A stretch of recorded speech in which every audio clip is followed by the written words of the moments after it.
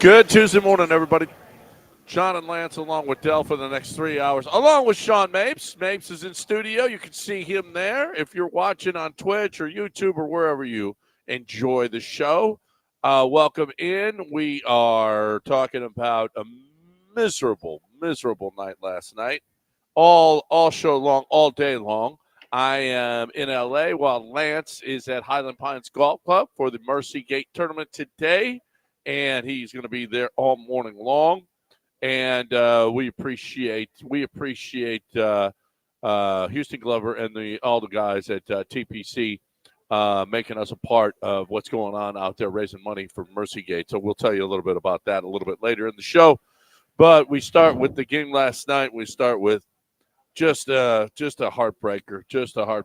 They yesterday, Lance, we said they can't go through any lulls like they normally do, and they did. Up by 12 with 16 something left. They were outscored 18-6 over the next 8.5 minutes or so, and that was just a killer. It got the game close again. They were playing great. They were playing great defensively. They were playing great offensively, and then it just like it does, like it has. Well, wait. Did you say when were they playing great offensively? They were. I don't know that they ever shot over 40% for the whole game. The start of the second half, they played real well. They played in the first 4 minutes. They built a 12-point lead. The first 4 minutes, yeah, I would say there's 36 minutes of bad basketball, bad offense. Yesterday, it was a dreadful shooting performance. 34% from the field, 24 from the three-point line, under 70 from the free throw line. They got out rebounded. More points in the paint for Florida. They lost almost every category imaginable yesterday, and it's just, some of the worst bricks I've seen in the first half. Oh, my gosh. Lord. Now, there's a lot of defense, but Houston and Florida were not even hitting rim. They were like hitting the side of the backboard on some of those shots. It was unbelievable. Now, the intensity of defense, I understood it on both sides, so it wasn't. And I've got a dog in a fight. So people who are just watching it to watch a championship game, they probably thought it was. Well, I know they thought it was a terrible game in terms of game flow and stuff like that. But for us, we were okay with it because our side was winning. But man, I'm just so disappointed right now. Good. They said it would be. It was gonna. I don't know about a brick fest, but it was going to be an ugly game, and it was that. And they did build a 12-point lead. First 4 minutes of the second half, they outscored them by 9, and that was really, really nice. They were playing clamped down defense, and then all of a sudden, Florida turned into the Cougs. The Cougs couldn't get anything. They couldn't. Man, oh man! How many times did they stand out top, not driving, not doing anything, and then with the shot clock running down, and then they have to throw up whatever. They got couged. Yep, they did get couged. I mean, that's what the Cougars make other teams do. And I mean, you picked like Uzan picked a really bad day, obviously, to have one of his worst games of the year. But it wasn't just him. It was just, you turned Sharp into just a meaningless, just tossing up long shots. You didn't get the mid-rangers like you wanted. When you did get the mid-rangers, they weren't great. You had Javier Francis is really the only guy that had a plus game. And then you had Malik Wilson, who had a solid game. And after that, everyone else struggled. And yet you really had a great chance to win. It would have been one of the most unlikely wins with the way that they shot the basketball. But, the thing that has bothered me the whole year, and I know it's a positive when you have a bunch of guys that can score, but you didn't have a number like in those moments where you really where it's winning time, you want a guy that you can rely on. And two things that really I think hurt them is you didn't really have that one guy. I mean, LJ Cryer took a lot of shots. I think he was 6 of 18, 6 of 19. But you didn't have that one dude, that one real dude that a lot of championships teams have, like a Clayton, for example. And he had a bad game, but he had some big baskets down the stretch. Who got makes down the stretch, John? Who got that three? You had that guy. And Houston didn't have that guy, and their offense was completely terrible the last 3 to 4 minutes. Oh, look, they were missing. But it's one thing to miss. It's another not to even get a decent look. And they weren't getting decent looks the last 4 to 5 minutes of the game. Not even a decent look. And they didn't even get a shot off the last, 80 seconds? They had one shot blocked, the three-pointer that got blocked into the bounds, and then Sharp, the Uzon's three got blocked, and then you had two Sharp, a turnover, and then a turnover? Yeah, a turnover and turnover to end the game. And turnover. Those are your last 80 seconds. Those are your three shots. Yeah. No, they didn't even get a shot up in the last three. It was bad. It was bad, no question. And I will say this: it's not often, and I don't know that he got out coached, but a coach can coach with Kelvin Sampson because out of every timeout, Florida had a beautiful play. It seemed like every timeout they came out and scored, and the Cougs just didn't. They didn't. While they had Kelvin did a remarkable job, and he said it too. He said, excuse me. He said it too. He said, I didn't have my best game either, and he didn't. They excuse me, didn't have an answer. Didn't have an answer for anything offensively. He couldn't get anything. He had said, and I in the pregame, I saw more than a few people saying. I watched a lot of the pregame, and you got to drive. The Cougs got to drive. The Cougs got to drive. They didn't do any of that. They didn't do anything. They didn't try to. They didn't mix it up. They didn't set the screens out top. Did not do anything. They couldn't drive the lane. They couldn't dish. They couldn't find anybody. They never brought a double team to the guy with the ball. It was just bad. Now I think Todd Golden got the best of Kelvin yesterday, and because in games like that where it's really ugly, that's when coaching decisions play the biggest. I mean, they're really amplified. And coming out of, I don't know that he did anything. Now I think that the guys at halftime made a really smart point. Stop sending high pick and rolls to Clayton. All you're doing is bringing an additional defender, and nobody plays help side defense like the Houston Cougars. So they stopped doing some of that. They took them off the ball. But, the real key was they got great looks out of timeouts, as you mentioned. And God knows there was a billion timeouts in that game over the last 10 minutes. There were the most timeouts that has ever been timed out in the history of a televised event. 117 timeouts over the last 4 minutes. It was an all-time record. Incredible. And they came out of every one of them with a play. And that's Todd Golden. I was talking to somebody last night during the game who hates Todd Golden, thinks he's a total fraud. And I'm like, well, he goes, God, I wish he would have lost. I hate that fraud. I said, you can think he's a fraud all you want. Maybe he is, but that fraud can come out with some inbound, with some plays out of timeouts.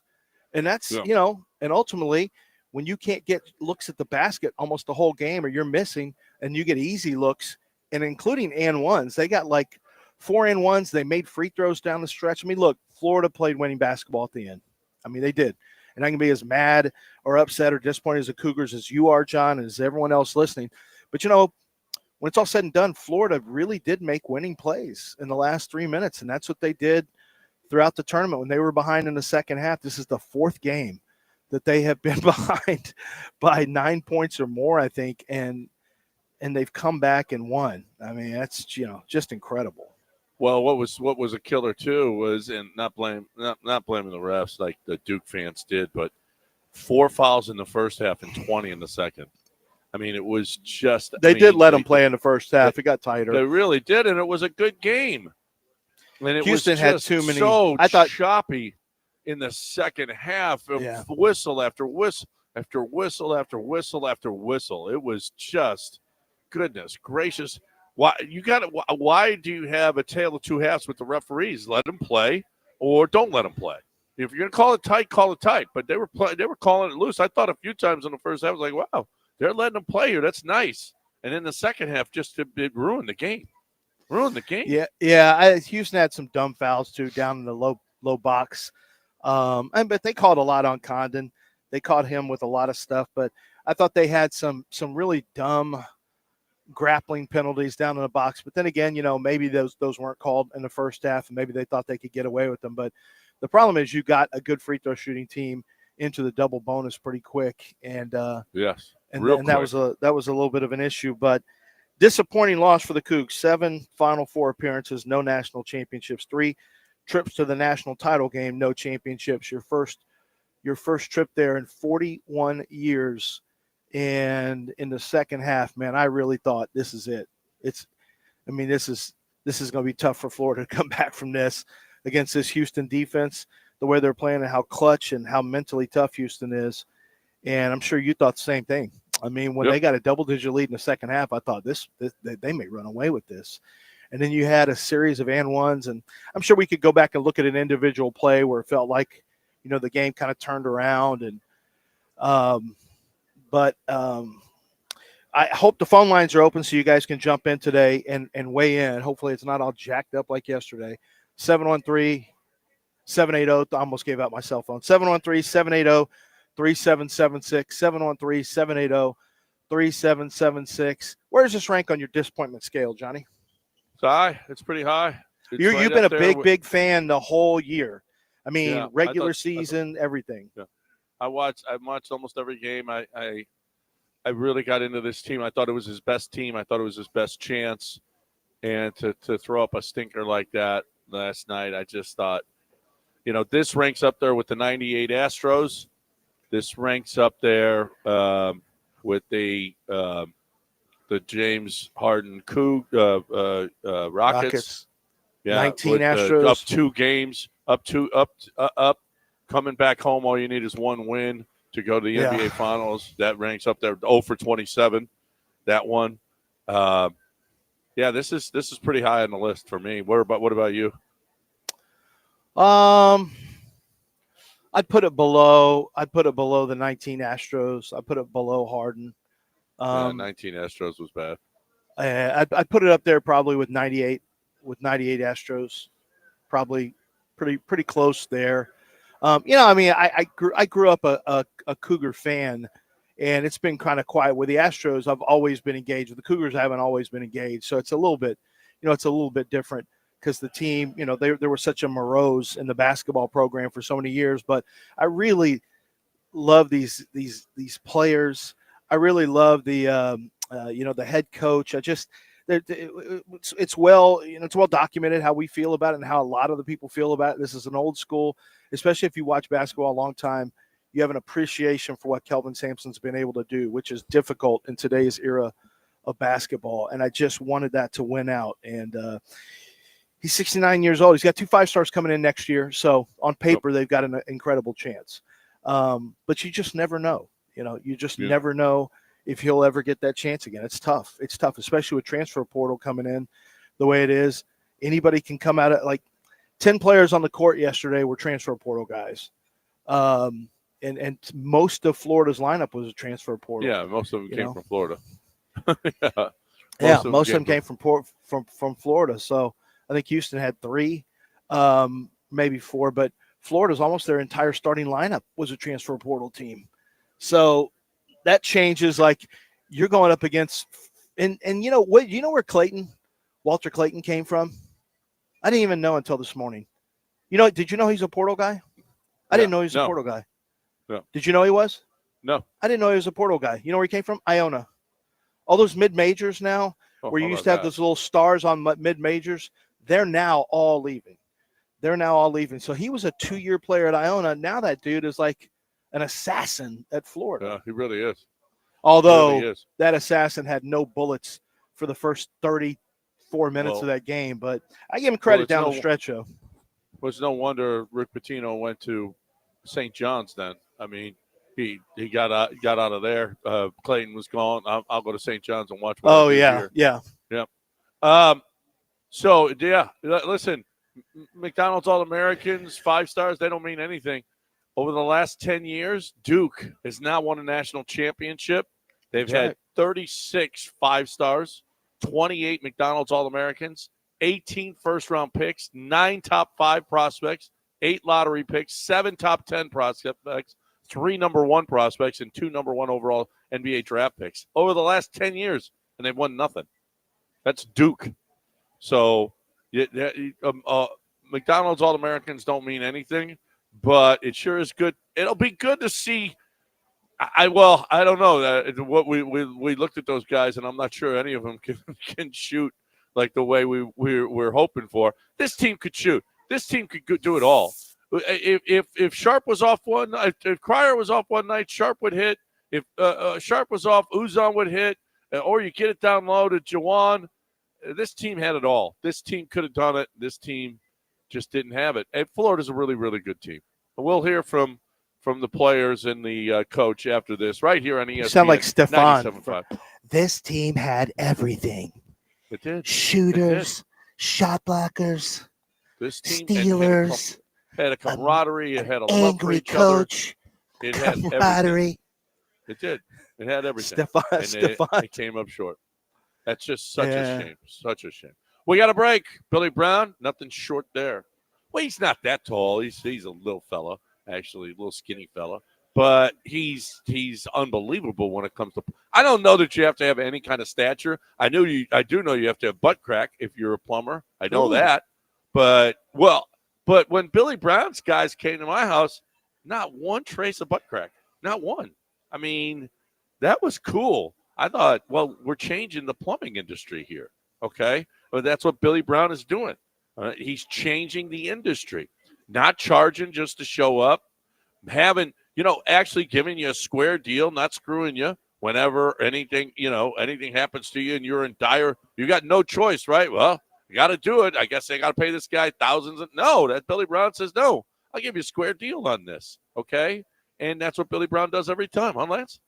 Yeah, that's all what he does every single time. If you want a square deal, if you want the work done the right way the first time, if maybe you had work done that wasn't done the right way with a piping job underneath your slab or outside somewhere in your yard, Billy Brown's guys will come and correct it. They did that for me. They'll do it for you. They fix it right the first time. Big job, small job, doesn't matter. AqueductPlumbingCompany.com. That's AqueductPlumbingCompany.com.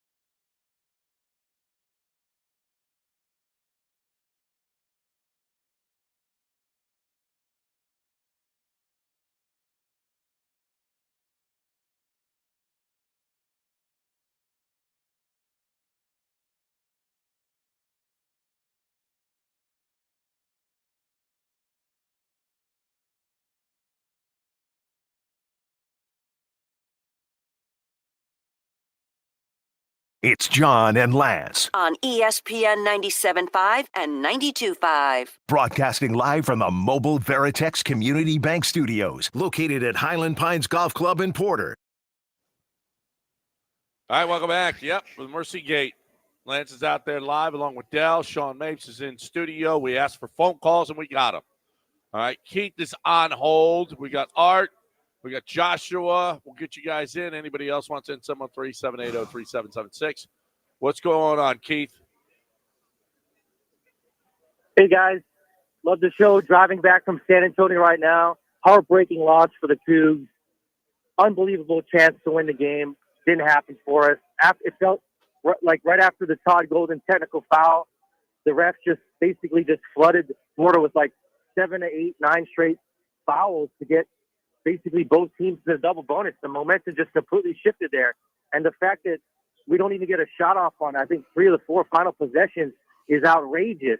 The boost we got from Wilson and Francis off the bench, but then the starters outside of Cryer just didn't live up. Like every time Florida made a bucket, their crowd, their fans, their students got louder and louder, and our guys got more tense and more tense. You could just see the shift in the building. And it's a nice venue to watch a game. It's a little bit smaller than an NFL stadium, so there's not a ton of bad sightlines, but just a heartbreaking loss. Keith, hold on before you hang. Okay, well, never mind. I was going to ask him, like, I couldn't tell on TV what the split was like fan base-wise. I was just out of curiosity, but he can call in and tell Sean. Call back. Francis was incredible yesterday. Yeah, incredible performance by Javier Francis. Yeah. Unbelievable performance by him. Malik Wilson was good too. Francis was outstanding. They also had Arsenal come off the bench, didn't do a whole lot. Those are the only 3. You had an 8-man rotation yesterday. And, John, Todd Golden, so, they had 2 technical fouls. Houston made 3 of 4 free throws on the 2 technical fouls. And you had the ball slam by their big man and Todd Golden's technical. But it wasn't Todd Golden. Yeah, it was an assistant. But you know what? As soon as that happens, so one of the oldest tricks in the book for coaches is to get a tech, because human nature, when they're complaining about calls, human nature is, and I learned this from a coach who used to be a college coach. He said, when that happens, a lot of times there will be the human nature is to come back on the other side and kind of quote unquote even it up, right? You're just giving the other team points. And you're going to be more likely to look at the other side too, to make sure that it looks like it's a fair game. Like not that it's intentionally not a fair game, but you know what I mean. Yeah. A technical foul sometimes is a smart move. Now that one he didn't. It was just a pissed off assistant screaming from the bench, but they were getting hot. They thought that their bigs were being called for too many fouls in that first half. Yeah. So I'm watching the last play over and over. Man, how many times are they going to pick up their dribble? Goodness. It was awful. For no reason. They picked it up. But, John, they did that against Gonzaga, too. I know. They did it against Purdue. They didn't have a primary ball handler. They don't have a real point. Every time Sharp crosses the half court and Uzan cross the half court, they're picking up the dribble 34 feet away. Yeah. What are we doing, guys? Keep it alive. Let's get Art in here. Hey, Art. Hey, guys. So I was watching the game. I'm an Aggie, but obviously going for the Cougs. And for me, there was like a bad omen right off the bat. And I was like, man, they're going to lose this game after I saw that. And it's when they were comparing the coaches. And then they're like, hey, this is Florida coach is the youngest coach since Valvano. And then the second they said that, I was like, man, that's not good for the Cougs. And so that, and then also going into halftime, for them, it had to be like locker room material to say, hey, we're only down 3 and our best player hasn't scored a single point. Like that's like encouraging for them. So I thought that too was like, he's going to wake up at some point, and for them to only be up by 3 with their best player not scoring any was not a good sign either. So anyway, just my thoughts. Yep. That was where you had my problem was when I found out midway through the first half that Ted Cruz was there, and it made a bet with with Ron DeSantis, I guess, or whoever, maybe it was somebody else. I'm like, no, Ted Cruz cannot be here. Then there was a picture with him with a black, I think it was U of H. I think it had U of H on it. It was a black top. And I'm just like, well, and then they were up 11. I'm like, even Ted Cruz can't stop this. Wrong. Yeah, wrong. Ted Cruz, that power is unstoppable. Super mush. I mean, put him in a bathroom. The superest. I don't know that he was at the Duke game. We didn't see. There was no evidence he was at the Duke game. So I mean, what are you doing, Ted Cruz? Stay away from our big games. He's always there, and he's terrible. Joshua's here. What's up, Joshua? Good morning, guys. A couple things I noticed yesterday that kind of sent me the wrong way when it came to the game is that when it came to the refereeing, you would think that at the beginning of the game, at least in the first half of this caliber of a game, you'd play them a little tight and then let them play a little loose on the second half. But another thing that stood out to me yesterday was turnovers and points converted off of turnovers. So Florida wound up having 13 turnovers yesterday and converting more points off turnovers than Houston did. And I feel like even when Florida turned over the ball to Houston got down the court, and it's just poor shot selection, just giving the ball right back to Florida. And I feel like capitalizing on those 13 turnovers at some point, either earlier in the game or even before in the second half, would have made a huge difference. Thanks, that's a listen. Yeah, it's true. I mean, I think it's a great point. I think it's a great point, John. Yeah, if we're being totally honest, Houston, even when they were winning, we're taking shots that are out of character for them. You know, they were taking some out of character rushed shots when they really didn't need to. Every possession was going to be an important possession. You could tell the way the defense was being played. Go in and get your best shot. And I thought that they were really kind of forcing some things, but you know, they were winning or it was close and Florida was missing everything. So, well, they looked and they made them look worse because holy crap, I don't know that I've ever seen so many off the side of the rim, air ball, I mean mega bricks. Holy crap. Yeah. That was I was like, terrible. Uzan, oh, goodness gracious, you barely drew iron and Sharp. What the bleep? I mean, it was bad. That was bad. And after, I don't know. There were hurried shots. I don't know that Florida defense was good. And even Todd Golden, you know, Josh was right about that. They did not capitalize nearly enough on, because they were crushing them in turnovers, but they were also 0 for 8, her first 8 3-point attempts. But Todd Golden at a break, one of the breaks where he was interviewed by Tracy Woodson on the sideline, he goes, Wolfson, he goes, man, we're okay. We got all these turnovers and we're only down 3. It's okay. And I was like, oh, man, I hate that. I hate when the other coach feels like it's okay when he's losing. And sure enough, it was so hard. That was such a tough game. Goodness gracious. I thought what sucks is the mentally tough team. Yeah, was not. Just kind of like, you remember when they got tight and they won Gonzaga and we talked about it like, oh, man, Houston got a little tight at the end of that game. They got a little tight at the end of that game. Then you have a game like Duke happening, you kind of forget about some of the issues earlier in the tournament.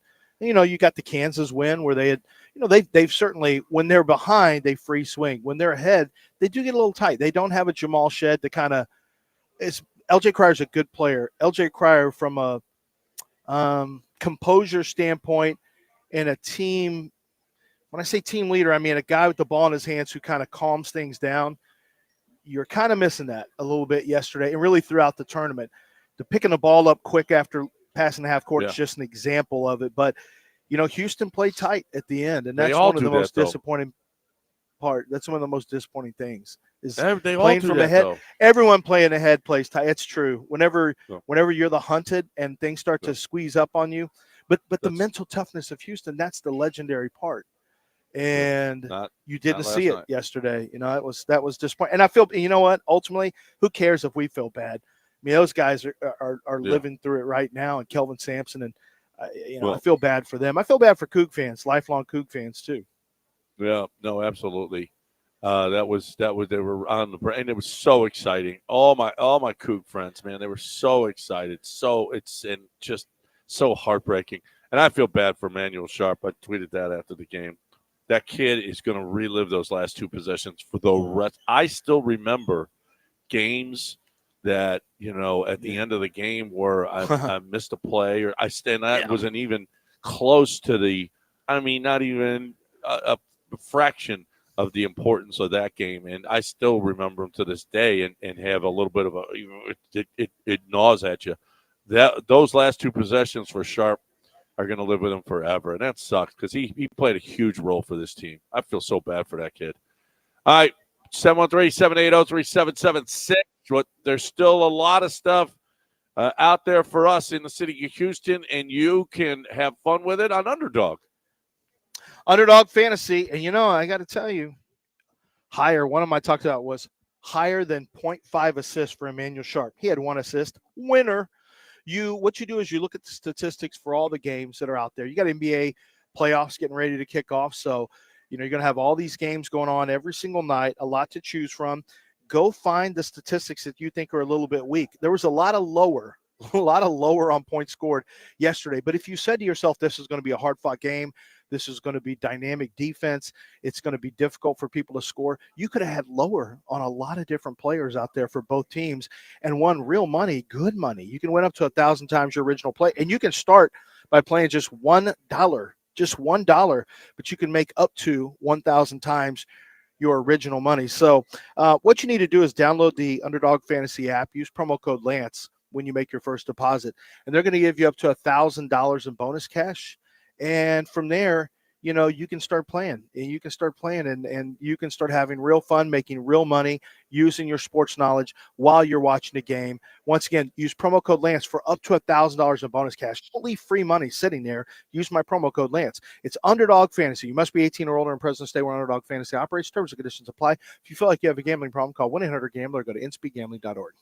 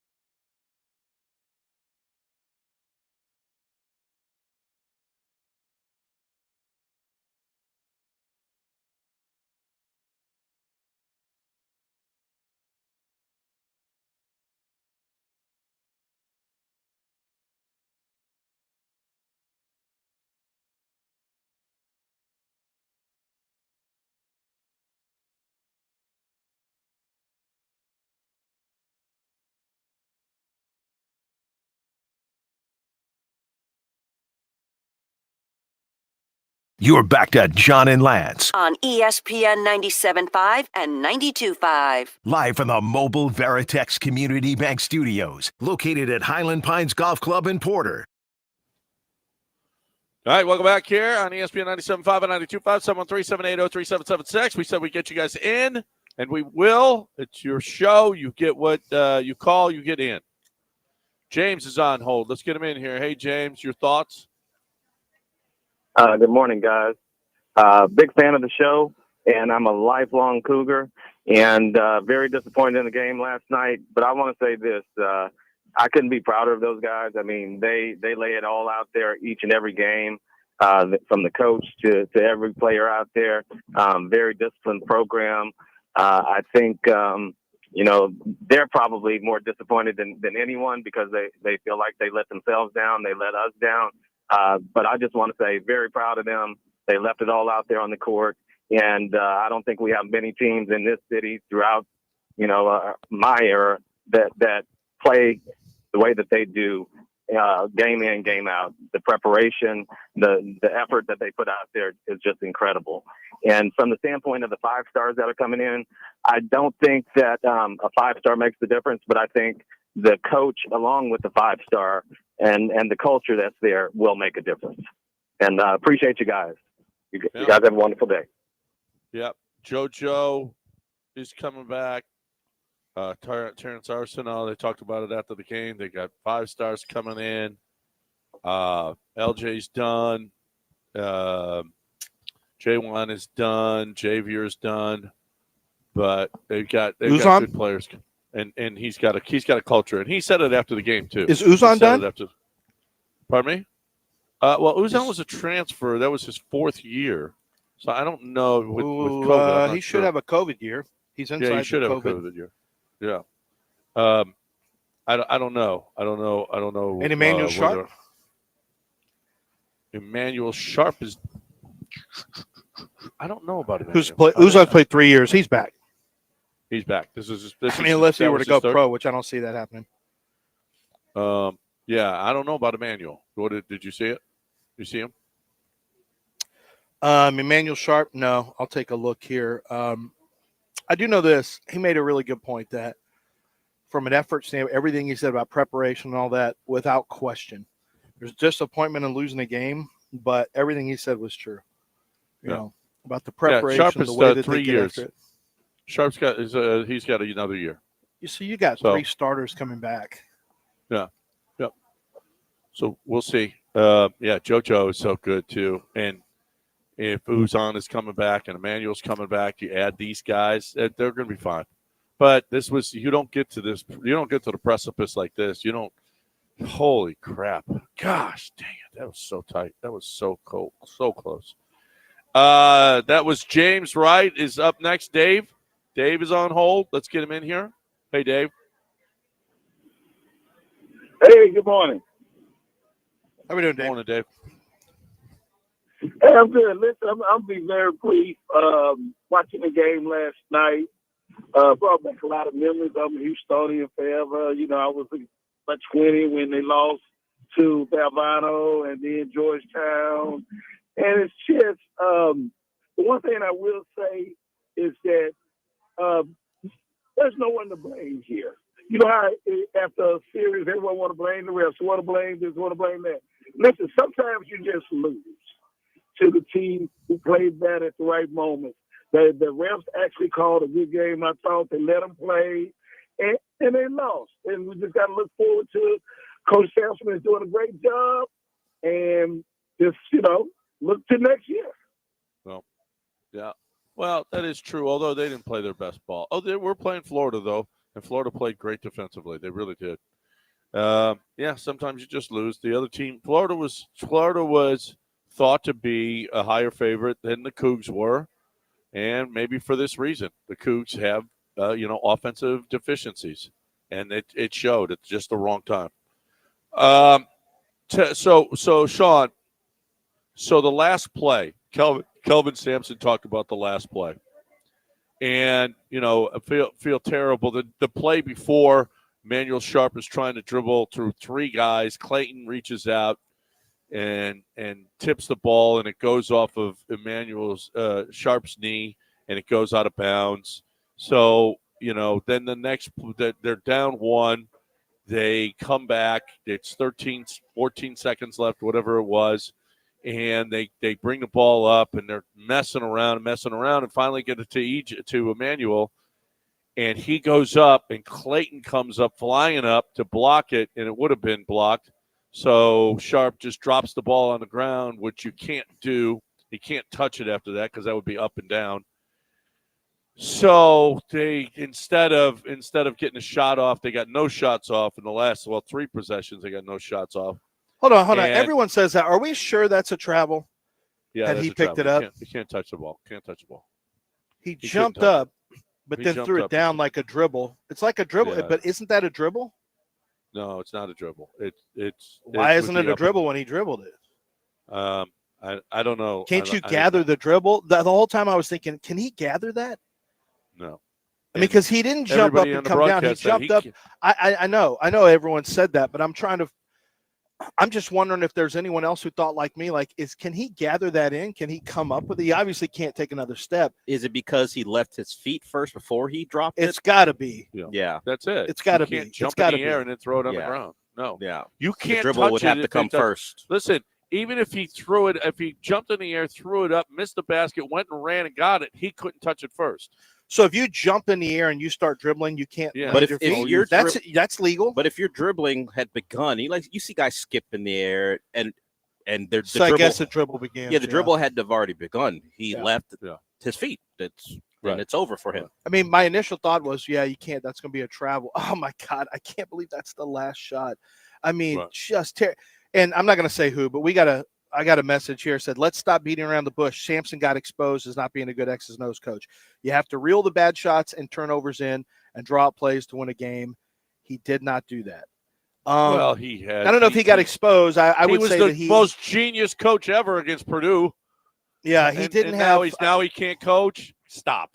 Now he can't coach. He had a good inbounds play. Well, yesterday he got out coached. He did have a play, and here he did have a play. And here is the play. Here's Kelvin on the last play. At the end, you got to get a shot. That's you got to do better than that. Coach, next one's up front to the left. Aaron Beard with the AP. Kelvin, what were you hoping to get out of that last play? Yeah, we have a set where it's a stagger gate, and we thought if we could get Emmanuel to shot fake and get downhill, I have to look back at the film, and I don't know if the ball slipped out of his hands or Clayton had his back. Yeah, they probably should have shot fake that. That's both those guys. Richard and Martin, both really good defensively. Clayton made a great play on that, but that's why you got to shot fake and get in the paint. Two's fine. Jaywan has been awesome all year. Tonight was not his night. Florida was really physical with the way they were chucking and bumping when he was going, and he had a lot of balls that just fell right off the rim, seems like. At the end of the day, they scored 65, we scored 63. They struggled scoring on us, and we struggled scoring on them. That's what. Yep. When it gets down to the two best teams left, it's not going to be easy for either team. No. That was a shot. Yeah, I mean, it's hard to say. It's probably a shot fake. I mean, the clock was running down, so he probably thought, I gotta do that. I gotta get it up there. Look who's here, here, Shu. Where you at, John? What's up, Shu? Frosty, what do you say, boys? You wouldn't even recognize him. He doesn't drink now. He's not drinking now. You wouldn't even know him now. Yeah. Tell him I said hello. Man, I noticed that nobody likes you when you don't drink. No, nobody likes me. I told nobody. you that. And I'm the opposite. Well, I don't like him when he does. Well, you don't like him either way. Yeah. Foxy even sent me a text yesterday, like none of his friends like him when he's not drinking anyway, so it doesn't matter. Nobody wants me around. No, my friends give And me I up said, to Lent. John told me he doesn't really like being around you guys when he's sober. No. And I'm like, is this a true friendship? Or is this a It is. codependency? Well, it's built on something. It's That built on friendship needs to be built on it's something. built and it's on built on yeah, drinking. it's built on hops. Yeah, It's 45 weeks a year that we're friends. Otherwise, And then- no. Then I when don't you wanna be take it around him. away, when you take the foundation of their friendship away, there's The nothing left. friendship crumbles. Yeah, it's a There's house nothing of left. cards. No, Well, it's a house very of Coors. Yeah, It's really a very house of shallow. Coors. Yes, it is. It's a Hey, house listen, of Coors is your friendship. They missed dunks. They missed layups. They Who had did you a want to have the last goaltending. shot, John? They had a John, who did you- goaltending that wasn't called. They threw up but we're not going to bricks. do the official. Yeah. No, but the Don't do goaltending the was official thing. clear. Yeah, Just it was like clear. The They kick out of missed. bounds the game before. No, they missed it. They missed it, but I'm not missed going to be it. a Duke fan. This is But this is here's really the on deal, Houston. though. Off of that miss goaltending, they came down and knocked down an early three. I mean, that's a 5-point swing. Yeah, That's but you a ended up with a 5-point double. swing. Yeah, but that was in the first half. You had a double digit lead in the second half. So it really didn't have an impact. I mean, you had a double digit lead in the second half. You should never lose that when you're the Cougars with their defense. You just shouldn't lose it. They gave up too many N1s in the second half. Who did you want to take the last shot? This is my problem. I was like, for me, it was Cryer, even though he was 6 of 19 and having one of his, or 6 of 18 having a terrible shooting game. For me, the only guy was Cryer. Sharp was not. Uzan was. Martin put the clamps on him. Uzan was. He was rushing everything. I didn't want him shooting it. Let's do this on the other side. Let's do it on the other side. 713-780-3776. Who did you want with the last shot? I want when I'm playing poker, I want to play Texas Card House. I just think it's a really clean, wonderful facility with multiple tables, big enough for any event. There's one in spring that's huge on Westheimer, big enough. They've got tournaments every night. Safe. There's a security guard there. You get wanted when you walk in. You're going to feel like you feel good, beautiful. Both of them have really big parking lots that you just feel safe leaving the place, win or lose. You got a bar that's open until 2 a.m. You got 24/7. They don't close unless it's Christmas Day. That's the only time that they're going to close Texas Card House, so you can find a game. And with both locations, they're going 20. I mean, they're always going. Always, always, always going. So if you're looking for a game right now, you love poker, Texas Card House. It is, I'm telling you, it's turned into our premier place. We had a premier place before, the premier place now, Texas Card House, texascardhouse.com, texascardhouse.com.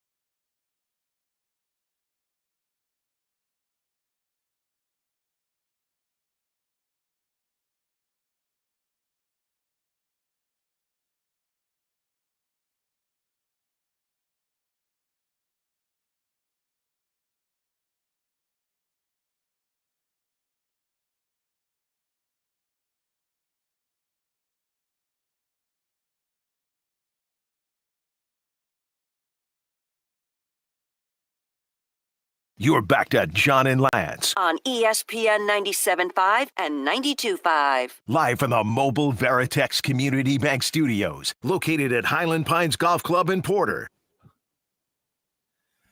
John, we have not discussed this yet.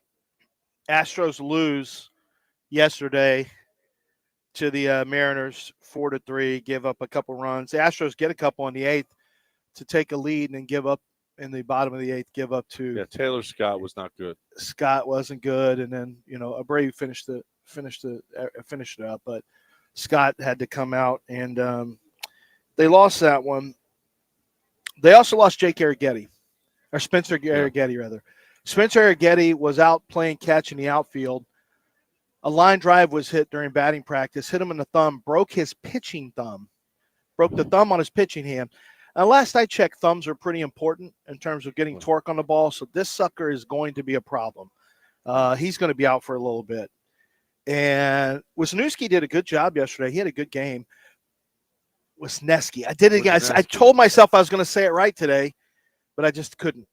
Wisniewski had a good game. So Yiner is struggling just a tad. Well, 4 at-bats. Caratini, man, I don't mind him being in. I'd rather have him at the plate right now, but he can't throw anybody out. Holy crap. Everyone's running on him. You got Yiner, who is hitting 67. He's got 10 strikeouts now. He's got 10 strikeouts and 30 at-bats, 2 hits. But he's got 8 strikeouts in his last 19 at-bats with 1 hit. He has been miserable this year. Miserable here up to this point for Yiner Diaz. Just having just a bad start. I guess he's picking up where Alex Bregman left off. Than he is? You know who's hitting better than he is? Bregman? Well, Alex Bregman's hitting it better than anybody in the league. Well, the top three most hits before last night's game, Kyle Tucker, Alex Bregman, Jose Altuve. Top 3 in Major League Baseball. Well, and I'm sure you saw that Bregman was the player of the week in the American League, and Kyle Tucker was player of the week in the National League. And as Dell pointed out, do you see who has 3 home runs and 12 RBIs and a 1,300 OPS? A name you may not even know, Wilyer Abreu. Oh, my God. Wilyer Abreu is the best right fielder in baseball. Wilyer Abreu came from the Houston Astros on the Vasquez. We got Vasquez for 2 months, and we gave him Wilyer Abreu. And that was not a Dana move. That was a click move, by the way. Yeah, so don't try to put that on click. Dana's ticket. But that was a little rental. We got a little rental in there. So you want click back? How about that? You want click back? Wilyer won Abreu, a World Series. He did. Wilyer Abreu had 15 homers last year. Wilyer Abreu looks like a pretty good player. Yeah. He looks like he's going to be – that one's going to sting a little bit in the future. You think? I mean, if you needed a right fielder. I mean, if you needed a future right fielder. Yeah, well, the Astros don't need one because they're just fine in right field. It doesn't. Yeah, they're that doesn't matter. We're giving up Wilyer Abreu, who's going to be then now looks like a Hall of Famer. But think about it, nice guys. job. Think about it. Christian Vasquez caught the combined no-hitter. Yeah, that's pretty cool, John. He did catch the combined no-hitter. He hit after Jordan hit that home run in Game 6. Vasquez had a tack-on single, RBI single, so he contributed. That's what the arguments were. But I'd rather have Wilyer right now. Yeah, I'd rather have Wilyer right now. Same. Yeah. No. Yeah, Vasquez. As long as Vasquez doesn't become Josh Fields, and as long as that's what, Wilyer doesn't become Jordan.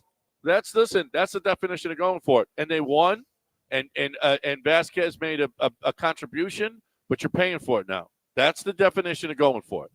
Because Wilyer Abreu, it looks like a really good player that you. Although I don't think Wilyer Abreu was considered a top tier prospect for the Astros, but obviously. Obviously, the Red Sox they were did doing, just like we knew what we were doing with Jordan. Just like we Yeah. knew what we were doing with Jordan, they knew what they were doing with Wilyer. The embarrassing thing is LA Times had an article where it appears as though the Dodgers got confused on who they were trading. That would be like, I wouldn't even admit, I would make sure no one ever found that out if I were the Dodgers. Like, hey, if this ever slips that there was a different Jordan in our organization, we traded the wrong one, I swear to God, I will not only fire all of you, I'll kill your entire family. That's what I would tell them. Don't you ever, let anyone know that we traded Jordan accidentally. I will wipe your family line from the face of the earth. Don't you ever, something like that you'd see on HBO on Sunday nights. Yeah. So Chase said this. The world got introduced to Doug Sermon's ref show last night. He's the absolute worst ref in the Big 12 in college basketball. I'm shocked he's allowed to ref in the Final Four title game. No one's blaming the refs. Just an interesting text. But did you see? I saw before the game, like one. It might have been him. He's like ref the last three the college basketball final. They obviously games. think he's good. They do. And, I mean, they think he's it good, wasn't. I I guess. said earlier it went from 4 fouls to 20. It went from 4 fouls to 25 in the second half. 25 fouls in the second half. Hey, when keep you it had fair. 4 Keep in the it fair. first. Yeah. Keith, who was at the game. If you guys want to jump in, by the way, we're taking phone calls. Sound off on the Cougs or Astros. Spencer Aggetti is going to be out for long term now with a broken thumb. 713-780-3776. But Keith was at the game. He said it was about a 60-40 split for the Florida Gators in San Antonio. I'll be honest with you, I'm not that surprised. I know the proximity of Houston, but SEC fans just travel like mothers. I mean, they do. They just travel like crazy. Yeah. I always kind of felt like the Gators would have a small advantage. And that's a small advantage. That's nothing to swing a game. No. The Cougs showed up. They did. That was great. I mean, they showed up, and they were. And listen, it's not the crowd. It certainly wasn't the crowd. You asked who you wanted to take the last shot. Yeah, I didn't. I would have been fine with Sharp. I would have been fine with Uzan. I would have been fine with Cryer. I would have been fine if they got it downloaded J1. Did you feel now the J1 thing? I didn't know, but like Bill Raftery said, I think they should get the ball to Jawan Roberts. I think they call him Jawan Roberts. Get it to him, and I kept thinking, for what? What are we doing? He can't shoot free throws. No. What do you mean he can't shoot free throws? He just won the game. Yeah, and then he just missed. Then he had just missed previously in the same game. Guy, but listen, Lance, he's a 62% guy.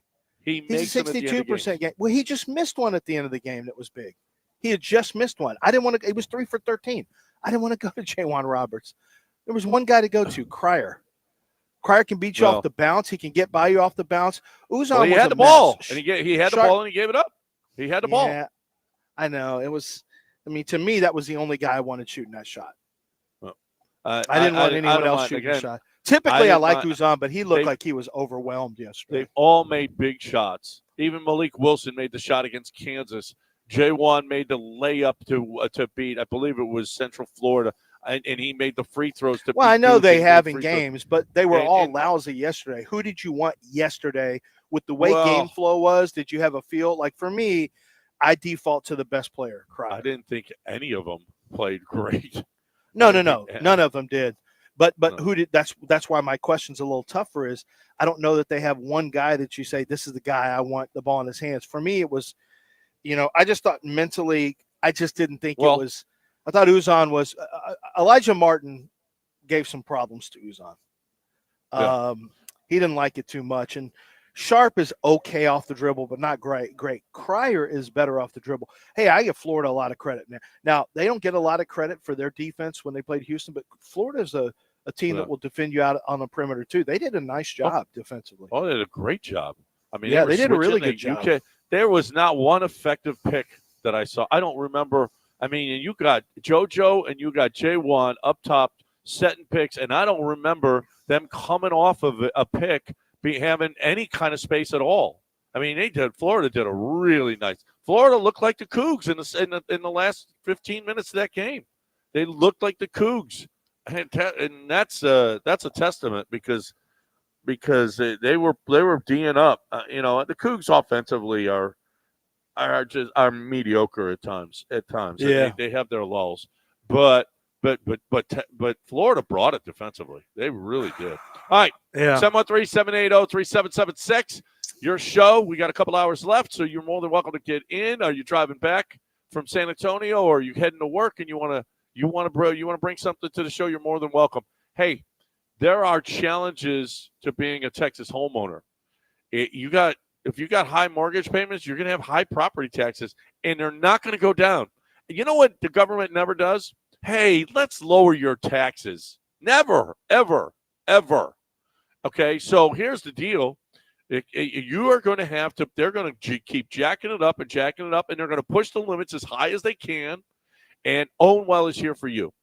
If you try to do it, I've done it. I've done it. I've beat them before, and I've lost before. And the losing really, really, really hurts because now the next year, they're jacking it up again.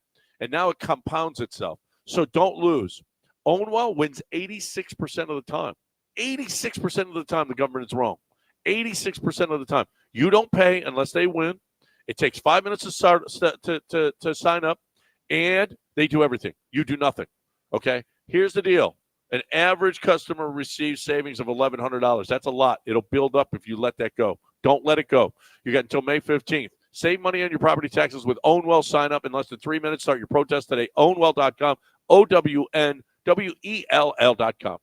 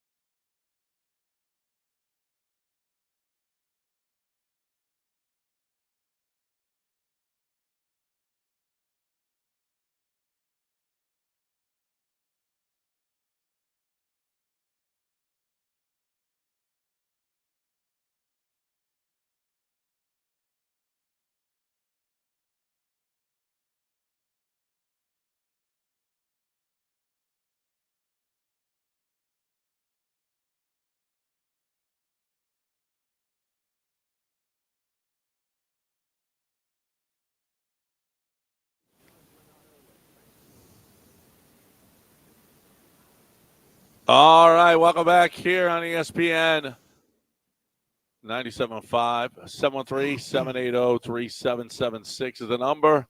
If you'd like to get in here, come on, hang out with us. You are more than welcome to get in. We've been taking the calls. We actually are the shortest wait times in the history of the show. We are, and that's been known for a long time. Yes. No. Everybody knows it. Everybody knows it. Yep. So get in here and let's go. Get in here and let's go. 713-780-3776 is the number. I was just watching a guy talking about Buzz Williams, and it's amazing. That's Gary Parrish from CBS, I'm pretty sure. Was it Gary the Parrish? 6-year thing? I think that was Gary Parrish, Yeah.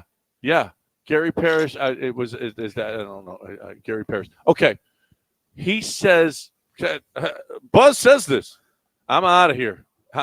Listen, here's what happens. You take the job. The team really stinks. They're in last place in their conference. You take the job. You get up to third place. Then the next year you go to sixth place. Well, they don't remember the last place. The last place when you took it over. What they remember is you were in third place. Now you're in sixth place, so you suck. Okay, so he's like, well, he said you reset. Is that the one where you reset you reset expectations? Yeah. You reset expectations, and so you got to get out of there. You got to leave because the expectations aren't, oh, look what you did with this program, how you increased it. It's, oh no, you're not as good as you were last year, so you suck and we're going to fire you. You know what? When they get good, they're in the NCAA tournament, everything's great, I'm out of here. I'm gone. So let me go take a new job. Well, that's what he where said they he really did like at me Marquette. over there. And Marquette, you take a Virginia mid-major Tech? up, and then there's only so far you can go. Then he said I take Virginia Tech from last place to the middle, but then after that, everyone there's only so far you can go, and expectations reset on you. So then you take the next job, which would be Texas A&M, and Gary Parrish is like, that's Buzz's MO, is that once you get to a seventh year, basically after 6 years, whatever your seventh year is, generally speaking, expectations really reset on you. There's probably some truth to it. You don't, like, I'm sure Buzz would never admit to, yeah, I'm going to leave after 7. I mean, that's certainly not a good look for recruiting and things like that, but that has happened for him. I mean, it's actually happened at 3 schools now.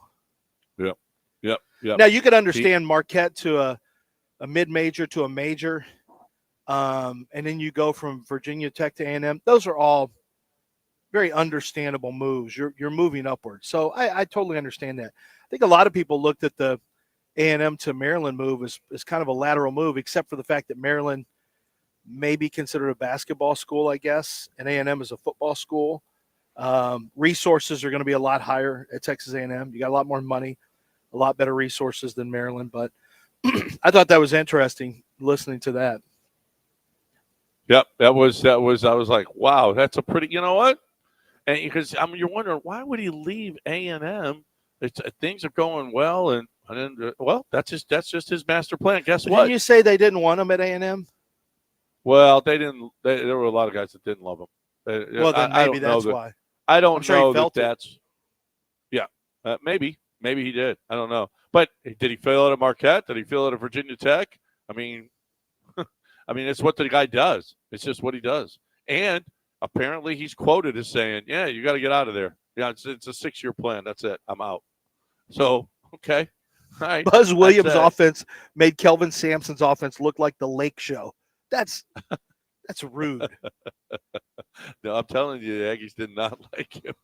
I'm telling you.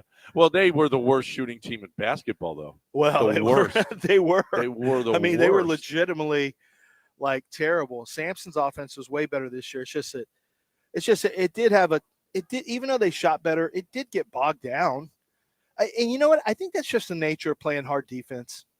You just, in any sport where you have to play 2 ways. I mean, a true 2-way football. Well, football is not individual 2-way, but it seems like really good defensive football teams are not good offensively. It's always been that way. And really good defensive teams in basketball are not good offensively. It's just like, maybe it's the energy you expend or whatever the case may be. But I don't know. Houston's never been considered a good offensive team, but they shot better this year. But they were never, like, they weren't what I would call a fluid, fun offense. And I'm not sure that you can have it both ways. I don't know that you can have that in conjunction with the type of defense they play. You just never see. I mean, do you ever remember that? No. I mean, the Bulls, the Chicago Bulls, there were some Warrior teams that were better defensively than people gave them credit for, I'm sure. They're really good on offense, but how many teams can you think of? I always think of the Bears were actually kind of an average offensive team with Jim McMahon. They just had Walter Payton. When you're talking about, dominant, of course, the Ravens in 2000 are known as Iowa. Dominant. They had, yeah.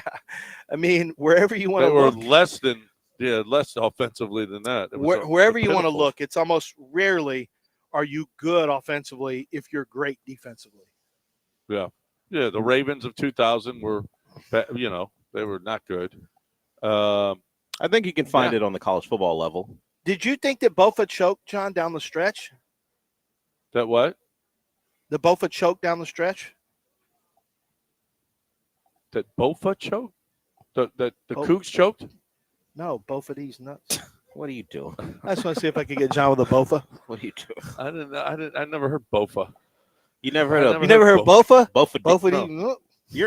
No. Look where you are, sir. What? I'm in here. No one's here. Really. You're at a Look where you are. You got priests and pastors and no, I don't see any of that here. You're dropping Bofas.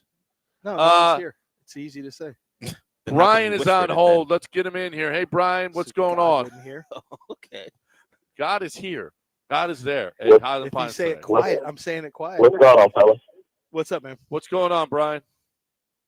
Hey, first of all, y'all definitely don't have shorter wait times than Dale's show. Just Thank you. Baloney. Some Dell's truth show is coming to the is a show. wait. It's like you're at the hospital, though. When you're waiting for Yeah. Dell's show, it's like you're at the hospital. It's better than the hospice that is this show.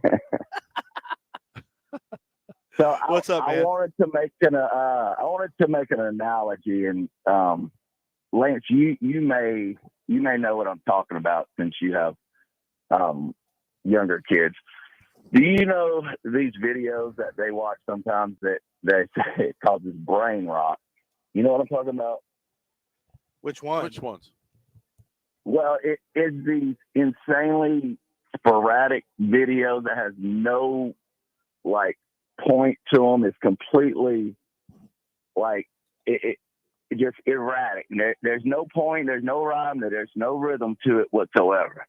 And they call it brain rot. I've got some kids that try to make sure they don't watch stupid videos like that. I don't know. I'll have to ask about it. No, never because heard they'll of it. probably know it if there's already a term. It's called. They said it's brain rot videos. There's no point to them. It's just completely sporadic. And Sounds that's like what 2005. it sounded. It sounds just like the Cougars' offense. It has no I don't remember last night. I'm sure there was, but only play I can remember, like a set play that actually worked, was when Pryor hit the corner three.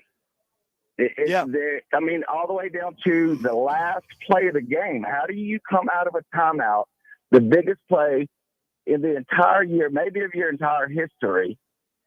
You're supposed to have the go-to play that you either saved, that you know is going to work, or the play that has worked for you 100 times, and that's your go-to play. They come out of the timeout with knowing the season's over, and they do that. The offense was so bad, it was unwatchable. It made my eye twitch. And this was their best offense that Sampson's had. I don't know who calls offense, who's in charge of the offense or whatnot, but their offense is unwatchable. It's completely opposite of their defense. But I don't know about unwatchable. I mean, I don't know. Listen, I love that play where LJ got open in the corner and just threw up. That was great. That was a great inbounds play. There wasn't enough of that, that's for sure. It's a little bit more difficult to draw up a play when you're inbounding from your own baseline. I mean, It's not like you've got a play when you're on the side or behind your own basket. It's or behind their basket. You have to bring the ball up, and they tried to set picks. I watched the play over. I watched it like 15 times. They tried to set picks and nothing. Florida was having nothing of their picks. It was pitiful. Javier was trying to set one. Jawan was trying to set one. They're weaving out top, and they could not. They could not break any. There was nowhere to go. So I mean, I don't know what you wanted them to do. Calvin's supposed to make up some kind of a magical, I don't know what, but this is what they do, and they've got good shooters from the outside. Man, Sharp is a 40% three-point shooter, 40, and he couldn't get one up. He was right. Kelvin was right. He should have pump fake, but that's easily said afterwards. But they didn't. It's not as easy as you're making it out to be. There was no play. Well, I mean, sometimes the other team plays good defense. 6:15 ESPN 97.5 and 92.5 713-780-3776. Hey, this is big. Ford has just launched its From America for America campaign, employee pricing to the public through June 2nd. They're going to pair that with the biggest selling points at Chastang Ford, which are no dealer add-ons, no markups ever. So you get employee pricing. Okay, it's for everyone. And Chastang Ford is going to do it correctly with no dealer add-ons. You pay what a Ford employee pays. That's the A plan. And Chastang Ford makes sure there's no markup, no extras, no BS. Okay, while other dealers stack on fees, Chastang Ford keeps it honest and straightforward, transparent. When you buy a truck or SUV or car, employee pricing for everyone. No dealer add-ons or hidden fees. It's how truck buying should be right now at Chastang Ford. Let's get there. Any truck or SUV, you've got employee pricing. Get there now. Get there. All right? It's Chastang Ford on 610 at Homestead, not Hempstead. ChastangFord.com. You can do it all online. ChastangFord.com.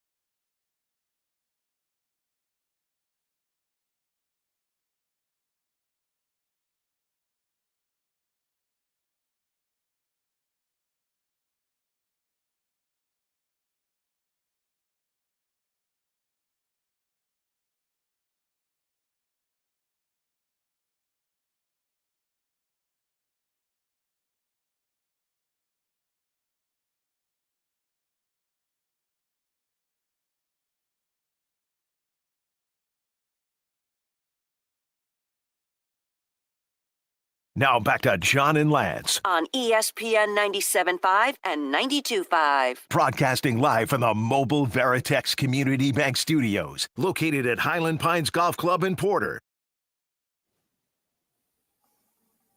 All right. Welcome back here on ESPN 97.5 and 92.5, 713-780-3776. You may be surprised at this. So Childish Altuve says, I'm 100% sure that Mason, my son, who thinks he's better than Bob Cousy in his prime, is better at basketball than Condon from Florida.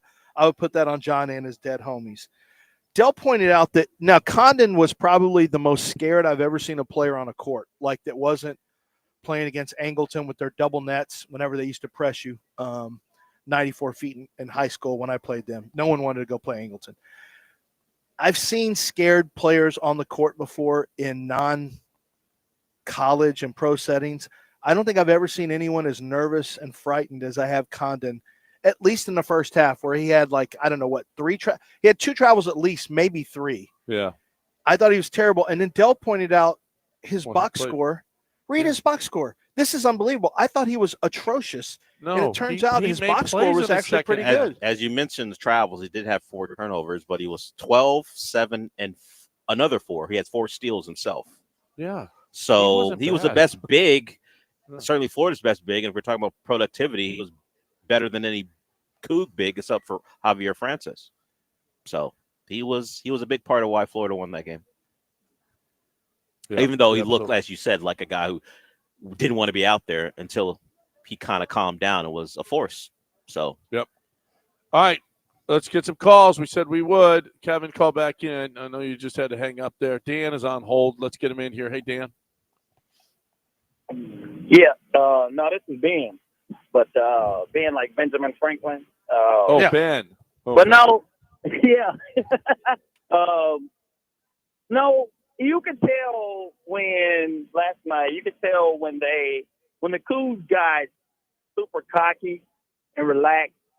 Usually when teams do that, they start throwing up alley-oops and stuff, and you could tell. I mean, if you was paying attention, and I know it's part of the game, but you could tell they were super relaxed. Like, we're gonna win this game.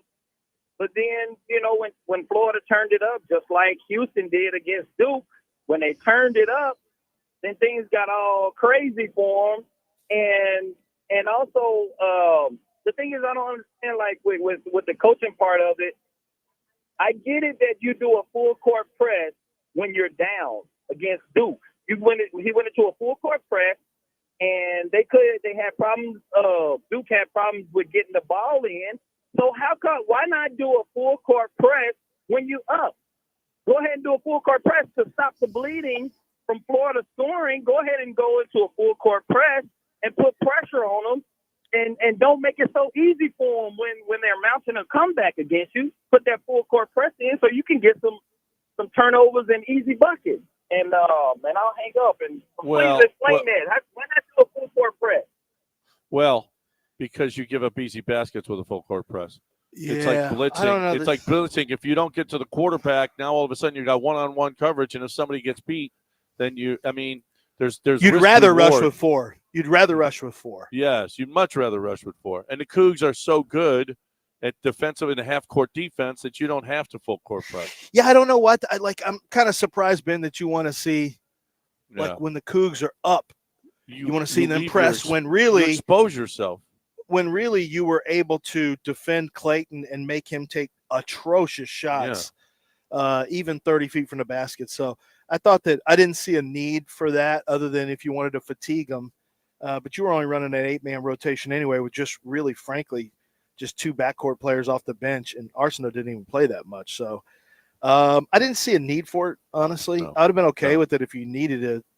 If you needed something, but I didn't really. Hey, you know what really sucked is when they threw the inbounds pass, Florida, at the end of that game, and they overthrew it, and I thought Houston was going to run it down, and instead Aberdeen got to it, and then I thought he dragged his foot. I know he dragged his foot. They claimed he got fouled before he drug his foot. Was it a serious foul? Like, I didn't notice a lot of him out of bounds. He knocked him out of bounds? Knocked him out of bounds, yeah. Well, maybe he shouldn't have traveled first. Well, I think that the knocking out of bounds. I didn't. John, let me ask you a question. If you swing a bat and the ball hits you on the hands when you swing your bat and you complete the swing, is that a hit by pitch? It's a no. It is not. It's too bad. No. So sad. No. That's the same thing with that one. You drag your foot first, and you got knocked out of bounds. Too bad. So sad. Traveling. Goes back the other way. Yeah. If the refs had any balls, they would have called that a traveling. Yep. No, you can't trust Lance's evaluation of anything. He watched it on his computer because he couldn't figure out the TV in the hotel room. Yeah, we didn't have. So he was seeing things much CBS. smaller than everybody else. You haven't really explained. I don't know how you had CBS. Wait a minute. I honestly don't. You watched it on your computer? He did not, because the hotel has some hotel-specific streaming service.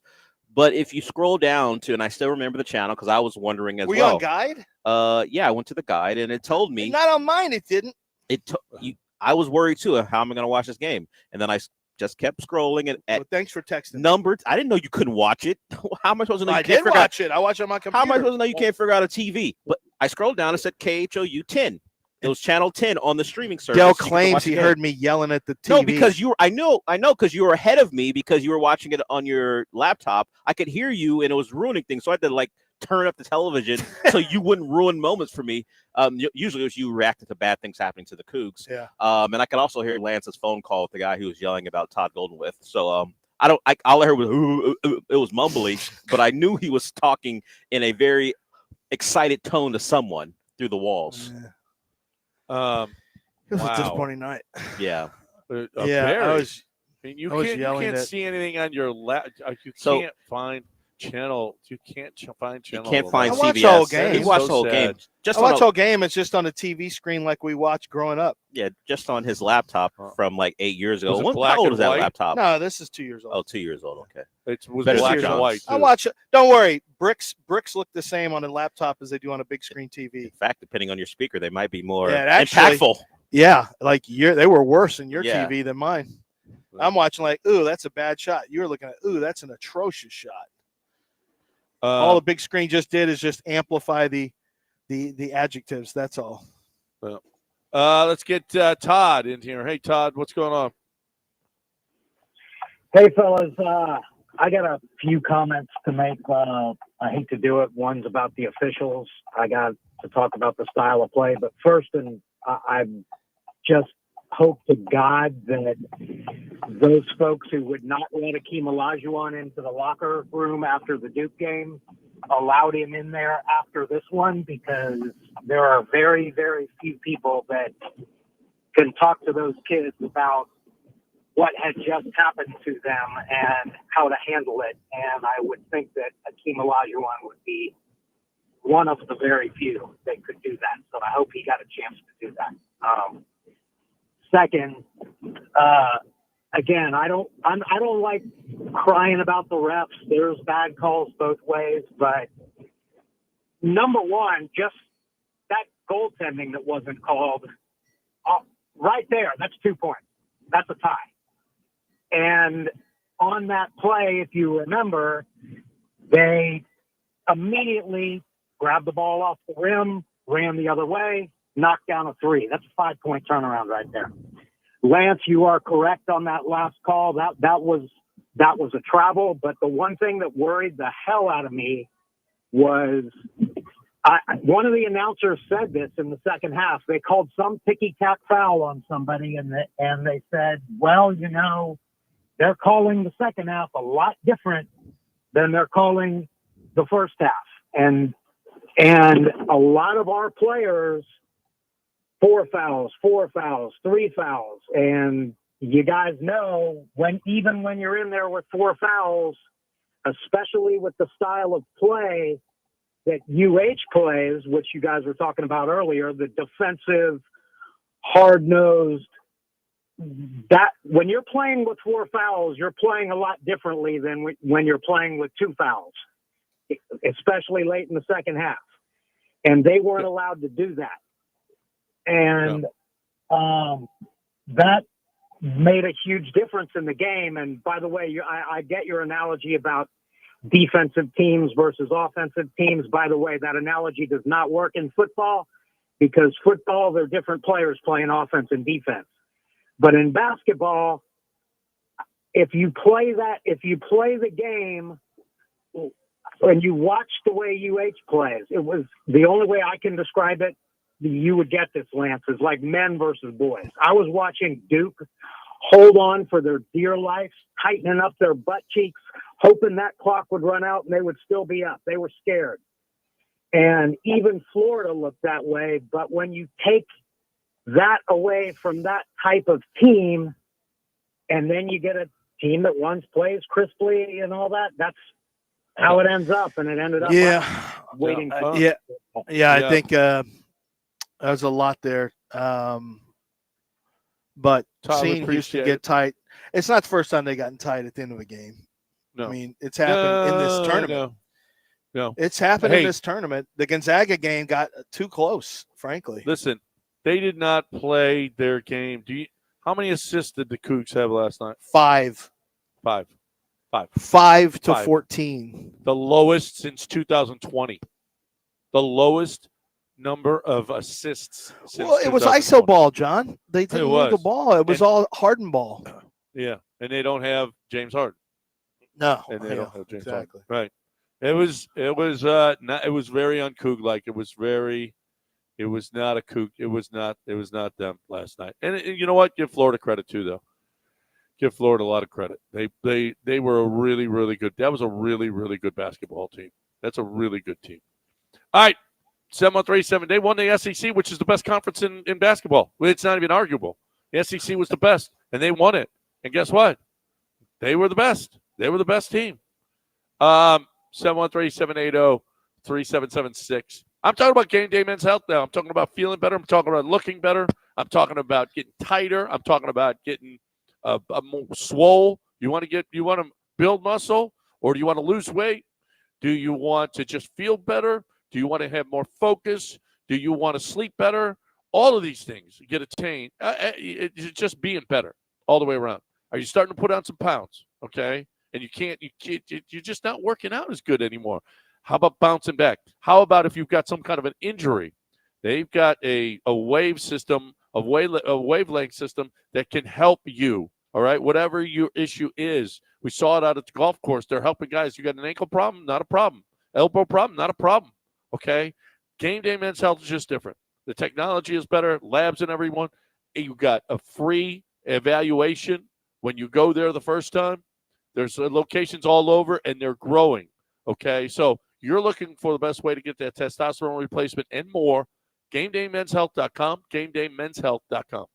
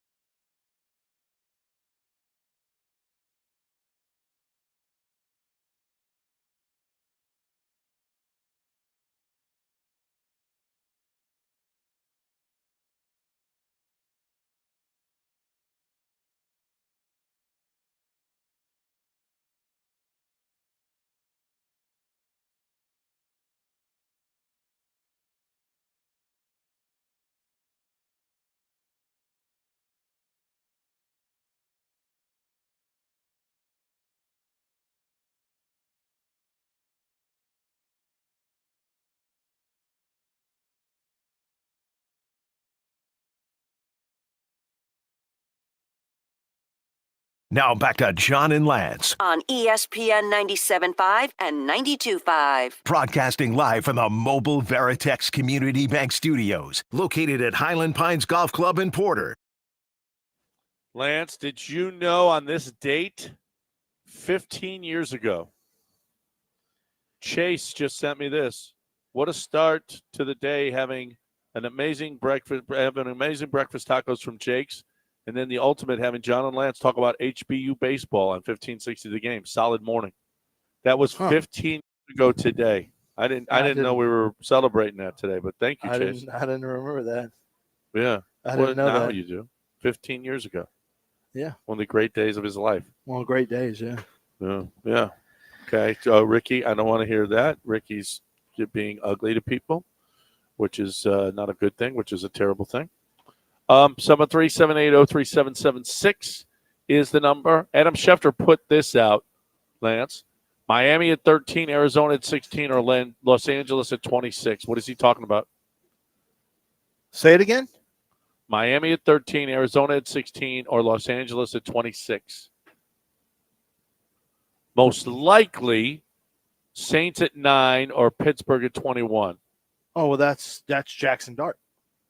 That is Shedeur Sanders. No, it's not. It's not going to be It's not going to be Saints or Steelers. I know that. That's Jackson Dart. That's Jackson Dart? Yeah. And if the Dolphins, who have like one really playable defensive lineman or defensive tackle, take a quarterback at that spot when there's no real avenues for them to get a defensive tackle. And didn't you just lost? Yeah, but the Falcons did it. Yeah, Look at how it worked out for them. No. Wait a minute. They literally. No, legitimately. John, they legitimately don't even have defensive line. They have defensive ends. They got plenty of those if they're healthy, but they have Zach Sealer, who's good, and then Benito Jones is barely playable. Those are the only defensive tackles who have any NFL I had to experience. give them in my mock. I had to give them a must-have position. So other than, well, what are you doing with Teron Armstead? Well, he just retired. Well, they drafted Patrick Paul. He played a little last year, so he'll be the guy. So they are desperate for defensive tackle help unless they trade for one before the draft. They cannot take a quarterback at 13. Yeah, that's nuts. Zero chance. Yeah, that's nuts. Yeah, that's why I was like, the Dolphins don't make any sense. I haven't heard them at all. Did he say Shedeur Sanders, or is he just leaving it open for interpretation? No, that's Shedeur Sanders. Yeah, no, I think Shedeur is Giants or slip. He's going to either go 3 to the Giants or he's going to fall. Now, who would draft him? I don't know. I've heard Steelers like Jackson Dart, so that's the name to keep for the Steelers. And I've heard Saints could do a couple different things, including Dart and not in the first round for Quinn Ewers, but I've heard Quinn Ewers could be an option in a second. I had 2 teams tell me yesterday Tyler Shuck is a real possibility to go, if not 2, 3. So I don't know. There's some. It's. I've said this before. If it's an interesting situation for Joe Shane, the general manager for the Giants, because he appears to be dead man walking. He and Brian Daboll.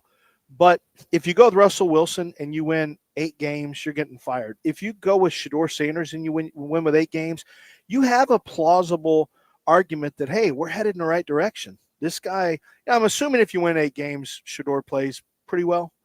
And so if you draft a young quarterback and he plays even above average, you have plausible deniability with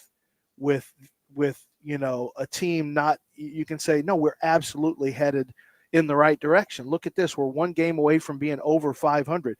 While I don't think that's going to happen, and the Giants are considered to be last place right now in terms of win totals, I think they're at 2.5. At least the Hail Mary is alive with Shedeur Sanders. It's not alive with Jameis Winston or Russell Wilson, because anything less than a winning season and you're going to get fired. They're just waiting to fire you. If you draft a quarterback, at least you have the ability to say, hey, you never know. And we were better than expected.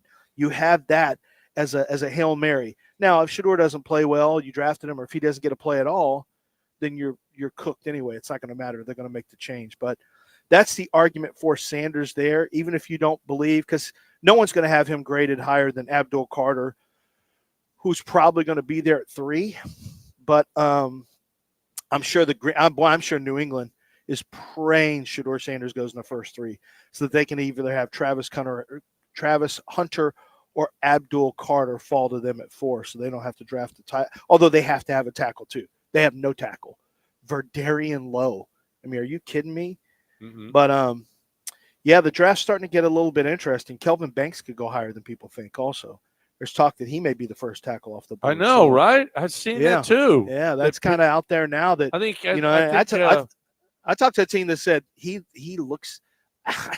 It's not on tape, but there are people who think that he is the safest left tackle. There's not a safe left tackle, but they think that he's the safest of the left tackles over Will Campbell. There are some teams who just will not consider Will Campbell because he's got sub 33 arms, and they just won't consider it. So prepare for that. So I saw Warren Sharp had Kelvin Banks as number 1 tackle. I was like, really? Huh? That's interesting. Well, I've got him tied. I got the same grade with Will Campbell, but I've got both of them. Typically, they'd be 18 to 24 in most drafts, but this year is a weak draft. Yeah.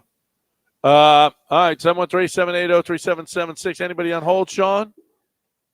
Nope, open line. Okay. All right, well let's break it. Hold on, I want to bring something up just real quick. Well, that we can talk about on the other side. Okay. But there's a former player, Chris Jenkins, a former NCAA basketball player who is suing the NCAA because he didn't get to make money.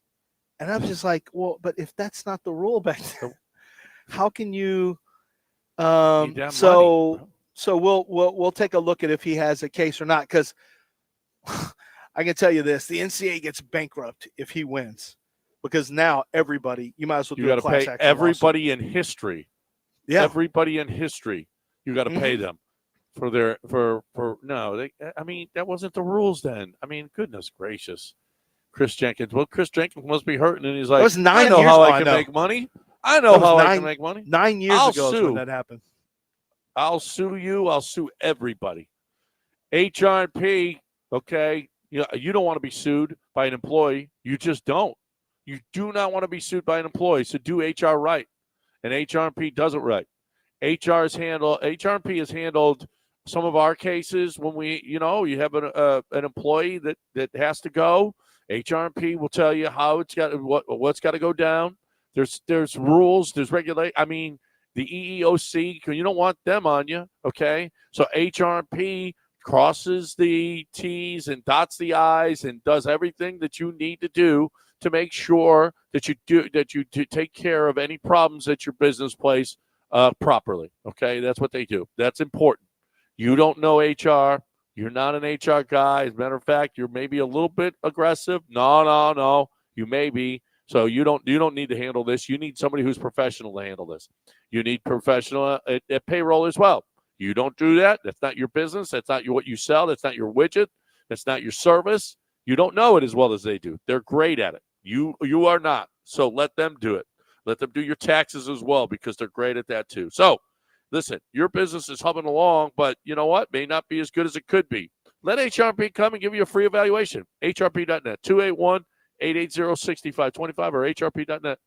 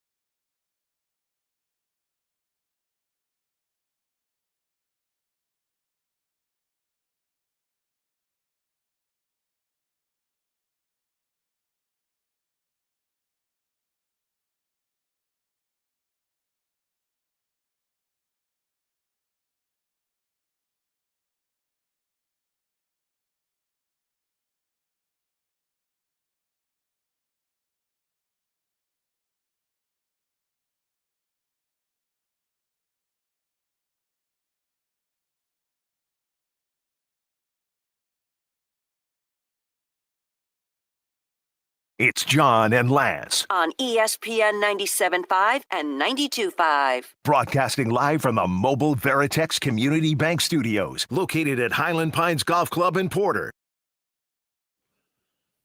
All right, we're back here on ESPN 97.5 and 92.5. Lance is live out at Highland Pines.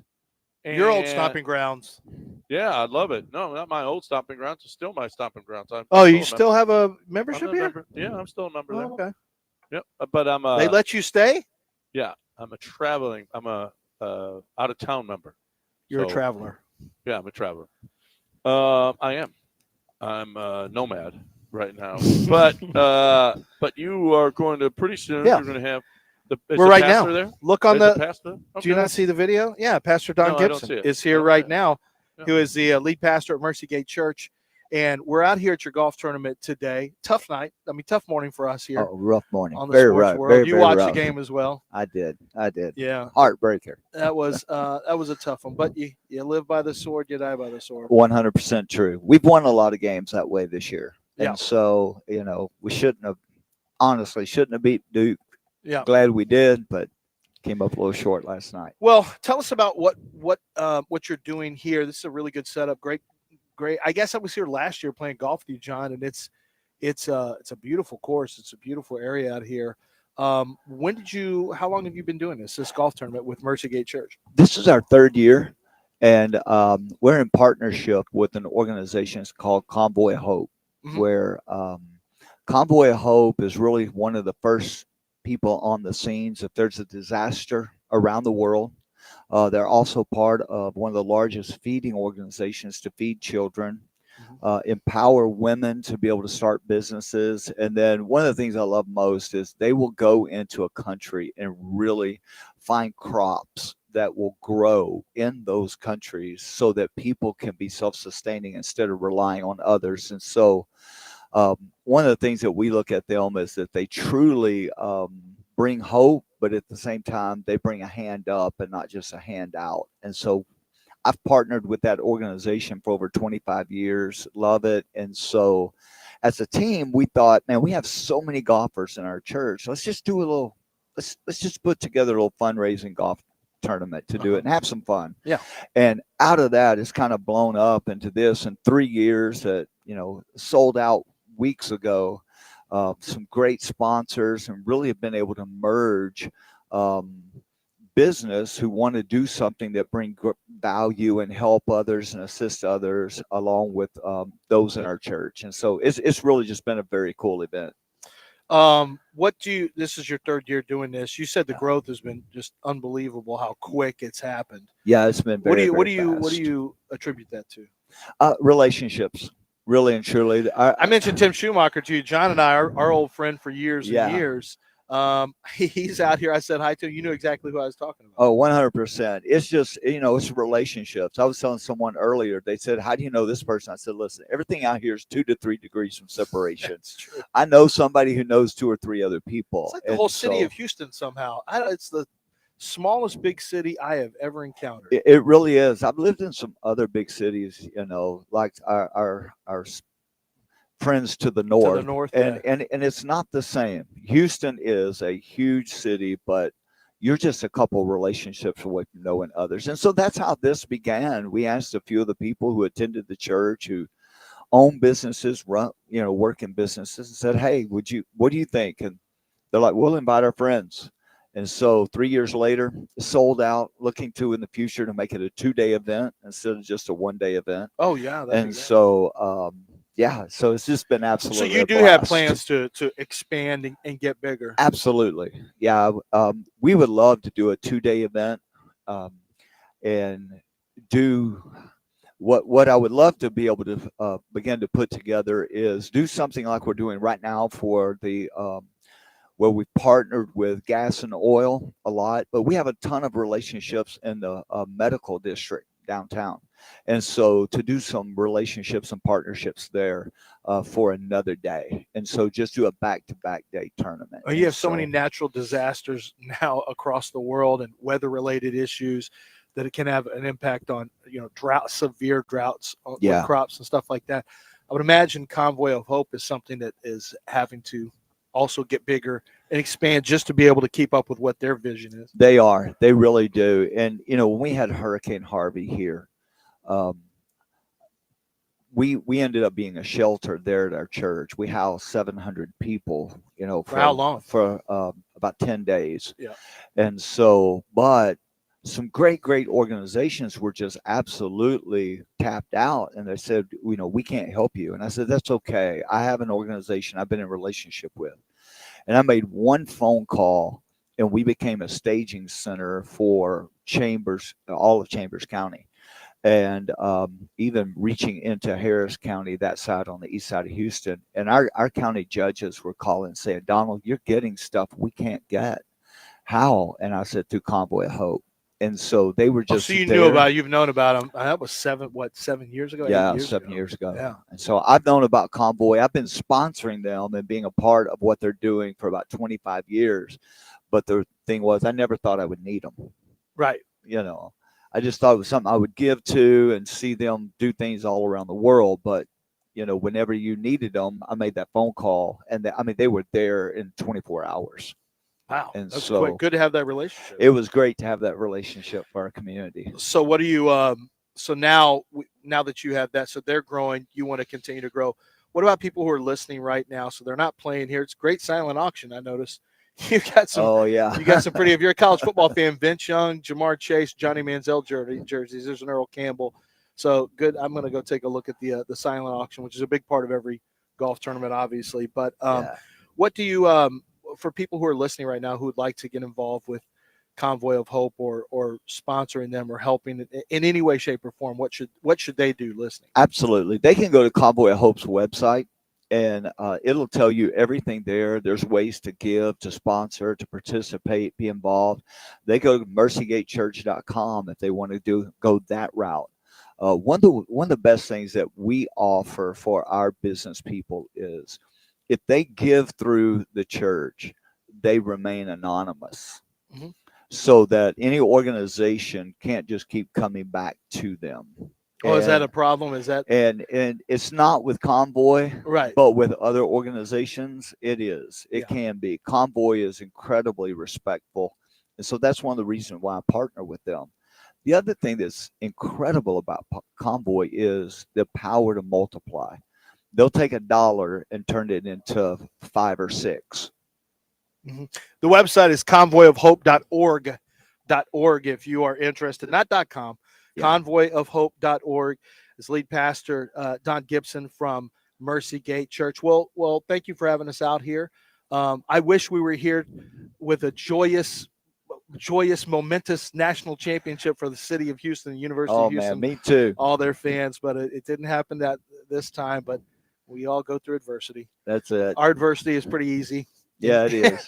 Compared to what Convoy of Hope is doing. So anyway, well, thank you Absolutely. very much for joining us. Good luck and continuing to grow the tournament as well. Hey, thank you. All right, Pastor Don Gibson from Mercy Gate Church and convoyofhope.org. That's convoyofhope.org if you'd like to get involved. Yep. So that is and John, too bad you can't be out here because this is your turn. Man, this course That's my is, peeps. I got to get out there. I wish I was there. It's a huge. I remember now being out here at the tournament last year. This is a huge area in terms of where you have all the seating, the tables, and everything. My gosh, this place can house. I'm sure they have wedding receptions here. Yeah, they've got to. I mean, this is perfect for a wedding reception. Yeah. Well, you just talked about Chris Jenkins. We will get to that on the other side. Maybe John Daspit could sue the NCAA for him. Maybe if the NCAA ran him off a road in an 18-wheeler, he could. Maybe he could do that. That's I don't know. Maybe there's a case here that John could take on. As a matter of fact, I don't know. John's worked with athletes before. It wouldn't be the first time. I know this though. When it comes to having someone who is going to do the very best at pursuing justice for the injured, it's John Daspit. And he understands that there's a bad reputation for a lot of personal injury lawyers. When you meet him, it's one of the first things he wants to do is separate himself from them. He says, look, what we do is we're not trying to get in there, get you signed up, get a settlement scratched out real quick, take a little commission and move on to the next one. we're actually trying to do good for people who have been hurt and have been injured. And they work on their with their contingency, and so they only get paid for what they do in a winning settlement. And so they want to win for you, and they're going to win big for you. And that's what they want to do, is make sure that if you are injured and you're not going to be able to work, you need to get that money, because that's what your family relies on for paying bills. If you have hospital bills stacking up because of someone else's negligence, that's all going to be taken care of. If you're worried about going to see a doctor because you don't have insurance, John Dasper says, no. We're going to go, and you're going to get everything checked out, because anything that has happened where you were injured, the insurance company needs to pay for that and fix it, because it was not your fault. And having someone like that on your side who's very good and stands up to the insurance companies, that's absolutely what you need to have. And that's the John Daspit difference. That's DaspitLaw.com. 713-CALL-NOW. 713-CALL-NOW, or go to DaspitLaw.com.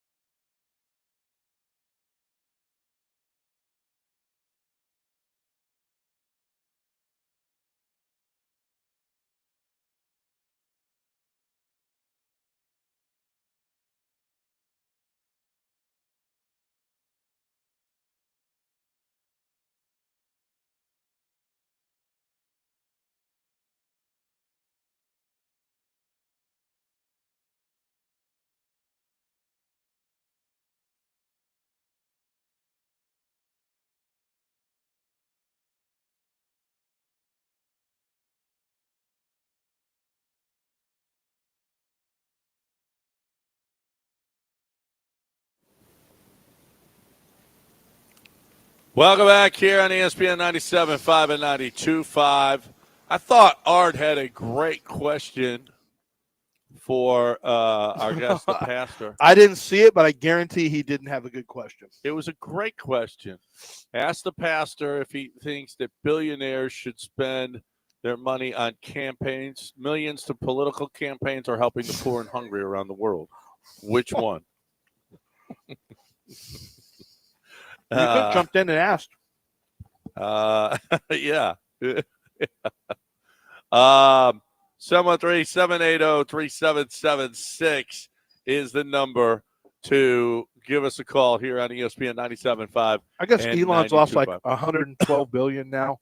I've only lost 1 billion, so it's not as bad for me. Yeah. No, it's good. And guess what? It's going to come bounce back stronger than ever, bro. It's going to bounce back stronger than ever. That's what I hear. It's winning. Yeah. Yeah. My groceries are super cheap the other day. Actually, the price of everything's gone down, if you want to know the truth, but okay. That's what Trump said. I noticed when I was at the grocery store, that's incorrect because I shop every week. But he said that, but I don't know. I go shopping every week and buy the same amount. Oh, so as the same amount of people. As a man who has to feed a family of how many now? We're right now is 5. Yeah, 5. You've noticed that your bill's gone up. Well, it's been steadily going up. Steadily going up. Okay. It's for the last couple of years, it's gone steadily up. And here's the thing: once they get the price up there, they never come down. Nah. There's a dirty little secret about producers. It never comes down. They always act like once the gas prices get low, we'll drop our prices. No, you won't, liars. You'll keep the prices high. Liars.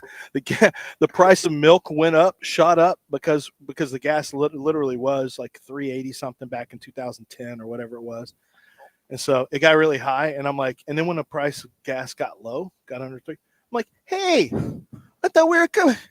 I thought we were coming back down on the prices. No, well, but our supply chains baby, and we're gonna have to keep that price real high. You ever seen? You ever been to a restaurant where the prices go down? No. Nope, doesn't exist. Prices don't go down. Every once in a while, concession prices will. Every once in a while, if a team sucks, trying to sucker you back in. If a baseball or basketball team or football team suck, every once in a while they like, all right, we're dropping the price of our Cokes $1. A&M's new basketball coach was introduced yesterday. Oh, did you see the video? I forgot who's the new coach. He came from Samford, not Stanford, Samford. Oh yeah. What's the video? Well, he got introduced to all the Aggie stuff. Yeah, it's a yell leader. Did he get scared? And they're what happened, John? Just explain it. You obviously say it's cringeworthy. So what happened? His name's Bucky. You think he'd be able to adapt, Bucky McMillan, but it's not great visuals. It's someone tweeted out this. It's always this moment when a new Aggie coach realizes what hell he got into when he signed up for this job. He's swaying back and forth, and there's a yell leader in front of him doing all this yell leader stuff. Well, but what happened with Bucky? What's the deal Nothing. with him? He just saw what it is to be an Aggie. That's all. What's wrong with being John's an Aggie? the one pointing. What do you have a problem with being an Aggie, John? I don't know. I have a problem. The yell leader. When are we? They're not going anywhere. John, are you familiar with Todd? He's aware. Yeah, he's not a yell leader. He was no. Todd was in the core. Yeah, I mean, the core is different than yell leaders. Do you think he has a problem with yell leaders? Have we asked that question of him? I don't know. A core member's not going to have a problem with yell leaders. I don't listen. I'm sure there are Aggies that have a problem with yell leaders. Yes, there are, but not as many as I would think. Not as many. Yeah, it's an accepted part of their tradition.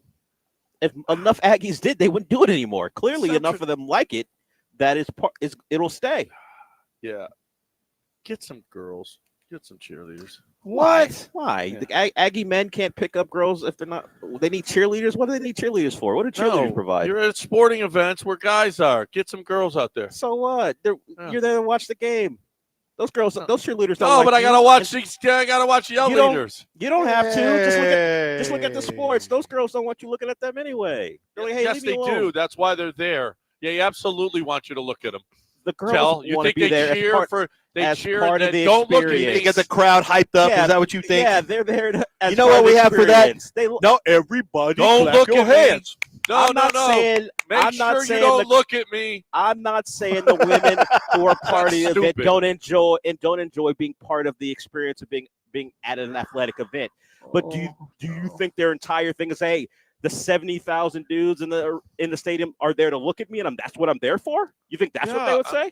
I'm there. Yes, I want to be looked at. I'm a cheerleader. That's their job. Okay, I think you should have you've had a lot of cheerleaders on, and have you ever asked that question? No, we had a lot of cheerleaders on the show in the past. You've had cheerleaders on. Yeah, they want to be looked at. Why do you think they wear those little shorts? Oh boy, now we're getting what? Not. Don't look at me. Don't look. Do no, don't that's say that loud enough for Pastor Don to hear. Well, Pastor Don's long gone. You can't hear it. Okay. Pastor Don. Pastor Don has seen cheerleaders too. Okay. What's that He's supposed a to mean? pastor. He's not blind. I don't know what that means. He watches games. He sees cheerleaders. Okay. Cheerleaders are good. Yeah, but not the Yell he don't look at them leaders. the same way you do. I'm sorry, Aggies. It's just weird. It's just weird. Okay. Maybe women like the way yell leaders look. They're generally fit, and they're in their white outfits, I'm sure. The women who are watching, hey, we're there to look at the yell leaders, too. Well, the women I've gone to games with think that's weird, too. Okay. I'm sorry. I'm sorry. The women you've gone with are not Aggies. Right. They're right. Okay, let's get that straight. Right. It's not for you. A&M's not for you. They don't want you there. Trust me. Right. If A&M could keep you out of their games, they would keep you out. I want to go to their games. I like They their don't games. want you there. They don't want you there unless you respect Yes, the they yell do. leaders. Yes, no. they do. You don't have respect to yell love leaders?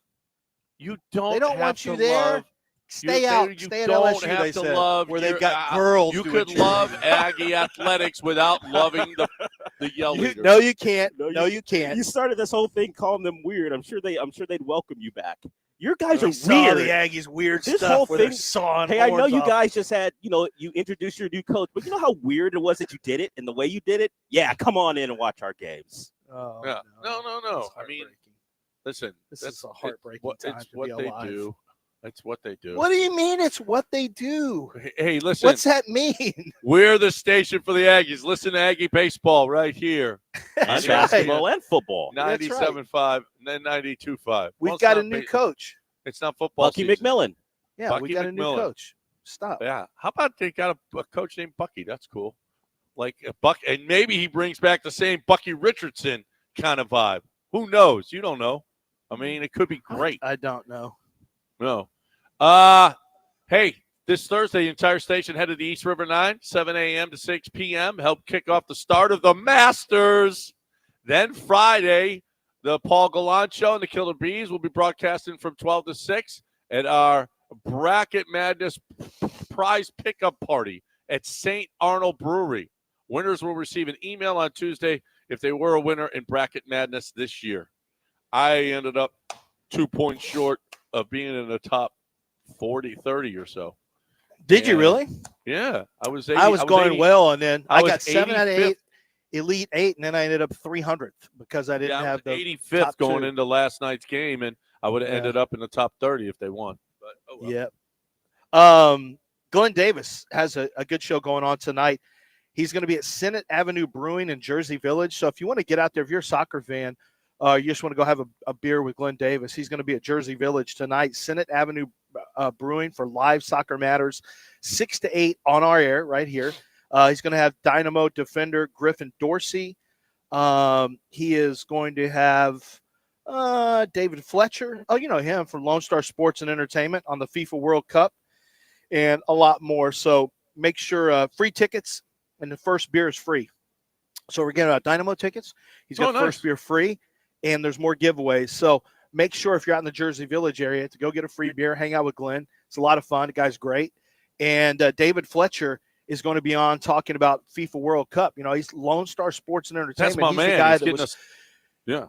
Yeah, that's my guy. He's going to get us tickets for soccer. He's your guy now.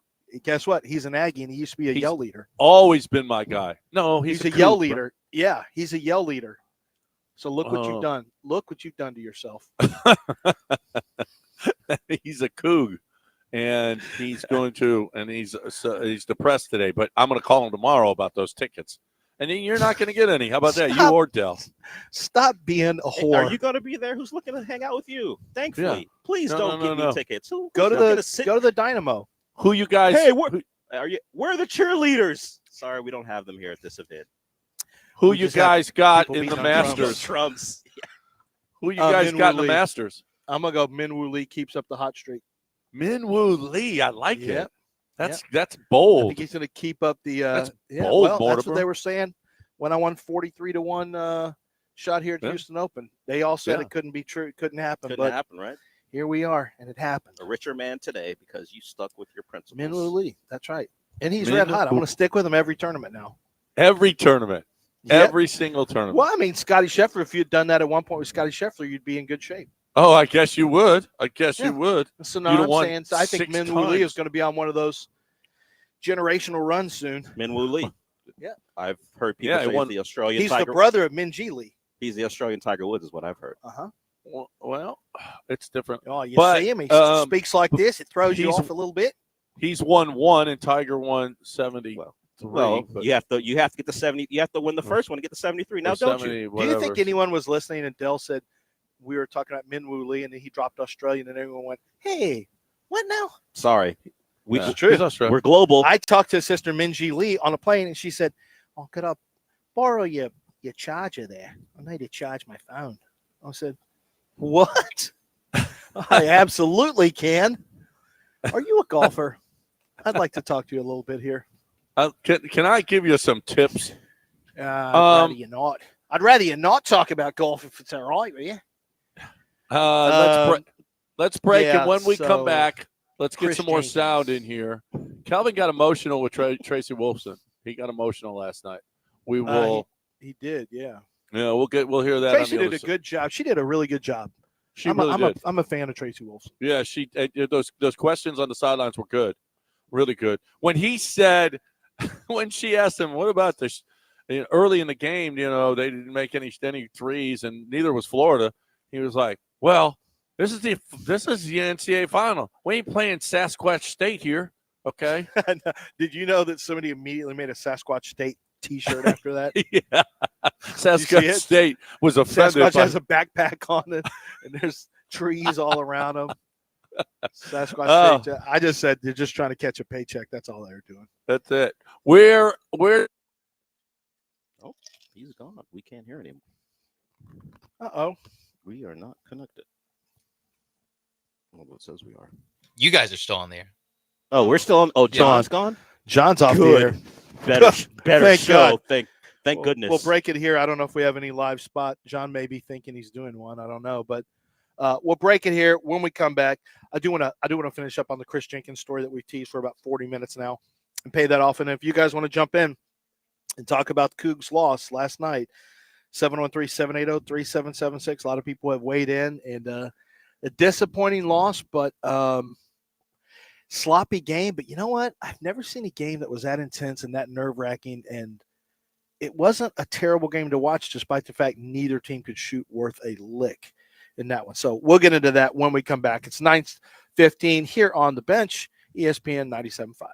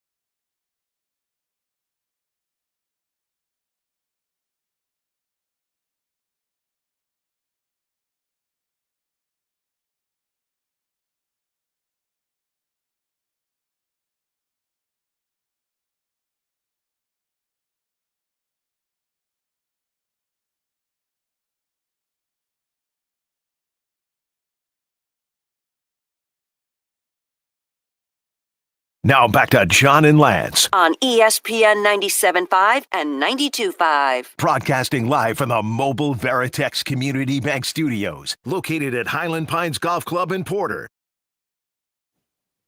Welcome back. I think Sean cut my mic off to try to sabotage the show because he's a Dell guy. Man.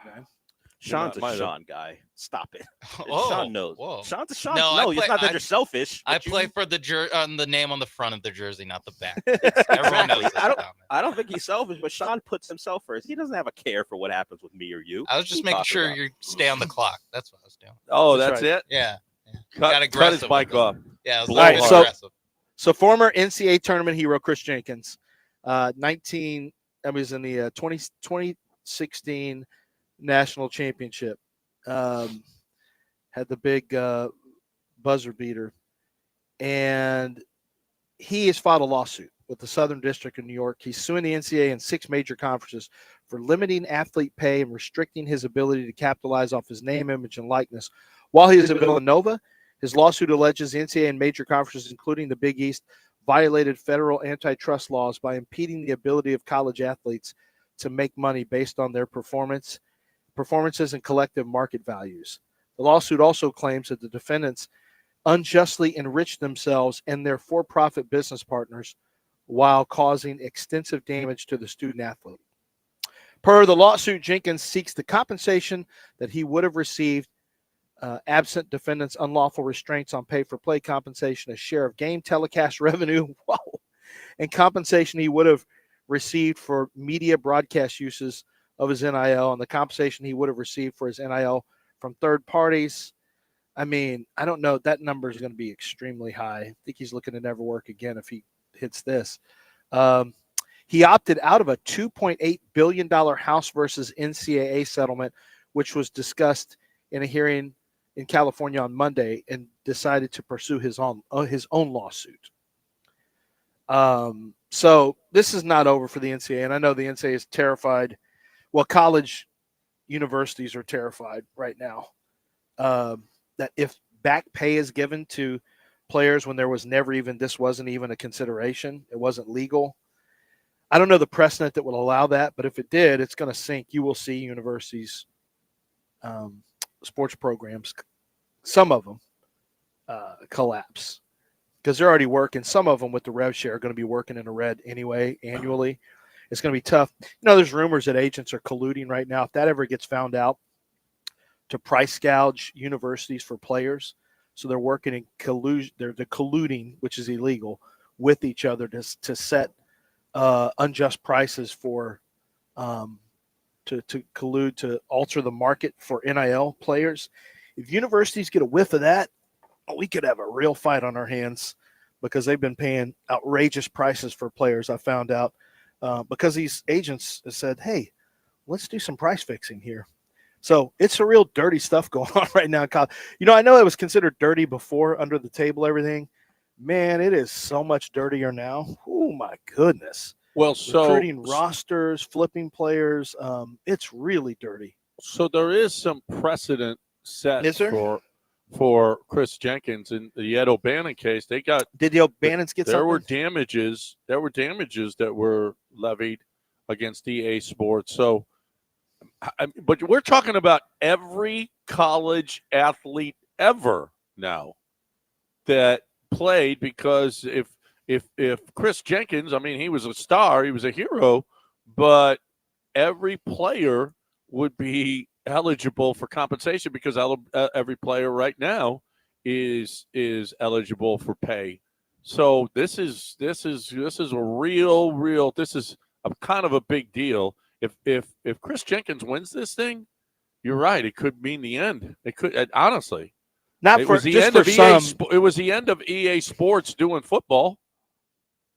So until they just brought it back just recently, and that was only after they have NIL agreements and you have to sign. You're paid a certain amount and you have to sign off on that. And for years, Michael Jordan was not part of EA Sports. Like he wouldn't give I think Barkley right now, I don't think you can play with Charles Barkley. He doesn't give his naming rights to 2K Sports. So there's still athletes like pro players who don't put their name in there. There was Arch Manning, right? Was Arch not in this year? I think he No, wasn't. Arch got a separate deal. So that's the other tricky thing is now you have players wanting to negotiate, or agents for players wanting to negotiate different players' fees. If you're EA Sports, you just can't get involved in that. Like, because then you're just gonna, like, the consumer's gonna end up paying $150 for a game. That's just, can't do that. You got to say this is the fee. Either you take it or you don't. If you don't, people can create their own player. It's not going to matter. Well, what they did was they had brand deals with certain guys, like Shador got a special deal. Is that what it is? Others like Travis Hunter did. So what does that mean? Well, they got more than the regular player because they're stars. So Arch, whether it was a plan or not, Sean and I have talked about this on the show. Likely the Arch saw what his fame was and said, "You're not going to give me the $600 plus the game. I will wait. I'll tell everyone I'm focused on football, and then you'll come back to me because, even though I haven't even started a game at that point, people want to play with me." And then they paid him. So, yeah, they have separate deals for guys. It's about your brand. And some Ohio State players did it. That's why you look at the original cover, the first cover. I think Judkins' name is on there, on the back of a jersey. Quinn Ewers, he's on the cover, the back of his jersey. So they got separate deals done, and those guys became ambassadors. They put the game on their Instagram and stuff like that. So I don't know if it affected the cost of the game, but they're going to pay players more this year because of how much they sold in 2024.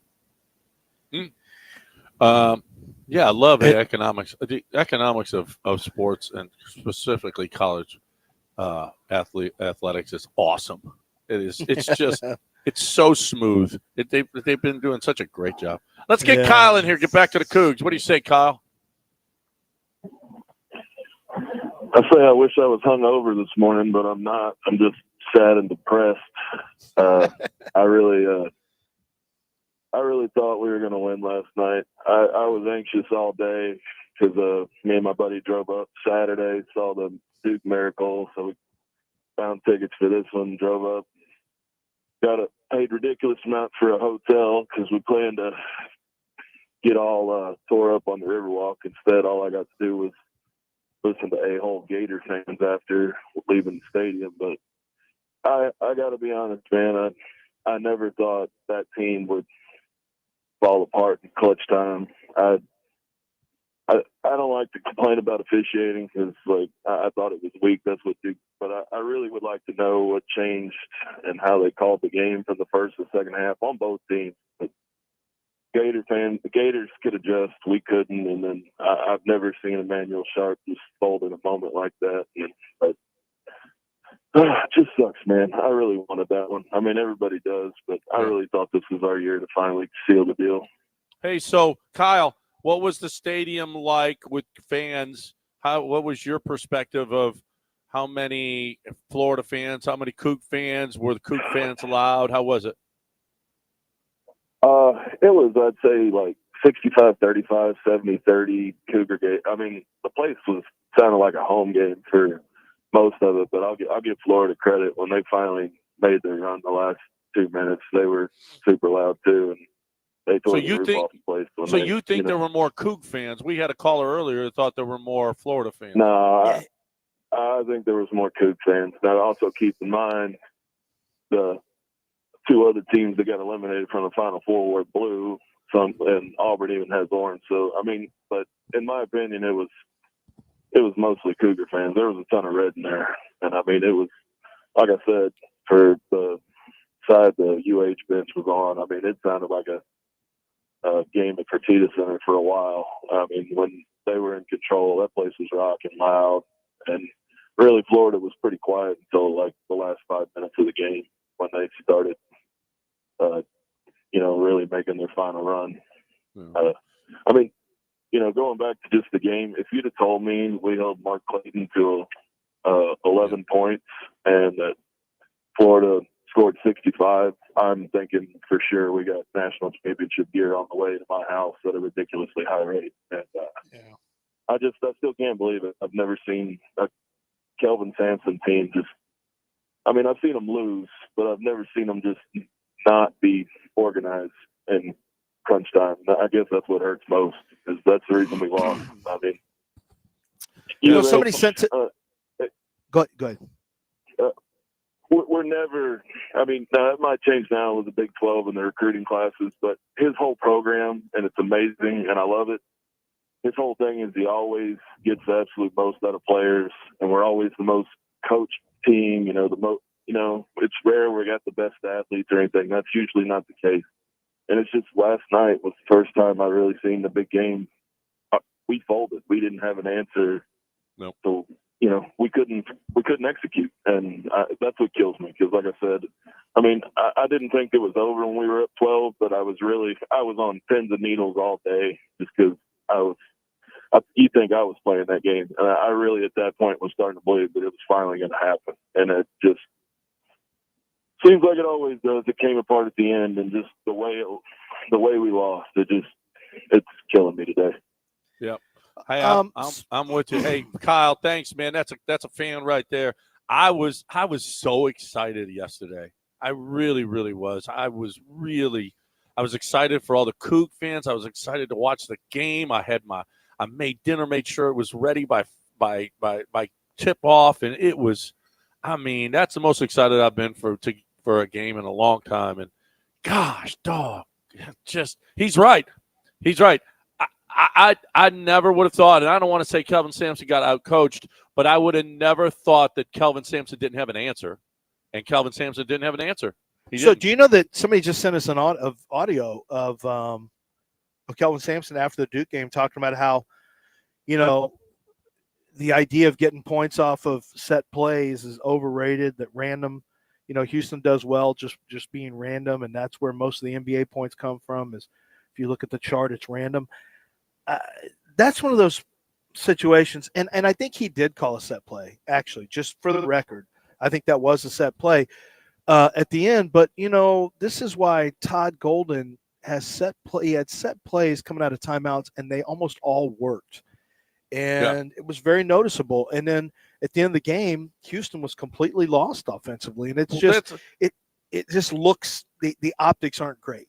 That's BS, because we know 51 was the play that won. And he said after that game, he said, you know what? Don't be drawing up plays on the sideline. Do something that that you've practiced. So, I mean, I'm sure they ran a play at the end. Well, that's an out-of-bounds play. That's an out-of-bounds play. You always set that up. But they've got set plays in the. But he just said. But I watched the video that said he thinks that's overrated. He doesn't like to do a whole lot of that. Well, I know. And you can watch it. He said it. I understand that. He also said after the Purdue game, he said, run plays that you've practiced. Don't write something up on a chalkboard. I know, but he was talking about an out-of-bounds play. All those have to be set. Yeah. That's not a set. Lance, not if you getting into a set, that Kelvin Sampson has half-court sets. He does. On. Did you see him? Did they look good yesterday? No, they didn't. But that's my Florida point. They credit, didn't. But John, they had 5 assists. They didn't have a bunch of called plays. I've seen them practice. They run half-court sets. You watched the game too. Did you see a bunch of plays and sets that I saw a bunch of ISO? They had 5 assists. They had a bunch of ISO plays yesterday. I didn't see action getting to the rim. Oh, I'm talking about the last play. I mean, that's all I'm talking about. I'm talking about the whole game. Yeah. Well, yeah. Well, listen.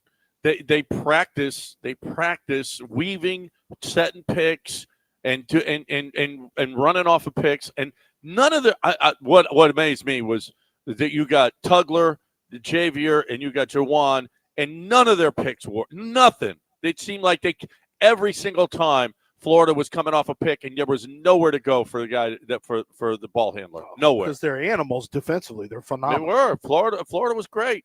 And I think we're underestimating, and that's part of it. I thought you were talking about Houston. Really Florida did good. Yeah, Florida is a good team, and Florida had all those little active swamp rats, those little white guys running around making plays. Like how, they really did.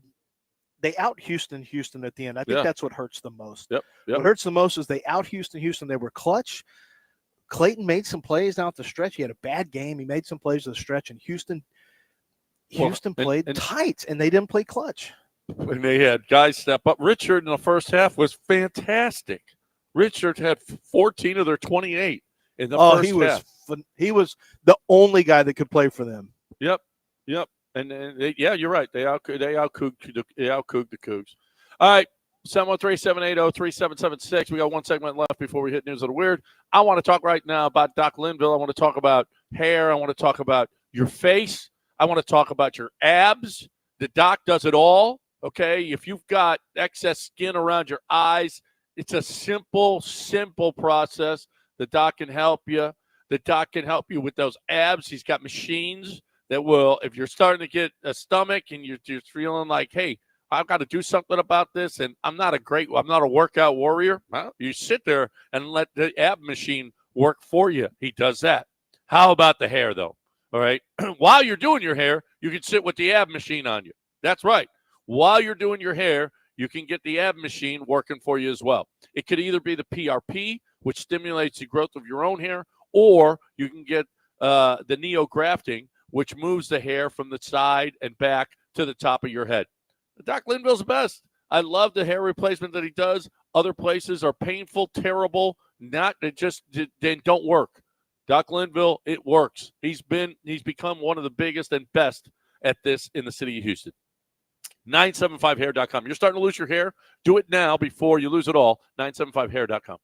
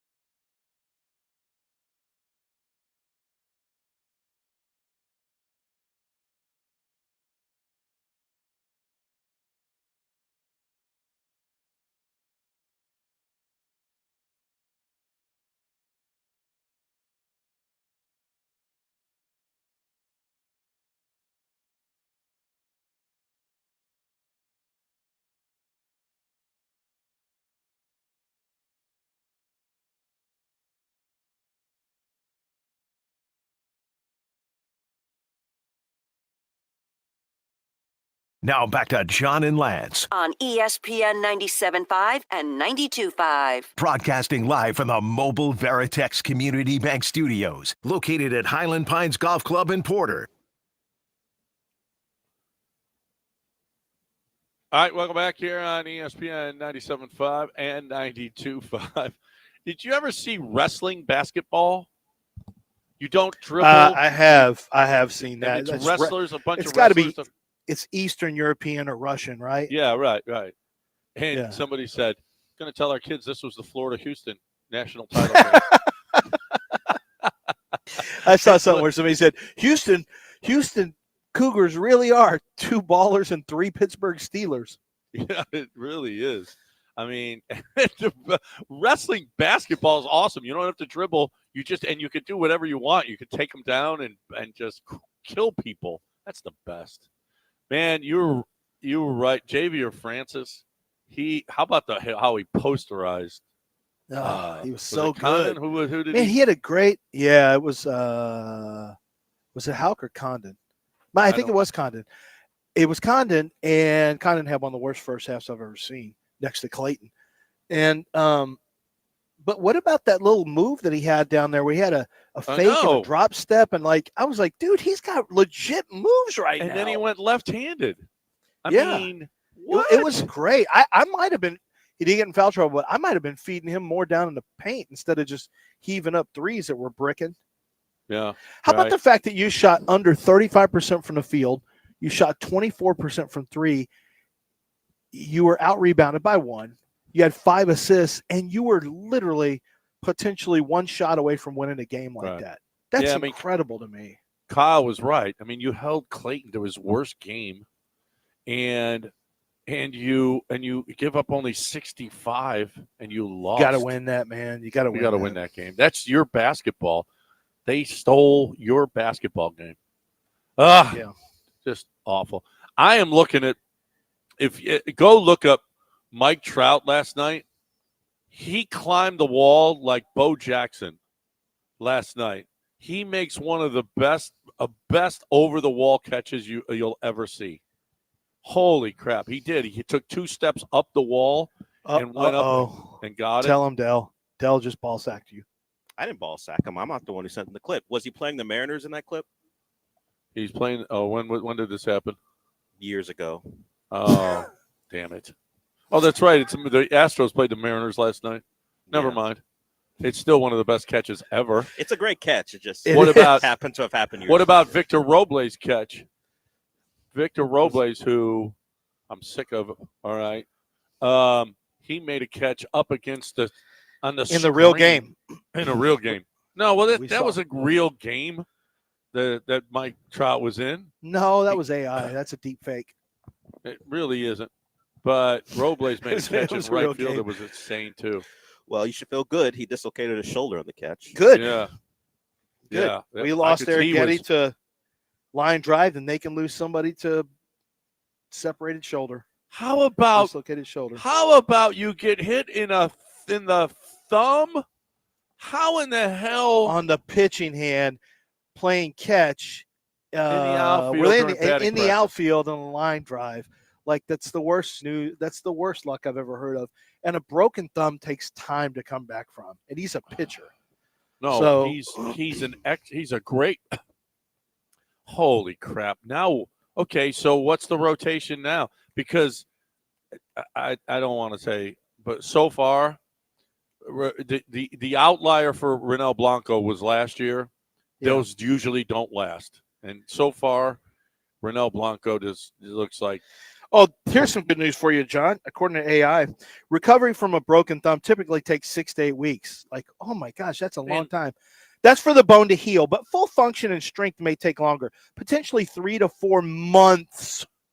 That's the season. And that's not even talking about being a pitcher. So let's say it's on the short side of that, 3 months. You're looking at 90 days? What are the Astros going to do? Wisniewski has to be this year's Eric Getty. Really no choice. Well, no, Lance McCullers has got to come back. How about that? Come back. And so now we're going to call him a starter instead of a reliever? Yeah, he's going to be a starter. Yes. That's right. So we're relying on Lance McCullers this year. That's right. No, you're absolutely right. Yep. Thank Okay. you. All right. Yeah. Okay. How about that? So are you going to call him injury prone now because he got hit in the God, thumb? I hope not. Well, You really can't afford to be. As a matter of fact, you can't afford anyone else to be injured no, you can't. because half afford your anyone. pitching staff has Tommy Johns they're recovering from. Well, yeah, we have Tommy Johns. That's what we do. It's what we do. And, well, we don't recover from him. Garcia's done for another year. It takes us 2 Congratulations. years. Yeah. It takes us 2 years. Yeah, Luis Garcia, it's like his career's over. No, it's not over. Although What are you Urquidy, doing? they How just long said, is it? Why is it? they just said But what- Urquidy, bye. That's all. That's enough. They might do that with him too. I know. Feel better. Lance McCullers started on Saturday. 1 2/3, 4 hits, 4 runs, 2 earned runs, 3 walks, 1 That's it? strikeout, and 1 homer. Yeah. 4 hits and 4 runs. Nice. Well, only 2 of them were earned, but he did walk 3 and struck out 1. In 1 1/3? And didn't finish 2 innings. Uh-oh. Was Whitcomb playing third? I don't know that. You said not all the runs were earned. I don't know I think how it's a fair assumption. I'm Whitcomb not was saying it's a involved. bad question. I'm actually going to look it up right unaware now. of how it went down. I am 100% going to look that up. Whitcomb. Did Whitcomb make the errors? Okay. Shea Whitcomb. Oh, my God. Well, he's hitting 220 right now, but let's see. I'm legitimately intrigued by whether or not he had the error. Sugarland. Do we have He was any at Corpus E's? for the start. Oh, he started in Corpus? Yes, he started for Corpus. Boy. Oh, Lance did. Lance did. Oh, so it's not Whitcomb. Oh, that's not Whitcomb then. Okay, we can't blame him. We can't blame 4 errors. Wasn't Lance previously at His first start was Sugarland? at Sugarland. The second start was at Huh. Corpus. Wonder why they did that. No idea. Either maybe way, it they didn't went work on the out. road. Maybe the if Sugarland wanted goes on them the road, he's traveling not going that- to travel. Oh, and Yeah. they probably want to keep it. Well, but he has to travel, I guess. Well, to Well, Corpus. yeah, he had to go to Corpus. Yeah. I mean, double A it's maybe guys. not Some as double A far, guys are more dangerous than triple A guys. That's true. That's why I wondered that. But you may be right. It may be about schedule and not wanting to go to, Cape Cod or wherever they're playing. Because Corpus it's not right around the corner, but it's a pretty short flight. That's a pretty easy flight for him. Well, that's not ideal. I would have liked to have seen, since he's the one who's going to rescue the season, I would have preferred that he pitched better there in start number 2. But oh man, Bring him up now. when's Hell with Javier it. getting back? So we're done with Garcia, right? So Garcia's our hopes and dreams were on Garcia. He's out. Javier After the All-Star break. after the All-Star break. Javier. Okay. Will Christian Javier pitch this year, John? Will Christian Javier pitch this? Is he I'm gonna still say on the no. team? Are you Every sure he's time still- the Astros give you an update, then they try to be real quiet, and then everyone ends up not. Are you playing. sure he's still with the team? He's still with the team? I'm not sure about that.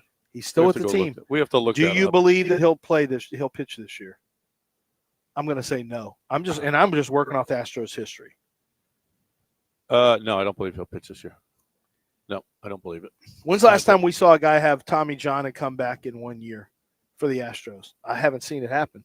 Didn't happen with your boy Verlander. Hasn't happened with Lance. Well, he came Didn't back the happen with second year. Garcia. Who? He was gone 2 full years. Yeah, No, he came. Verlander. Yeah, he missed all that 20, and then he missed also 21. He didn't pitch at all Remember in 20. No, he waited to have his surgery. Like a Oh, that's dope. right. That's when they were pissed at him too. It was a dope move. Were they? Oh yeah. Like, what are you doing, Yeah. bro? Get your Well, surgery. Get well, back. I don't So, know. Yeah, he missed 2. I don't know if I'm a pitcher and I see how the Astros handle Tommy John, I might stay away from him too, because it doesn't work out. It never works out. Way too early college basketball top 25. Who's number 1? Houston. That's right. Duke is 2. I don't know why. They just lost Cooper Flagg.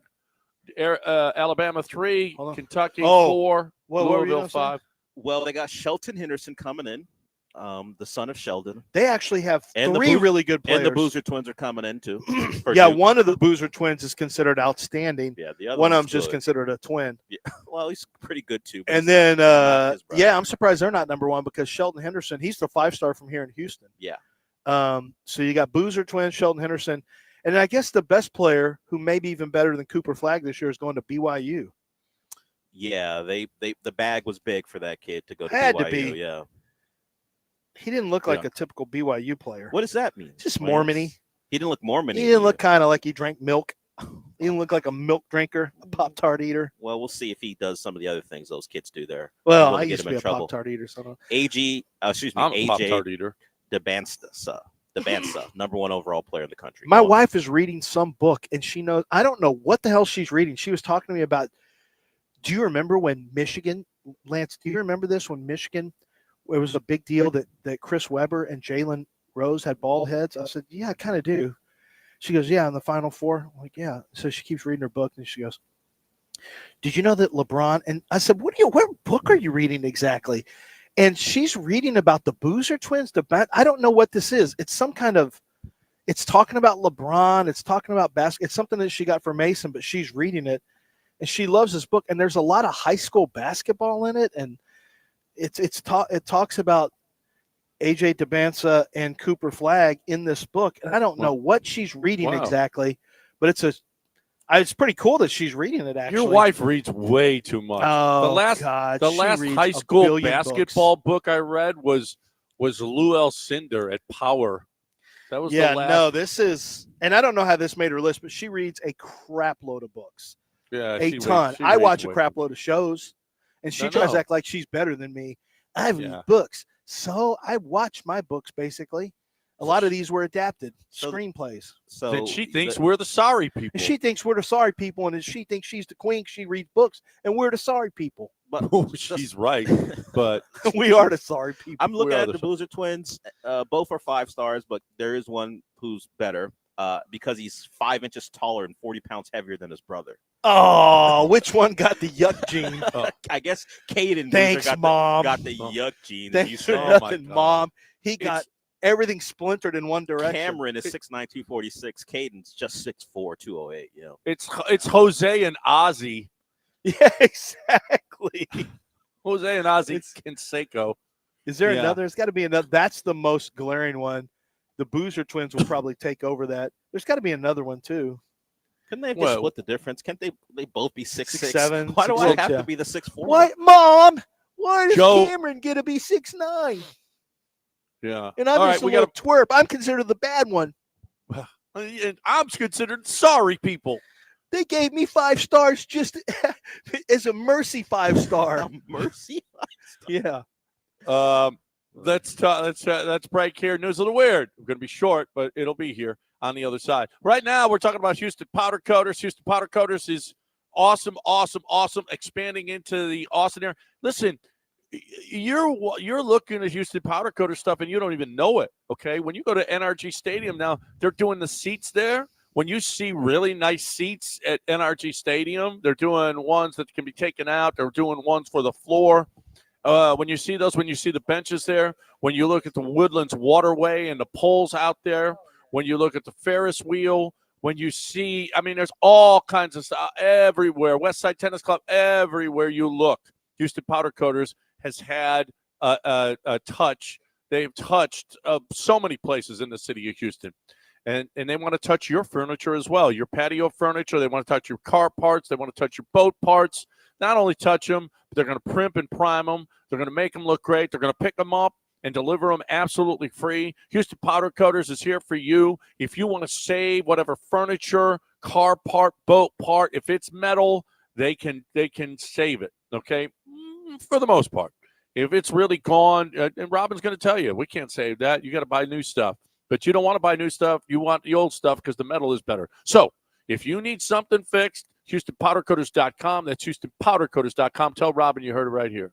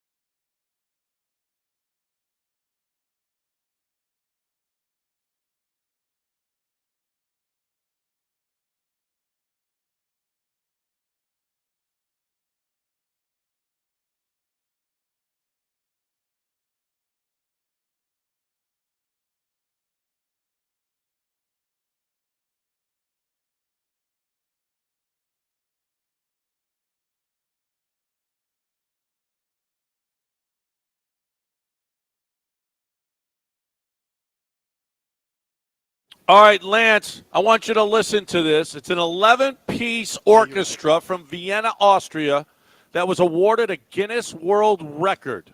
Can you tell me why? Listen in.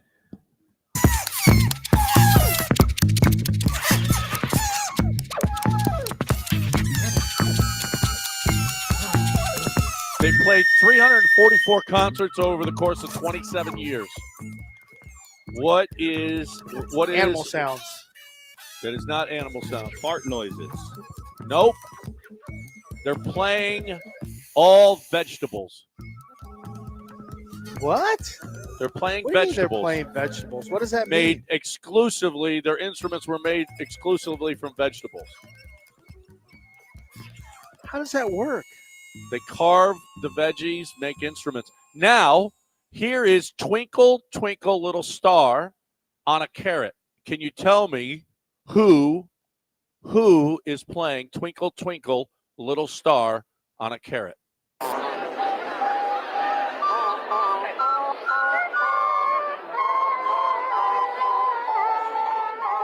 What do you mean? Who is this? I'm going to say Russell Brand. It's not Russell Before he Brand. got He's popped. in a little bit of trouble. I don't think he's playing carrots. Well, that's what I'm right saying. now. Before he got popped. Nope. All right. But you're Javier close. Francis. But you're close. It's King Liam Charles. Neeson. Who? It's King Charles. King Charles? King Was Charles playing is a playing carrot? a carrot. Yeah. Yeah. That's what I'm going to London to see that. Yeah. Okay. Yep. How about this, Lance? A recruiter found out he was interviewing someone for a job, but found out it was fake AI, a fake AI candidate. Oh, no. Okay. Did Dell work for AI? Do you Yes, think you did, Dell actually. might be a fake producer? I didn't work for AI. I tested AI for Well, companies. thank you. And you may be a fake. We don't know. I certainly hope so. It means my life would probably be going better. But so did the guy get the job? Did he give him the job at first? No, he realized it. One of the red flags was that the camera was broken on his computer, so he couldn't see him. Right?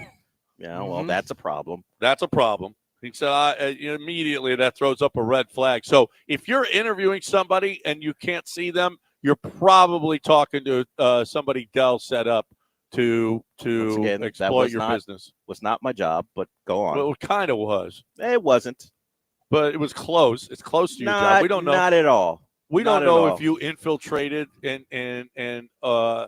how deep you went. You might be in You're the right. deep So fake. maybe you should stop testing me. Yeah. You might be unless in you the want to deep find fake. out. We Yeah. don't know. We don't know. Okay.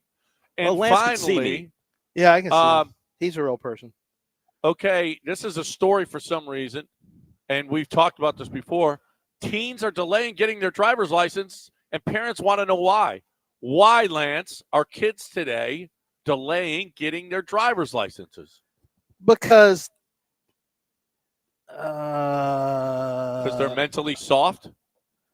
well, yeah, but they don't want to. They want other people to drive them around. I don't know. I still haven't figured out why. It's true, but I don't know why. They don't see the driver's license as some big thing for freedom because Yeah. they mostly do all their interacting through the phone and all Yeah, they don't have to go to friends' houses. That's actually a good point.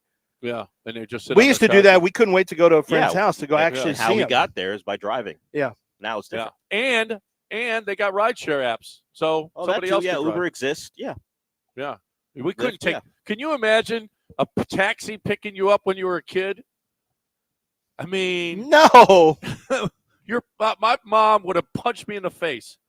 What are you doing ordering a taxi now? Kids, You just I get don't on a know, bike and go. You don't even tell your parents. They don't 10, even know where you are. 11-year-olds. 10, 11-year-olds are ordering Ubers and Uber Eats. Okay? My daughter. Those she kids doesn't need to have- be punished badly. Don't your kids order on Those Amazon kids all have the to be time? banned. My daughter did, and we Yeah. found she kept saying she had gift cards. Like gift Where'd you cards? get gift cards. Your gift cards are long gone. Stop ordering skincare product. You're 14. I've Yep. got to get Tower 28. Isn't that the time where your skin's perfect when you're like 14? Yes, her skin's perfect. Yeah. Yeah. Like, Guess what? It doesn't stay perfect unless you develop a routine. At 14. Oh, okay. Oh, thanks. Yeah. Thanks for the information. Guess what? Hey, Marty, it ain't getting any better than now. Okay. Yeah, you're top notch. Yeah. Enjoy it. Her whole Yep. thing is that's why you put it on there. All right, we're done. Dell and Sean continue the University of Houston conversation next. Says you. Right here on It's gonna ESPN. be all Astros all the time. Well, that's a great one too. We'll talk Hey, to you you guys have buddy. listened for 3 hours of misery. You want 2 more? Listen to Dell and Sean. Well, you got it all day long. We're gonna make you miserable all day. See you.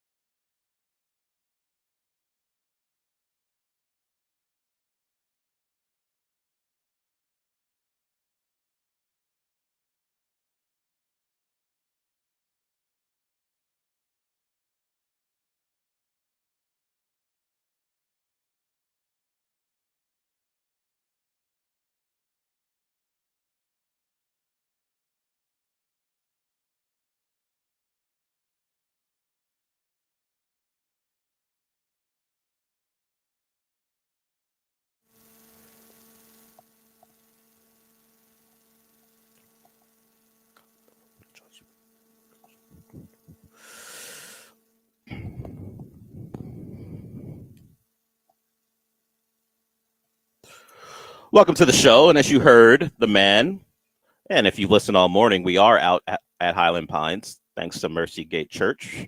We are here for a great cause, for Convoy of Hope. And at least this show will take you to noon. And then, of course, we'll get back to somewhat regular programming from the studio, but it's been a good time out here. All the golfers are out in the course, so it's pretty silent. If they come back in, you'll notice an uptick in noise, but it's been a lot of commiserating, and Coug fans who are listening to sports radio are stronger than me. I know as a fan when things go poorly and in the way they went poorly last night, I'm out.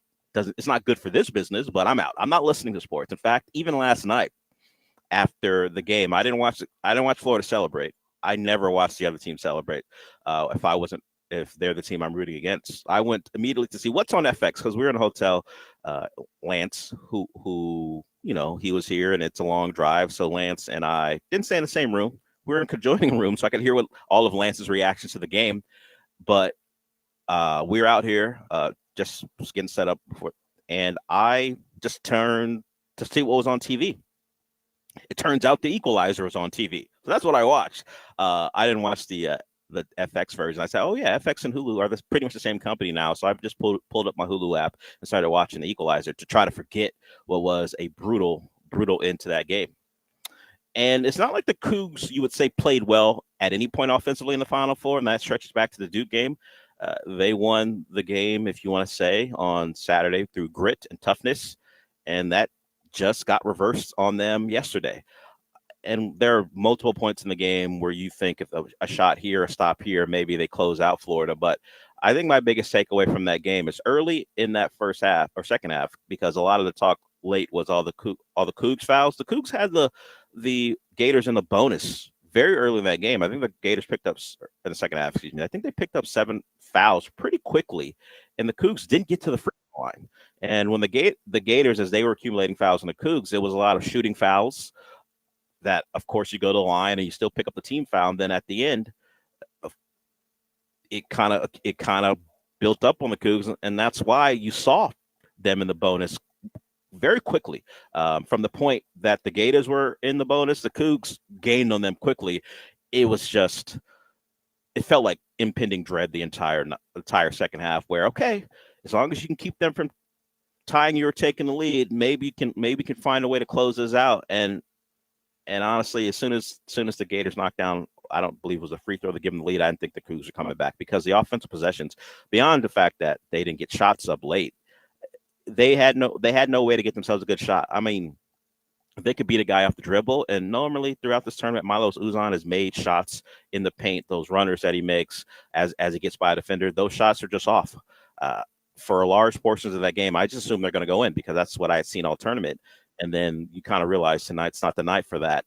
It wasn't just him. Of course, LJ Cryer knocked down more shots than anyone. He was the only Coug in double figures, but the shooting was not good from him. And Emmanuel Sharp, with the final couple of possessions, may have had the roughest night of all. He did, in a stretch and back-to-back possessions in that second half, knock down a contested three, and then he made a layup. That was when it looked like the Cougs are trying to get a weaker defender to be on ball, as opposed to having the guys that are on Cryer and Uzan. They had Sharp initiate some offense, and that led to the knockdown three. You saw Kelvin pump his fist when that one went in, and then they got him on the drive.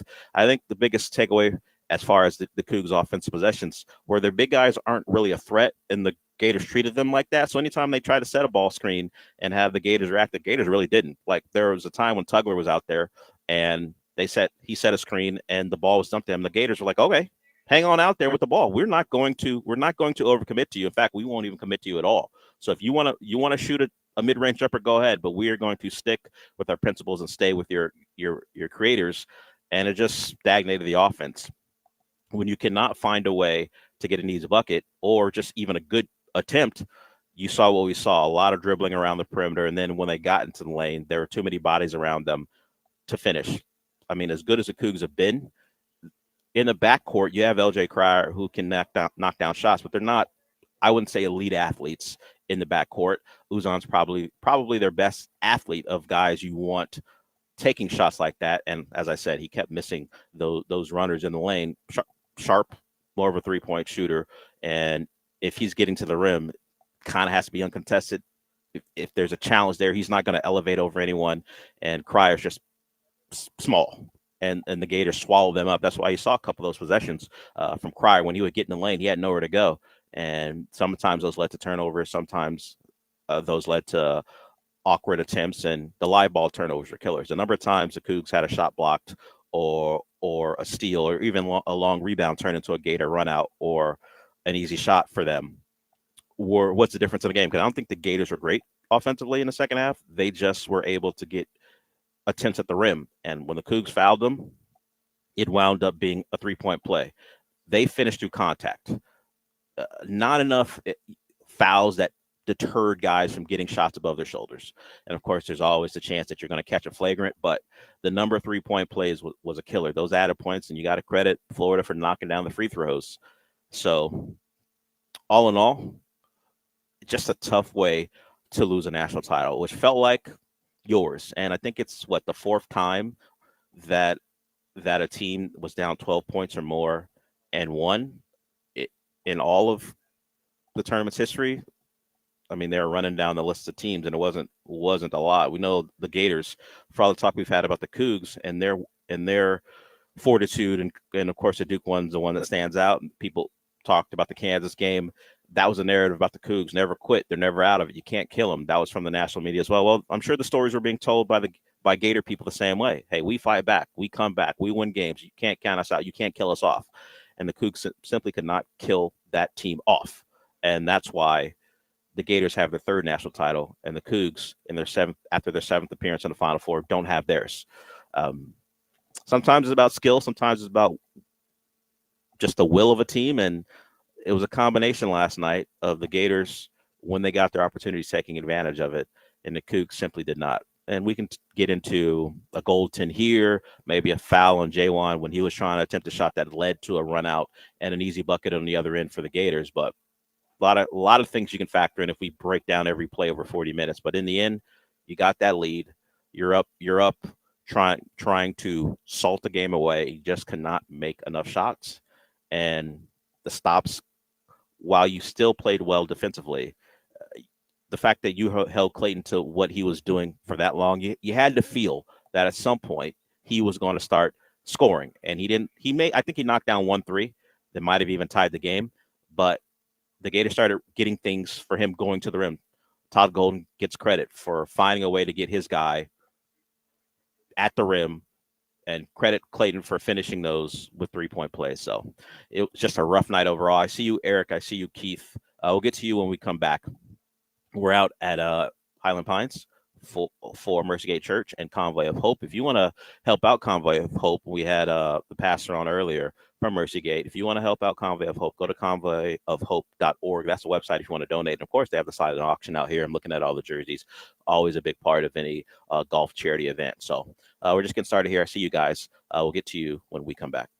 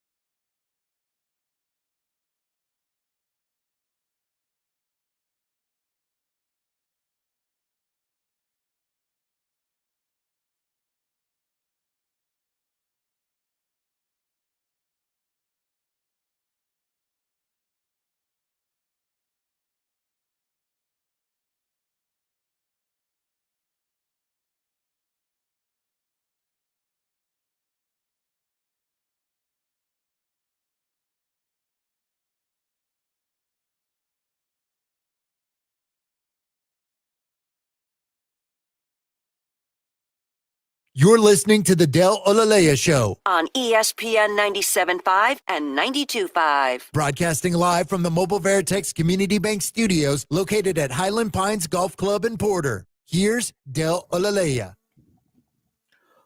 We're out here till noon.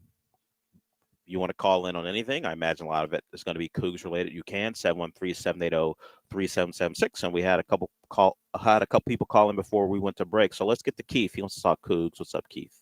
Hey, Dale, thanks for having me. Was at the game last night. It's been a frustrating drive back.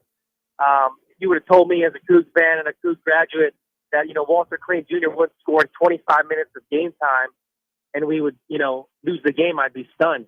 I thought the critical moments in the game were the first 4 minutes and the last 4 minutes of the entire game.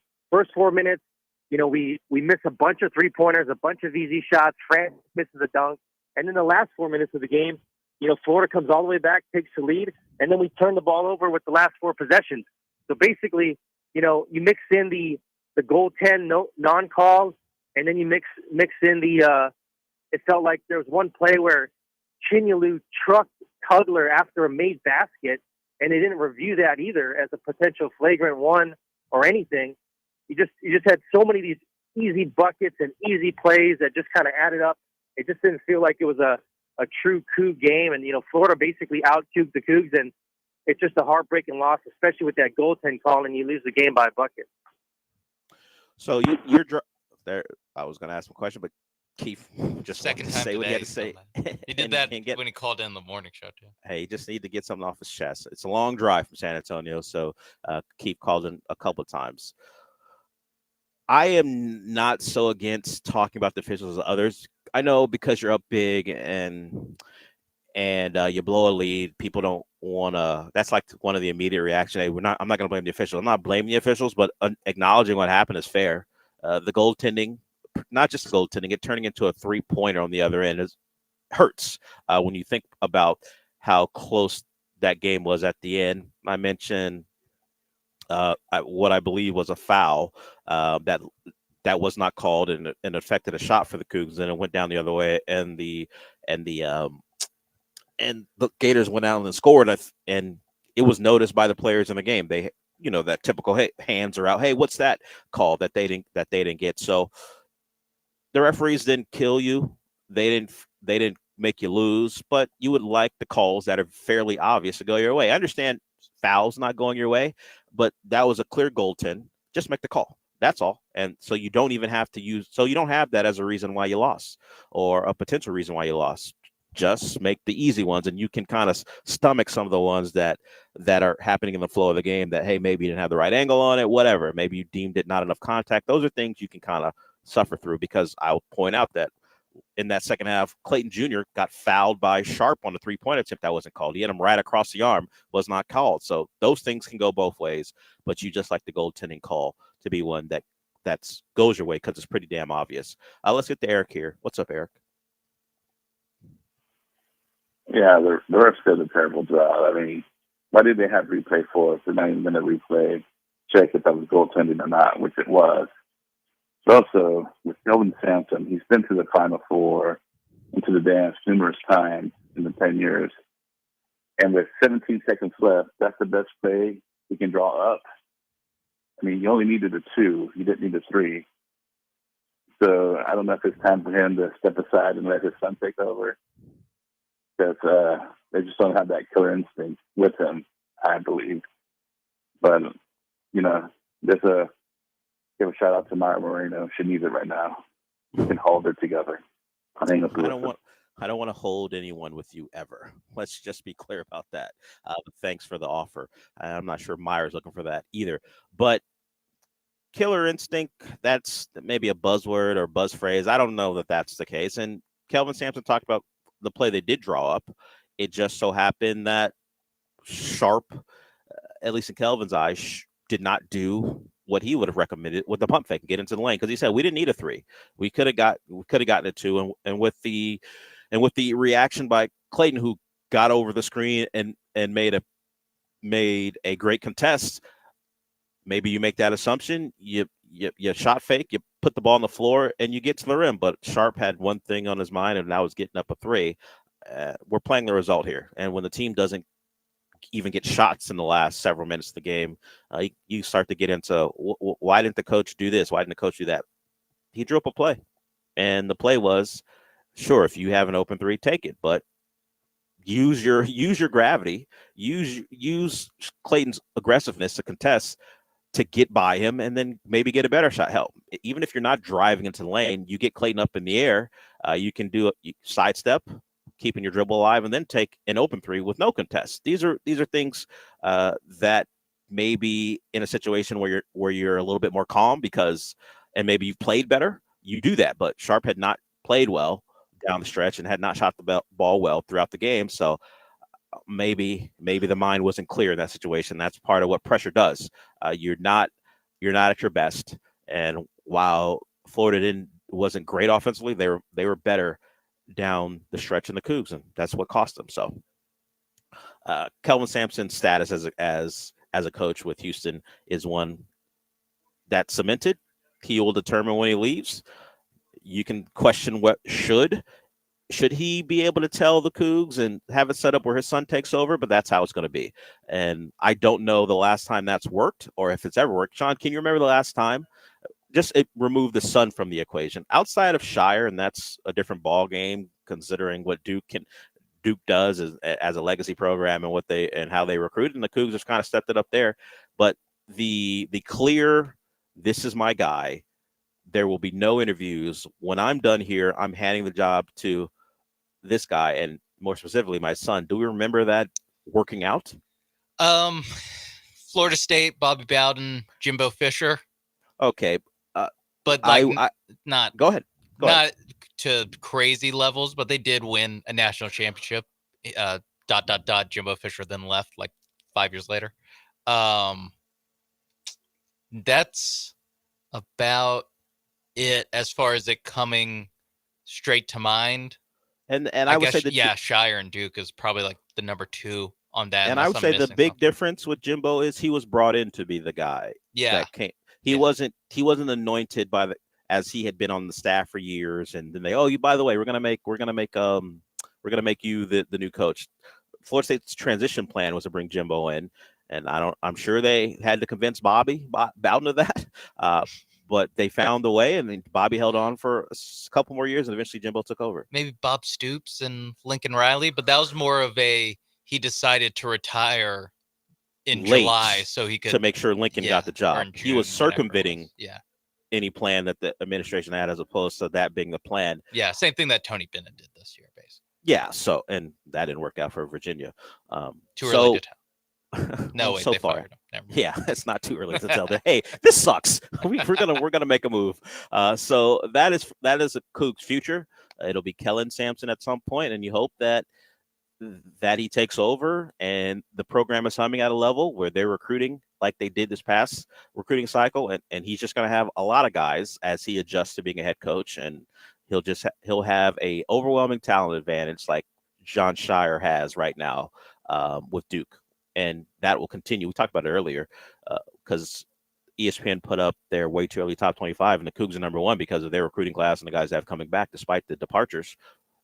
Duke's right in there too. They're losing likely 3 lottery picks, at least 2, but maybe 3 guys in the first round. And they have the Boozer twins coming in. They have Shelton Henderson from Houston. So they'll be just fine. The Cougs will be too. He was being very Eric there. Does Kelvin Sampson need to step aside because of what happened last night? No. His team plays the way they play, and it just so happens last night they played a team who had them boxed, as we would say if we were online playing at some kid in CFB 25, Sean. Booked or boxed.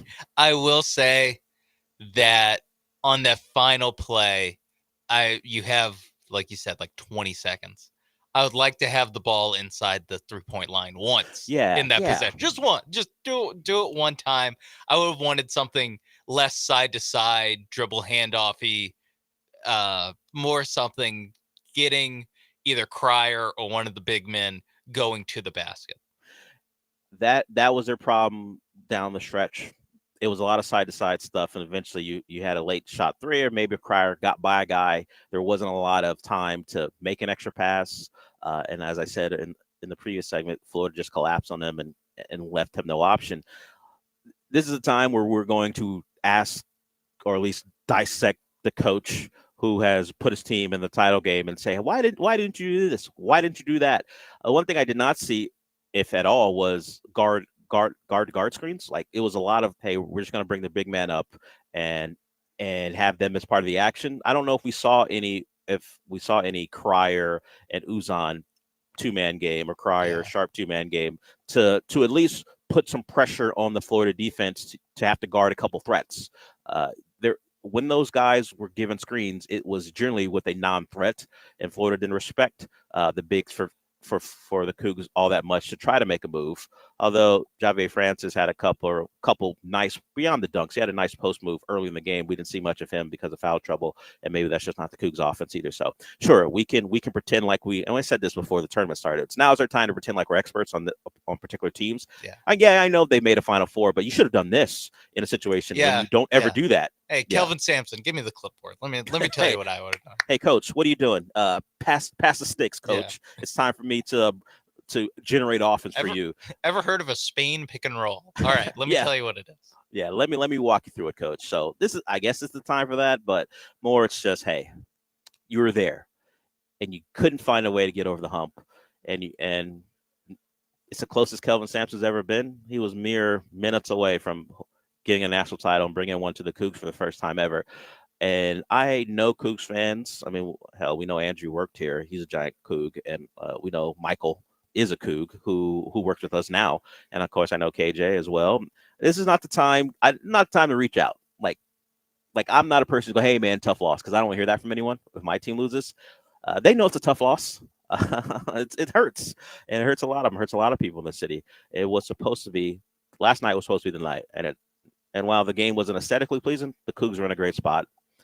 Just cannot finish the deal. So we'll go to break here.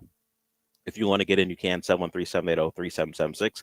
The Cougs are the main stories. The Astros didn't have a great night either, from a ridiculous injury to a blown lead late with the Mariners. We'll talk about that. And, of course, the Schadenfreude, that is two of their recent departures being named players of the week. We'll get to that when we come back.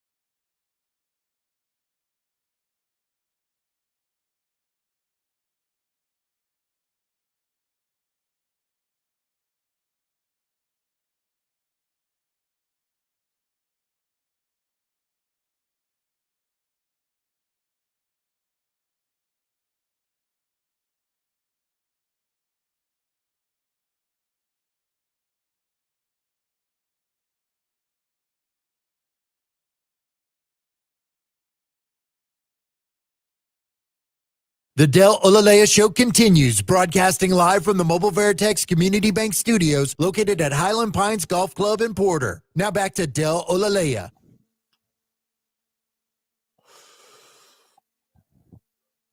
So as maybe you're drowning your sorrows in whatever drink of choice you had in front of you, as the Cougs were losing to Florida and eventually did lose, you may have flipped, you know what, I'm going to see what the Astros are doing. Maybe you had not gotten word that Spencer Arrighetti has a broken thumb on his pitching hand because of one of the more ridiculous scenarios that led to an injury I've ever heard.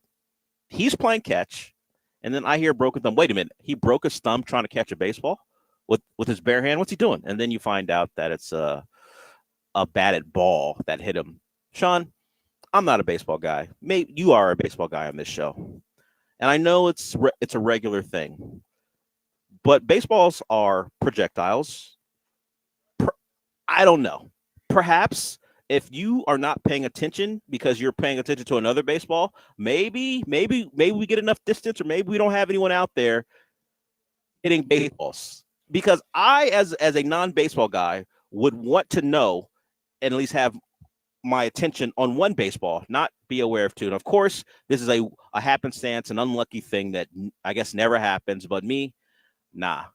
While they're hitting the baseball, I'm gonna stand to the side, and we can play catch at a different time. Particularly when I'm like, what am I doing out here? I'm just warming up for what reason? Yeah. Oh, you gotta kind of keep it But not loose in between starts. But I get that, but I just would not want to be the guy out there No. while batted balls are being hit. No, and you definitely want to be most of the way into the outfield. Like you want to be well into the outfield, just so you have some reaction time of I don't know if they yell 4 like it's a golf course. Well, I have not heard that out here, but I'm not sure it happens on a baseball field. The other, like, I get anxiety just watching dudes warm up with basketball because there's like 8 guys or more just shooting basketballs on the rim. There's definitely a chance I'm going to get hit with a basketball. Go ahead. What I always think is the like pregame sideline reporter hit that they do. Like Vanessa does it all the time, where she's standing underneath the side of or underneath the hoop where the Rockets are warming up, like by the baseline. And every time I'm like, man, I hope a ball doesn't hit her in the back of the head. Yeah, especially with the Rockets shooting. Oh, see, Great look Van at Vliet, that. dude. See, you think, well, or at least a Coug shooting last night. At least the Yeah. Rockets, for the most part, are hitting the rim, and it'll bounce back. Yeah, that sideline reporter wears a helmet. Tracy Wolfson, wear a helmet. And like Florida was the same way. Malik Wilson banks in a 3. I was like, oh, okay. And at the time, like, yes. However it goes in, whatever. Yes. Maybe they should have used the backboard more. I see Daryl. We'll get more into the Astro stuff, but Daryl's on hold. Let's get to Daryl here. What's up, Daryl?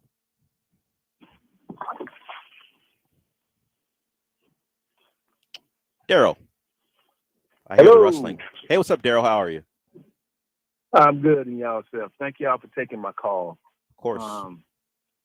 What I wanted to say was, as I was watching the game, nothing against Calvin Simpson. I think he did a phenomenal job to get those guys and the Cougs where they were. I just think with 14 minutes, you talked about it earlier, with like 14 minutes to go, that they had Florida in the 1-1, and everything they was putting up was threes. They was not putting pressure on them by driving to the basket. And then late, when they was up 10 to 14 points, they didn't settle themselves down. They was still playing run and gun. And what caught up to them was the same thing that they was doing when they was playing the other teams and coming back and winning happened to them on that fateful night last night. And so, hats off to the Cougs. I wish somebody would have been smart enough to say, hey, let's settle down. Let's run. The clock is our friend. Let's get into our transition and play the way we're supposed to play now, because they're in a rush trying to come back. I would agree, particularly the point, I guess I'm agreeing because you agree with me. They got the Gators into foul trouble so early, and there wasn't this insistence to get into the paint and get to the rim and put pressure on what appeared to be a referee crew who was looking to call fouls. You settle for jumpers. Force the issue. Instead, it was a consistent approach, and I'm sure if they thought they could, they would have done it more. But it just felt like, hey, we're going to continue to cast up these whether long twos or threes and see if they go in. You're up, you got them in trouble. Continue to attack, and instead they didn't, and then eventually the foul issue swung the other way. So I think it's a real missed opportunity because around that point they're up multiple possessions. Um, the Gators are in trouble, and they're up 9-10. Of course, we know the biggest they got was 12, 42-30 after a Jawan Roberts jumper. They just could not find a way to get easy points. And eventually Florida got their guys going, particularly Will Clayton. And you got to give credit to Ricard. Richard. His shooting in their first half kept them in the game. He kind of slowed down in the second half. I think he had like 16 points in the first half, wound up with 18 or right around 16 in the first half. His shooting kept Florida alive. As bad as the Cougs were shooting, Florida was worse, particularly because Clayton could not buy a bucket. But the game turned. It was 16 minutes remaining, but I'll look back on that stretch where they're up by double digits and could not extend it because they could not get to the foul line as the real turning point beyond the later parts of the game where they couldn't even get a shot up. So that one was tough. That's a tough way to drop it. And the players, the fans, the university will be thinking about this one for a long time. There's nothing else to do but say, how did that get away from us? And they'll be good again. They're not going anywhere. Kelvin Sampson will be back. And all the cliches about you just never know if you're ever going to get that chance again are real. And we know the Cougs have been close to Final Four appearances in the past, and injuries have kind of gotten in their way. This was supposed to be the year, at least in a lot of people's eyes. But funny enough, at least by recruiting rankings, they'll be more talented next year. Cohesiveness plays a huge part of it. Now, Uzan will be back for a second year. In all likelihood, LJ will be gone. Roberts will be gone. They're losing some seniors, but if you go man for man, because this was a scrappy bunch, if you want to just put all the rankings together, they will likely be far more talented rankings-wise than they were this year. And the way too early top 25 says there should be the number one team in the country. So they'll get another shot at it, but this one is going to sting for a while, if not just forever, until they actually win one to wipe this one away. Okay, I see that Julian wants to talk. Of course, he wants to take it a different direction. He wants to talk about The Resident. I watch a lot of TV. It's not a show I've seen. So let me do my prep work on why he wants to talk about The Resident. I got IMDb. I'll pull it up and see what the deal is. Maybe he's just recommending a show. So we'll hear from Julian when we come back.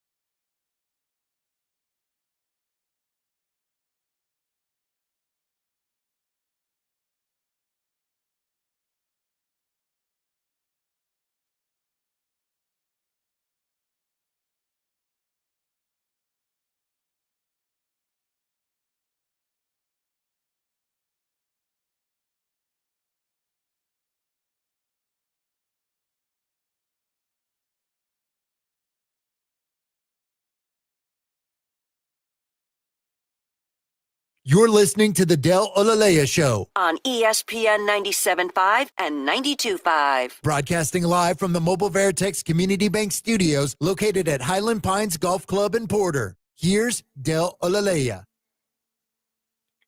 So we left you thinking Julian wanted to talk about a show that had been off the air for a couple of years, that had a pretty good run on Fox, but maybe he meant The Residents, which is a show on Netflix. What's up, Julian? How you doing, gentlemen? Yes, The Residents on Netflix with Crazy Eyes from Orange is the New Black.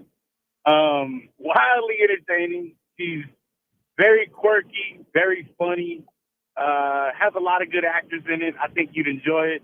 And the reason why I'm going a different direction as opposed to what everyone else is talking about today, this is just going to be a bash Kelvin Sampson day, which is crazy because when he played against Purdue, everyone was, just deep-throating the guy and his ability to coach. And now, all of a sudden, he is just, why didn't he do this? Why didn't he do that? He did exactly what he's been doing all year, and it didn't work. And it's okay. He turned his program from a cellar dweller to national prominence. I mean, yes, he didn't win, but next year, they'll be top 5, guaranteed, if not top 2, to start the year off. It's only going to get better. He brings a culture. He does a lot of things that a lot of coaches can't do. And good job, U of H. Good job, Kelvin Sampson. Y'all have a good day. We prefer the term glazing. If we're going to go in that direction, Julian, we go with glazing. But It's sure, a family show. Yeah, yes. People want to Google what that means. That's fine. But I don't think they have to Google what you said. It's pretty clear. Yes, this is what happens when a game goes that way. People question, how could you let it happen when you've won games the same way every year that you've been here, but particularly in the last couple of years when you've been a real contender? They lost. Unfortunately that you had a big lead in a national title game, one of the bigger comebacks in title game history, and went against you. It should not be a referendum on Kelvin Sampson as a coach. Just acknowledge that you give the Gators credit for not wilting as the Cougs got after them all game long, and you credit Will Clayton, who we were all afraid of, by the way, coming in because of what he had done in the tournament, for not allowing that awful first half to determine what he was going to be the rest of the way. So while it sucks, there was another number 1 seed on the other side who played in the best conference in the country. I know Kelvin Sampson was pushing back on the thought of the Big 12 not being good after the Duke game. Well, the SEC without question was the best conference in the country, and the Gators found a way to be a number 1 seed. They're pretty good with a good coach who found ways to get his best player easy opportunities.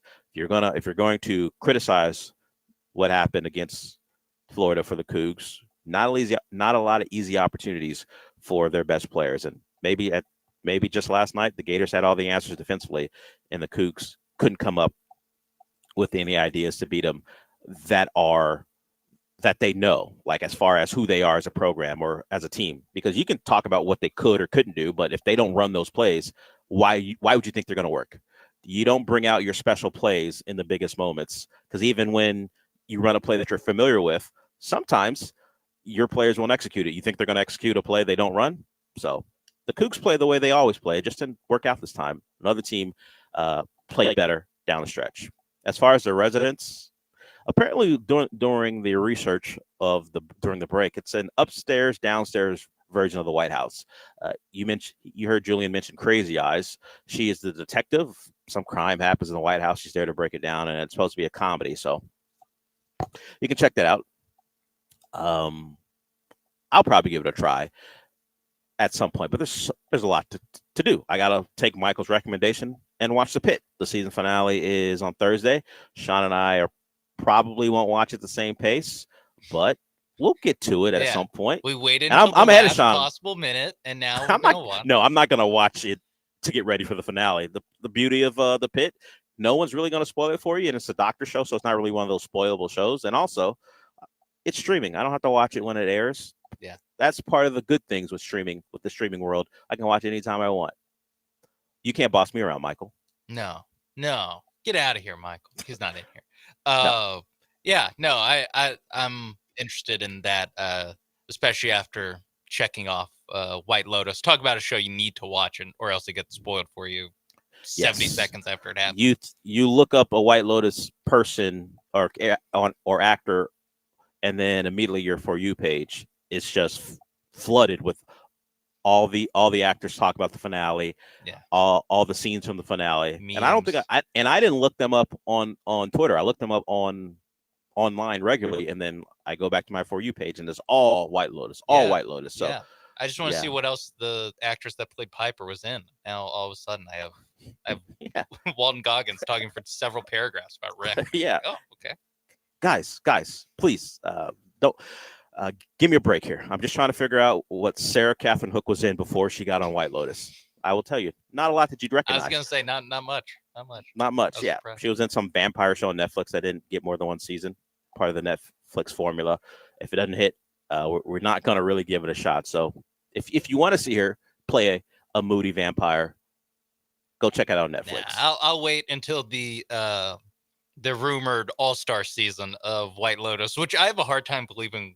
Like, it's just a hard hurdle to be like, hey, you remember that resort you stayed at where a lot of people died? Yeah, this year, like 5 people got murdered. Do you want to go back? Why don't you come back? Different location. But there's been murders at several different locations, but this one's different. And not just that, you're going to have people from all the other murder locations decide. I can see like a couple of people going, you know what, I had a good time. I didn't get murdered, so let's do it. But that many people decide that I'm going to ignore the murders that happen at this spot and then go to another one where I can look up online that other people get murdered at different White Lotuses. Who's to say it's like Final Destination for White Lotus. You avoided the murders at these. Now you go to another one. You can't avoid going back to a White Lotus. So some of the characters I can see, like Gary, chilling, you know. Yeah, Greg Gary. Yeah. Just chilling. He's like, sure, why not? I've had nothing but good times here. Yeah, I get rich. Really good times. Now sometimes I got to break off a couple to keep someone quiet, maybe. But but generally, the game's the game. The game's the game. You win some, you lose some, and I've won quite a bit more. I did see Anthony. I see you. Hold through the break, Anthony. You want to talk about Kelvin Sampson as well? We'll get to that if you want. Anybody else want to get in? You can 713-780-3776. We've got what I thought was a mythical creature coming back because scientists haven't learned their lessons from Jurassic Park. We'll talk about that in the second hour of the show. And we did not get fully into what happened with the Astros. We talked about Spencer Arrighetti breaking his thumb. I won't say he broke his thumb. Someone hit a baseball at him and his thumb broke on his pitching hand, so he's going to be out for a while. Of course, the Astros drop a game. Their ex-players are winning awards. A lot to get to in the second hour. I'm here till 12 at Highland Pines. We will be back.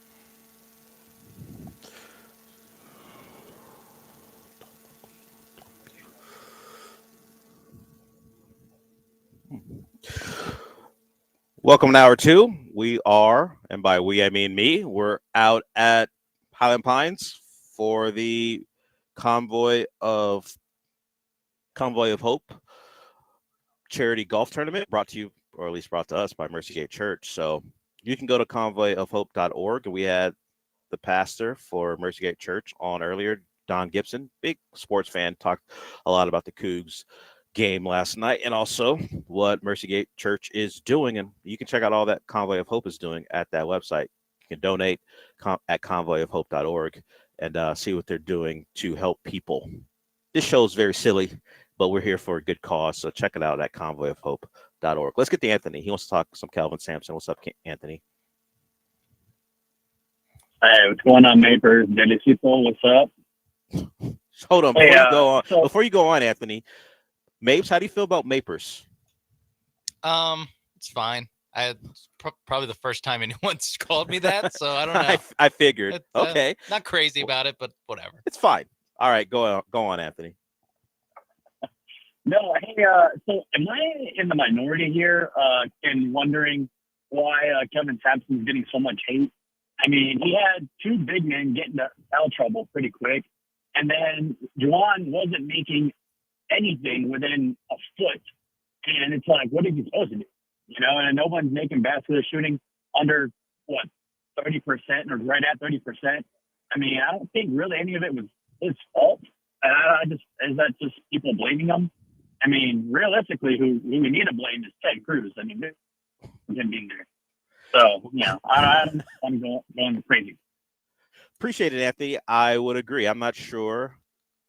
I think this is what it comes down to. You have a big lead and you lose.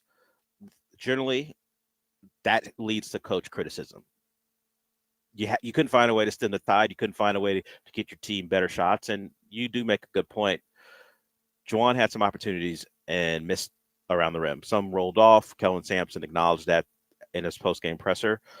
There's nothing you can do there. Juwan's not a overly skilled offensive player, but he has a couple moves he goes to, and not a lot of counters though. So Florida kind of scouted some of his stuff, and then he did not have an alternative move, but he missed. But the shots he did get up on the rim, he missed. So that's not Kelvin Sampson's fault.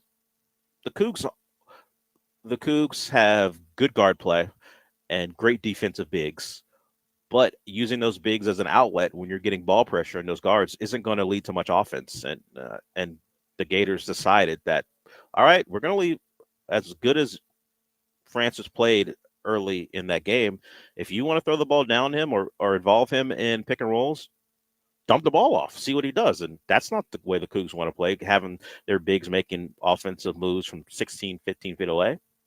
But Florida was more than willing to kind of disregard where they were standing and go ahead, see if you can score from. And of course, that wasn't going to happen. So it kind of bogged down their offense. But I don't see that there's much blame for Kelvin Sampson. You just would have hoped that you could have found a way to at least get some shots up late.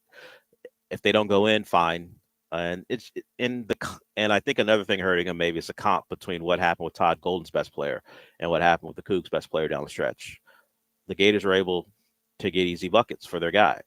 There weren't a lot of easy buckets for the Cougs, and that's why, partly, that they lost. So criticism is not surprising, but it'll last for maybe a day and a half or so, whatever. The following days, maybe some time afterwards, but I think most people are pretty reasonable about it. It just sucks, and they're upset or sad, and they're looking to find reasons how this happened when they thought they're going to win a national title. Now, there are a lot of Cougs fans, I imagine, because they've lived in the city, and despite the Astros' success, understand that it's never over till it's over. The Phi Slamma Jamma stuff comes to mind. But even if you are a younger fan and you just watch Houston sports in this town, you know never to assume that things are going to go your way. So I'm sure a lot of people are not looking to buy T-shirts, not looking to get those national championship hats because they knew this wasn't over. And unfortunately, they were right.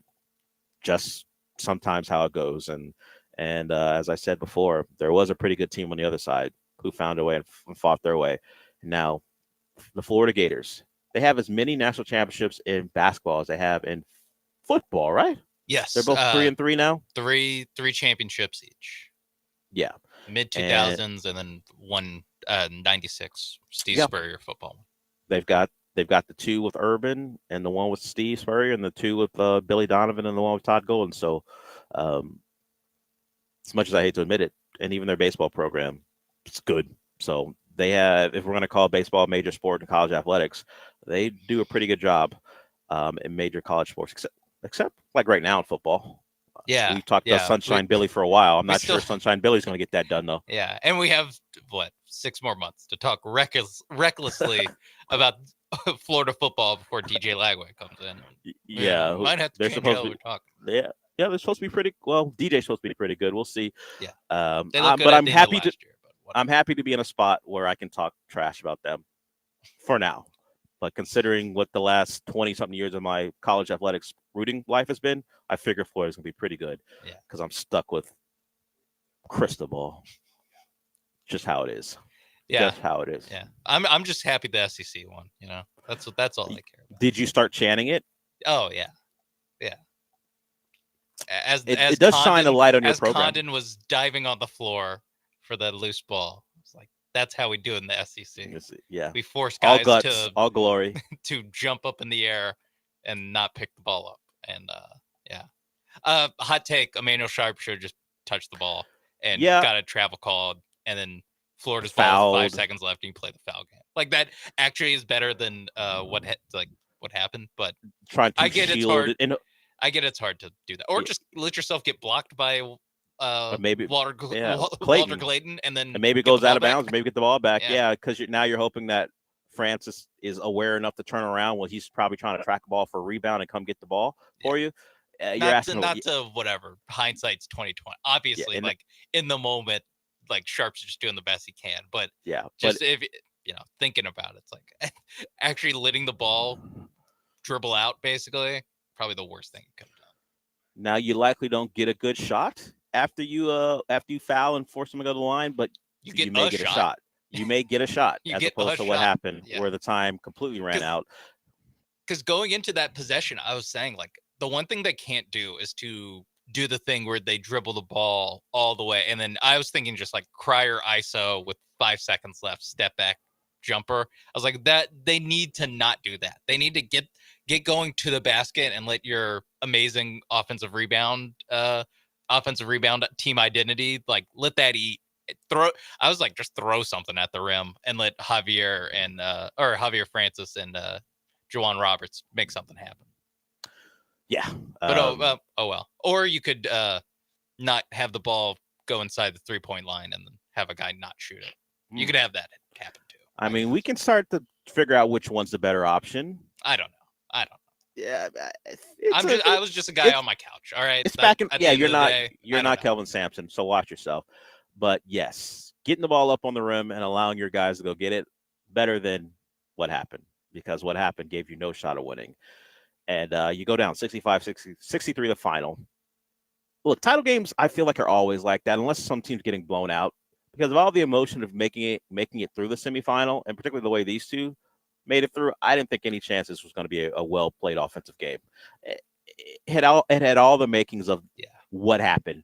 And I think yesterday we made our predictions, at least on the morning show. I think I said 64-59. Felt pretty good about that, or as Florida was staying in it, but was still within that 9 to 10 point deficit range. And then, of course, they win the game. So 65-63 the final. That's kind of how these things go. You're always gonna. It ain't gonna be great to watch. And if you don't have a rooting interest, you're like, man, college basketball, it's terrible. If you're like an NBA person who, considering the conversations about that product, if you're an NBA person and you just tune in, hey, the national title game is on, I'd rather watch this than Philly, Miami, or Sacramento, Detroit, for whatever reason. The NBA decided to put 2 games on last night, and it was those two. Yeah. Maybe before the year you might get Philly, Miami, but why Sacramento, Detroit was one of the choices, I don't know. But you just, hey, I'm not going to watch these 2 games. I'm going to watch the title game, and then you get that product. You're like, oh, I can't believe people are talking about my sport that way. Especially at the start, where they start 1 for 13 from 3, maybe like 0 for 10 to start. And these aren't rim out. These aren't rattling around. These are way off, as Mike Breen would say, way off. This is what this was. I pulled up the championship game history, like kind of through the years where they have all the final scores. Yeah. The last one that was relatively close, where both teams scored 70 points, was 85-77 in overtime, Virginia over Texas Tech in 2019. I don't know what the score was after 40 minutes, but they needed overtime to have Texas Tech get to 77. Before that, it's Villanova with the Chris Jenkins shot, 77-74 over UNC in 2016. So these are the type of games you get. Actually, normally you get a blowout too. It's a lot. You A lot do. of these are 15-point games. Thanks to UConn the last couple of years, like Kansas, UNC was 72-69. Yeah, in I guess 2022. if you want to count that, like, they got close enough to 70, whatever. Yeah, but to your point, these are these type of games. I was not surprised by how that game played out. As far as the final score, I did think the Cougs would win, and as the bettors would say, I was on the right side. I was on the right side of that You were until good. I wasn't. Good pick, bad result. God, UConn 2011 against Butler, 53-41. Yeah, it was the Houston. Yeah, in Houston, it was Reliant terrible. Stadium. I went to the semifinal of that one. VCU was in that one, and I said I could have gone to the second game, or at least the finals. Like, yeah, I got no interest. I just assumed I was going to be in for more bad basketball, and I was right. That was a awful game. Didn't both teams shoot like under 40%? Like, there is just like terrible. Yes, not close. And that was Butler's second consecutive title game appearance. The one earlier, another barn burner. At least it was a tight game, but it was 61-59. So, it's just how it happens. I'm scrolling through. It's like, God, you're lucky to get Florida versus Ohio State, 84-75. And Florida controlled that game throughout the second it wasn't half. it wasn't a super compelling game. It was like, no. They kind of kept them at arm's length the entire time. Yeah, man. College basketball's ultimate event, the Final Four. At least we had close games this time. I was going to say, you just never know. The Saturday is normally better. Like the semifinals, I generally enjoy more. Maybe that's just because there's two of them, so there's a double the chance that it's a good game. But I looking at these, like, I forget a lot of these games like ever happened.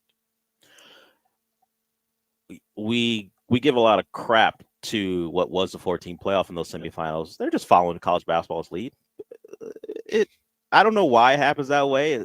College football, I kind of get it because sometimes there's just a much better team on the other side. But with college basketball and how things have changed as far as players leaving and players staying, you would think that you would get more competitive games, at least better games, and sometimes you do, and sometimes you get UConn just being much better than everyone, and other times Villanova, outside of the Chris Jenkins shot, Villanova has had some dominating wins in the tournament. Chris Jenkins in the news right now because he's suing the NCAA for pretty much back pay. Because you kept me from making what I could make, and now that the rules have changed, I want my money. We will see how that plays out. The rules are the rules, but the rules have changed, and Chris Jenkins is trying to recoup. And he waited until the national title game day to do it. Biggest impact possible, I guess. And a Final Four national title game hero is looking to get a bag because he feels like they stood in the way of him earning. And I get it. If you knock down the game-winning shot, you know what you're going to parlay that into if the rules are different. And Chris Jenkins didn't turn his college career into an NBA one. So trying to find a way to get back what you think you earned from all that college glory. I say good luck to him, mostly because he's a college basketball player, and I don't particularly care about a college basketball game coming out, video game coming out, because I know they'll ban and screwed over NCAA, which now CFB for years, but NIL feels like that's changed the potential risk of that game going away. So I'm good. Chris Jenkins, you want to sue the NCAA? Cool. Just leave EA out of it. The game came back. I don't want you taking it away again for my own selfish reasons. At least let me win a national title in our dynasty first. Lost to Joe. Terrible performance by me. It happens. Yeah, you're building something, Orlando. Everyone's taking notice. You're gonna get the off season. You're gonna have the UCF writer for the Athletic come by, write a glowing story about how you've changed the culture. I have made the playoffs in every year. Had to kick a kid off the team, but Yeah, he asked for more NIL money, and I said no, and he said okay. Yeah, we have a system. I'm not playing. Here. We have a system. Yeah, you took you took the Twitter handles off the back of the practice jerseys. That was the first day. What you did. My first move was to tell everyone keep the main thing. We're about ball here, not about We're not about for Instagram, wins, not clicks. That's right. Thank you, Dan Lanning. Appreciate it. All right, we got a couple more segments to go. If you want to get in, you can. 713-780-3776. We'll get into what happened last night with the Astros. Didn't go as dramatically terrible as it went with the Cougs, but it didn't go great. So we'll talk about that. And as I said earlier, scientists haven't learned their lesson. We'll get to that too before we're done for the day. We'll be back.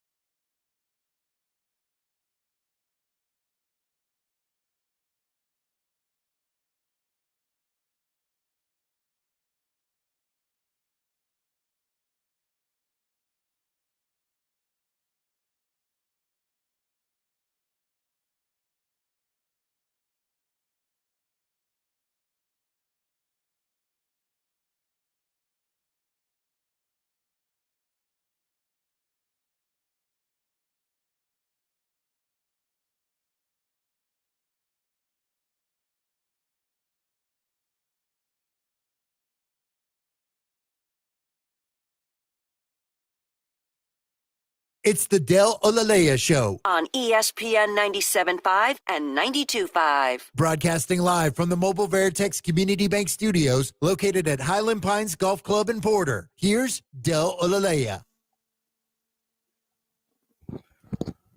Are we sensing a shift in our Tucker trade tracker?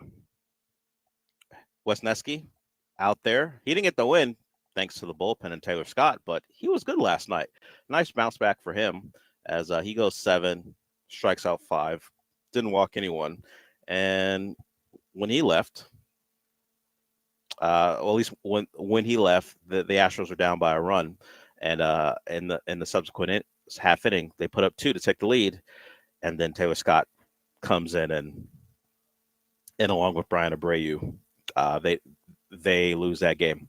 All the runs were charged to Taylor Scott, I believe, but Abreu couldn't get the outs to to keep that lead, and the Astros go down 4-3 in Seattle. If you're going to lose a game like that, it's not a bad night to lose it, considering all the attention everywhere else. But now with the Cougs being done with, all our attention until the draft will turn to the Astros. Well, I say that, but then of course the Rockets are in the playoffs as well, so they'll get some of the attention as well. But 4-6 on the year. We all went through last year's slow start, so I'm not that concerned by it as far as what does it mean for the season. Certainly a long way to go, but that's a game where your 5th starter pitches well and you have a lead when the back end of your bullpen comes in. That's a game you should win, and the Astros didn't, so that's unfortunate.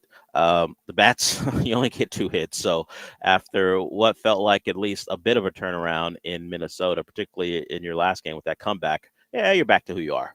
Altuve with hit, Jake Myers with the other hit. The rest of the bats really silent. Yainer Diaz has struggled immensely this year, batting under 70. The good old 67 from the plate for Yainer is not what we're looking for from your offensive catcher, particularly when he is not good in the combination with him and the pitchers of keeping guys from stealing bases and running all over them. So if you're not getting the bat from Yainer and you're throwing in the negatives from behind the plate, it's been a rough go over the first 10 games for him, as it has been for the entire offense. So they dropped that one, and the news, at least the award news that came out, was that Kyle Tucker and Alex Bregman both won Player of the Week. They both, particularly, I think Tucker is at the top along with Altuve for hits so far, and then you throw in Wilyer Abreu, who we talked about yesterday, another former Astro. He was acquired by the Red Sox in the trade for Christian Vasquez in 2022. So I saw a little graphic someone put up about where the Astros would be if they kept all these guys. It is what it is. You thought you needed Vasquez to help you win a World Series, and he did help you win a World Series, and it cost you something. Sometimes that's how it works. Michael and I talked about it yesterday. I feel like if you could have found a way to get backup catcher help without Wilyer Abreu, that would have been great, but it cost what it cost. And you take the World Series and go, hey, we don't know if Vasquez being around was one of the tipping points, but we know that he contributed, and we had to give up someone to get it. So I guess we'll look back, at least some people will, and say, was it worth it? You put up a World Series banner, I think it's worth it, and we'll see what Wilyer Abreu becomes. He's gotten off to a good start this year. Was pretty good last year in his rookie year, so the Red Sox may have gotten one over on the Astros. So be it. Maybe it's revenge for the Jeff Bagwell trade. Do we need to do one? It is revenge for the Jeff Bagwell trade. Do we need to do a Tucker trade tracker and also a Vasquez trade? No, he's no 2022. He's in no. I mean, I went through the wiki, and I was just trying to figure out what he did back in 2022. He caught a combined no hitter. He had a RBI. In the clinching game. Vasquez was, he was the best catcher on the team. But I also wonder, was Wilyer, and this is just something that the real prospect heads out there can know, and I don't. But was Wilyer Abreu like was he viewed as a top level prospect back in 2022, or is this a Boston development joint? I don't know, just because I find it hard to believe that a awesome outfield prospect would get traded for a rental catcher in his 30s. So when he was traded, he ranked as the 30th best prospect in the Astros system. Oh, okay. Then so you know what, James Click, you're off the hook. Yeah. Now he is at the start of last year. He was, he was Boston's 6th. So I don't know if that speaks to the lack of strength in Boston. No, Boston has an awesome. So Abreu rose up the ranks pretty quickly as as you might imagine, considering he was up pretty quickly last year, and then certainly how he's played this year. So maybe it's a Boston developmental joint, because we know the Astros weren't looked at as a strong farm system. No, if he was that low, and then he just turned it on. He turned it on for the Red Sox. In 2022, they traded away Willie Abreu. They traded away who is the Drew Gilbert, the guy everyone knew his name, and he's still, I don't know if he plays for the Mets still. And there's another guy that they traded, Ryan Clifford, for Justin Verlander, for 2 seasons of Justin Verlander. So a lot of outfielders out, and now look at the Astros, and they have 2 infielders playing the outfield. And one of those infielders is hitting the ball super well. Hit a home run last night. And the other one isn't. Well, I was hoping you'd forget. I was hoping you'd. No, I'll throw Altuve's smoke grenade out there. Ignore you're not Cam gonna Smith. This isn't COD. You're not going to distract me with the smoke grenade. I'm still focused. And I saw, particularly because I saw a tweet about how if the Astros are simply, I think this maybe last night or tonight or today is the last day, that if they held Cam Smith in the minors until today, it would, if he played the rest of the way, I think it wouldn't count against his years of service. This is where they could have. This is where Jeff Luhnow would have called him up 2 days from now. So the 2 hits by Cam Smith that they got cost them a year of service. I mean, one on opening day. How could we forget that? So as much as we were I'll admit I was in the realm of, hey, if he's your best player for that spot, if it was doing a lot there. If he was your best player, then let's not hold him back. But if that tweet is true, what's 11 games? Whatever. Hey, they had to go 4-7, or whatever the record is, 5-6. It'd be 4. Yeah, they're 4-6. It'd be 4-11 if they lose tonight. Yeah, listen, they got, he was a key part of that. So key that he doesn't play every day. Well, because he has 2 hits. No, I agree that I think that this went probably about how I thought of. I didn't see a world where he was going to come up and smash. Neither did I. And I thought, hey, maybe it'll just be serviceable, and the road not traveled that people, because it is easy, like in hindsight, to say this. I mean, the road not travels, that it's a lot more Denzo, and who also doesn't have a ton of outfield experience, and Chas McCormick, who does have a lot of outfield experience, but not one that you love. But it would just be more of those guys, and Astros fans would be clawing their eyeballs out. So it is what it is. Didn't go great. The buzz of Cam Smith playing and the excitement of all those tweets, and of course you got your social video of him making the team. Now look at you. I mean, that was a banger of a video, banger of an interview during opening day with his parents. So I count those as 2 hits. Those are 2 hits in my eyes. So he has 4 hits on this season. You sound very genuine with that. I appreciate that. Hey, we're playing for clicks, all right? Guy. Not wins. Who cares? That was a very we're looking for clicks thing. Dan Lanning would have hated. Look at their social media following. Yeah. Let me look how many impressions that video got. And I know I said we're looking for wins, not clicks, but put what I just said on social media to see how many clicks we get. That's the untalked about part of Dan Lanning's grandstanding. He didn't know. Nah. He didn't know that they were filming. Did he ask him to take it down? Did he ask him to take it down after it went up? I don't know what he did and did not ask. Okay, I'm glad I've got the resident Dan Lanning defender in Sean Mapes here. 1.6 million views for the call up. I mean, come on. 1.6 million? Worth losing a year of service? 11,000 likes? That's just on Twitter. I know what the social team thinks about the decision. We'll figure out what the Astros think about it.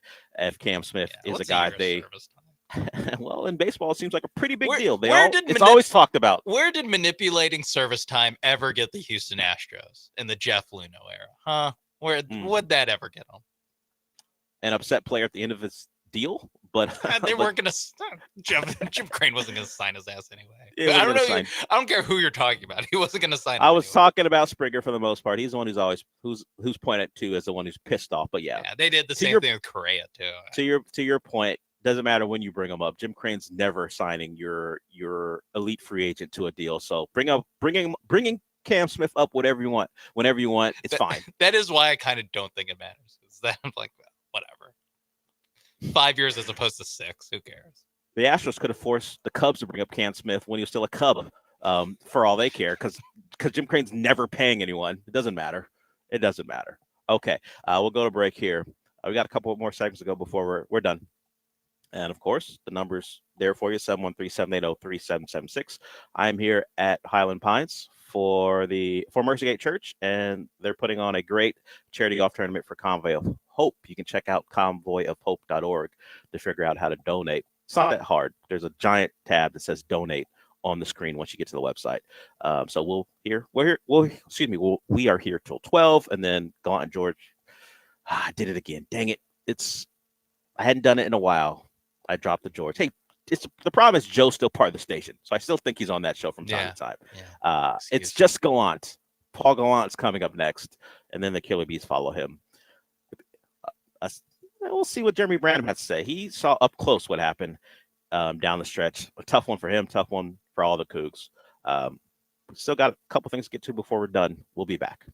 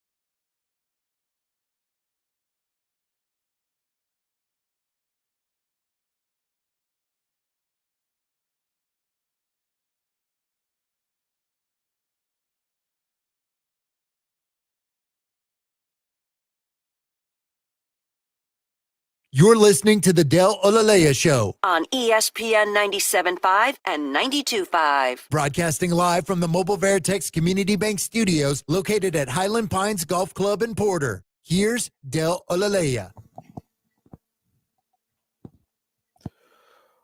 We haven't talked much NBA other than why would they put 2 games on against the national title game. But this came out courtesy of Matt Issa. If you don't know who he is, big deal anyway. I'm sure a lot of people don't. But he works for Forbes, so I'm assuming he's a smart dude who researched this and is correct. But he has the top 10 worst non-injury contracts in all the NBA this year. It simply means guys who are producing below their value. And how many millions of dollars is it? Sean, I'm assuming you haven't seen it because I didn't even put it on the rundown. There's a good players, at least people we consider good players on this list. And of course, there's some awful players as well. One I've had to watch, unfortunately, all year. So can you guess, just thinking about big contracts for NBA players and the years, now that it's almost over. Yeah. I'm not saying you got to guess number 1, but out of the top 10, throw out a couple names, see if you're right. And this is non-injury related. Non-injury so contracts. Like, yes. I'm guessing Joel Embiid just does not qualify because he does not qualify for this. And I'll remove Bradley Beal from the equation. I guess he may not be considered an injury contract because he plays enough. Yeah, Brad. So guys, I was gonna guess Brad Beal. Yeah, I imagine that would be the case for a lot of people, but he is not on the list. But there are some all-stars on the list, potential Hall of Famers on the list who are still active and in some cases playing for stakes this year. Yeah, but still on the list. So, do you think you can get a couple? Yeah, probably. I mean, you tipped your hand a little bit saying that this is a guy you had to root for this year, and this is tough because there's one guy that's disappointed this season, and then there's one guy who actively warred with Pat Riley to get himself off the team and called him soft for crying about his dad dying.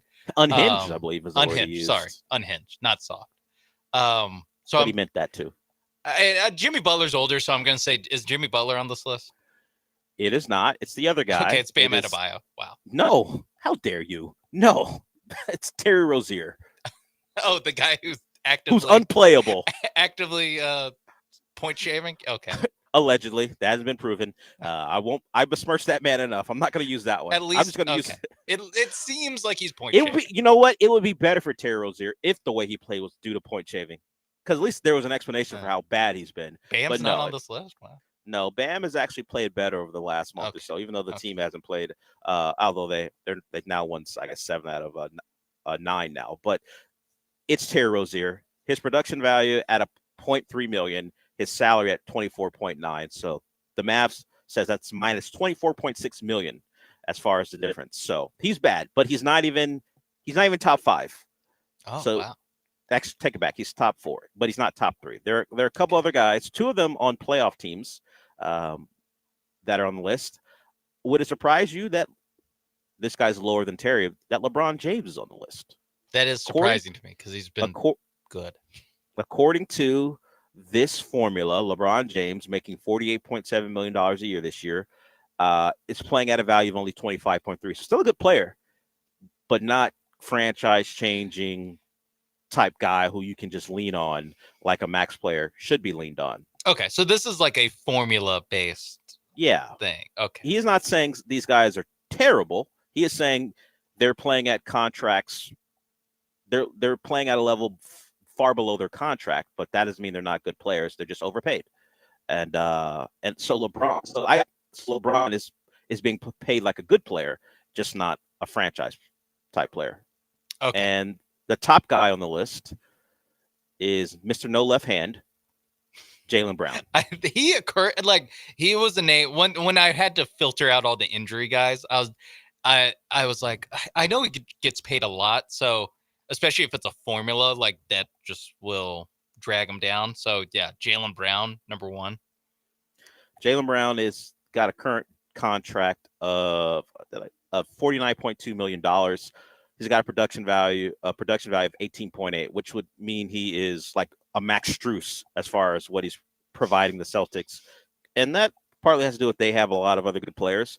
And he's not had a great year. Now I think he's dealing with an injury as well, but he's being paid like a max franchise player and performing more like a fifth guy in a starting lineup. Ooh, okay. Depending on the team. I just use Max Strus because he got a relatively big deal from the Cavs for about $16-something million a year a couple years ago, and you would look at that lineup and go, fifth best player in the starting lineup, Max Strus? Yes. So that's what Jaylen Brown's getting. All right. Yeah. When you talk Easily about, in his starting lineup, easily the fifth. yes. He wouldn't be that in some others, but yes, with the Cavs. Yeah. I'm trying to think. Now I'm just thinking of who's like high paid. There's one other surefire Hall of Famer on this list. Is it Kevin Durant? It is Kevin Durant. Okay. He is playing at a $19.5 million difference between his production value and his salary. Like he's getting paid over $51 million and he's playing like a $31.7 million player. So still a very, very good player. Yeah. So this one isn't a crushing thing about Kevin Durant. It's just that, hey, he's getting paid like a max player in his prime, and he's playing like an older player who is good and maybe even you want to say very good, but he's 36, 37 years old. Yeah. You're not going to get that type of value, but he gets paid like that because he's Kevin Durant. So no Rockets on the list. Okay, even with Fred VanVleet hanging around with that contract, he is not on the list. Okay, I was wondering if VanVleet was going to find his way on here. That's interesting that he's not. No, I would just think just due to the I think if anything we can say he's not giving you surplus value. So I thought that there's a chance that there's a gap in. If you told me that he's playing like a $20 million per year player, but he's making 45 or whatever it is, I'd be like, yeah, okay, I'll buy that. But him not being on the list is crazy. That is a little surprising, but I'm not mad. They have a lot of good on-off numbers with them, so maybe that's part of it. Yeah, and we know Ime plays him for a certain reason. Now, if he does have worse injury contracts, and your Bradley Beal one is on there. Yeah. So this one's a non-injury, but I guess Bradley Beal, he's been injured quite a bit this year, missed time. So, but he's not bad. He's bad when he plays too. They're not good when he plays. Yes, you're correct, but he falls under the injury contract. So does Jimmy Butler. He's playing far below his salary this year for multiple reasons. Self-inflicted. We know why. Yeah. Like the thing about Jimmy that I think will be shown in these playoffs, despite what the Warriors' hopes are, he's not that guy anymore, man. If you watch him the last couple of years against top 10 defenses, he's not very productive. The foul baiting doesn't work as much when you're playing top 10 defenses. Length certainly bothers him. He's not as athletic. If you watch that game against Rockets, he was fine, but he wasn't impactful. Yeah. When Steph's not Steph and he's as bad as he was, what was Jimmy Butler doing? He wasn't carrying that team. He is clearly a piece, and if you're talking about a real title contender, which you can question if the Warriors are or not, despite what they've done in the regular season since they acquired him, he's probably a 2.5 to 3 on a team who has a legit shot at winning a title. So Bradley Beal's at the top, and you mentioned Joel Embiid. He's on the worst injury contract. So is Paul George. So those two Sixers make it to the top. Man, right below crazy Bradley they're Beal. not playing well. Yeah, they had their leading scorers yesterday were Lonnie Walker Jr. and Quentin Grimes. That's where the Sixers are. They're not trying to win games, so they're fine with that. But Lonnie Walker goes for nearly 30, if not over 30. Quentin Grimes, I think, scored around there too in their loss last night in Miami. So is Devin Booker on the non-injured list? He is not on either one. At least he doesn't make the top 10 on either of these lists. Okay. So Devin Booker escapes the slander. I was wondering if we're gonna get all 3 Phoenix Suns and on one of the lists, 76ers on these lists. I was like, why aren't these teams any good? We'd have to make a different list, like I guess of untradeable franchise players who are playing below their value. Who make you wonder, I don't know, maybe we should trade. Maybe we should trade him. Yeah. Why is he untradeable again? Yeah, for there are basketball reasons, also the interpersonal stuff. Yeah, you need a guy on the poster to. Yes, you're selling season tickets for the Suns next year, and Kevin Durant feels like he's on his way out. You're certainly not going to put Bradley Beal on there because hell no. he may be most loyal to Phoenix because he knows he will get sent to NBA Siberia if he got rid of that trade cost. So he loves the city of Phoenix, but you can't put him on the poster because weather's of that. great. So yeah, it's better than playing in Washington. He knows that much. So Devin Booker will remain. We just have to create a new list. Okay, we got one more segment to go. We will get to why scientists have not learned their lesson when we come back.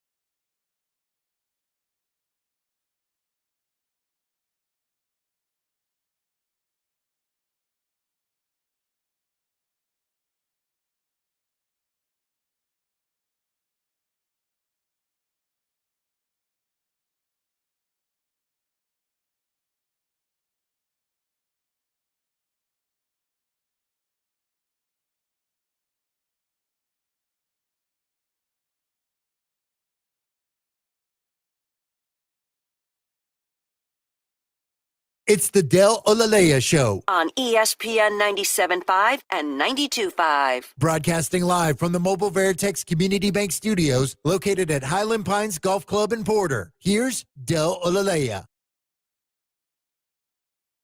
was mumbling about Jalen Milroe and his potential of being in the green room for the draft. That was reported. Don't get that, considering what people think of him as a quarterback. But we'll see. Still got plenty of time before we do the draft. Okay, so I've talked about this a couple of times, and as anyone my age knows, because of all the movies we've seen, you don't bring back animals that don't exist. Disasters will happen. Scientists don't take their lessons from movies, because if they did, AI wouldn't be such a big deal. But now, the direwolf is back. Yes, if you watch Game of Thrones, those direwolves. Now, I don't think you can warg into them and see through the eyes of a wolf. I'm not sure about that yet. But a species that's been extinct for 10,000 years has come back. They're live. There's like 3 of them. And of course, because we're all nerds, they named one of the direwolves after the Khaleesi from Game of Thrones. And Sean rightfully pointed out during the break, that makes no damn sense because she was on the Stark anyway, pointing out that Sean's a nerd. And I'm a nerd too because I knew what he was saying. But they brought back 3 animals 3 wolves from a species that hadn't been seen in 10,000 years. And they're not done there. I think John did the story during News of the Weird Ones that the woolly mammoth is next. And you know they're not just going to stop there. Have we learned nothing? Have we learned nothing from messing with DNA? Maybe the animals are extinct for a reason. The wolves, despite being raised by humans, act like wolves. They don't want really any part with humans. They're wild. They're not domesticated, even though they were hand raised. So they were retaining whatever they learned, whatever their ancestors learned 10,000 years ago. 10,000 years ago is pretty strong. We know dinosaurs are coming, right? We know they're going to go to a point where they go, you know what's cool? Let's try Triceratops. Yeah. And then some scientists will go, you know, it's cooler watching that Triceratops fight a raptor and multiple raptors. Exactly. How many years away are we from just recreating Jurassic Park? because the movies don't go away. Hell, Scarlett Johansson is going to be in a Jurassic Park movie, so we know the movies are going to be a staple. Let's do it in real life. Yeah, I Why mean, not? I mean, with what they have now, it's like, oh, hey, you want to go see some dire wolves? Like, what's the difference? Oh, a little bit bigger. Paws are different. Like, Yeah. oh, okay, so just bigger wolves. Woolly mammoth. Oh, hairy elephant. Got it. Bigger, hairier elephants. You gotta get the people going, and you have to show them something they've never seen before. So I don't know. you Watching have to start Komodo splicing, dragons. splicing some DNA. Get some raptors. I Watching don't care if Komodo they're dragons feathers don't or hit not. anymore. I don't care if they're feathers or not. Yeah, those Komodo dragons are giant, but they don't hit anymore. No, come on. They just walk around. But by what your I'm gonna ankle. need, if they bring back the raptors, you gotta splice out the feathers. Yeah, I don't think get- I want feathers. No, I don't want them looking like actual birds. I know birds are the actual descendants of dinosaurs. I don't need it. Give me if you're going to do this and lead to murdering us, not us all, because some people survive, but murdering a number of people least who an are island. dumb enough to go to that island. Okay, so the question is, when they recreate all these, I assume the saber-tooth tiger is going to come too. When they recreate all these extinct animals, are you going to the park? Are you going to the amusement park? Or are you saying, you know what, I'm going to go to Jurassic Park 4.0? I'm going to let you work out all the details, treat it like a phone. I'm not getting the first one. I'm not going to be the first. I'm not going to be on that first boat to that island. No. I need Sam Neill to get some boots on the ground first. Yeah, the real life version of Sam Neill. I've never understood people, and of course you got to make a movie, so someone's got to go. Why would you ever be the first? Why would you want to be at the grand opening? Someone's got it. Someone's got to be. Someone has to be the Jeff Goldblum being like, no, guys. Because even restaurants who are much less likely to kill you have soft openings when they're trying to figure things out. I don't want to be soft opening. I don't want to be part of the soft opening of scientists. a Jurassic Park amusement park. I don't want to be part of it. Yeah. Let's bring Mr. Hammond's grandkids to the event and see what happens. As all the scientists saying, you cannot. This is a terrible idea. Yeah. I mean, I don't think I'd be able to afford the tickets because you see the Disney prices. Imagine if they had actual dinosaurs. Yeah, it's going to cost. Probably need a flight to the island off of Costa Rica. Sure. Do you think they name it Jurassic Park, or do you think they're we got to give it a different name? Michael Crichton has Michael Crichton's already fighting the movies. I'd you cut want to him pay in. me? I'd cut him in. They already cut in George R.R. Martin. They're bringing back direwolves. There's no reason to bring back direwolves except they didn't pay him. The direwolves existed beforehand. They don't have to pay George R. R. Martin. He didn't make them up. He got them because they were real. The question is, if they bring back dragons, then they may have to pay them. Bring back? Yeah, bring back. You heard me. Okay. Where did he get the idea from? They had to exist at some point, right? You know what? That is true. A lot of drawings. A lot of drawings in different parts of the world. Yeah, he's not the first to think about dragons. All showing in the same world. thing. Yeah, same thing with aliens. I think that dragons. You know what? Let me put on my Jeff Goldblum hat. Okay. I think dragons step too far. You mean flying nuclear weapons? Yeah. Who have minds of their own? You don't want that? It's really the fire breathing that I have a problem with.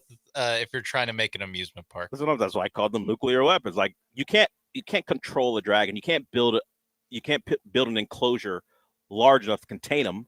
No, you want to let them roam free. They tried in Game of Thrones, but then all the dragons died. So yeah, and they want to avoid that roof. scenario. Yeah. They want to avoid that scenario. The dragons have to live. They're going to be able to roam free, and that's going to be a problem when they fire, breathe indiscriminately. That's how it is. So I'm a no. I'm a no. No on dragons.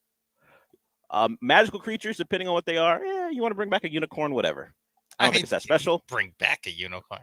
Make a horse. Make a horse. Duct tape a horn to the. No, I'm not looking for that. That doesn't hit, Sean. You see those zoos in China? That's what I'm doing. I'm making discount unicorns. I'm sorry, you can't fool me with that that roll of paper towel stuck on the unicorn's head. Spray painted dog. Yeah, no. It's not gonna trick me. I'm a child of the internet. You're not gonna fool me. So I'm out on mythical creatures coming back. I think, despite my initial thoughts on it, out on dragons, out on maybe unicorns too. Because apparently, if you're going by that movie that's going to come out, unicorns are a problem. And I think I'm good with dire wolves. They're just bigger wolves. That's That's fine. That's why if I could trust them to stop, I'd be cool with that. But there's no chance they're stopping. Yeah, I was with gonna just say wolves. like the reason you're cool with it is because they're not that exciting. I'm sorry. No. You know what? I'm sorry to any of these scientists that help resurrect the direwolves. I'm sorry if they're listening to this, to have me, someone who got a B- in freshman biology in high school, being like, oh, not that impressive. Sorry. Make some dinosaurs.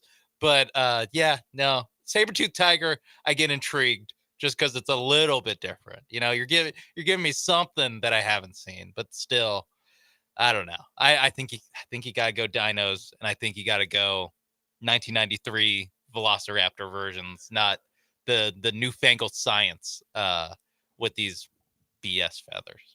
Yeah, I'm not looking for them to splice DNA and create pretty much super soldier dinosaurs. No, I would but stop. I would stop before the Chris Pratt Jurassic World. In Yeah. most aspects, I'd stop before you get the Chris Pratt. Yeah, but especially in the dino world, those guys seem like bigger problem than the classic Velociraptors and I don't know. T-Rexes. Those raptors are pretty damn smart, man. And I don't have a. I don't think a I need T-Rex- you to train them. I'm good just Even observing. before they got trained with Chris Pratt, the raptors from the original movie were too smart. That's why the hunter got killed. I think he called her like a smart girl, whatever he said before. Yeah, clever girl before he got killed. They're too smart already. So, and I don't have a Tyrannosaurus Rex miraculously coming in to save me because he's going to fight the raptors. That's not going to happen. So, no on the dinosaurs unless you're sticking with herbivores. But I don't think when it comes to making money, you can just get a Triceratops and a Stegosaurus. And herbivores, if you're doing herbivore dinosaurs, you're getting what? 18 months of it being cool of a packed park before people are like, man, these are just scaly cows. Give me something else. Why don't they fight? That's what it always evolves into with humans. It always evolves into with humans. What it'd be cooler if these things fought each other to see who's dominant. Is that unethical if you test tube baby dinosaurs and make them fight? I think we're about to find out. Give it a decade. We'll see. The wolves are here. Maybe the woolly mammoths are next. Okay. Check it out in time. You think I'm making it up. It's real. They brought back an animal that hadn't been seen in 10,000 years. So get ready, everybody. All right. We're done for the day. Paul Gallant's up next, followed by the Killer Bees. Had a good time here at Highland Pines. Thanks to Mercy Gate Church. We're here for Convoy of Hope. Check them out at convoyofhope.org to donate. Since we're done for the day, Sean, what does that mean? We did it! We did. I'll talk to you tomorrow.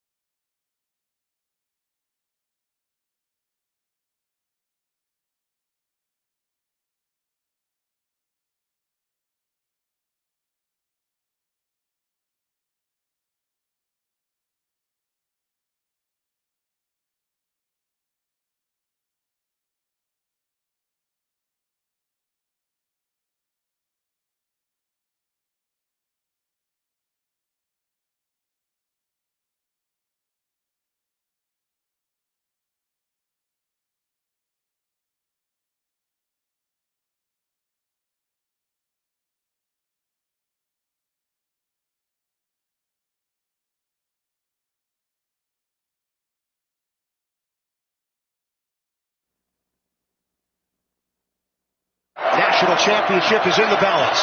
13 seconds left. Florida leads it by 2. Uzan gonna go. Uzan, give it up. Cryer, 6 seconds, 5 seconds. Sharp. He won. He can't touch it. He can't. 1 second.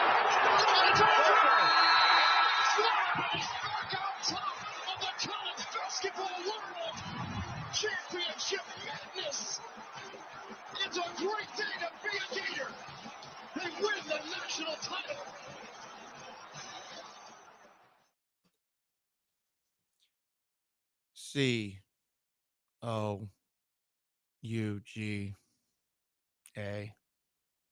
COUGARS.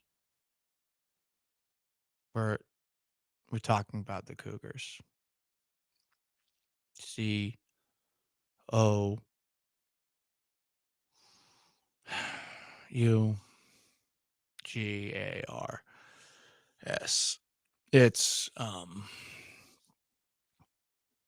It's the mother. Can't say that word, Cougars.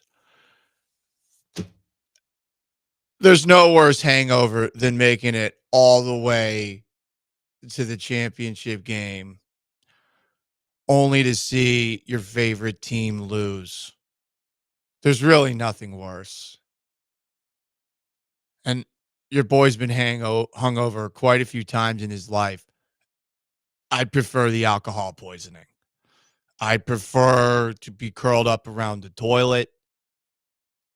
I'd prefer my stomach to be leaving my stomach than to experience that again. It sucks. And yeah, Paul Gallant is a bandwagon Houston Cougar fan, but I felt like I got punched in the gut last night. Maybe a little stab or two. What a brutal way to go out. What a brutal end to what was really an incredible season by a Houston sports team. They went 35-5, these Houston Cougars, and they had this thing. They had it. That's the worst part about it. You know, as we all deal collectively with this hangover with the Cougs, once again, unable to knock the door down and get that first ever championship. Now 0-3 in the national title. You know they effed up. You know they blew this. You know that they screwed up. And I'm sure there's some people out there that are angry today, but I can't be that.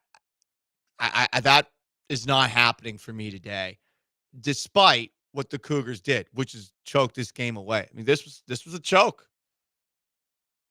12-point lead in the second half. Their last 4 possessions ended with the turnover. They were winning for 30 minutes and 44 seconds of last night's national title game against the Florida Gators. Florida was just winning for 1 minute and 3 seconds. The last of them, the last 46, ultimately get them the win. Houston trailed for 63 seconds all night. It's the 3rd biggest comeback in NCAA title game history. And Florida did it without making a field goal for the last 3 minutes and 14 seconds. Choke.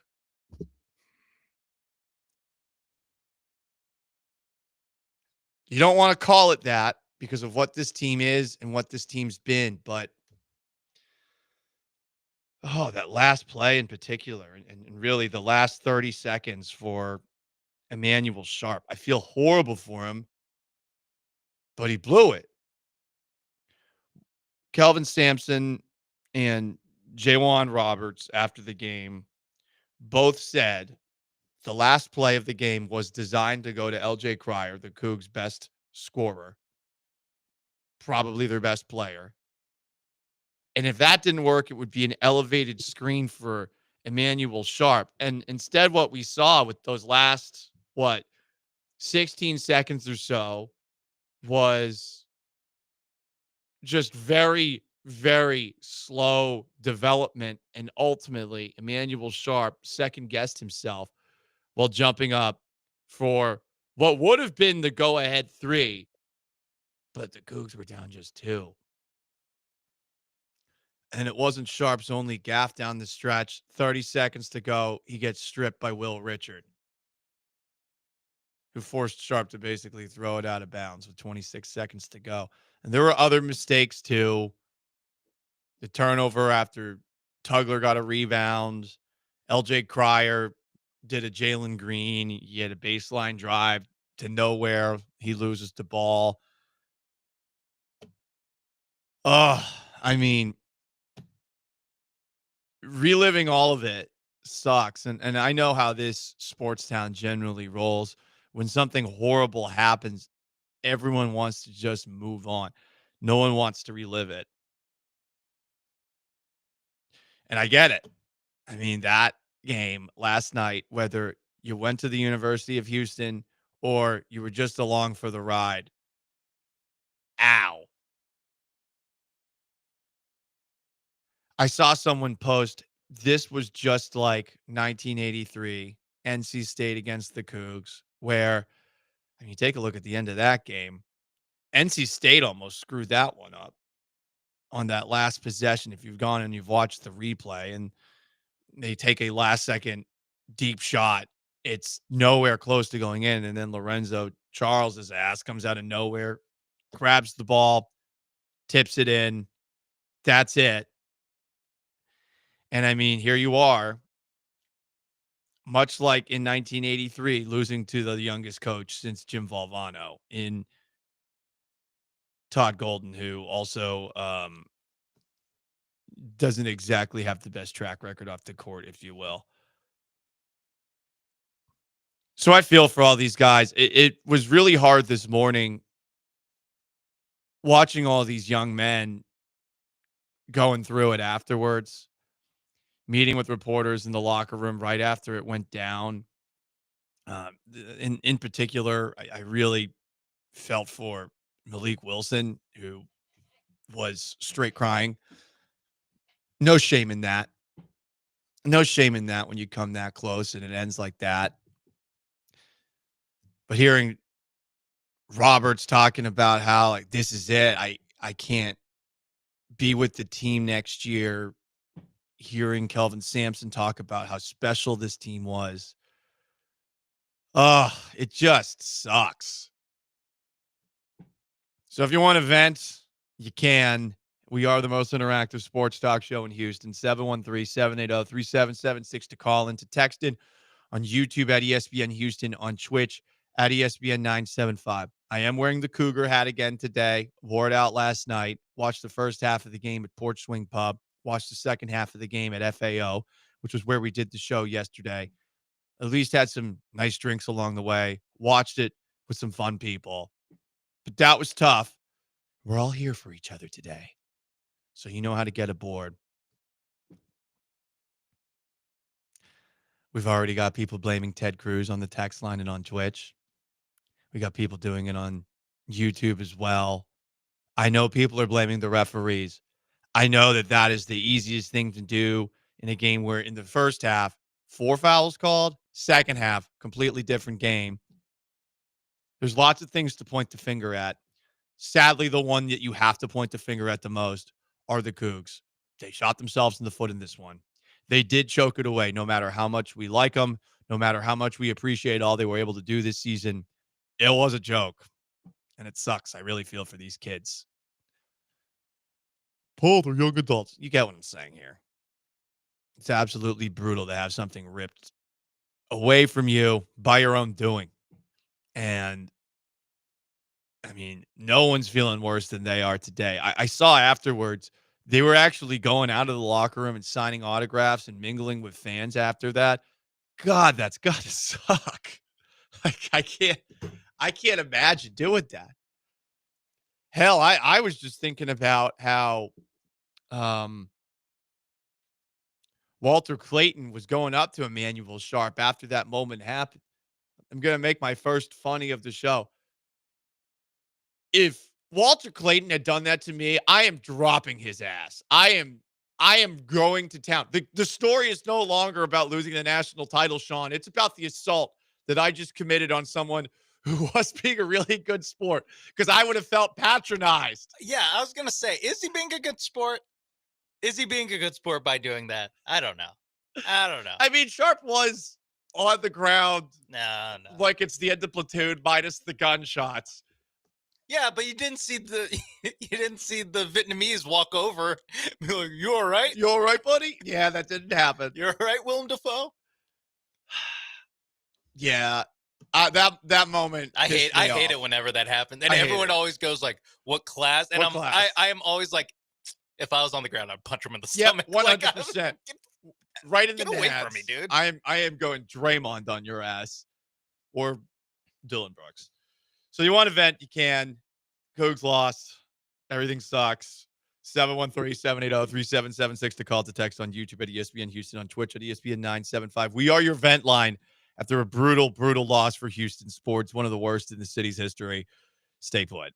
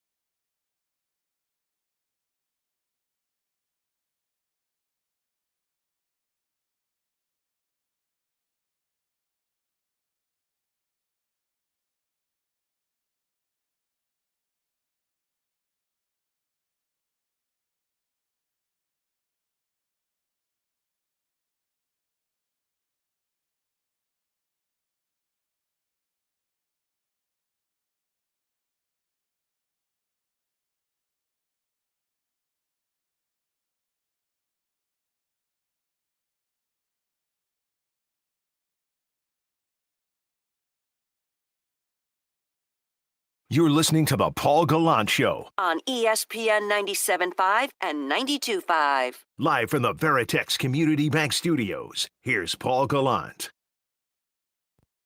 But I'm so proud of this team for what they've done. You know, winning the Big 12, winning the Big 12 tournament, winning 5 consecutive games and coming within a eyelash of winning a national championship. I love these kids. I love this staff. I love this program. And this one hurts. This one stings. But, at some point, these guys will realize how special they are. That is Cougs head coach Kelvin Sampson after his Cougars fell 65-63 last night to the Florida Gators in college basketball's national championship. I feel like Kelvin Sampson. Even though the Cougars choked it away, I don't have the anger. I don't have the rage about the collapse that I would 100%, and perhaps this is unfair, this is not the kind of energy I'd have, say, the Texans blew a game like this, the Rockets blew a game like this, the Astros blew a game like this. But I do think it is different when we're talking about pro sports versus college sports, especially when we're talking about the NCAA tournament, which is such a crapshoot. I know that we saw 4-1 seeds in the Final Four, and that I think the number 1 overall seed in Florida actually won the whole damn thing. They weren't the number 1 overall official seed, Sean? Okay. Auburn was. Auburn was the official one. Okay. So Florida wins it. In a game where the Cougs were strangling at times Florida, dominating inside before the game changed. It does all add up to Paul should be pissed. Paul should be calling him a bunch of choking frauds. I can't. I don't know why. I can't. A texter said you should be angry, not sad and crying. Another comment. Paul, you're acting like someone died. Yeah. A chance at a Houston Sports Championship. They blew it. Terrible offense the last 13 minutes. It is what it is. They certainly did choke this thing away. Multiple comments, choke city, both on the text line and on Twitch. Mr. Mills comments on YouTube. The only reason they were there in the first place was because Gonzaga and Duke blew it.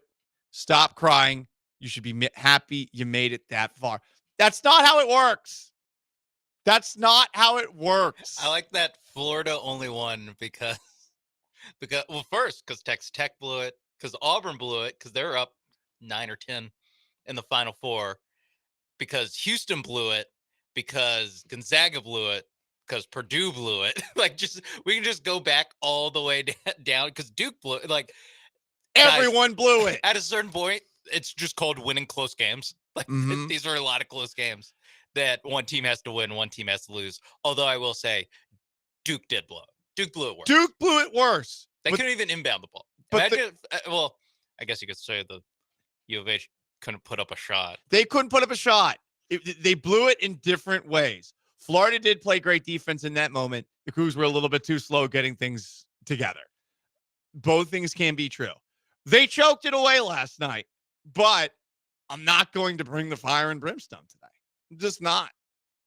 They had a great season, and then they just couldn't figure out how to score down the stretch in a game that, let's be honest, for most of it, neither team knew how to do offense. I mean, it's hard for me to get mad about a loss, even if they choked it away, when they shut down Walter Clayton. They shut him down. He couldn't do anything all game. Did he have any points in the first half? 0 points. They did what they were supposed to, but then they couldn't score. And we all knew that was a potential issue for them, right? I mean, Purdue, among other games, there were moments where all of a sudden the offense just stops. It happened against the Zags. Them's the breaks.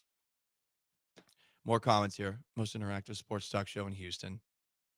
Trill O'Reilly says championship should be a 3-game series. No, that would ruin March Madness. It's got to all be one. We can't have it be 5 rounds of 1 game and then in the national titles a 3-game series. Nah, you can't have it that way. No, you make them all. Oh, Actually, 3 games is even. Make them all 7-game series. Sean, and then, the NCAA tournament would be longer than the NBA playoffs, which it already is close to as it is, because it's what, 4 weeks, 3 weeks? Yeah. No, we can't do that. It's 1, and that's it. No 3-game series. They blew it. maybe They just choked 16 it. teams, couple extras, playing games. Actually, let's just make it the NBA playoffs. Stop. I do like the year where it's 4-1 seeds. We're like, it should be best of 3.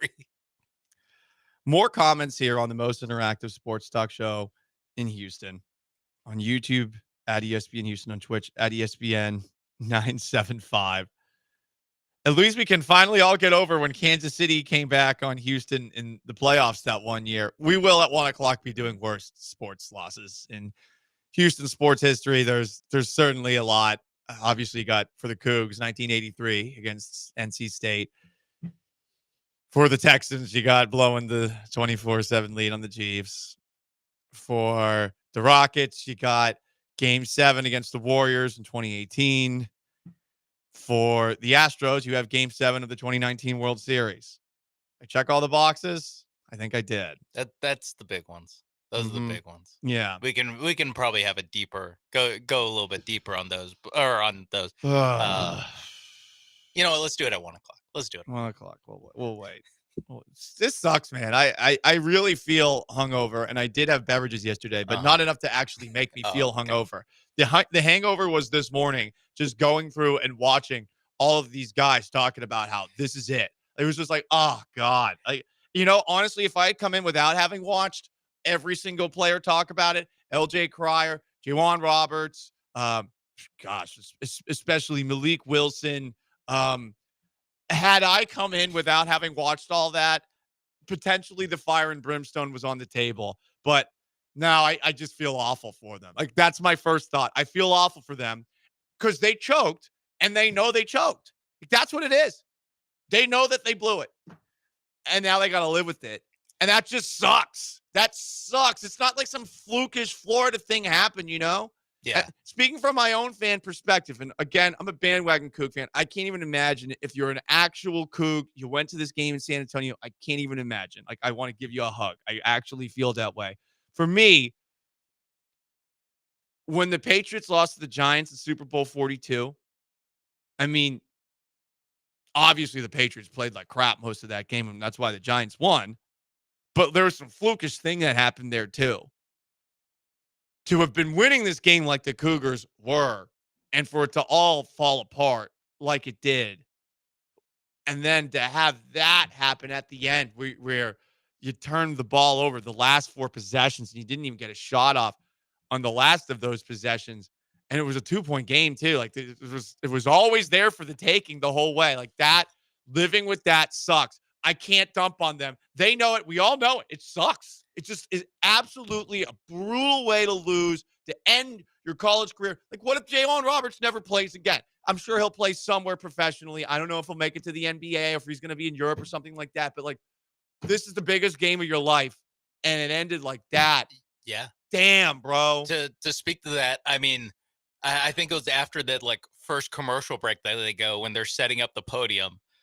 What I did is I pulled out my phone and I Googled, basically, does Emmanuel Sharp have another year of college, or does career just end? Yeah, at least he has. And he is a junior, so at least he can come back. He can come back. And Cryer's won a national title. Yes. But I feel like for Roberts, this sucks. It just sucks. Yeah, no. I mean, even Sharp too. It sucks for all these guys, just because, I mean, if any program knows just how you can be really good every year, but just making it that close, just it's not something that you can chalk it up to, like, hey, listen, they got a top 5 recruiting class coming in next year. They're bringing a lot of guys back, but it's like, this is still the first time you've played in a national championship game since the 80s. Like, it's still hard. You've had a lot of good teams. It's hard to be in the spot that they're up 12 in the second half of a championship game.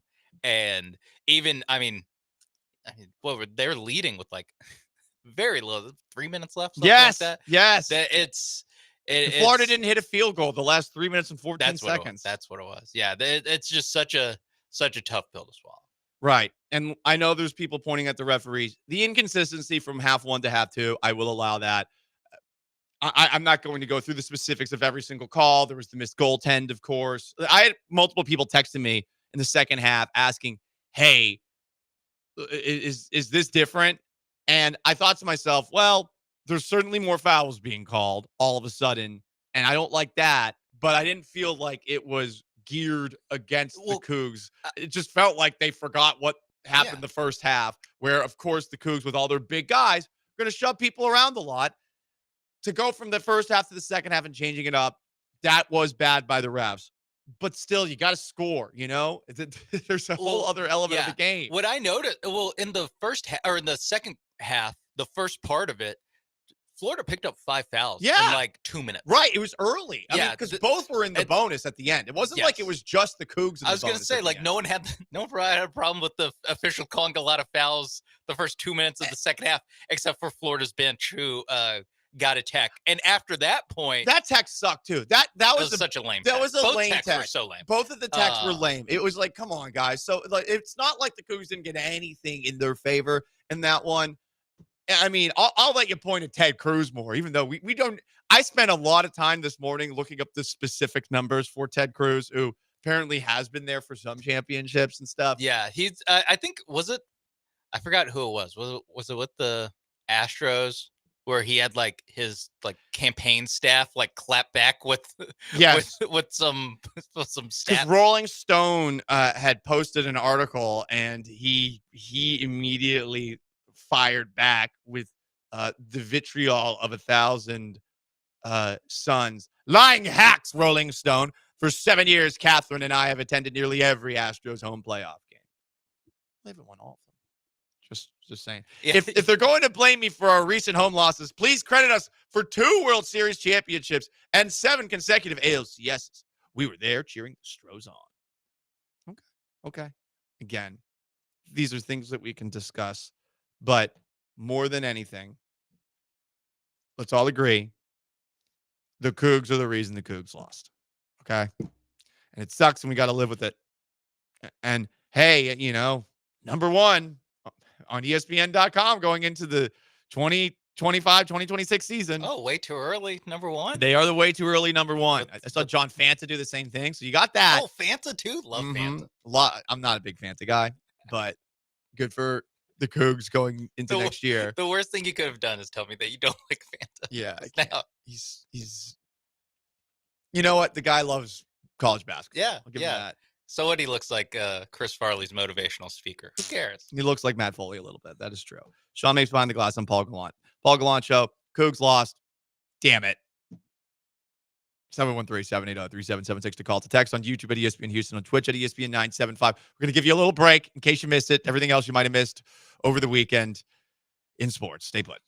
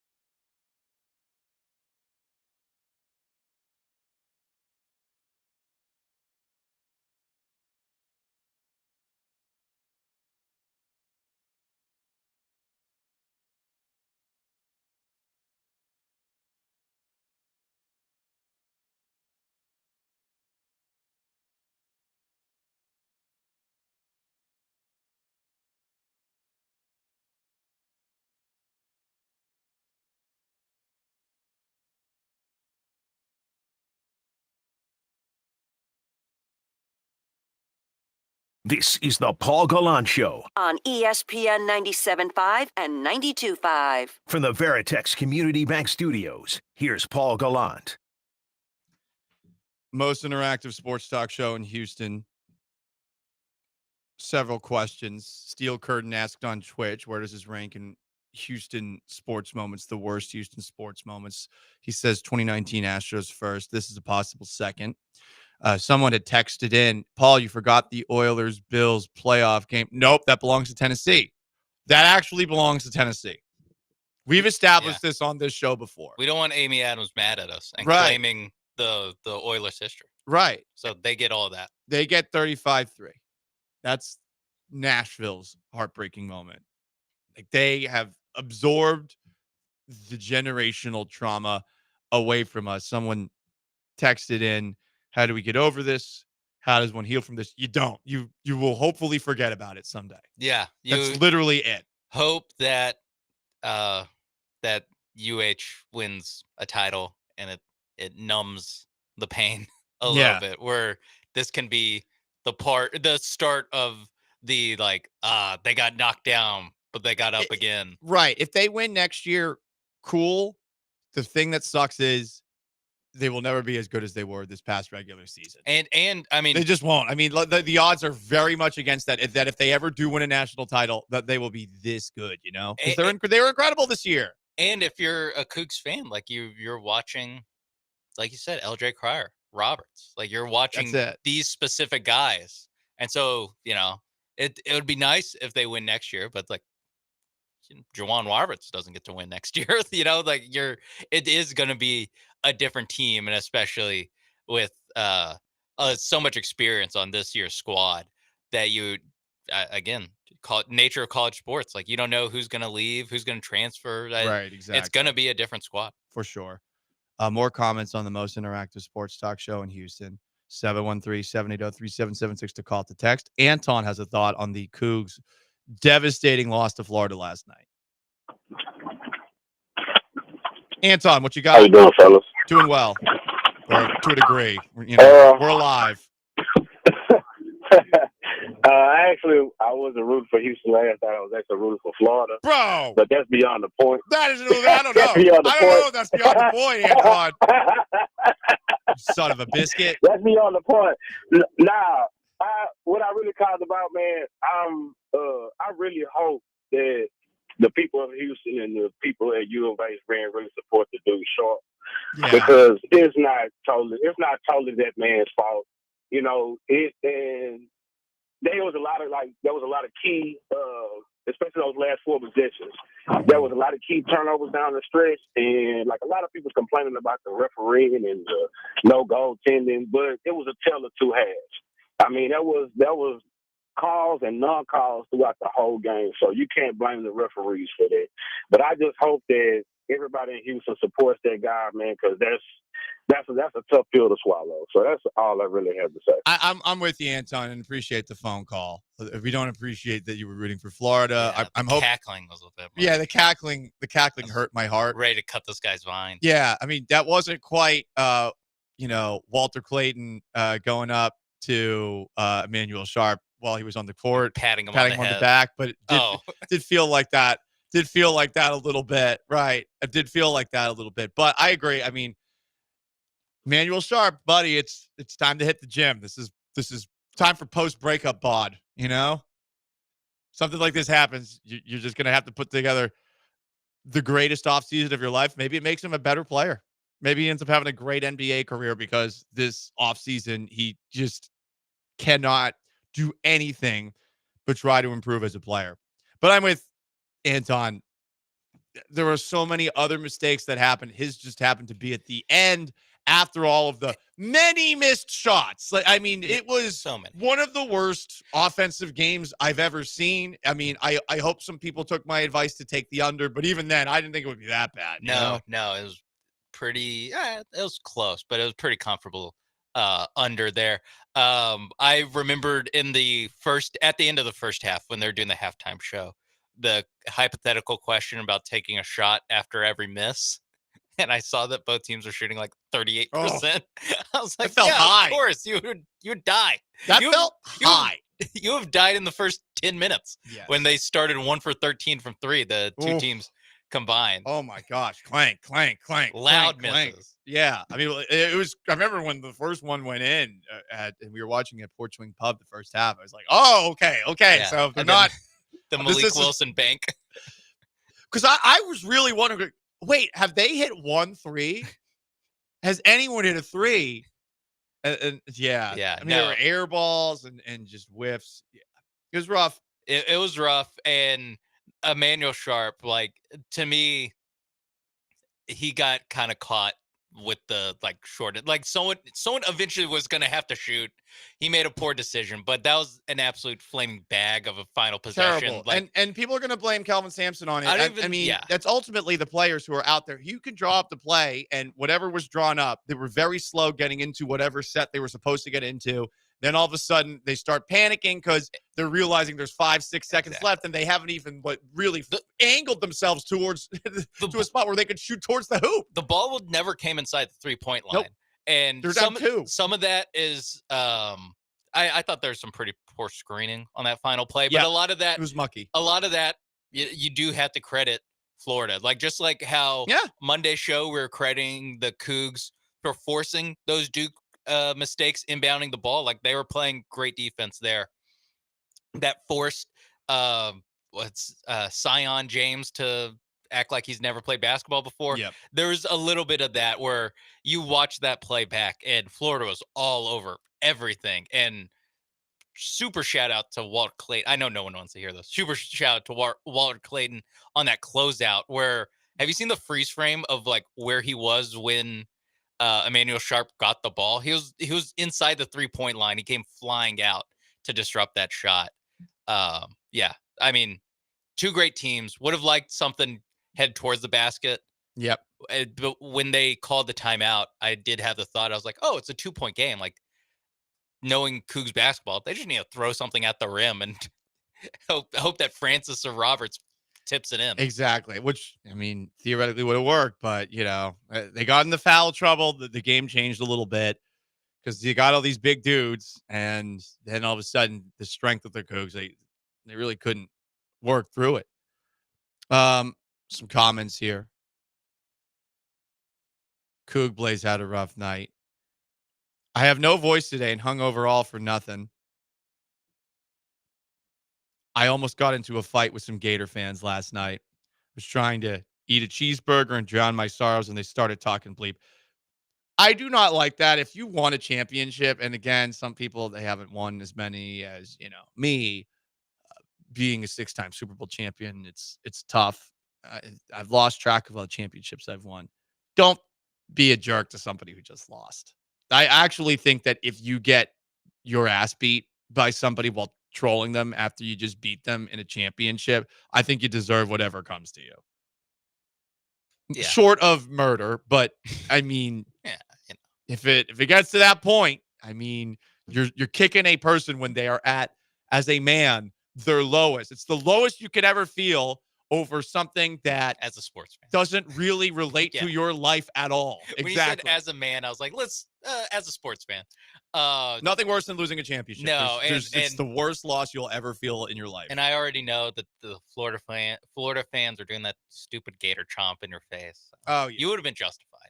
Yes. But don't do it. But you would have been justified. You would have been justified. Don't do it. Someone also texted in, Paul, I took your advice to go to FAO yesterday after work. I woke up jobless today. Thank you. Well, I guess the calling in sick didn't work.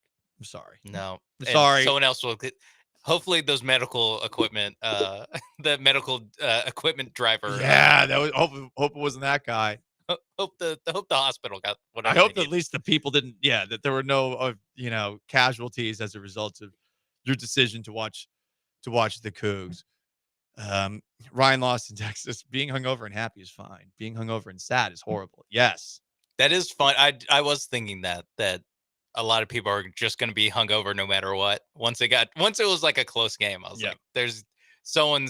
It just ratcheted up the emotional distress so much. When I'm depressed, I binge watch things. Oh yeah, what were we thinking?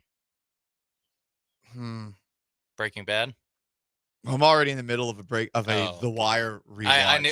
Paul, are you depressed right now? But you know what's funny is actually the process of rewatching shows I've already watched makes me feel depressed, even if I have no reason to actually be depressed. I saw you get into it about whichever season was better.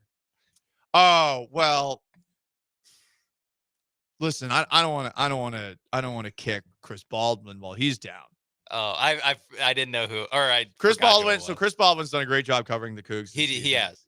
We've used a lot of his content on the show. While watching The Wire, I was talking about how season 2 of The Wire is a season that gets a lot of hate. If you've ever watched this season of The Wire, there's a character named Ziggy who has literally 0 redeeming qualities, other than he's packing. He's got a hog. So he's got that going for him. So he has one redeeming quality. He has one redeeming quality. He has a massive penis, apparently, And Chris Baldwin said, like, hey, early in your career, you were a lot like Ziggy. And I've never wanted to fight someone more. But now if I were Emmanuel Sharp and Walker Clayton's patting me on the head after I just blew it for my school, that trumps that. So yeah, that made me angry. I was mad for a good 3 hours after that. That I got compared to Ziggy. I was so angry about that.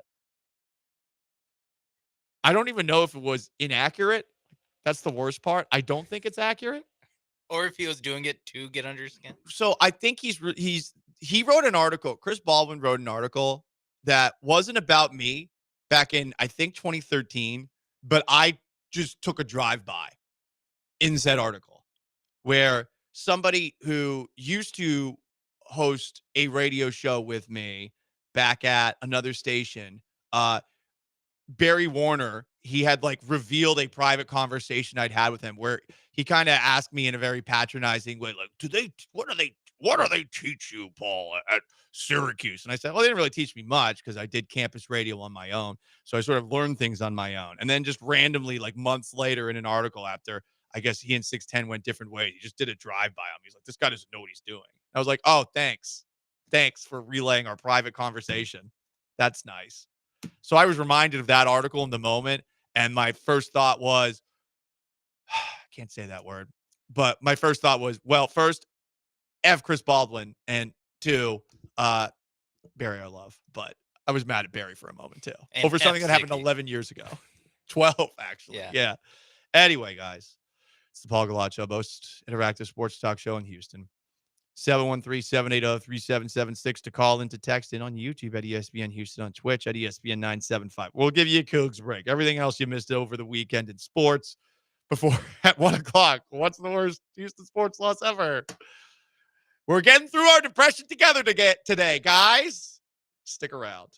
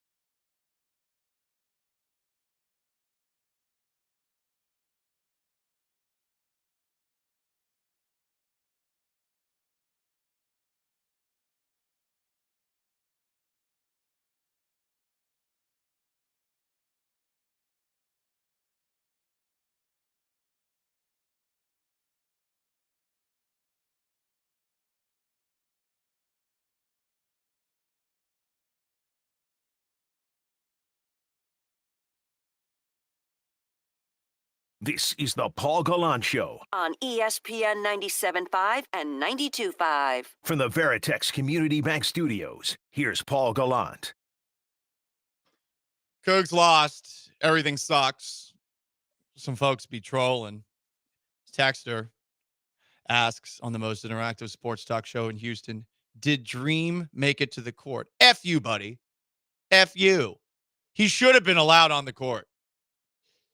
So that person who didn't let him on the court to be part of a moment of fleeting joy for the Cougs after they beat Duke, I hope that person is feeling worse than Emmanuel Sharp today. I hope that security person guard, yeah. I hope that person thinks about that moment for the rest of his life, about how he stopped a Houston legend, about how he stopped a Muslim from going on the court. I hope he thinks about it like that too. Like, I want him to think he's just an absolute like racist and religiophobist. Is that a word? Islamophobic. Yeah. I want him to sit in that the rest of his life. 62-year-old man. Yeah. He was like, who's the 62-year-old 7-foot guy? Can't let him in. Unbelievable. Robert has a thought on the most interactive sports talk show in Houston. 713-780-3776 to call, to text. Robert, what's up? Hey, Paul, thanks for taking my call. And you guys may have covered it. I didn't get to listen to all the show. I was, however, listening to the bench some this morning on my way into the office. And, man, I felt like John wasn't being very objective when they were talking about Kelvin Sampson. And I think, to be realistic about him as a coach, I think he's an exceptional recruiter, especially when it comes to getting the kind of players he wants in his system to be successful. And as a motivator, he's probably second to none in getting those players to just kind of sell out and play the style of basketball they play as hard as they can for as long as they can. It's evident on the floor. But when it comes to X's and O's, Sampson gets exposed, and last night was certainly evidence to support that. I've seen it in other times when he, just kind of along his career path where he's been. But, you can't have those types of possessions that they had on offense in those last 4 series and not start kind of drawing into question. John kept arguing they have plays, they have sets. I think they have an offensive concept that they run around, but as far as sets and plays that are designed to kind of help players get out of their own way at times and not have to think as much and be part of a process, they don't really have that. And then one more point on the defensive side, I got nervous as the fouls started to rack up because once they put teams in the bonus, it's not really about defense anymore because you can't defend a free throw. And the last 3.5 minutes of that game was nothing but uncontested 15-footers for Florida, and they were really good from the line. And that's what ended up being the demise of the Cougars. Yeah, Robert, that's a great call. First off, let's address point number one. Every coach has a weakness, and I think that's a very fair one, not just from last night's game, but from the entirety of the tournament. Sometimes the offense, it's a mess, and you can point at the talent, but more than any other team that Kelvin Sampson's had with the Cougs, this team had more people that know how to play offense, for lack of a better term. Guys who could dribble, guys who can shoot. With both Cryer and Sharp, maybe you argue, well, last year was Shed. That's the best backcourt he ever had. And Shed, of course, rolls his ankle. And then you saw what happened down the stretch of that game where it felt like they had an arm behind their back. But multiple times during this tournament, the offense looked like it was just having a hard time doing anything at all. Yeah. And especially, I think this game against Florida, especially puts it in contrast because you were seeing what Todd Golden was doing to get Walter Clayton going in the second half, where he kind of stopped doing the high screen and roll stuff. He had him running off ball more, had him cutting to the basket more. He got at least 1 and 1. He might have gotten 2 and 1s like that, where he's cutting to the basket and the big is drawing his man out and passing it to him just to get, he started over his first 6. So he that's what Florida was doing to get some easy looks for the best player. And on the other side of the court, you would just see, the Cougs, grind this possession out.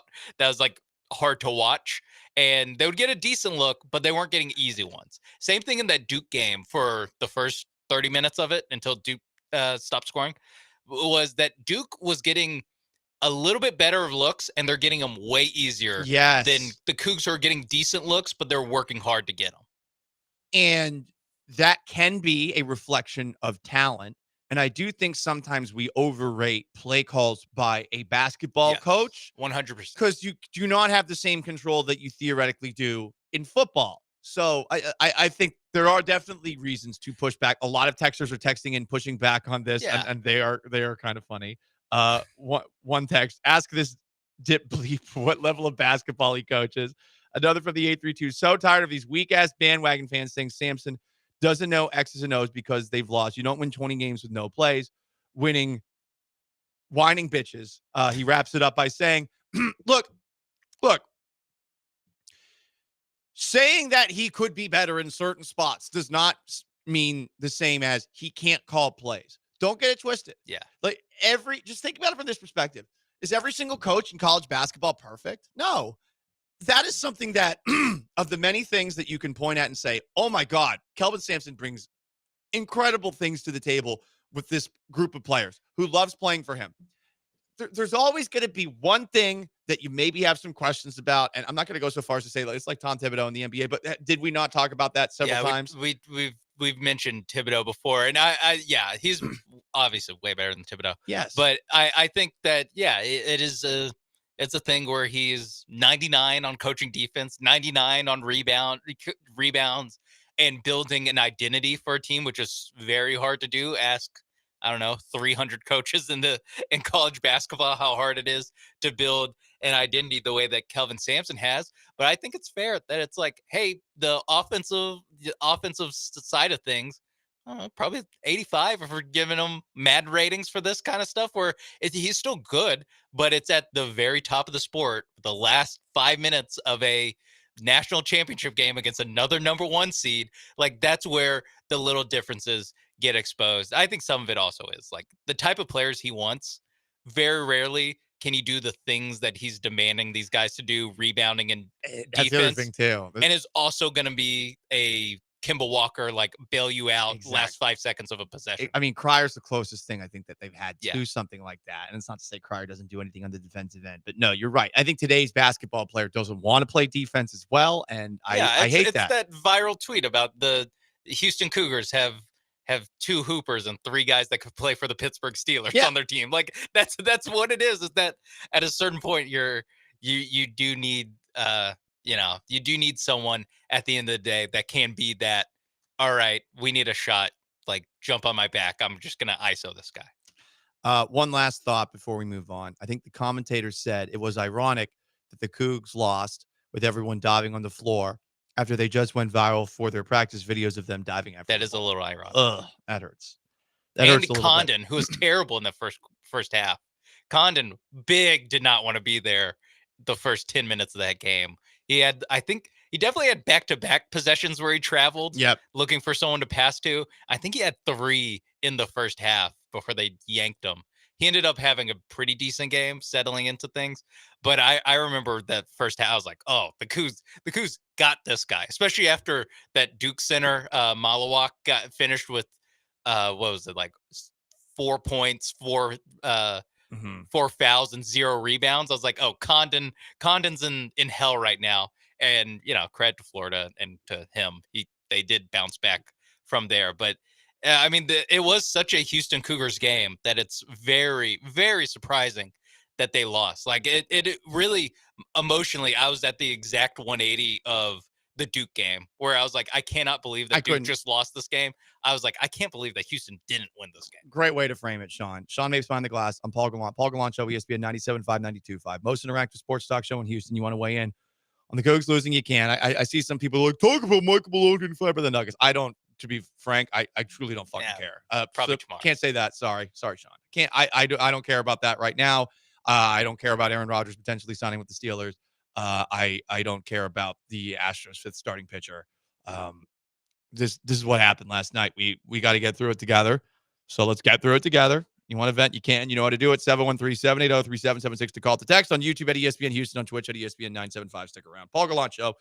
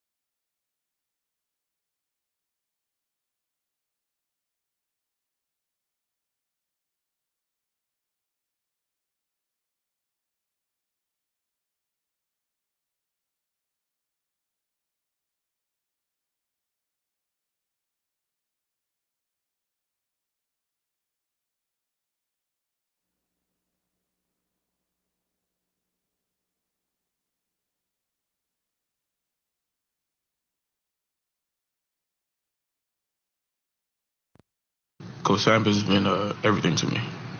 From Coach Sampson down to the grandkids, everybody played a part in me being here for 6 years. And I wanted it so bad for him. So bad. And it hurts because I can't do it next year. I can't put myself in position to do it next year.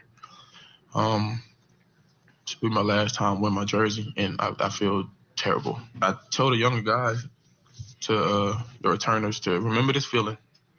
So when you in this moment again, or you're in this situation again, you'll be on top.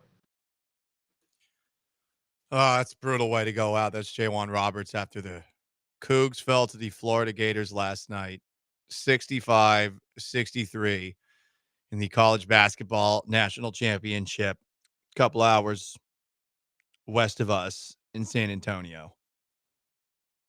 Oh, man. I feel for him more than anyone, given he's been here for, it feels like the entirety of the Kelvin Sampson run. Hell, feels like he's been here since the days of Case Keenum at quarterback for the Cougs. Keenum had posted on social media last night, "I'm going to be sick," after a true choke by the Cougs down the stretch. It was. Last 4 possessions ended with the turnover. They had a 12-point lead in the second half. They were winning for 30 minutes and 44 seconds. Florida winning just 63 seconds of last night's game.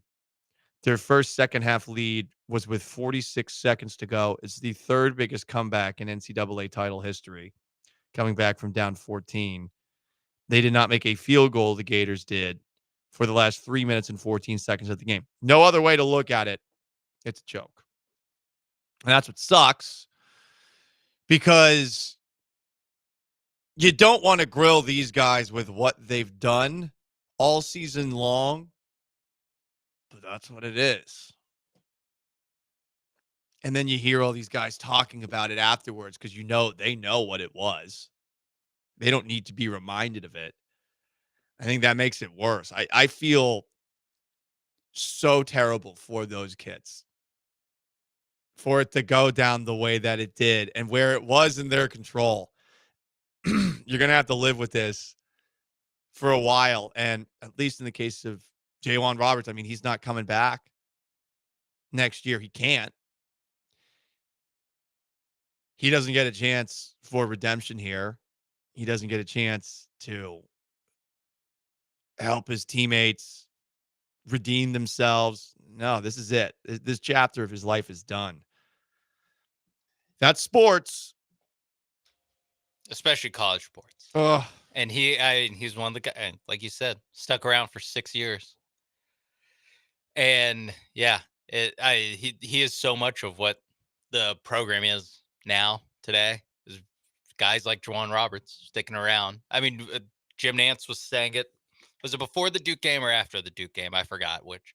But how many of the guys are returning? Like they've been with U of H for more than 1 year. Basically everyone except Uzan, who plays, has been at U of H longer than a year.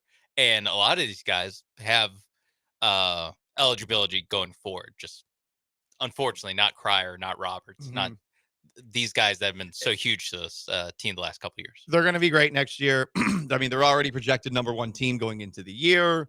They have a lot of the same players coming back next season. So losing LJ Cryer, J'Wan Roberts, I mean, it hurts, but theoretically they could be right back here next year. That's what sucks, is that you get this far, and it's so hard to get this far in the NCAA tournament for any school, like even the good ones. I mean, shoot, look at Duke. Look at where Duke's been, all the players Duke's had all over the past decade. Yeah. And I mean, they haven't won a national title either.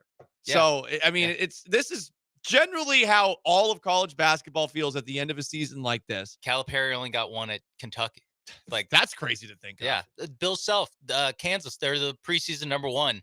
They're freaking 7th seed and everyone thinks in the first round. Everyone thinks of Kansas as choking dogs every single year. When it's funny because Self has actually won multiple titles too. Right. Yeah. So it's the way college basketball works, but the way that they lost, it was a choke, and it is one of the worst chokes in Houston sports history. Nothing is ever going to overtake, for me, missing 27 straight 3-pointers against the Golden State Warriors in the 2018 NBA and Western Conference Finals for the Rockets. Nothing is ever going to be worse than that for me. I was there, so that was part of it, to see them just continuously miss over and over again in a game where, I mean, they had a chance despite no Chris Paul, and it's not like Harden choked in that one per se, you know? Yeah. That one was a lot more oh, damn. What? Trevor Ariza. Trevor Ariza over Tim. Trevor Ariza. The fact I have that committed to memory shows how traumatizing it was. Because, I mean, the worst part about it is they lost. Even missing 27 straight threes, they lost by 9 to one of the greatest teams of all time. That one I've compared watching it to just like slowly bleeding out, where some losses are like just getting shot in the face and it's like over immediately. That one was just like so slow and agonizing, just like over the course of 2.5 hours. The life left my body. To me, this one reminds me most of an Astros World Series loss, just because of what we're talking about with how well set up this Cougars program is going forward. And they're going to have some good teams as long as Kelvin Sampson's there. And to me, that's a lot like the Astros glory days, where specifically to put a year on it, 2019 losing Game 7. You had one in 2017 though, so it never stings as much. That is a good point. That's a good point. But there's just a little bit of like I know you're gonna like this team should be back, but losing in 19, losing in 21, it's just like you just don't know how many times you're going to make the World Series. Especially after the scandal for the too. 2021 World Series. But then you get it back in 2022, and you can put that to rest. It did take some time to get there. The Cougs have never won. Yeah. Astros, it's 2 World Series now. Even if there was an asterisk after 2019, or excuse me, after 2017, in the eyes of many, you didn't really feel that part of the 2019 loss until like weeks later. Yeah. Right. It was like 2 weeks December, later or so. For the Rockets, with the loss to the Warriors, you had one. I don't know how many people remembered the victory in 94 and 95, the 2 back-to-back titles you had. I don't know how many people remember that vividly, but I know there's definitely some who did. I'm sure a lot of you guys are listening right now. So at the very least, you have that in your back pocket. But I think this is number 2, this loss yesterday. Nothing the Texans have done is on that level. And if you want to say 35-3 for the Bills, we're just going to tell you that belongs to the Tennessee Titans, because the Tennessee Titans used to be the Houston Oilers, and they moved 24-7 up on the Chiefs. Here's the thing. It was early enough in that game, and it's still the Chiefs. It was the early version of the Chiefs, but at that moment in time, I mean, it's more just on brand for what the Texans have always been. And the sting gets taken out, considering, yes, they're up 24-0. They're down at halftime. They're down 28-24 at halftime. So quick. So it just happened way too quickly. And then obviously once the Chiefs were down like 7, I was like, okay, this thing's over. The Chiefs are winning this game. There's no way that there's going to be a second breath out of this Texans team. So they got 50 burgers. Yeah, the Texans, like you said, they haven't really gotten close enough to where you feel your heart shatter. Right. It's like you won a wild card game. Congratulations. You win a lot of those. You win a lot of AFC Souths. But this is why when Bill O'Brien says doesn't matter, Brian, AFC South champs, is why we all were like, dude, we don't care. Yeah, aim higher. We need a little higher than that. Yeah. From the 3-6-1, the Astros getting swept by the White Sox in the 2005 World Series hurt. Yeah, but it's a sweep. So it sucks to get there, especially after maybe what had happened in the years before, where you had those battles with the Cardinals and Albert Pujols is doing things to you, and that I understand. But I think for that specific World Series, and someone actually texted in from the 832, Albert Pujols level gut punch, nothing else compares. Yeah, specifically the 05 one though, is that all, and I double checked to make sure my memory as a 9-year-old was correct. All these games were super close. Okay, so you lost 5-3, you lost 7-6, you lost 7-5. And 1-0. And the year before, the Red Sox had been down 3-0 in the ALCS. Exactly. Maybe so you start thinking weird hope, things. like you're down 0-3, and you still had hope because it was relatively recent history. So yeah, the 05 World Series, it's a good one. I don't know, like you said, just the fact that there was never a win or go home. There's never a moment where if the Astros had won a game, they would be the World Series champions. That's what makes it different than the Cougs last night, the Rockets back in 2018, in my mind. Although I guess it was the Western Conference Finals, but come on, they're beating the Cavs that year. Oh, for sure, that Cavs team had no chance, none. It wouldn't have been a sweep. The Warriors swept them and swept them pretty easily. Not that easily, but I think that Rockets would have obviously been favored in that because that was the no Kyrie Irving Cleveland Cavs. Right. Yeah. That was the one where the Cavs won in 7 against rookie Jason Tatum. Some people are bringing up on the Twitch. The list is long for Houston heartbreaks. Yeah. Oh yeah. I mean, It is long. They call it choke. They called it Choke City back in the day. You could do. And then they Rockets won ones. after You could that. do Rockets ones before '94. Oh, there's plenty. You could do. Was it '97 against the Jazz? The John Stockton shot. That's pretty bad. Yeah. There's a reason people hate the Utah Jazz. It's not necessarily just that it's easy. It's also that and fun. They got some dubs, right? Yeah. Hell, yeah. There's probably some in the '80s as well. You know, I can imagine going up against the '86 Celtics. Yeah, that Rockets team. That you beat the Lakers, like you upset the world, and then you take on that team, and I mean, it didn't really have a chance, but still. Yeah, '80s. I don't know the '86 finals super well, but I imagine that one's also tough. I mean, just the whole Sampson era, Ralph Sampson era. It is that probably could fit under that because they're so good with those two guys. Sean Mace behind the glass on Paul Gallant. It's the Paul Gallant Show, most interactive sports talk show in Houston. 713-780-3776 to call in, to text in. On YouTube at ESPN Houston, on Twitch at ESPN 975. I mean, theoretically, if you want to point at the '86 finals, the Celtics did take a 3-1 series lead with a 3-point victory in Game 4. Okay, so you're close to a 2-2. They won in 6, right? It was close to being 2-2 against at that point the best team in NBA history. And the Rockets did win Game 5 of that series, so it was 3-2, but then Game 6 was rather one-sided. Anyway, Paul Gallant Show, you want to weigh in? Yeah, we're here for each other today. Okay, we're gonna get through this Cougs loss together. I feel like we do. I'd rather talk about the Cougs than a lot of things right now. What are the things I'd rather talk about the Cougs over? How about we go through that on the other side? Stay put.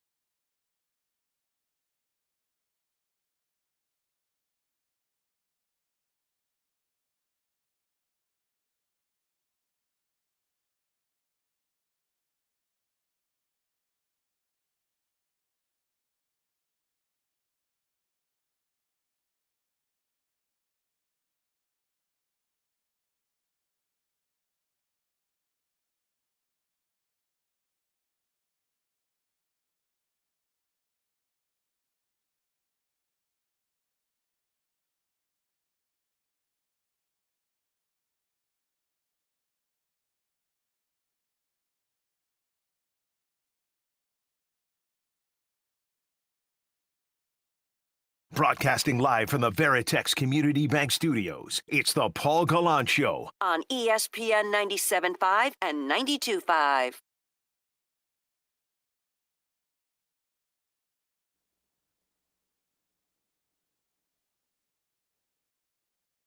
The first man of the season over with. Did you guys feel like you were the better team in terms of how long y'all played and how long you had to lead? Yes, sir. I feel like we were the better team, but at the end of the day, they made better plays than us at the end, and you just got to get credit to them, and just I'm just sad to show it. Did you tell? I don't know who asked my guy Malik Wilson after the game the question, did you think you were the better team? But F that guy. Don't ask a loaded question like that. And he handled that very well, Malik Wilson, considering the first thought was, yeah, we were the better team, but, that's not how it goes, and give credit to them. Seeing Malik Wilson after this game, as broken up as he was definitely the hardest image of many images that I watched this morning to get a sense for how the Cougs feel about this game where I know, they choked. Sucks. 65-63, Florida takes them down. I've sensed a lot of people on the most interactive sports talk show in Houston. They're wanting us to shake things up a little bit. They're wanting us to talk about other things, and then yeah. So, I mean, Sean, are there alternative topics today that theoretically we could dive into? Everyone seems to be just beaten down by the sadness of the first hour and 20 minutes of the show. I mean, we had Astros Mariners last night. Mariners watch 2025. Okay. How did that go? I didn't watch the game because I was emotionally drained after the Cougs lost. Well, it probably would have drained you a little bit more emotionally. Mariners win. Okay, I don't care. The Mariners won. I don't care, Sean. I don't you care. See this? Hear about this? What's that? Cam Smith today would have been the day where he could have been called up and his service side. Don't care. He's already played in 6 of 10 games. So they're mismanaging Cam Smith? 2 hits. Do people want to dive into that instead of talking about the Cougs? The Astros are mismanaging something? Okay. No. Yander Diaz. What? How's he doing? Not good either. Is he doing better than Martin Maldonado?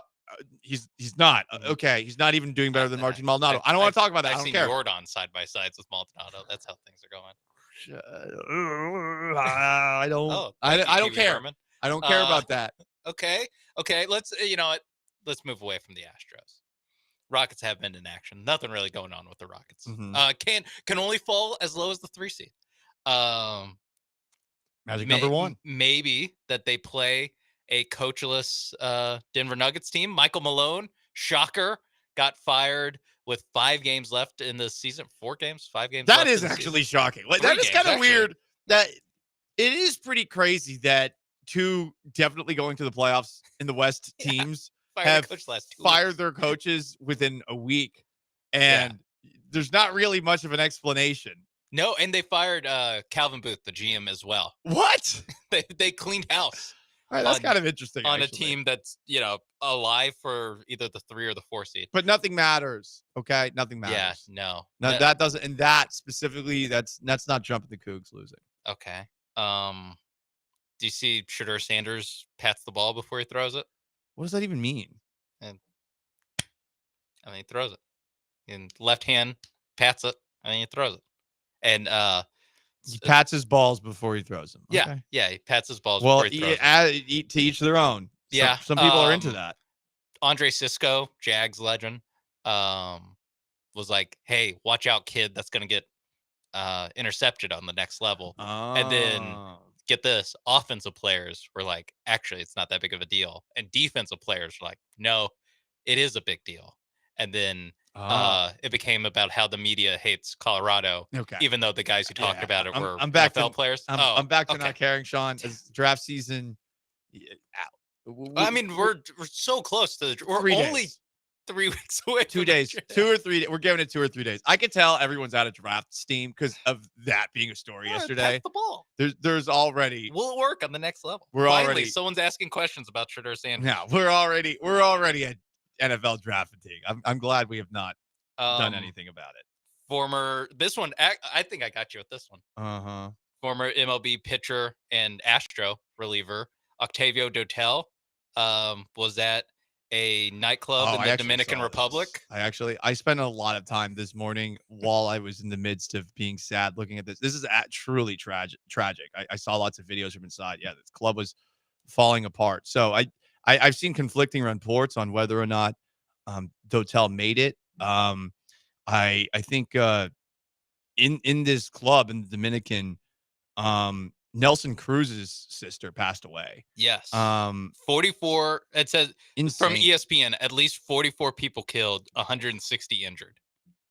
Yeah, and I know Dotel's been pulled from the roof collapse, but I've also seen conflicting reports about his actual status right now. So I don't know what's going on. Truly tragic. So yeah, if we hear anything new on that, we'll keep you posted. I would report it. But I truly, I'm not. Just because the Cougs lost is no reason for us to be wrong about whether or not someone passes away. On a serious note, can't do that. Hard turn. Uh-huh. Yankees Cody Bellinger scratched from today's game due to bad chicken wings. Food poisoning. If the Astros didn't have a similarly ridiculous scratch. Oh yeah, I forgot about that. From their starting rotation, I would laugh at that a little bit more. This guy's going to be out for months. Spencer Arrighetti fractured the second thumb-related injury in practice for a Houston athlete in the last 3 months. Oh yeah, what was the other one? Jabari Smith broke his thumb at shoot-around.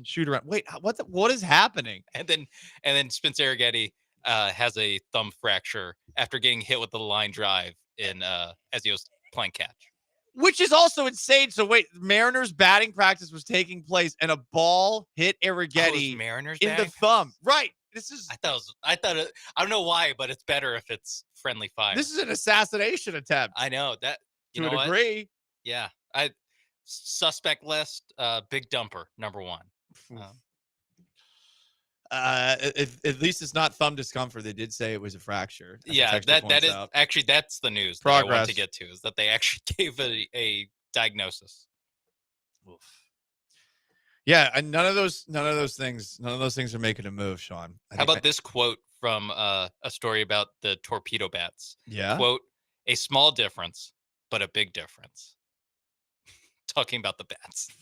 It's a small difference. Oh, okay. But it's a big difference. So it was just a completely ridiculous story that had but it's a big difference of a headline. But it's a little different. But it's a small difference as well. But also, Paul, big difference.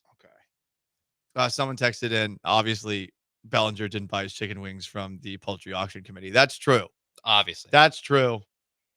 No, I had some wings last night. They were very good. My mouth is watering. I'd rather think about wings than thinking about the Cougars losing. But you want to weigh in on the L, 713-780-3776 to call into text, and we are your therapy session after a tragic Houston sports loss last night for our beloved Cougs. The Paul Gallant Show, most interactive sports talk show in Houston. Stick around.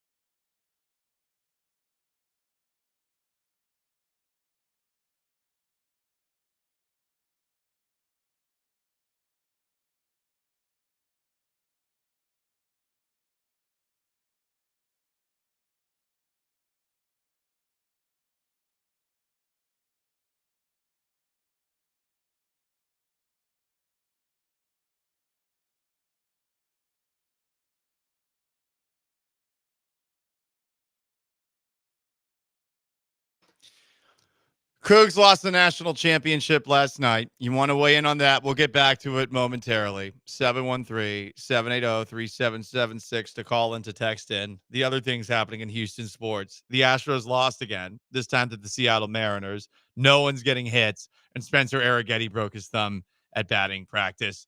He wasn't actually batting. A Mariner hit a ball that somehow hit him on the thumb and broke it. Yeah, it's been a rough day. Rough day in Houston sports. As we go around the National Football League, Aaron Rodgers, he's still yet to sign with the Pittsburgh Steelers. People think that he might be about to do that, and that if an announcement is made, it theoretically could be made while Rodgers is with Pat McAfee tomorrow.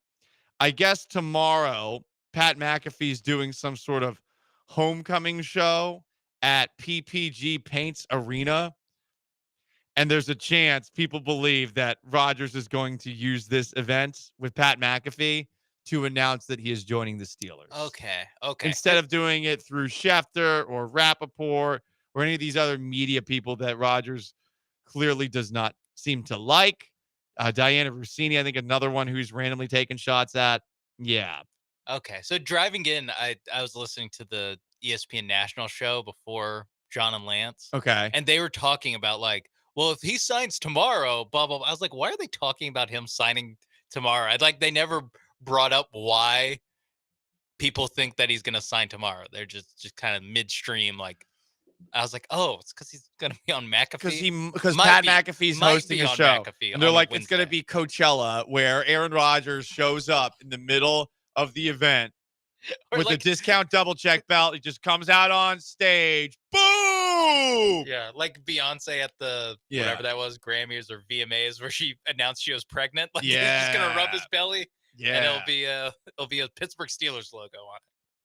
Maybe the Costco guys come out to help with the announcement. I mean, McAfee, what are you doing if you don't get the Costco guys? I bet McAfee could get the Costco guys on. Boom, boom, boom. 5 big booms for the Pittsburgh Steelers. Continuing to go around the National Football League, Adam Schefter's reporting that Travis Hunter will be the second overall pick of the 2025 NFL draft, that he'll go to the Cleveland Browns. So based off of what we believe to this point, the Titans have the first overall pick. They're going to take Cam Ward, the quarterback from Miami, and Travis Hunter goes second overall. That's makes sense. I mean, if you're to ask like who the best player in this draft is, Travis Hunter. Makes sense that a quarterback would go ahead of him to a quarterback needed team, a good quarterback, Cam Ward, a really good quarterback. And okay, Cleveland getting wide receiver / cornerback. So the Giants are on the clock at number 3, and if they want Shedeur Sanders, they theoretically could get Shedeur Sanders. I would take Abdul Carter. Abdul Carter instead? I think I would take Carter. Abdul Carter, the pass rusher from Penn State. Those are the consensus top 4 picks: Cam Ward, Shedeur Sanders, Abdul Carter, and Travis Hunter. That's all you need to know about the draft at this point. Also, it's taking place in Green Bay, and that's stupid. And Jalen Milroe is going to be there. Yeah. Some reason. On Thursday for some reason. Well, maybe he gets drafted. You know, maybe he gets drafted in the first round. Last year, I don't think we thought that there's going to be. I don't think we thought. Well, we didn't think Penix and Nix were going to go in the first round. True, but Never it's not mind happening top 2 12. years. It's not happening 2 years in a row. He's getting Geno Smith. That is true. That is true. Or Will Levis. Will Levis was in the green room. And Will Levis was at least there with his hot, strong, powerful, independent woman girlfriend who eventually went viral for videos with Will Levis online. You know, you don't have to do that part. At least he had comfort with him at that moment in time. His lady was there. Where if I don't know if Jalen Milroe is dating anybody, but you want to go to Green Bay and just sit there and not get drafted, and then go back the next day and still be in Green Bay. There's nothing to do on a Thursday night in Green Bay, Wisconsin. I don't even know if the bars are open. I am surprised that they're getting guys to commit to the. Now they are getting a guy that I didn't think was a first round pick to commit to go there, but I thought this would set the record for guys celebrating in their houses. Yeah. Second to 2020 where they had to be in their houses. I think this would be the second one where I have a hard time seeing Shedeur Sanders being like, hell yeah. Yeah, Can't me wait. too. Me too. Continuing to go around the National Football League. Joe Milton had an introductory press conference with the Dallas Cowboys. Nice. You're doing introductory press conferences for your backup quarterback that you traded a 5th-round draft pick for? All right. Well, backup quarterback? Mm-hmm. I don't know, Jim. I mean, I do think that there's a chance that he challenges Dak Prescott, but it's more based off of the fact that he played a little bit last year and he was fun. I think the biggest challenge that he presents or the only way he starts is if Dak Prescott can't practice because he's still recovering from his like horrific torn hamstring. I will be really upset if the Patriots trade the next Tom Brady to the Cowboys. Not to say Joe Milton is necessarily the next Tom Brady. He has a long ways to go. But there's some Brady vibes in that. Like Milton's like came in the same draft class as Drake May and clearly doesn't think Drake May's good. And this is what Milton had to say about working with Dak. It's great. He's a great person. It's my second time meeting him. So just being around him, I feel the great energy he brings. And I'm just willing and looking forward to learning from him and really competing. So there you go, Joe Milton. Braden Smith. You hear about this guy? He's a Colts right tackle. And apparently he suffers from a very debilitating diagnosis of obsessive compulsive disorder. Oh. Like he's got it real bad. Is it like he doesn't like things are dirty or No. Oh. No. It's like I don't like it when Anthony Richardson's jersey is dirty. That's why I'm a great tackle. It's not that. It's not him using his superpower for good. I actually read this article. It's in the Indy Star. It's written by Joel Erickson. The day before Thanksgiving, Braden Smith drove to the team facility, sat down to breakfast, abruptly got up and returned home to take a nap. Sleep had become the only place he could keep his growing religious scrupulosity, a type of obsessive compulsive disorder, at bay. I have never heard of that before. Yeah, I was going to say, can we get a dictionary.com on scrupulosity? I'm looking it up right now. I remember reading, I was like, there's a specific version of this. So scrupulosity is a subtype of obsessive compulsive disorder involving religious or moral obsessions. Scrupulous individuals are overly concerned that something they thought or did might be a sin or other violation of religious or moral doctrine. They may worry about what their thoughts or behavior mean about who they are as a person. Damn. Wow. So you're like just taking being religious really seriously. Yeah, you're just like hardcore, like, woof. Oh my God, God's pissed at me. Behavioral compulsions may include writing prayers to check that they're done correctly, excessive confession, repeatedly seeking reassurance from religious leaders and loved ones, repeated cleansing and purifying rituals, acts of self-sacrifice, treating attendance of religious services as obligatory when they are not actually so. Wow. Crazy stuff. That's a lot. So that is Braden Smith, the Colts right tackle. There's an article that's been written about this. Pretty interesting stuff. Things that I've never thought about before. Yeah, no, I mean, this is one of those things where in 2025 we have a word for religious scrupulosity. In the olden days, he would just be like the High Sparrow or something. Yeah, in Game of Thrones, maybe. Like, it's a lot. It does make me remember sometimes we use the word obsessive compulsive too much to describe people that are not actually obsessive compulsive. I thought this was just going to be one of those where he's wiping things down at the facility. No, he wants to wipe himself down from the sin after, probably stepping on an ant. You know, I'm sure this is hard to live everyday life like this, but also better than the alternative of being unscrupulosity, the religious, like, hell yeah, I'm doing bad stuff and I like it. Well, that's fair. You know, at least you're on this side of worried that you're you know. Yeah, what if you're obsessive compulsive about ever being good and you're like, Yeah. damn, was I Or just good? You're a Satanist who's has this condition. Sean Mapes behind the glass and Paul Gallant. Paul Gallant Show, ESPN 97.5, 92.5. The Cougs lost. Everything's bad. Nothing matters. Stick around.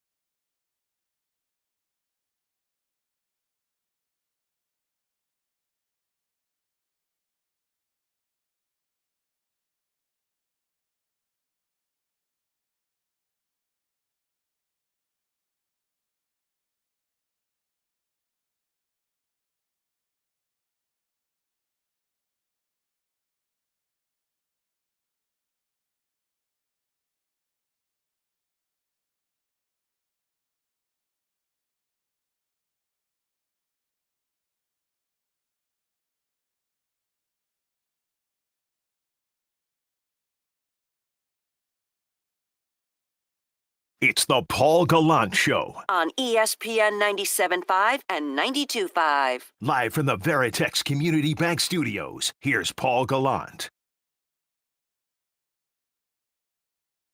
But if you'd have told me that rebound would be about the same, we'd have less turnovers, we'd hold their two best guards, Martin and Clayton, to 5 for 20. I would assume we would win, but we needed to play a little bit better offensively. Summed it up pretty well, and I think that's why last night 65-63, Cougs lost to the Florida Gators in the national title. Stings. The Cougs choked this thing away. They had a 14-point lead. They led for over 30 minutes, where Florida led for a minute. They did what they needed to. They held Florida to 39% shooting. You heard Kelvin Sampson talking about it right there. Walter Clayton Jr. was 1 for 7 from outside. He had just 11 points, 0 points in the first half.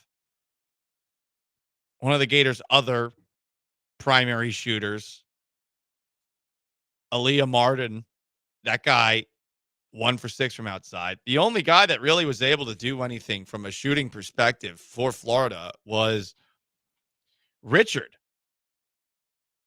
Will Richard hit 4 threes. But outside of that, the Cougs defense smothered Florida. They just forgot how to play offense down the stretch. They choked away a 14-point lead. And to get all the way to the end, only to lose, and to lose like that, especially with the knowledge of how hard it is just to get to this specific game, sucks. It just sucks. It's worse than any hangover. And the uncertainty that you'll ever be able to get past this point, especially when you consider the Cougs are 0-3 all time in the national title, it just sticks with you.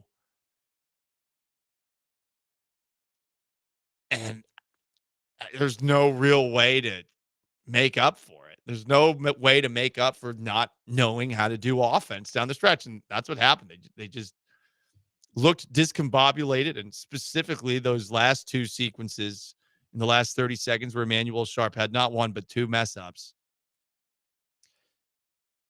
You'll be thinking about those instead of all the great things that Emmanuel Sharp did up to that point to get the Cougs to this point. Brutal. I feel for these kids. I hope they're able to shake it off. But, for J'Wan Roberts, that's it. 6 years at Houston are done. And LJ Cryer, his time at Houston's done. So now this team, which already the number 1 team going into next season on way too early predictions, they're going to have to use this to motivate them. But, how much more motivation do you need? You got all the way to the end, and you lost a close game at the very end of a game that you were winning the whole way through. Like, what can you do in an offseason to make yourself feel more confident that this won't happen again? I think that's what sucks the most. It'd be one thing if they got there and we were all like, they were playing with house money. They didn't deserve to get there. But when you are the Big 12 de facto regular season champs and the Big 12 conference tournament champs, and then you get all the way to the national title and you lose by 2 points in a game that you led for 30 minutes. Damn. You win 15 straight games before the title game. It was a team that felt like it was absolute. We talked about it all year where it felt like it was the best team of the Sampson era. And it was kind of cresting to this moment. Credit them. They did get way closer than all these other teams. It just couldn't quite get there. And you'll be thinking about the Emmanuel Sharp stuff, the last 2 possessions. Guy. Again, the last possession isn't on Sharp. Could he have made a better decision? Maybe. It's on everybody. Yeah, that play was going nowhere anyway. So he just got stuck with the ball last. Right. But to what you were saying earlier, the screens were not happening screens there. were terrible. I don't know what LJ Cryer was penetration. trying to do. Yeah. They were all standing basically in a line at the top of the 3-point line. Yeah, on the Like, right there was wing. no spacing at all. Right. Like everything got really crowded and they were so slow trying to get into their set. And Florida, to their credit, I mean, they played it great. Yeah. They were aggressive and they did not give them an inch. And I mean, it was a 2-point game. They only needed 2 points. I know. I cannot express how surprised I was that it looked like they're going for a 3. Like even I get after the game, because after the game they said that was called for Crier. He was the read 1. Read 2 was that elevator screen for Sharp, and apparently Florida was all over the Crier part, and I mean they're all over the Sharp part too. Yeah. Sharp looked open. Credit to Clayton for closing out. Smaller guy too, closing out that way, and forcing a weird attempt where you could see that Sharp kind of short-circuited there. Good way to describe it. 713-780-3776 to call in, to text in. Our friend Gary has a thought on the most interactive sports talk show in Houston. Gary, what's up? Hey, I don't feel sorry for U of H kids here in Houston. I'm disgusted with Sampson. And the reason I am, because every year he recruits. Yeah, they get there, but they're always second fiddle. And sure, you want to be there. But damn it, they will never get over the hump with him recruiting the same 6-foot-tall guards who shoot 20% from the free throw, from the field goal, from the layup. From all his teams are horrible shooters. Sure, they can get streaky. Sure, their defense is good enough to beat some teams, but not enough to tip you off. And this notion, defense wins championship in football, basketball, and all that. Damn it, if you can't make your free throws, damn it, like in football, if you can stop them, but your defense doesn't score touchdowns, what good is it? You can just be 0-0. They do not shoot the ball well. And for the God of me, I'm pretty sure they've had some recruits that wanted to come there that had a higher field goal percentage and free throw percentage than the kids on the field. Yes, they can rebound. Yes, they dive for loose ball. Yeah, they can run a mile in under 2 minutes. But damn it, instead of running a mile on the track, shoot more free throws at practice. That game was lost at the free throw line, and great teams. And even though they shut down that boy from Florida, when it counted, got to the cup. When it counted, he made his free throws. Gary, I appreciate the passion as always. But hang on. Disgusted. They lost by 2 to a 1 seed. You're right about the free throw thing. It's college. 5 free throws missed. Not good. But you said it at the very end there, after getting through all the things that piss you off about Kelvin Sampson, Gary, because you don't like that they do not bring in shooters. LJ Cryer is 6'1", but Cryer was a national champion at Baylor. Yeah, scored 30 points against Duke. Right. I mean, this was the team that had shooting. You want to get mad at it last year, where Shed goes down and they had no chance to even move the ball? Because that's what happened last year. When Shed went down, like, they had no ability to dribble. I can't believe they kept it as close as they did against Duke last year. Yeah, that was straight. That Duke game last year was that was a they rock hung fight. around. Yeah. And the only thing that I'm going to accept as far as Kelvin Sampson criticism today is that whatever the hell was drawn up at the end was a mess, but he can't get the players to do what is supposed to be done out there. The intensity, to what you were saying, Gary, like the Walker Clayton defense, they shut his ass down. This guy was the best player in the tournament. They shut him down. He did get some moments at the end of the game, but I mean, he ended with 11 points. If you are even in the rebounding matchup and Florida's best player, as Kelvin Sampson said after the game, is 1 for 7 from outside and 3 for 10 from the field, you're feeling really good about yourself. Yeah. You lost by 2 games. Like, I can't be disgusted. I can't be angry. And I don't know, Gary, you don't feel bad for them? You know, they get all the way to the end and it ends like that. And Gary's left. So yeah, he whatever. Hey, listen, Gary gets his points across, but I disagree with the majority of what he said there. The things that you're pointing at, like, that's not why they lost, you know? 713-780-3776 to call in, to text in, on YouTube at ESPN Houston, on Twitch at ESPN 975. What did we have? From the 832, that was the worst final play I've seen in a big college game since Chris Webber called a timeout with Michigan. Chris and Umble. That's up there. Oof. Another text from the 832. You would think the Cougars lost by 30. This is why Houston fans don't deserve bleep. Come on. They will ride the wagon, and as soon as they lose, cry city. Damn. Okay. I get that there's some college on college crime here, right?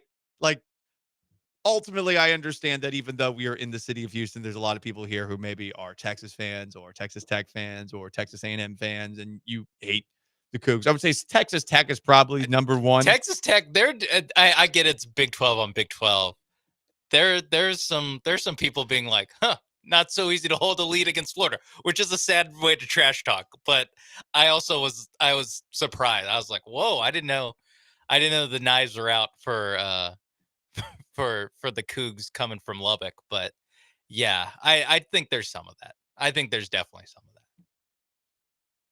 They lost. I do think people are being too dramatic, though. I agree. I mean, they choked this for sure, but you gotta be mad about it. I can't be mad. I feel bad for them. Like they know what they did. It's like it's a puppy that did something wrong and knows it did something wrong and is really upset. And I feel bad for the puppy. Like I don't feel the need to extend discipline here. They know they messed up and they got to live with it. So I, as somebody who is empathetic at times, feel more empathy than I feel anger or rage about them blowing a 14-point lead. I know I might be alone on that front, but that's my big thought is I feel hungover watching them blow it the way that they did and then hearing them talk afterwards. It does feel like a death happened. And obviously it didn't. You know, you get what I'm saying, but I just feel really awful for them. And maybe that is patronizing. Maybe I'm just as bad as Walter Clayton patting Emmanuel Sharp on the head after that awful sequence to end the game. But that's where I'm at. Sean Mapes behind the glass and Paul Gallant. 713-780-3776 to call and to text in on YouTube at ESPN Houston, on Twitch at ESPN 975 from the 281. The Cougars' loss is on me. I'm an Aggie fan. I was cheering them on. Our pitiful program rubbed off on them through me. I did not make up that text. That's an actual text. On the other side, if you want to blame something else, have at it. We'll give you 10 minutes to blame not the Cougars for what happened last night. Just 10 minutes. Just 10 minutes. It's the most interactive sports talk show in Houston. Stay put.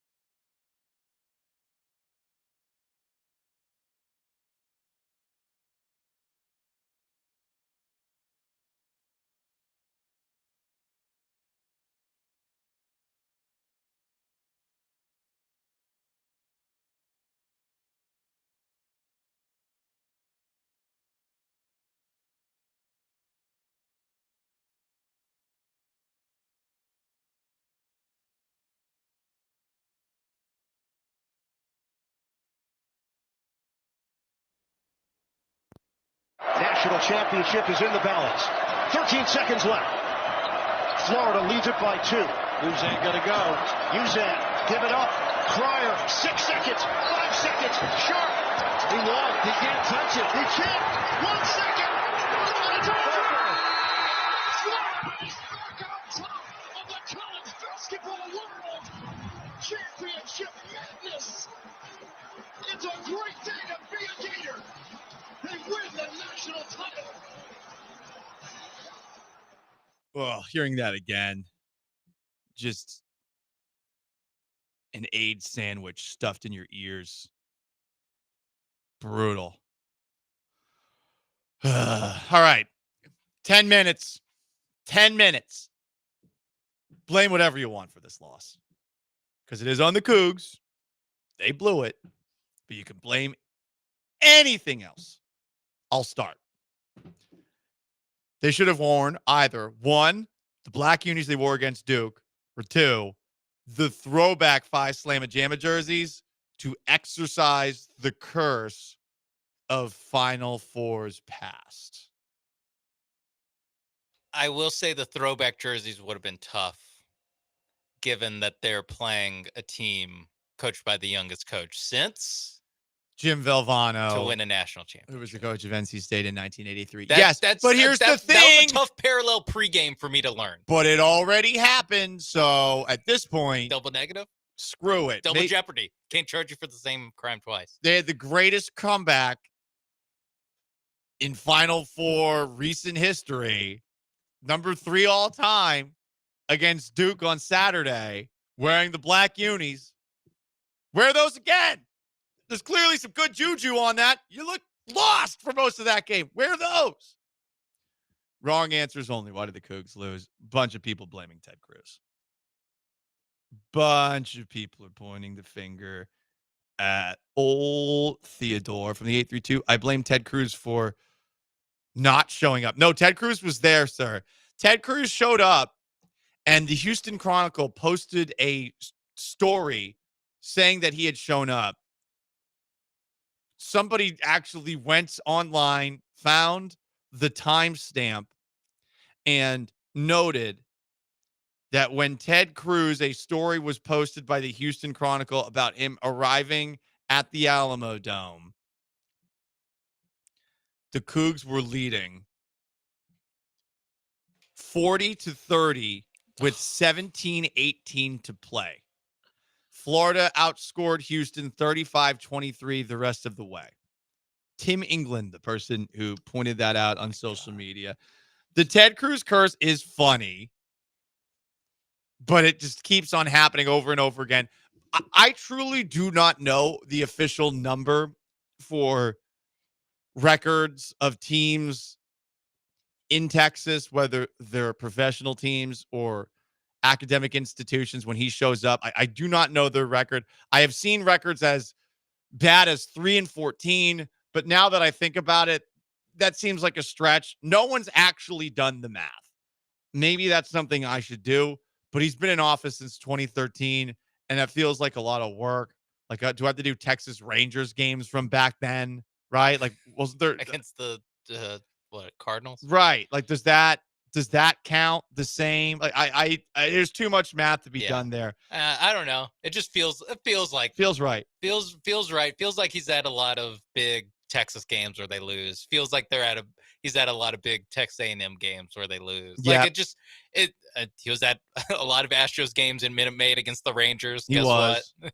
He was. Yeah. It's one of those things where I think every fan base just feels it's true, which at some point, if you're Ted Cruz and you're doing this blatant pandering, like it's working against you. Like, this is just creating more negative association with your name. Yep, 100%. And it's uniting fan bases from across the state. From the 936, Eric the driver blames Obama. Thanks, Obama. Oh, who'd he pick? Did he put out a bracket? I don't know I'll if he work put on out a that. bracket. I'll work on that. It does seem like he would do a look at me. This is my bracket kind of move, but I'm sure. I don't think Trump even did a bracket this year, to be honest. Another blame for the Houston Cougars losing that doesn't have anything to do with the actual Houston Cougars themselves. How about this? Coug Blaze brings up on Twitch, the Florida coach. Should he be allowed within feet of college students? Should he be allowed? I don't know. Should national champion coach Todd Golden be allowed? The investigation is ongoing, to quote Cam Newton. Yes. By the way, Barack Obama had Houston losing in the Sweet 16. Yo. He's still filling out a bracket? Yeah. He had Duke, Auburn, Florida, and Tennessee. Damn it, mofos blames me wearing maroon yesterday. No, I was wearing blue and red. It was blue and red. But I was out of all my Coug stuff was in the laundry. So I dug this out and it smells. I've had a couple of Coug shirts that I've dug out because I've been wearing it so much the last couple of weeks. And I've just been lazy with the laundry. So I've been wearing some dirty clothes. Not great. Coug Blaze continues saying, I believe Florida should have to forfeit that game because their coach should not have been able to coach in that game. Yeah, I'm with you on that one. That's the reason the Cougs lost. From the 832, I blame Trump's tariffs on Canada. That game was played on American wood. Another one. I blame the McNairs for not cooking burgers and throwing up the H while doing so. Yeah, that's true. Where were the McNairs? I didn't see the McNairs at the game. I saw Greg Abbott. In addition to Ted Cruz, Greg Abbott also seemed to be throwing a little bit of shade at Ted Cruz. He said, yeah, no bad luck here. Yeah. Someone needs to do the Greg Abbott, run the numbers on the Greg Abbott. Well, 0-1 at the very sideline least. or 0-1. whatever. Yeah. Are all those stadiums that the Cougs have played in handicap accessible? I would think Not that anymore. They are. Oh. Well, if you want to see, at least with Greg Abbott, to stop the Ted Cruz curse, there would be a way to stop it. Not that we're asking for that to happen. No, of course not. No one wants Ted Cruz to go to these. It is funny. Everyone's like, don't go, dude. Just don't go. It's based on a lie and mythical data that no one actually has in front of them. But it is kind of funny. I know, what's the guy's name? Ben Shapiro was always like, well, feelings don't care about, facts don't care about your feelings. Well, guess what? Feelings don't care about your facts. F Ted Cruz. We don't want him at these games. Yeah. Right, left, middle, communist, totalitarian, monarchist. We don't want that guy here. That's simple. It doesn't help that he's already was not super well liked. Right. He's even among conservatives in Congress. Yes. They're F this guy. And then he becomes the walking jinx. It's a tough look. Reasons the Cougs lost that have nothing to do with the actual reason the Cougs lost. The Cougs. From the 832, I want to blame the bar regular who showed up as soon as things started to fall apart, who never really cares about sports but was wearing a Coug shirt anyway. Well, that's annoying. That's tough. Tough. At least he wasn't wearing a Florida shirt. Could have been worse. I mean, it could have been. There's nothing worse than somebody who gambled on a game who's acting like they have a rooting interest in the game and they want to talk to you about gambling on said game. Even worse, bracket. Oh, yeah. Because I don't care about your bracket. Yeah. I don't, especially at this point. You had 2 1 seeds in the final?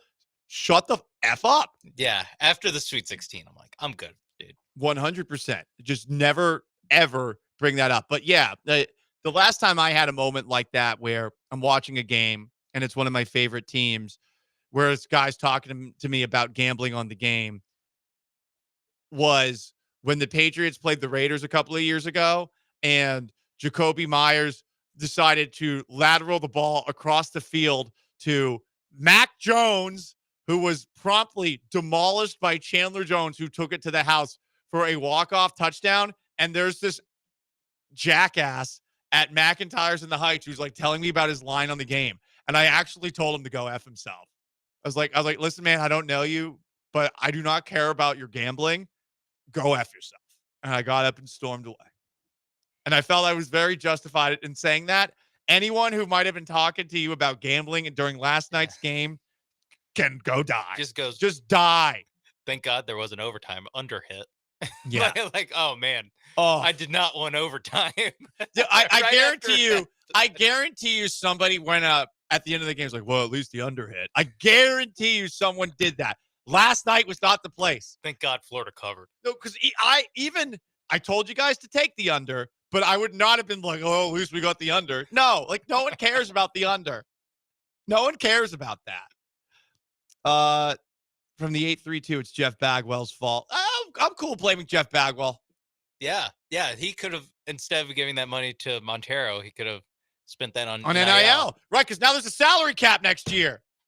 What if that money had gone to the Cougs instead of Rafael Montero and Jose Abreu? Yeah, a 6'5" LJ Cryer.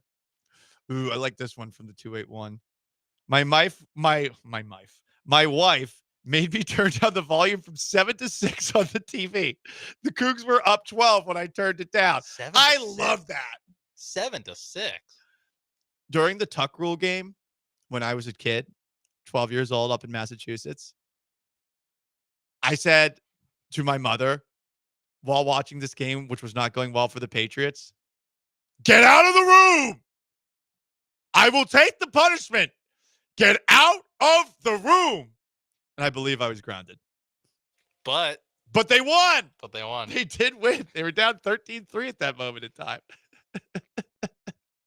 Some people would think you're being ridiculous when you say that you're a 6-time Super Bowl champion. I don't know. You earned one at least. I earned that one. You earned that one. I earned that one. The Tuck Rule game. And I'm giving you the Panthers one when you didn't see the Janet Jackson. That's true. I didn't even get distracted. It was halftime. Halftime. You're in the locker room. I didn't get distracted by no booby because I was outside playing basketball. Yeah, you're focused on Jake Delhomme. My parents were so relieved. Because all the kids went outside to play basketball at halftime because none of us had any interest in Janet Jackson, which, in our defense, we were young.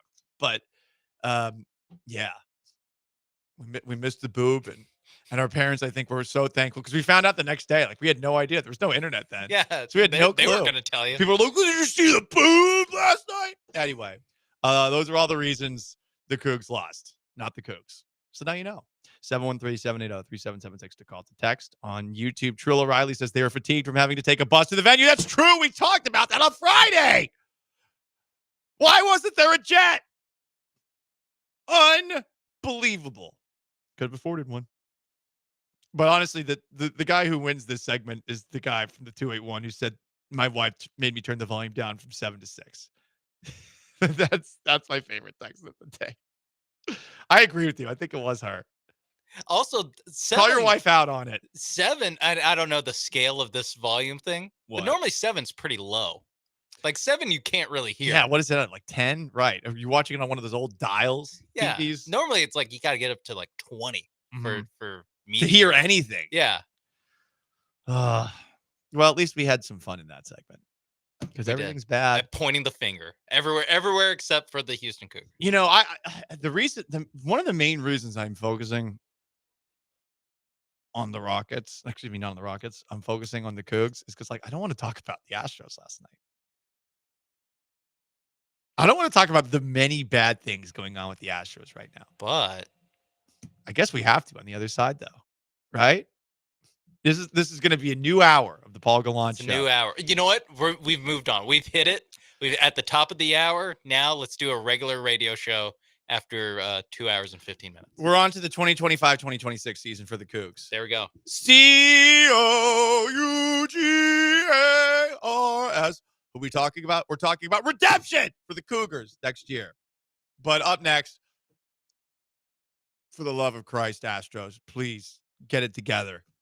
Last night was rough on a variety of different levels. Let's go through all of it next.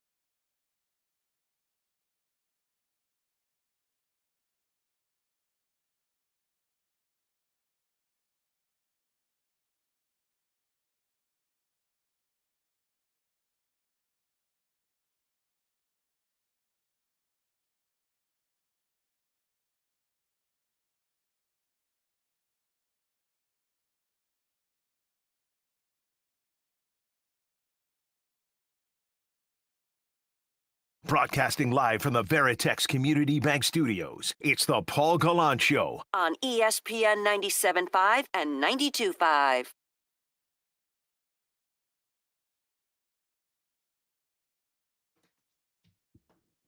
We're on to the 2025-2026 season for our beloved Cougs. I'm going to continue to wear my Cougar hat, this warm beanie, until the end of the show because I'm a big believer that when you lose, you got to wear your team's gear the next day. You got to sit in it. You got to feel it. But we're on to the next season. We have officially turned the page, and we will never talk about this game again. This is it. We will never talk about that game again. Instead, let's talk about some meaningless April baseball, which I'm going to say is meaningless April baseball because I am hoping that once again, the Astros are going to make it seem like it was a waste of all of our time to watch in April because the real team showed up in May or June. Did I pay a lot of attention to last night's Astros-Mariners game? No. I watched it this morning after watching other things this morning that we will never discuss again. Last night's 4-3 loss to the Mariners, where the Astros had just 2 hits and were being no-hit for a very long period of time, was rough on a variety of different levels. First off, Jose Altuve's had a great start to the year. I do not, for the life of me, understand how the 2 through 9 have been so bad after him. Like, there's no explanation for it. And last night, I mean, because of the struggles of the lineup, the Mariners could just completely pitch around Yordan Alvarez. 3 walks. Isaac Paredes, he pulls the ball really well. Well, he's 0 for 4.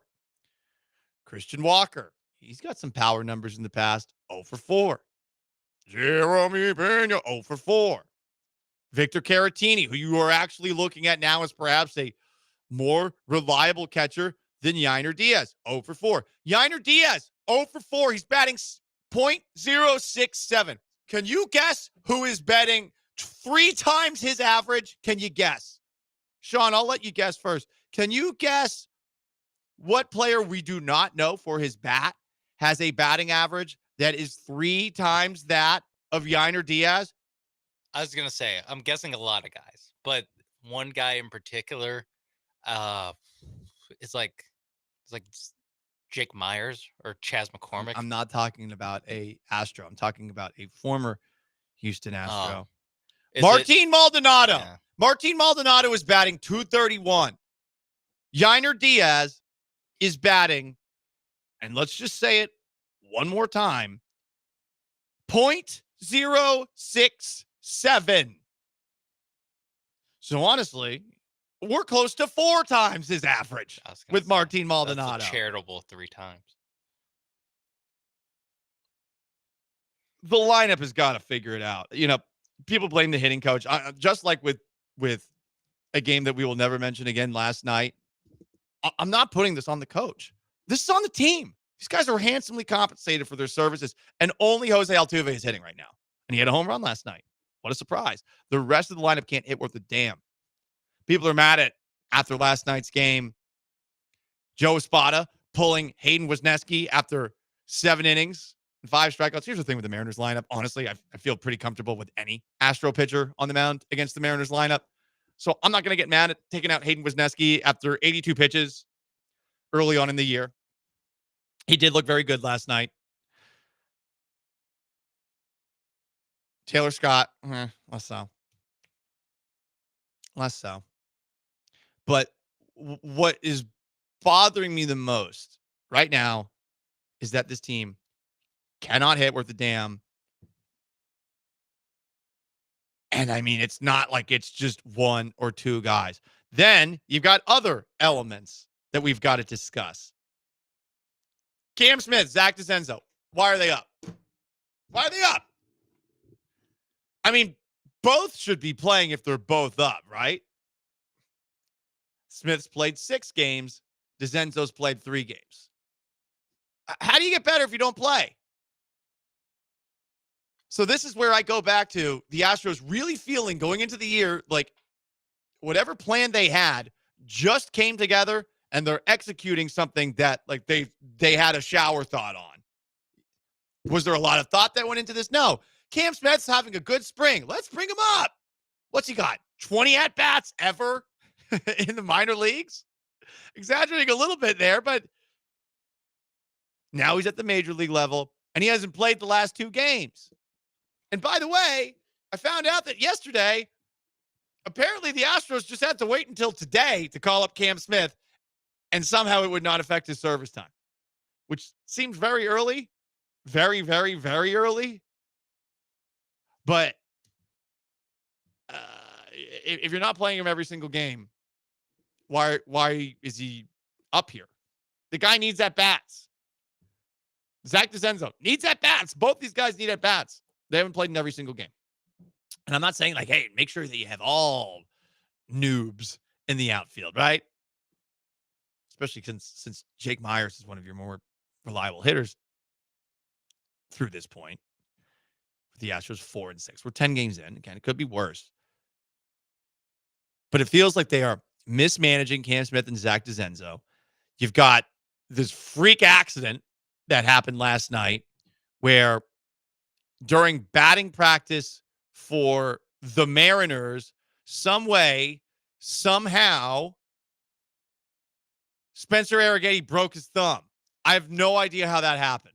This is one of the weirder baseball injuries we've ever seen. At least it took place on the diamond as opposed to someone walking in or out of the shower, or in the case of Cody Bellinger, who was scratched from a game last night because of bad wings. Like, it could be worse, but now all of a sudden Spencer Arrighetti, who, at least in his first start of the season, looked great, has a broken thumb. How does that happen? And then one last little tidbit. All the Astros X's are doing well. So we touched on this yesterday. Kyle Tucker, National League Player of the Week. Alex Bregman, American League Player of the Week. I totally forgot that Wilyer Abreu used to be a Houston Astro. The Astros traded Wilyer Abreu to the Boston Red Sox for anyone? Christian Vasquez. World Series champion, Christian. World Series champion, Christian Vasquez. True. But also Astro for like 40 games. Wilyer Abreu could also be the American League Player of the Week. That's how well his year has begun. He has 1 less hit than Alex Bregman. He's been effing awesome. So here are all the ex-Houston Astros who are having a good start to their season. Kyle Tucker, Alex Bregman, Wilyer Abreu, and George Springer. And Maldonado. Maldonado is hitting better than Yainer Diaz, significantly. Part of a Padres team that is trying to kick the door down in the NL West. They're 4-6. It could be worse. This is bad. And I'm mad about this because I was hoping at the very least I'd be able to say, like, the Mariners, bunch of losers, after what happened last night, the game that we will never mention again. But instead, nope. Just sadness and sadness and sadness on top of sadness. And Spencer Arrighetti's hurt because he broke his thumb.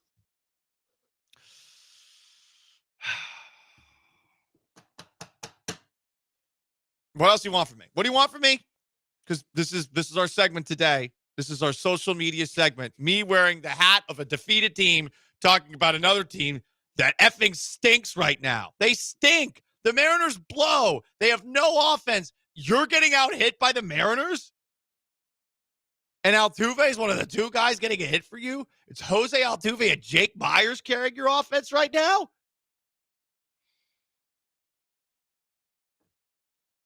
This is where the anger should be directed. Clean it the F up. My goodness. And I will be bad cop with the Astros, I think, a lot this year. See this hat I have right now? I think I'm going to buy a fake police officer's hat, and people will say stolen valor. Nope. I'm going to get a siren and everything, and I'm just going to be a bad cop. I'm going to be the guy in the shield. I'm going to be that guy with the mustache in NYPD Blue who kind of looks like Danny DeVito and also was in Die Hard 2. I'm going to be that guy. I'm just going to be a cop who takes out his frustration on a team that, you know what, is asking for it. They're asking for it. Paul, that's not how the law should be practiced. Don't care. Gun, badge, another room. You're bad cop. Brass knuckle sandwich. Your face is the meat. Pop, pop, pop, pop, pop. Figure it the F out. Thank you. Paul Gallant Show. Stay put.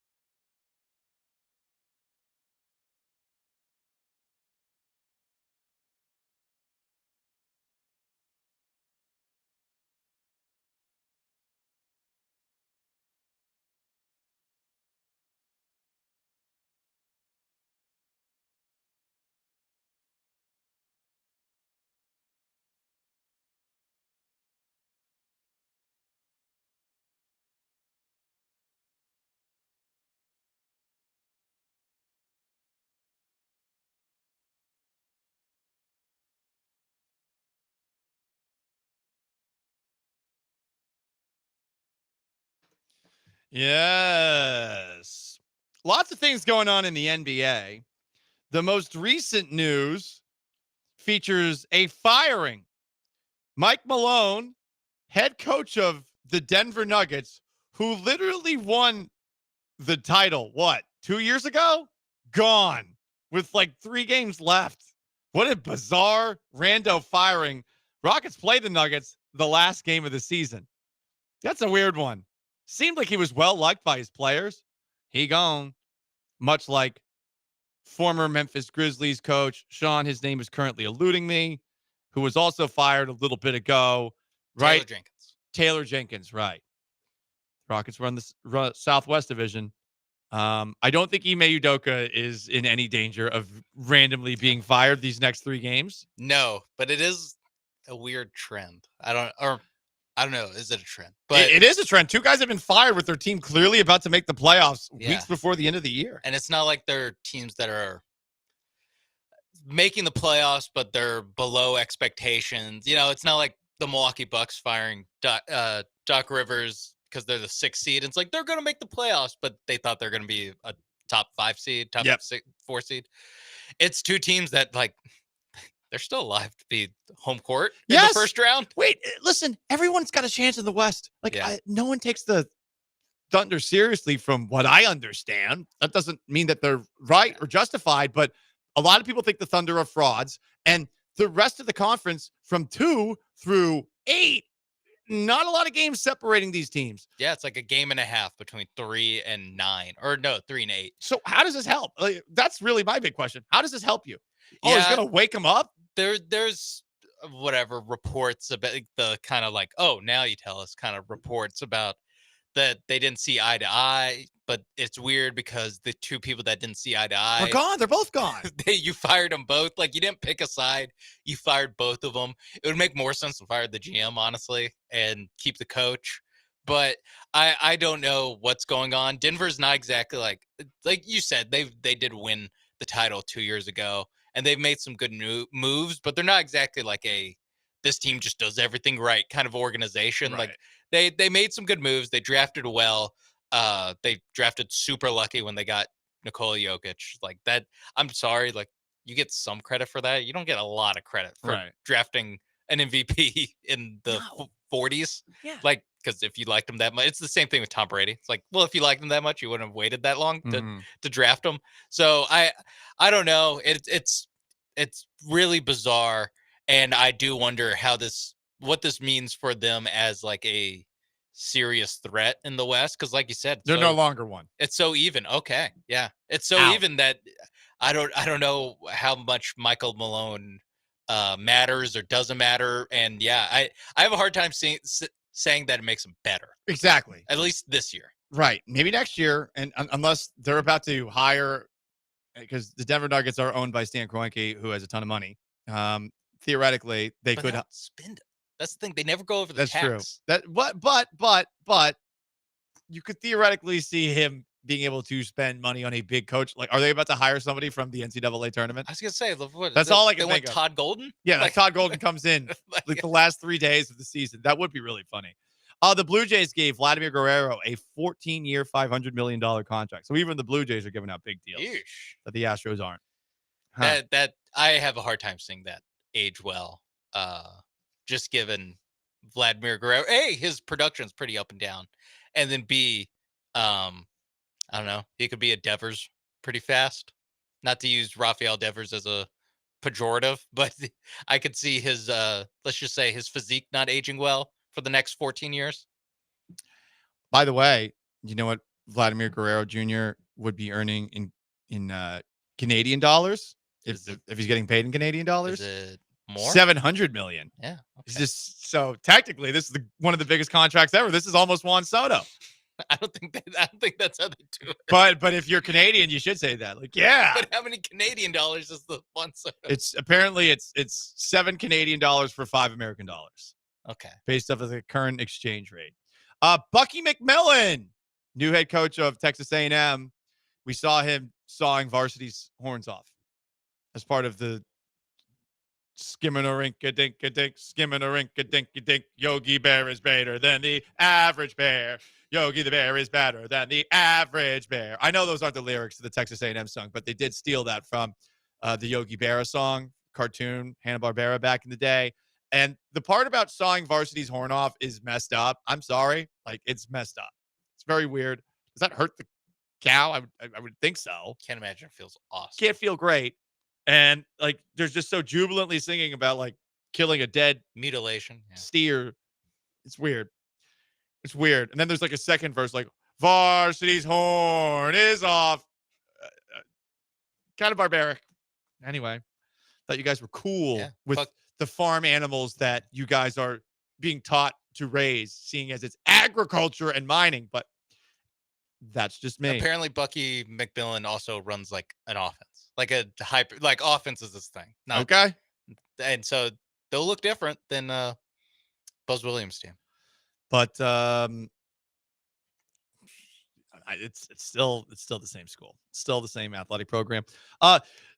In case you missed it, anyone see Stephen A. Smith? He has finally admitted that it's time to stop messing around. Life is great, especially at ESPN and Disney.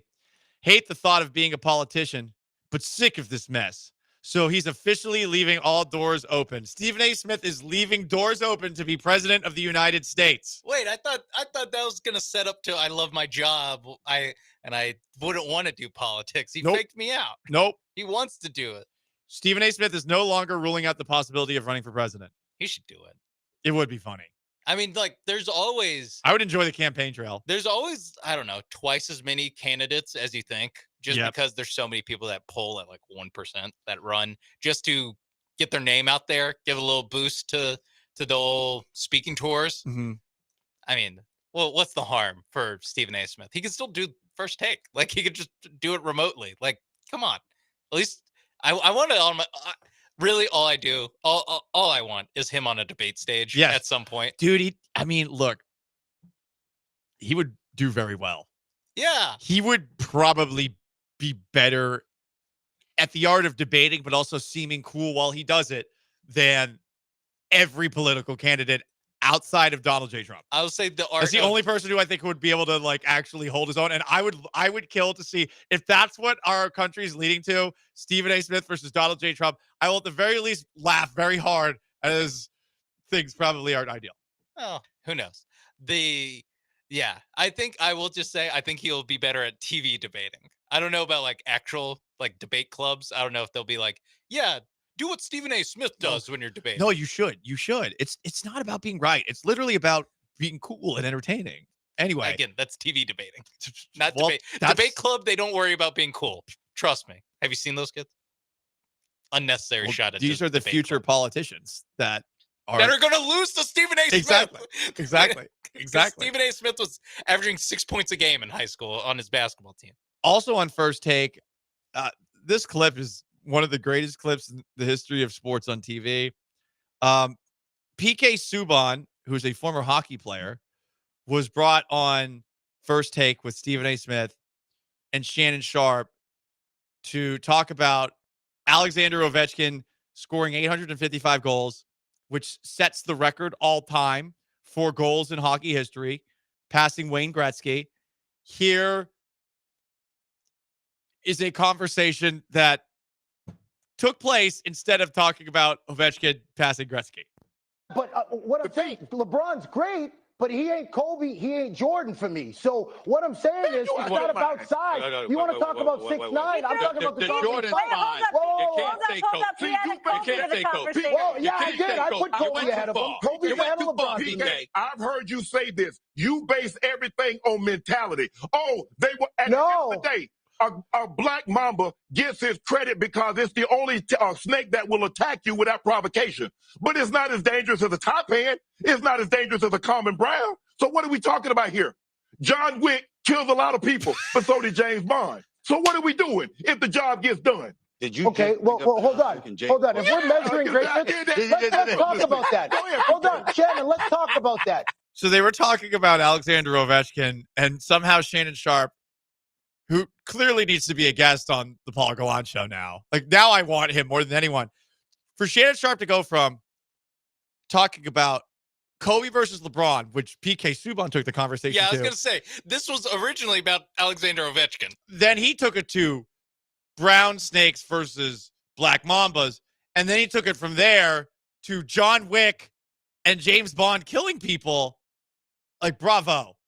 That is a level that I'm not even sure I could do. There's like 4 different just like I do like that PK Subban's role on this show is let's talk about the NBA with the hockey guy. that is just what, every time I hear him, he's talking about the NBA. Yeah. That's funny. NHL. Got a lot going on. Clean up aisle me, by the way, to wrap up in case you missed it. Everything you might have missed over the weekend in sports. From the 409, it's agriculture and manufacturing, not mining. Sheesh for Texas A&M. That's one texter. Another texter says, actually, it's mechanical, not mining. That's from JT Ag. Make up your minds, guys. I'm pretty sure JT's right. JT sounds right. Yes. I would think that it's mechanical. I thought it was mining. Learn something new every day. Every day. Some varsity sort off. That's a normal thing to do. As are having your leaders. We're fucking weird. It's the Paul Gallant Show. What's up next? Who knows? Will the show exist still after that one? Not sure. It's the Paul Gallant Show. We're not talking about the thing that happened, and we're not talking about the Astros. Stay put.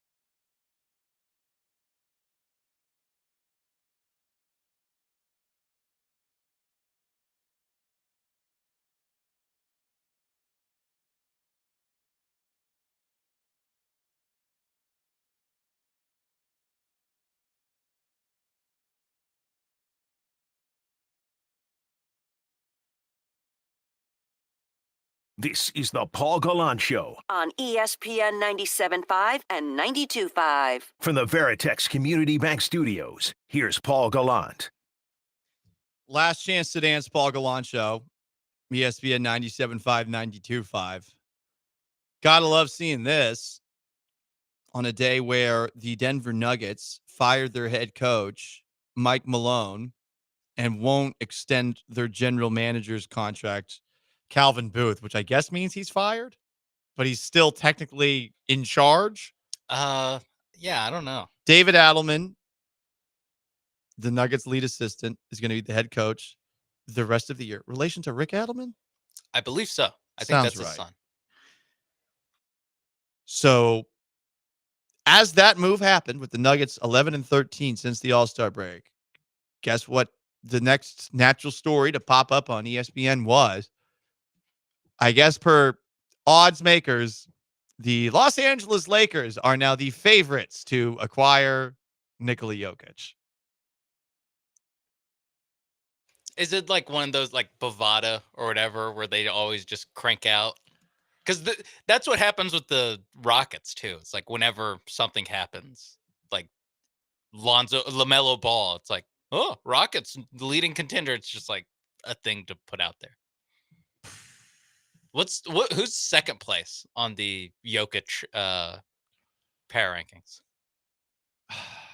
Or Jokic odds? I'm looking for it right now because it popped up on social media right in front of me. Like there's odds already on it though. And of course, on a day where a bad thing happened last night and the Astros also are stinking it up, specifically at the plate, and they're in Seattle, who has their number from a pitching perspective. So it doesn't seem like the Astros bats are about to wake up anytime soon.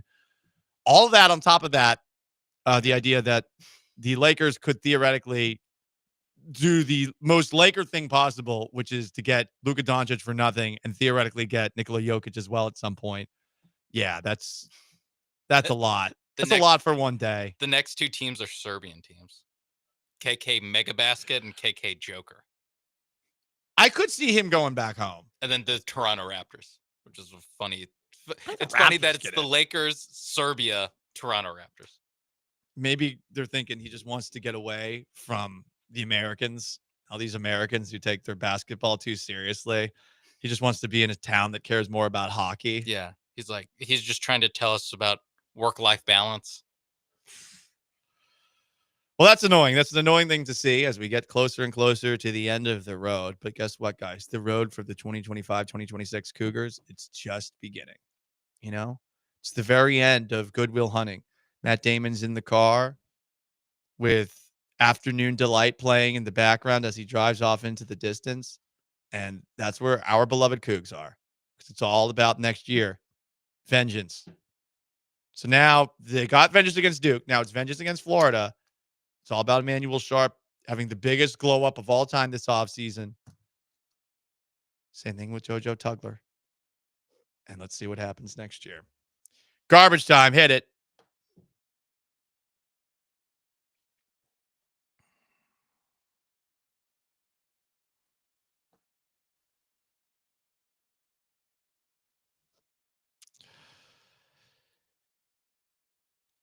I did not think that pickleball would ever get on the radar of the Securities and Exchange Commission. But this week, the SEC and the Department of Justice announced charges against Randy Miller, Chad Miller, and Jeffrey De La Viaga. These are the executives behind Legacy Cares and its for-profit affiliate Legacy Sports. They're accused of defrauding investors out of more than $280 million by using forged documents, inflated revenue projections, and fictitious commitments from sports organizations. These guys faked letters of intent and contracts from sports organizations, projecting $100 million in first-year revenue. And I guess they did this while running the sport called pickleball. Wait, so pickleball is a scam? It does seem like pickleball. Professional pickleball is a scam. Yes. So this organization, which has created like a massive pickleball series of courts, and we're talking there's at least 50 pickleball courts in this like little area. Oh, wow. Apparently, these guys have also just stolen $280 million.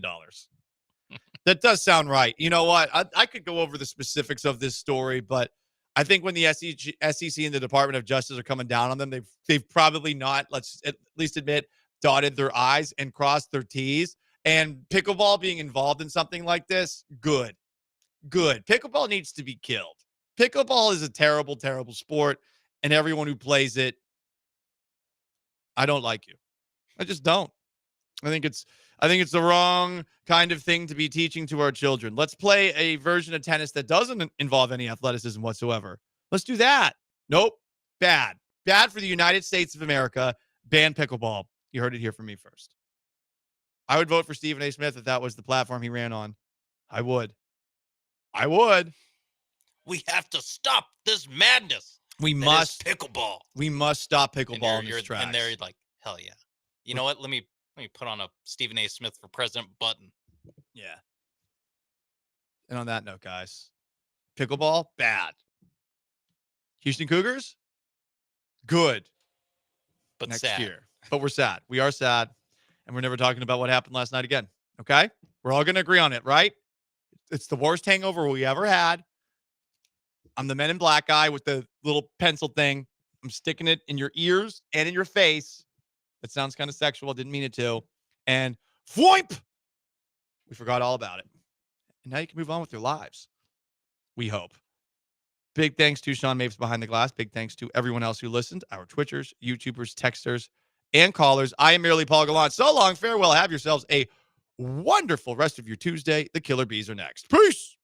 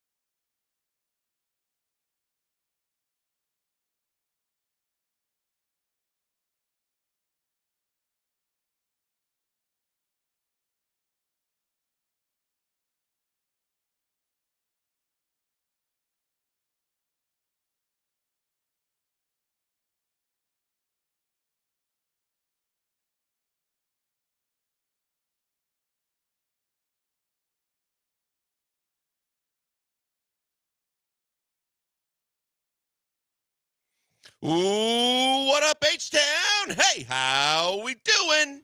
He's Blank on Branham. It's Brian behind the glass. It's a Taco Tuesday edition of the Killer Bees on ESPN 97.5 and ESPN 92.5. I have no idea how today's show is going to go. I'll tell you, this is the last place I want to be. I believe it. I was just going to ask how you're doing. Hate to say it.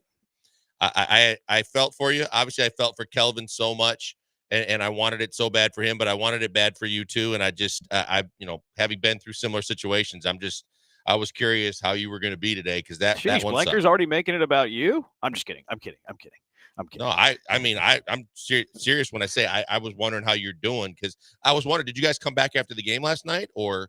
I drove to San Antonio, so I woke up early and drove back. Team drove back today. Okay. They didn't. They got back a little while ago. They had a nice crowd show up whenever they got off the bus here on campus, and then they had a great crowd at the hotel after the game. So it was good. It was it was good that they, the support. The support was awesome. They put 40,000 inside the Alamo Dome yesterday. It was like an old family reunion, a who's who of Cougar brethren, Carl Lewis, Elvin Hayes, Akeem Olajuwon, Dr. Dunk, Mr. Mean. I mean, it was a who's who of Jim Nance. So it was it's sad the way that it ended. Still very proud of this Houston Cougar team, though. I mean, they won 35 games. Yeah. They back-to-back Big 12 champions, 19 Big 12 wins. Probably the only team that will ever do that because the conference is moving back to 18 games. There's 364 teams in the country. 362 of them want to be Houston. One is Houston, one is Florida. The other 362 want to be Houston. So I'm happy with the season. I'm proud of the way that they fight. I'm proud of the way that they play. I've always been proud of the way they play under Kelvin Sampson because they're that lunch pail, blue collar, bringing your hard hat to work kind of program, which I like. I like guys who play hard. That's my favorite types of players, the ones that play hard. So I'm proud of that. Now, obviously, you feel very sad with the way that game went yesterday.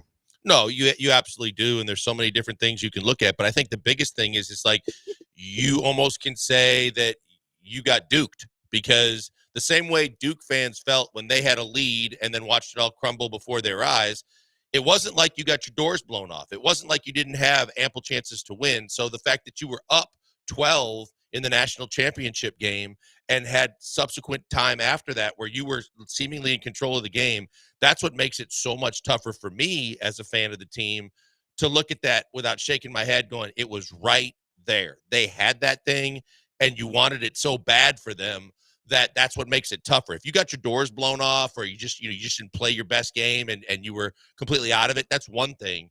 But to be in control for all but a minute and 3 seconds of that game, that's what makes it even more difficult. Yeah, it was there. It was right there in your grasp. And look, first and foremost, you tip your cap to Florida. Like Florida's a really good team too, obviously. Yes. It does show you how delicate and how thin the margins are on winning a national title because Houston led for over 30 minutes of that game. You look at Florida's path. They beat UConn by a one possession game in the second round. They were trailing double figures against Texas Tech late in that game. So it goes to show you the fickleness of the NCAA tournament a bit. But Florida made a couple more plays than Houston did last night. Houston, struggled a little bit down the stretch, turning the basketball over. They're one of the best teams in the country at taking care of the basketball. They average 9 turnovers a game. They are simply one of the best all year long at taking care of the ball. And they turned it over a few too many times in those final 3 minutes. And to me, the biggest storyline, I know a lot of people are talking about the officiating. I don't think I'm ever a blame the officials or refs or umpires kind of guy. Now, I will, call a fact a fact. If it walks like a duck, talks like a duck. If there's certain plays, we'll talk about it and say they miss it. But I don't subscribe to the refs, umpires, officials change the game or determine the winner. But the shooting yesterday. And I thought they got good looks. I thought Houston got some looks that they would like to get. Some of the 3-pointers they got. They took 25 threes yesterday. Good chunk of them were good looks. Jawan Roberts got some looks in the paint that he normally knocks down. Good looks. So I thought Houston had good looks, but shot 35% from the floor, 6 of 25 from 3, 24%. And needed to be a little bit better. Didn't have to be much better because it was a 2-point game. But you shoot over 35% from the floor, you shoot over 25% from three, you probably win. If the Cougars would have shot to their season average yesterday, and look, Florida's defense is very good. They're top 10 in the country. There's a reason that Houston had a difficult time scoring because Florida's defense is very good. Although the looks were there, if they shot anywhere near their season averages, they probably win the game by double figures. Yeah, there's little things. I think the first thing, kind of just interjecting some of the things you said, but the one thing that bothered me the most right off the top was Todd Golden. The fact that you had the mutual respect between Cryer and Sampson. You had Sampson, who goes out of his way before he says anything about his own squad to say, great job by that team. That's a hell of a program. That's a hell of a coach. That's whatever. And you just had this over-the-top brash coach saying, we do have the best backcourt in the country. Matter of fact, we have the best front court too. And now we're this. And it was like, bro, at a certain point, just tip your cap. That was a hell of a game. That was an undecided, up in the air, back and forth, really fun game to watch if you had no vested interest on either side, let alone if you did. But that kind of chapped my ass a little bit because the same way he was parading back and forth, berating the officials, the same reason why I don't like Hurley at UConn a whole lot is because he just rode them. And then the minute that the bench finally got a tee, you can go back and look at it, but in the next 3 minutes, there was a barrage of fouls called that they weren't calling. And so to your point on the officials, the one thing that bothered me is, this as well as I do in all the games that we've seen and called and been around. The teams, the coaches, the players, everybody involved, the first 5 minutes of the game, you want to see how the officials are going to call the game so that you know how to react accordingly. Are they going to call it tight? Are they going to let them play? You only call 4 fouls in the entire first half. Now, the Rockets game the other night as an example, if you get a Draymond Green, Şengün, and Brooks situation and the referees start to fear that you're losing control of the game, you might change on the fly for something like that. But when there was nothing that dictated that game had to be called any differently, the entire first half set the tone for both teams. They're going to let us play. And then all of a sudden in the second half, they called a completely different game. And from the coaches to the players, that's the worst thing you can possibly have happen for both teams, because now you just don't know what you were able to do in the first half. You might not be able to. Are they going to call this or going to call that? And that's what bothered me the most from an officiating standpoint. I'm not going to go back and say, oh, they missed that one, or they should have got that one, or this one, because there's always going to be those plays on both sides. I just didn't like the fact that it was literally a tale of two different halves. I didn't like the technical on Florida. And it wasn't because they should have let it go or anything. Although maybe they should have. It's a highly contested game. The stakes are at the highest of the sport. Their assistant came to the top step, or he came onto the floor yelling at the officials. Was it worthy of a technical? Sure. These referees do good jobs. If they felt it was worthy, it was probably worthy. Is it better to go over there, maybe give a talking to, not tee them up? But the tee, irrelevant to my point. I've seen so many times in college basketball when a technical is called that it completely changes the way the game is officiated. Because I agree with what you're saying. First half was officiated differently than second half.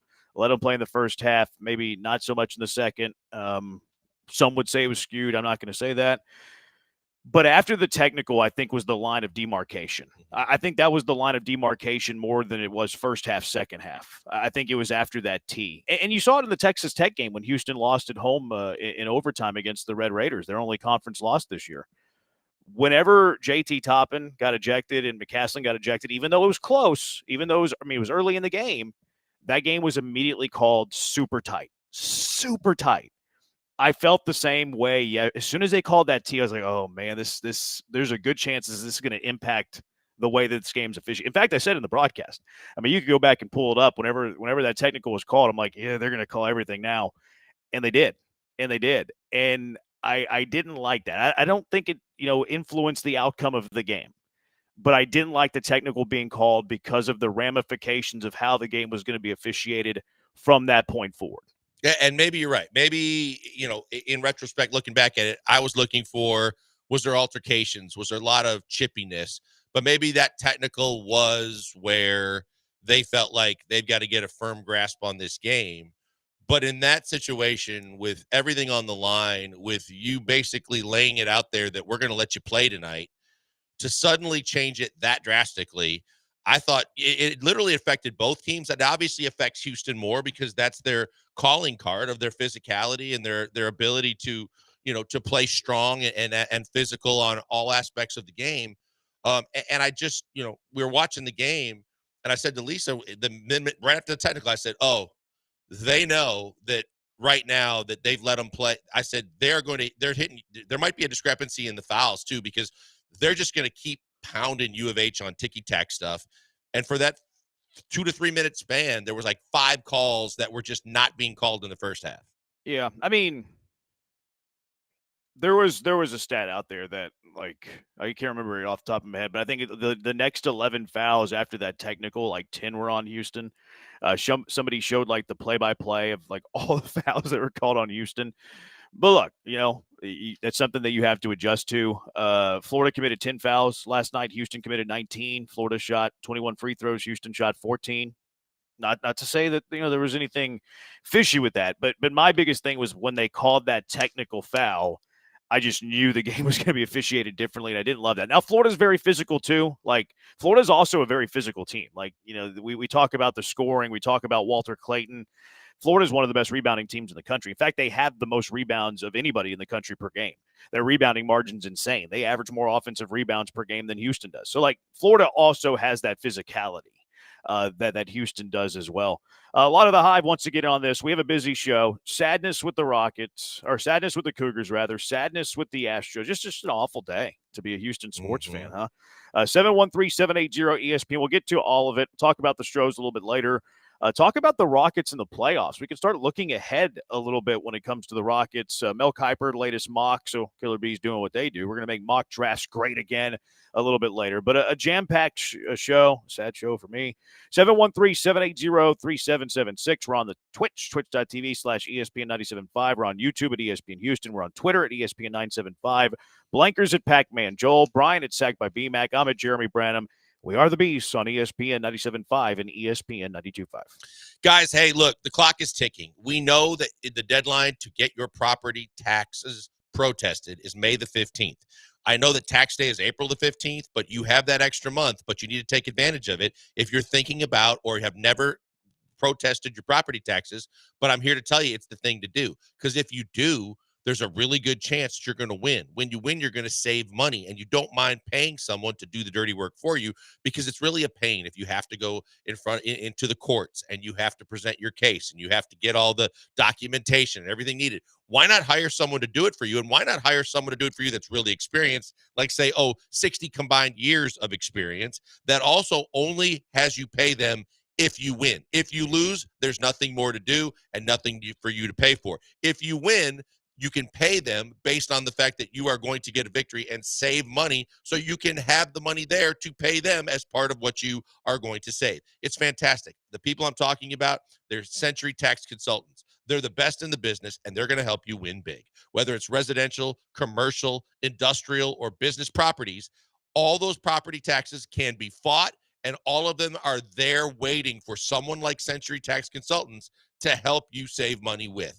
No savings, no charge. That is their mantra. All you got to do is go to cprotax.com. That's cprotax.com and sign up today. They're going to do the work for you. They're going to make the presentation. And if they save you money, you pay them. If they don't, you won't. It's that simple. Check them out today, cprotax.com. Tax consultants are there to do some work, but the Century Property Tax Consultants are there to do it all for you. Don't pay more on taxes than you need to. cprotax.com.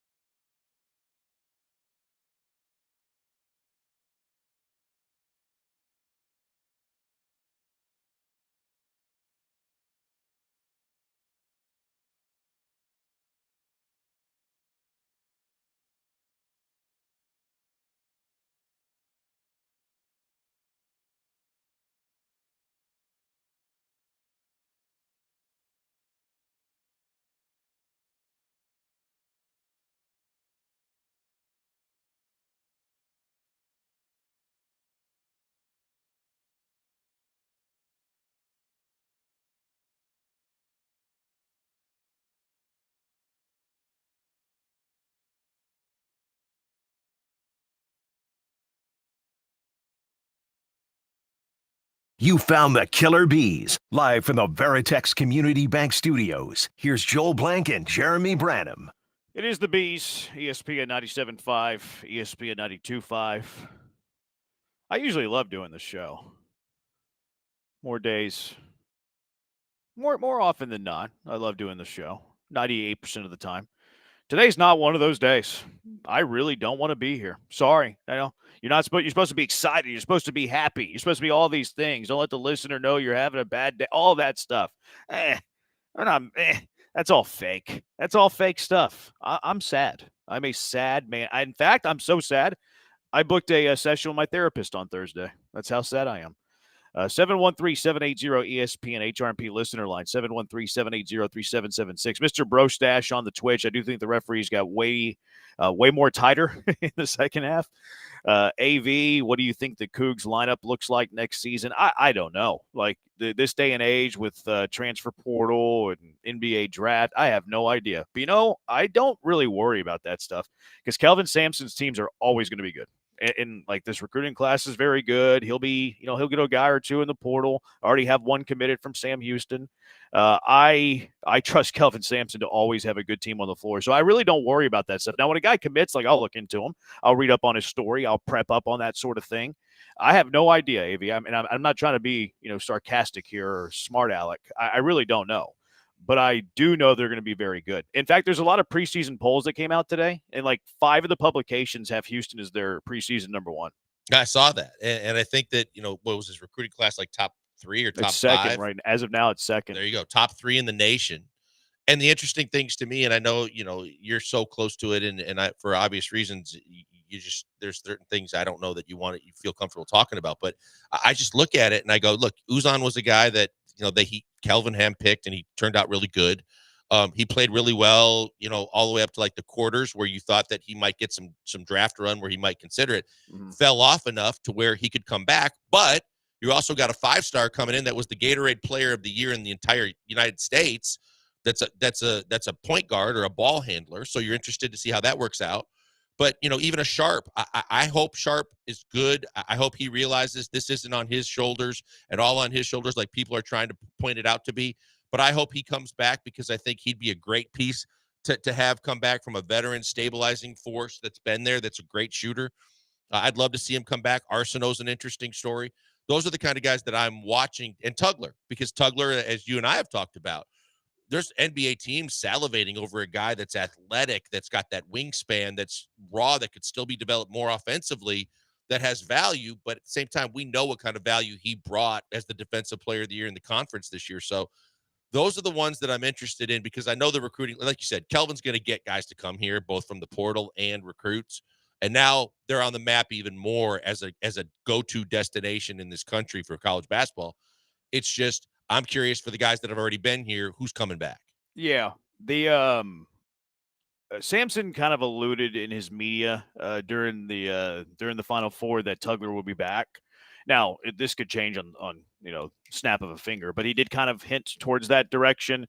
Uzan's going to have a decision. Like Uzan's, I saw a mock draft today that had him in the top 40. So like he'll have a decision to make. But Houston has a plan. And Houston already knows what's going to happen. Like they know what's happening. They know if those guys are leaving or not. They have guys that are mapped out to be on this roster. I'm not privy to that information. I don't like to know, quite frankly. I hear some things around, the dinner table and stuff like that, but I keep my ears shut. And if I do hear something, I don't talk about it. Right. But they have things on the way. They're going to be really good. Don't worry about it. They'll be fine. But I'm not trying to be a smart aleck, Alex. I really don't know what that starting 5 is going to look like other than it's going to be good. This is my mood today. I'm channeling my inner Mike Tyson. Man, what? Yeah, that's how I feel. So let's go out to the HRP listener line, 713-780-ESPN. Alex, you're in the Hive. What's up, Alex? Hey, guys. Love your show. Appreciate everything. Just 2 quick questions. Do you see Coach Sampson finishing his career out at U of H, or do you think he gets poached somewhere else? And the other thing I wanted to ask is I remember reading an article where Coach Sampson said, it'd be nice to have a private jet for recruiting. Texas has deep pockets. Florida obviously has deep pockets. U of H doesn't seem to have that big donor group to help shore up athletics, not just basketball, but football as well. Any comments on that? And then the other thing I wanted to quickly ask was this upcoming NFL draft, it seems like there's a lot of depth, a lot of players out there on defense and offense that may not be Pro Bowlers, but solid players. What do you think about the Texans just shoring up depth and getting the best player available instead of just trying to address the offensive line this draft? I'll hang up and listen. Thanks, guys. Appreciate it, Alex. A lot to digest there. I think, and Jeremy, again, you just kind of alluded to it, but from what I would, from what we know and what I know personally, I believe that Kelvin Sampson is taking. He's alluded to, like you said, in post game and everything, and along the way that he's coming back. I think he's extremely excited and happy with what's going on. His son is coaching waiting. So, and we know that Lauren's involved, his daughter as, I think, director of basketball operations. It's a family affair. I think that he's going to be here for a while. When he does decide to step down, his son is waiting, Kelvin, to take over to take over for Kelvin. I don't expect him going anywhere for the next couple of years. And I think that right now, for all the blood, sweat, and tears he's put into this program to get it in the right direction and now keep taking it to another level, I think he's still. I think this fuels him last night too, that he wants to see this thing through and get that kind of one missing piece on his Hall of Fame resume. He's been quoted as saying, "Don't mess with Happy, and this will be his final job." So I'm not worried about him getting poached. We know how college athletics are these days, but those are things that he said. I take him for his word. I believe him whenever he says that, 100%. So I'm not really worried about the poaching thing. As far as the Texans, I'm always best player available, especially when you're picking in the 20s. So I'm with you on that, Alex. Like, if all the offensive linemen you like are gone before you pick and you don't have the ability to trade up, take the best player available. If it's a receiver, great.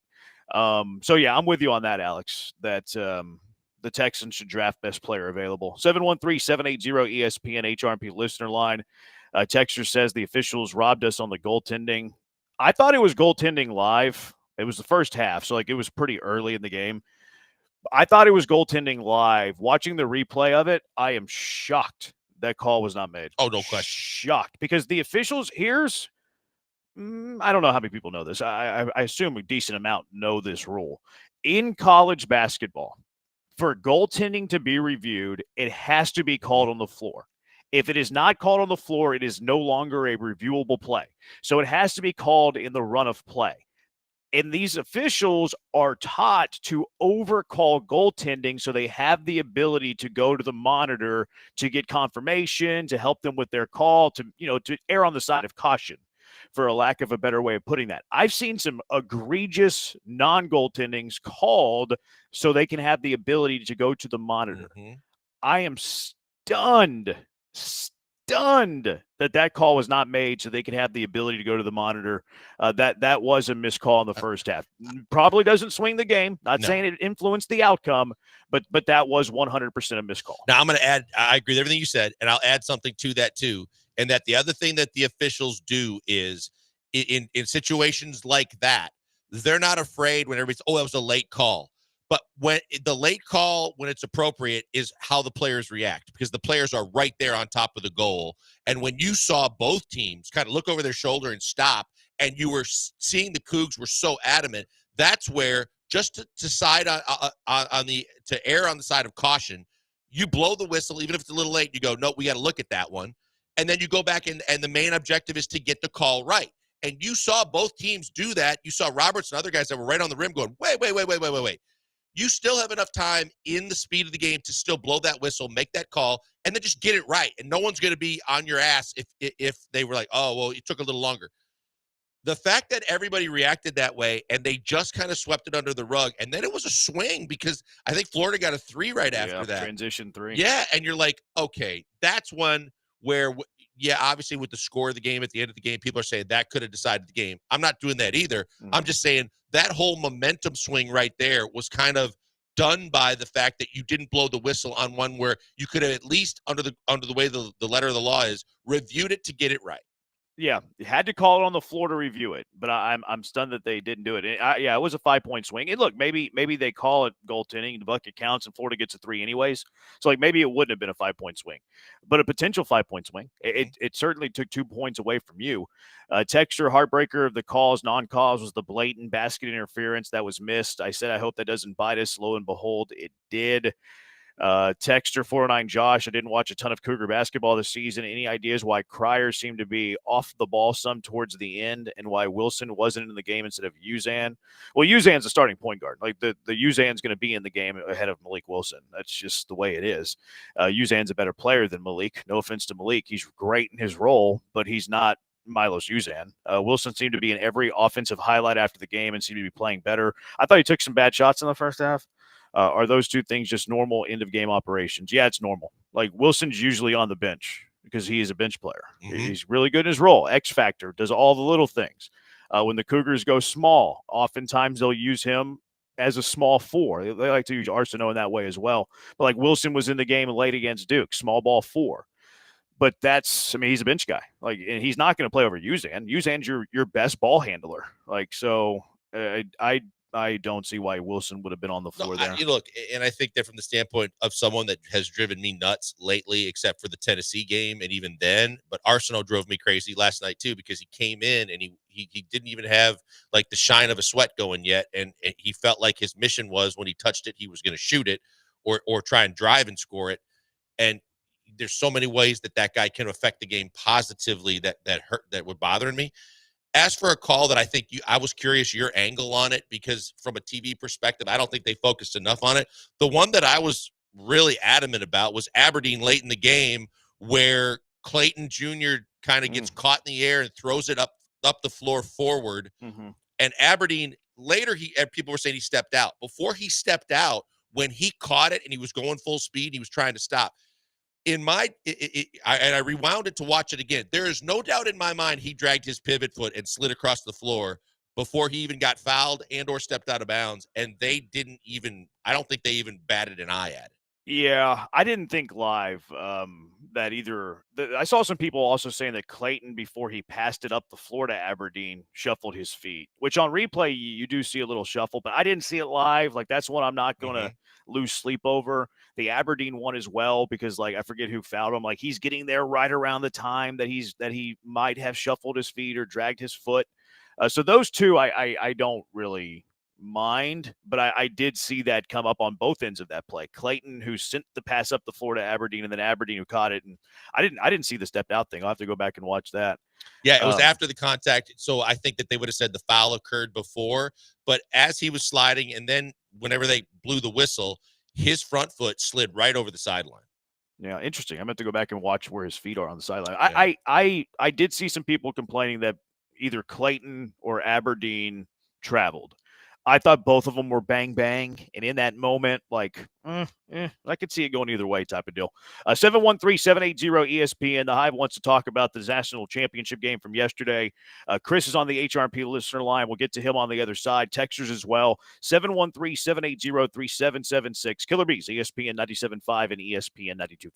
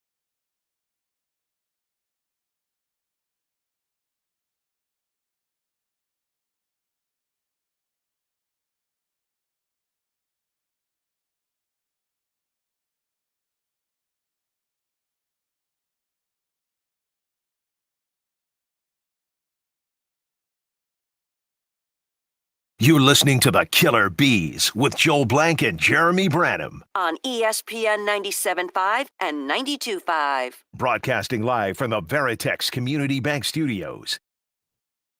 Killer Bees, ESPN 97.5, ESPN 92.5. Adrian, there was a play in the second half for Florida's big scored, and right after he made the bucket, I think it was the first half actually, right after he made the bucket, he ran into Tugler, and the rest blew the whistle since Tugler was down on the ground. If I'm not mistaken, they didn't even rule that a foul on Florida. Should that have been called a foul or not? I thought it was a no call. I mean, the guy made it, and he was running up the floor, and they just ran into each other. Yeah, it was first half. I thought the only way that it looked egregious was when they really, really slow it down. There were people saying, well, he dropped the shoulder. I mean, he wasn't expecting Tugler to be there, and he kind of reacted, and you kind of protect yourself, and you kind of go down a little bit, but I'm with you. That's a play on. Yeah, play on. Adrian, filling for you today, J-Bone. Keep that chin up and always go Cougs. I'm proud of Houston. Like, I know that I'm griping about having my heart broken last night, but I'm very proud of what they did. I'm very proud of the season that they had. 362 teams want to be Houston today. Mentioning all the questionable calls that went in favor of Florida, what about the other way around? I'm here for it. What other calls that happened against Florida do you think were unfavorable? Well, we'll listen to them. We'll give you an honest opinion. Just like that Tugler big man collision, I thought it was a good no call. I'm curious because for me, it was, Florida's got 3 serviceable bigs, and U of H obviously does as well. But the fact that you were allowing them to create verticality in the first half, and you were allowing them to decide the game until you didn't, and they weren't, and then you got the complete polar opposite is what threw me off. I'm not trying to say, there weren't calls that went against both teams. Obviously, it's a Houston radio show, and people are hell-bent focused on the calls that didn't go Houston's way. But I also think that the biggest frustration, I will go back to what I said to start the show, in any level of basketball, you just want to know how the officials are going to call the game. They set the tone in the first half with 4 fouls called, and then they just completely reversed course in the second half, and I think that's the most difficult game to coach and for the players to play in any basketball game. And I want to be very clear. Florida won that game yesterday. Florida's very good. Tipping the cap at Florida. We're just dissecting the intricacies of the game, not taking away what Florida did at all. They are a deserving, worthy national champion, and they won that game yesterday. 713-780-ESPN. Let's go out to the HRP listener line. Chris, you're in the Hive with the Bees. What's going on, Chris? Yeah, good afternoon, Jeremy, Joel. Jeremy, it's good to hear you on the radio today. I know it's not easy to talk about the game. What a season they had. You're an alumni and also the voice of the Cougars, so you got a double whammy. So I know the Hive is glad to hear that your aspects on the game today. You didn't take a day off. Some others might have taken a day off today, but not Jeremy. The offense this year was a step up, in my opinion. 3 guys shooting the 3-ball over 40%, I think, is what really catapulted them to the final game this year. And I just hope that the offense keeps improving. I mean, their defense has always been good, but their offense, their shooting was really, really good this year. And I think that was the big difference. And it was not a failure of a season.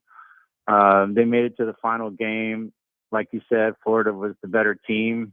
But in my opinion, guys, I know y'all won't say it, but I'll say it. The Hive knows it. The real reason why the Cougs lost last night, it wasn't the refs, it wasn't Florida. It was because Ted Cruz was at the game. Can you stop him from going to the games, guys? Come on, Jeremy. Keep him from going into the game, man. Jeremy. That's why we lost. Bye.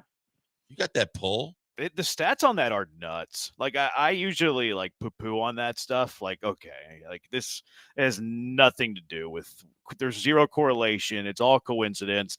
But then you pull the numbers and it's like, man, it's like, it's like 1-7. I'm more interested what the 1 win was. I think it's like 1-7 or more. It's nuts. Like it's so many times that it's like, it can't be a coincidence anymore. It can't be an accident. I still don't give it any credence, but the numbers are the numbers on it. Speaking of numbers, the NCAA just sent out the amount of viewers that last night's championship game had. They average 18.1 million viewers, which is up 22%. Most watched game, national championship game since 2019. That's awesome. So really good numbers. Peaked at 21 million viewers, which is always good, right? You always want the eyes on you. Mhm. It's good for, And I think metrics that stuff. indirectly, the other thing that, again, that is kind of like a free marketing calling card for the program is if you want sustainability and you've got that many eyeballs on the program and you've got Kelvin Sampson front and center and a U of H team that's right there in it till the bitter end playing basketball the way it's supposed to be played, there's going to be a ton of kids around the country that want to play for Kelvin Sampson and the U of H Cougars. That, I think, is kind of on a sidebar. That's a big deal. Is BMAC allowed to talk today? Maybe at 5. I have to leave early. That's cool with you guys, right? I forgot to tell y'all. Ocho Emmanuel Sharp's going to take this to his grave. This is his scarlet letter. He knew it in the moment. To make matters worse, the moment will be a permanent fixture in the One Shining Moment montage and the March Madness highlights and lowlights stuff. I hate it for him because he was so good all year long. Big 12 tournament, most outstanding player, was the Midwest region most outstanding player.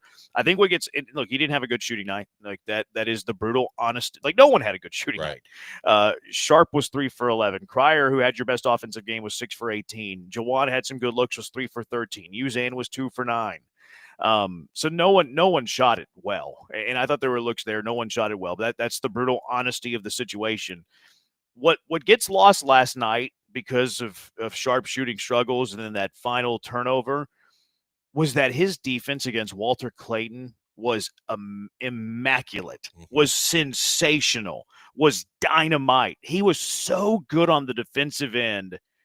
And him defensively kept Houston in that game. Like Walter Clayton was scoreless at the half. Scoreless because of the defense Emmanuel Sharp was playing. But because he had a bad offensive night in that final play, like it's going to be a bad moment in his career. In a game when on one side of the floor, he was incredible. Yeah, and I was curious how they were going to defend Walter Clayton Jr.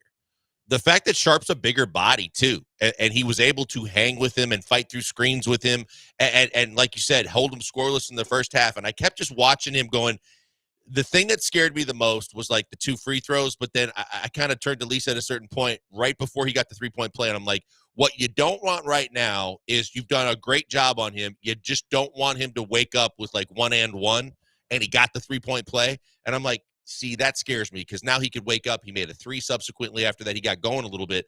But, I heard people saying, oh, he's the MVP of the game. No, he was the most outstanding player of the tournament. But the reason why he wasn't the MVP of that game was because of Emmanuel Sharp. And it's unfair to put the fact that, yeah, they didn't get shots off on their final 2 possessions and he had the ball in his hands. But the beauty of when we talk about culture with this program is that his own teammates were not going to let that happen. They were not going to let anybody try and bury Emmanuel and say this was on him. And the fact that they were there to come to his defense to basically say, hey, there's a million plays in a game where you make a mistake here or there that could cost you. We're not putting that on him. That speaks volumes about the fact that it's not just, coach speak on culture. These guys, we're not going to let that happen. I love that. Texter says you should have took the turnover instead of just letting the clock run out.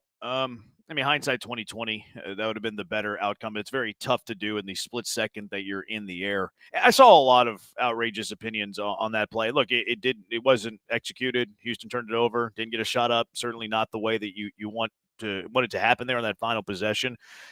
But my position's weird because I see behind the scenes of what teams do to prepare, and then on sports talk radio host or whatever, it's all these, oh, you got to get the ball to this guy on this specific play, and you really have no idea what you're talking about. I saw some hot takes after the Duke game, which oh, the Cougars didn't play their style of basketball into the last 10 minutes of the game. What? You don't think they were playing their style of basketball in the first 30 minutes, just Duke executed better, and then they executed better in the final 10 minutes? So your definition of style of plays, the execution, is the result? That's not how it goes. That's not the way that it works. That specific play was you have multiple options, which, again, these offenses are sophisticated. We really don't consider that in sports talk radio. We talk about this with the Rockets. Well, they got to have a closer. every single offensive possession has 3 different actions to get 3 different looks. And it depends on how the defense comes out and attacks it and does all of these things. That play was to Cryer talked about it after the game. Sampson talked about it after the game. Stagger screen, get the ball to Cryer on the right wing. If he has an opportunity, attack it. If not, you have Sharp that's running through that elevator screen at the top of the key. Either catch and shoot it if you have a look. If the guy has to close out quickly, maybe a ball fake, maybe a drive, create numbers. What I think happened on that play, because you go back and watch it, Clayton had his feet in the sand. Mm-hmm. Clayton was late. Clayton was falling asleep a bit, and I think Sharp felt that. So Sharp feeling that Clayton was late and he had separation, he felt that he had a good look to catch and shoot, had a good opportunity to knock down a go-ahead bucket. Clayton's closeout was incredible. So Sharp, knowing that he had space, then all of a sudden is going to rise and fire for the shot. Oh, my goodness, Clayton's in my face. I cannot believe he recovered. So he got handcuffed. He got handcuffed and turned it over. But that's what they were trying to do.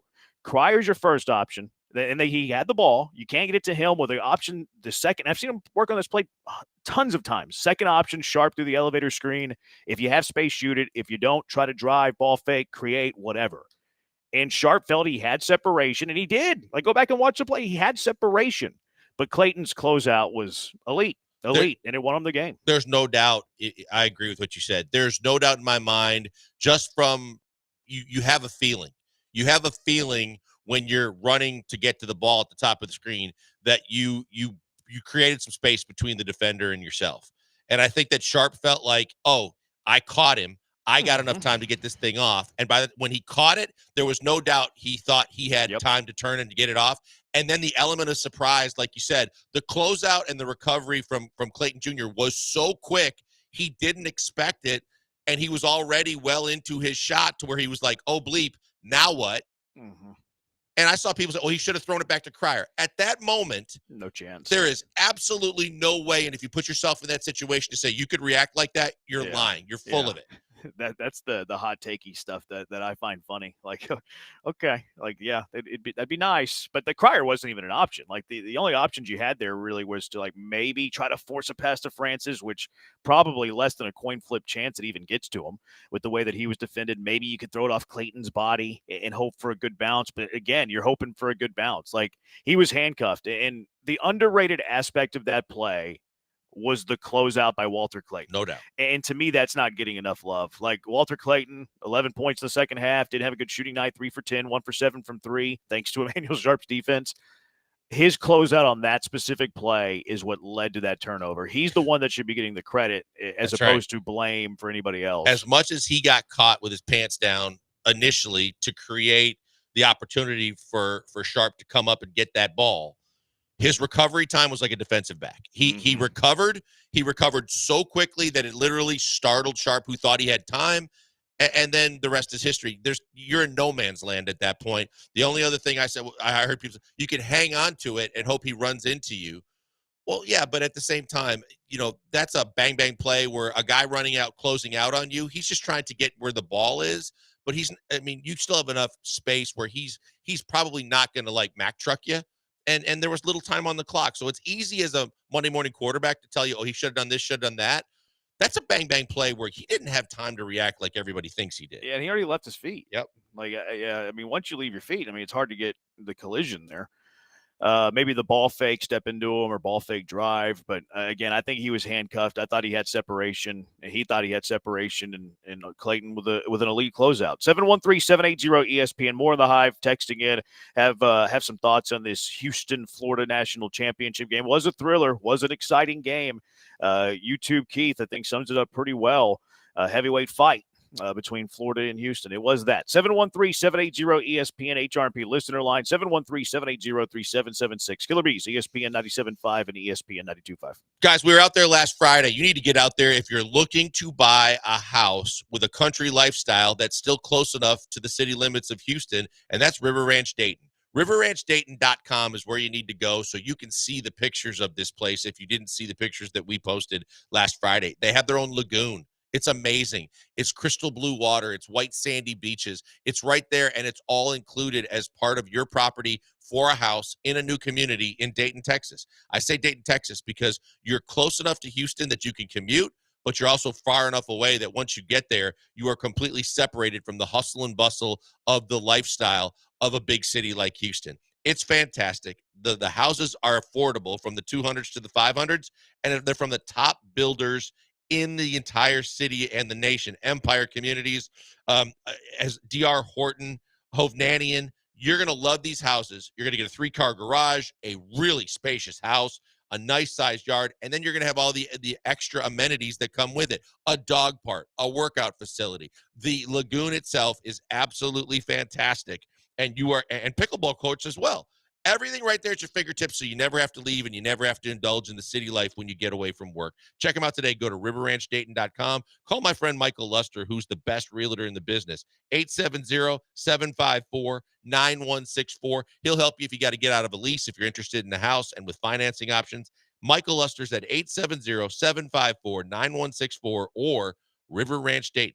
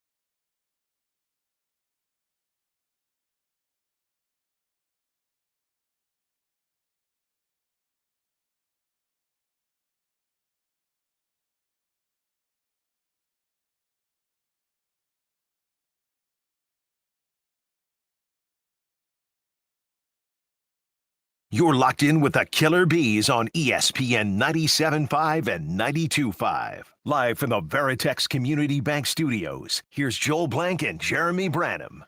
Ocho says, wife asked me if this loss hurts more than 83. He says, not even close, but it does hurt.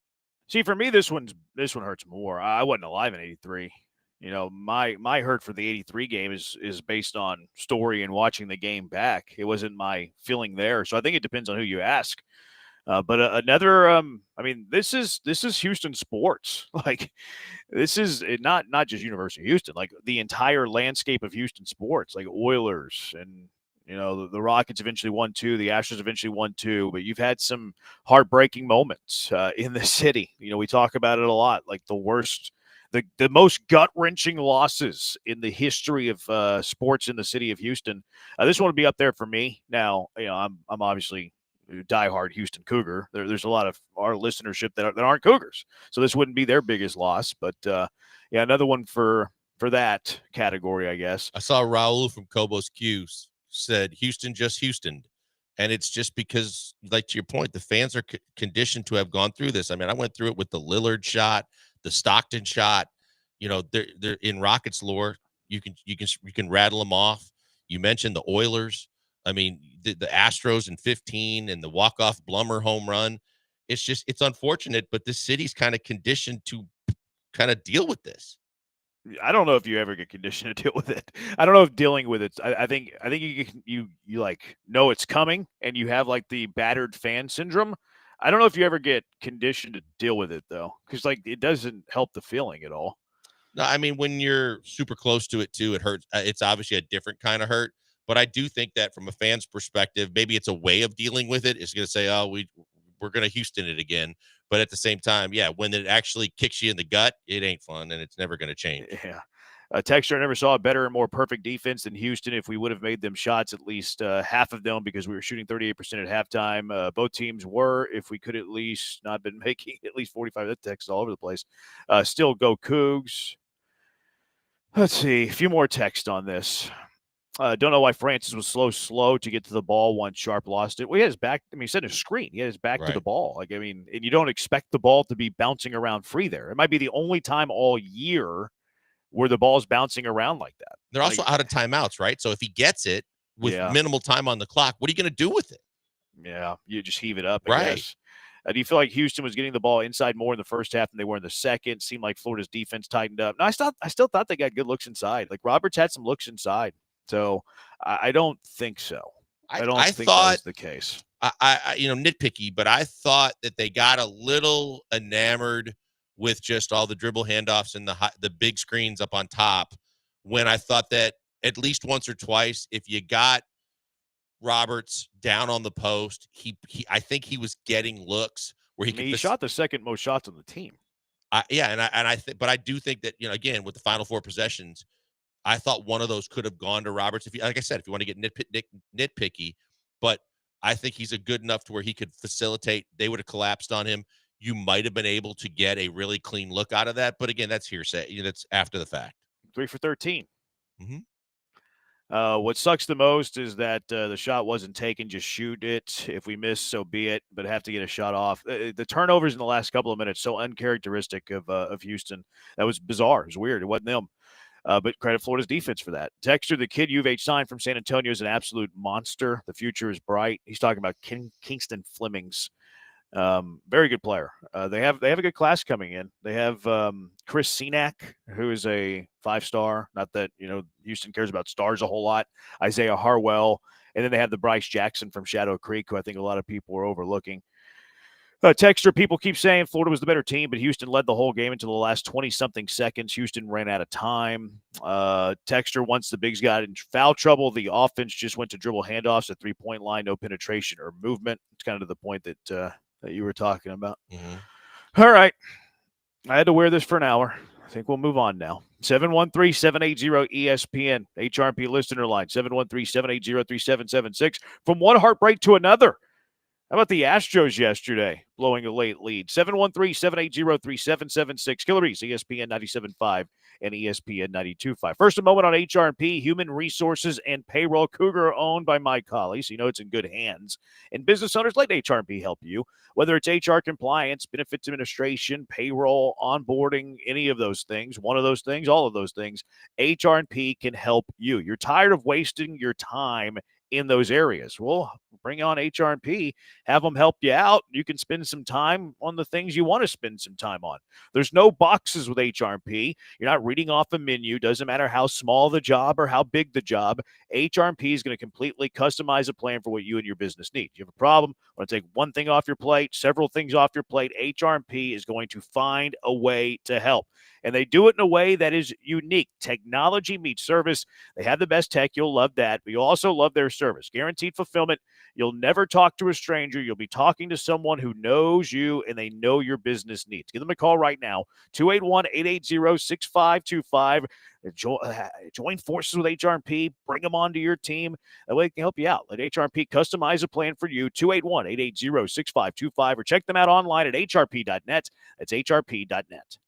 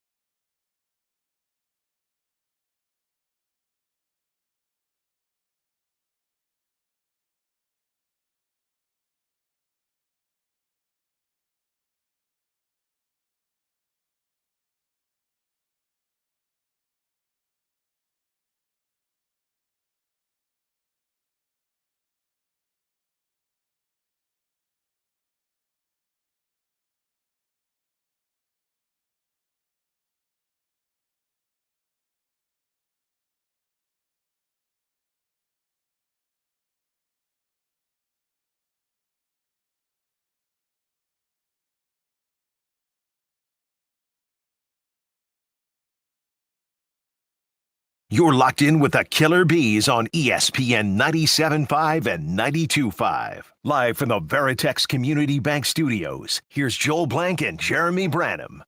Killer Bees, ESPN 97.5, ESPN 92.5. I'm on location today at U of H. I'm calling Houston Rice Silver Glove Series, second Silver Glove game of the year.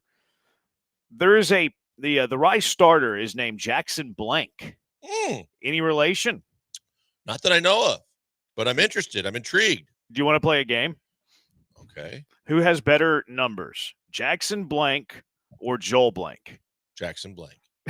You think his numbers are better? Yeah, because I've already been through this where psychotic twitchers went and dug up all my old stats from way too long ago that I don't even care about anymore. And so, yeah. And Barry Laminack did this to me once. Well, what was your career ERA? I really don't know. I don't remember them doing this. I think it was like 4 something. Oh, your 5. numbers are better then. So Okay. Jackson Blank, 0-4 this year, 29 strikeouts, 10 walks, and 24 innings, a 5.63 ERA. Okay. So Joel Blank or Jackson Blank? Now, is he who's interim manager or No, he's not interim. He's full time. David Pierce. Okay, so he took over the program from Cruz. Yeah, they gave him the job. They hired him from he was a special assistant to the head coach at Texas State. Of course, he was at Texas last year. Got fired. They hired Schloss, the whole ordeal with A&M Texas. So Pierce was, he was helping out Texas State, and he has a long history. He actually went to U of H, but he has a long history with Rice, longtime assistant. And when they fired Cruz, they hired him a few days later. No, he's permanent. Gotcha. He's their Okay. guy. Okay. Yeah, he's a good coach too. He'll turn them around. He'll do a good job. He'll do a good job for them. But yeah, so you better. What was your velo? How does that compare with Jackson Blank? I was 88 to 91 in my senior year. Oh, here's the report on Blank, 88 to 92. Y'all might be the same guy. Is he left-handed? No, I think he's right-handed. Okay. No, he's right-handed. So he's you from the opposite side. Here's the scouting report on him. See if this backs up to Joel Blank. Never afraid, never backs down. Oh, I'm thinking, yeah, that's yes. Is this you? Okay. Benjamin Button type of deal? Okay. Well, I'd love to go back and try it again. I can tell you that. You got the first initial and everything. He's a J Blank on the mound tonight. Is he wearing 21? We'll let you know. I'll let you know how he does tomorrow. Yo, Blank, man. He's got. This is awesome. The Cougars are facing a J Blank tonight. I mean, don't get blanked by the blank man. That would be a bad look. How are you going to work this into your call, Jeremy? I feel like there's got to be like an Easter egg you drop in there. Man, I might have to do something. I have to think about it. I just saw the starters, so I haven't had a chance to What's work. his jersey number? Not 21. No, his jersey number is a big one because he didn't load initially. It's 55. Okay. Yeah, it's a big one. All right.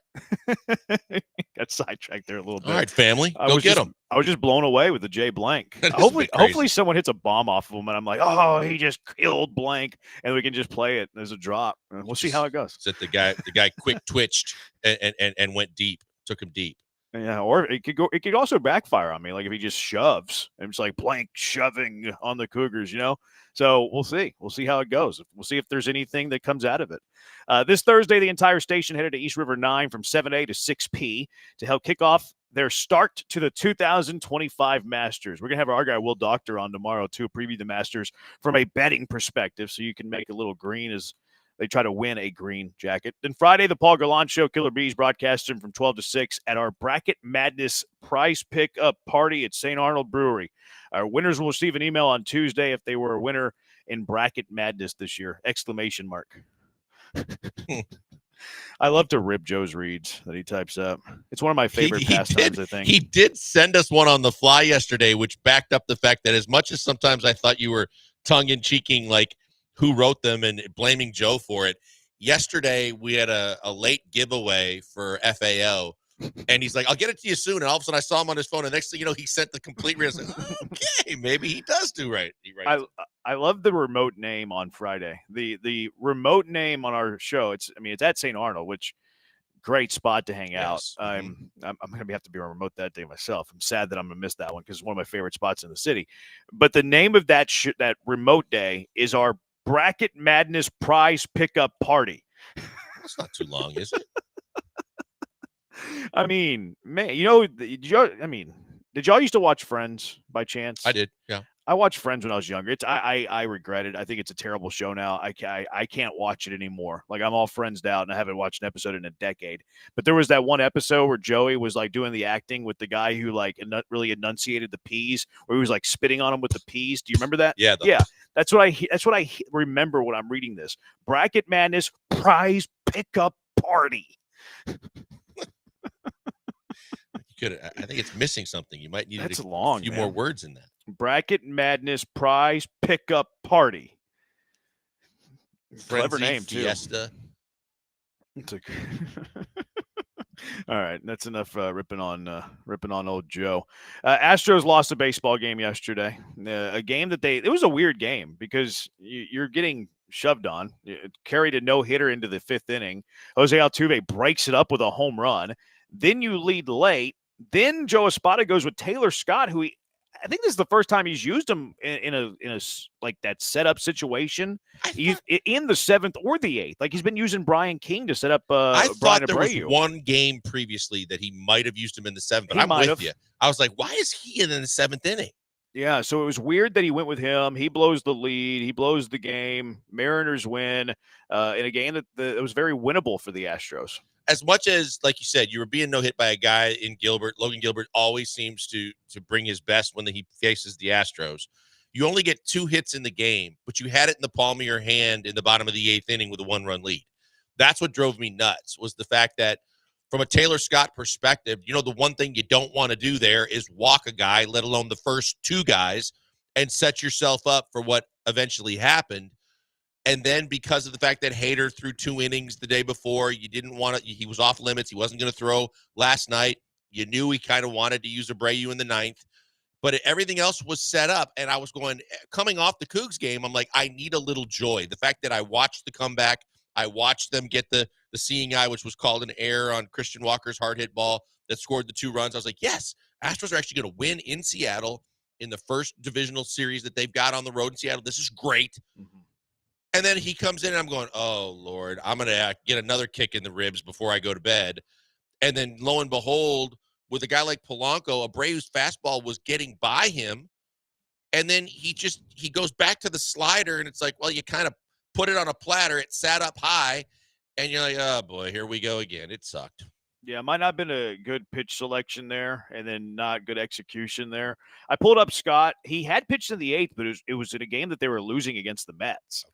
And look, I know that Hader wasn't available, so it changes your pecking order. But I had figured that King was ahead of Scott in the pecking order. And I know they're different, righty, lefty. It was probably the pocket that they were facing, Espada playing the matchups there. So, like, I understand where Espada's coming from. He probably has Scott and King on equal tiers, right?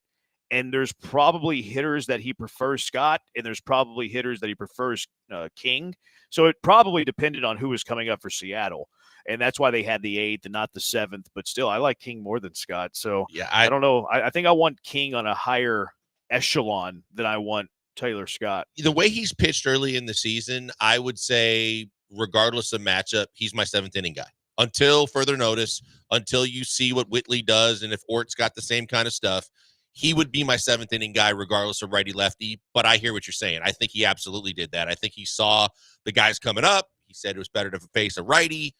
And look, let's just be honest. Taylor Scott, after the really hot start, and maybe they overused him, and maybe I think you might have mentioned this in the past, but maybe that was his career year last year when he got super hot.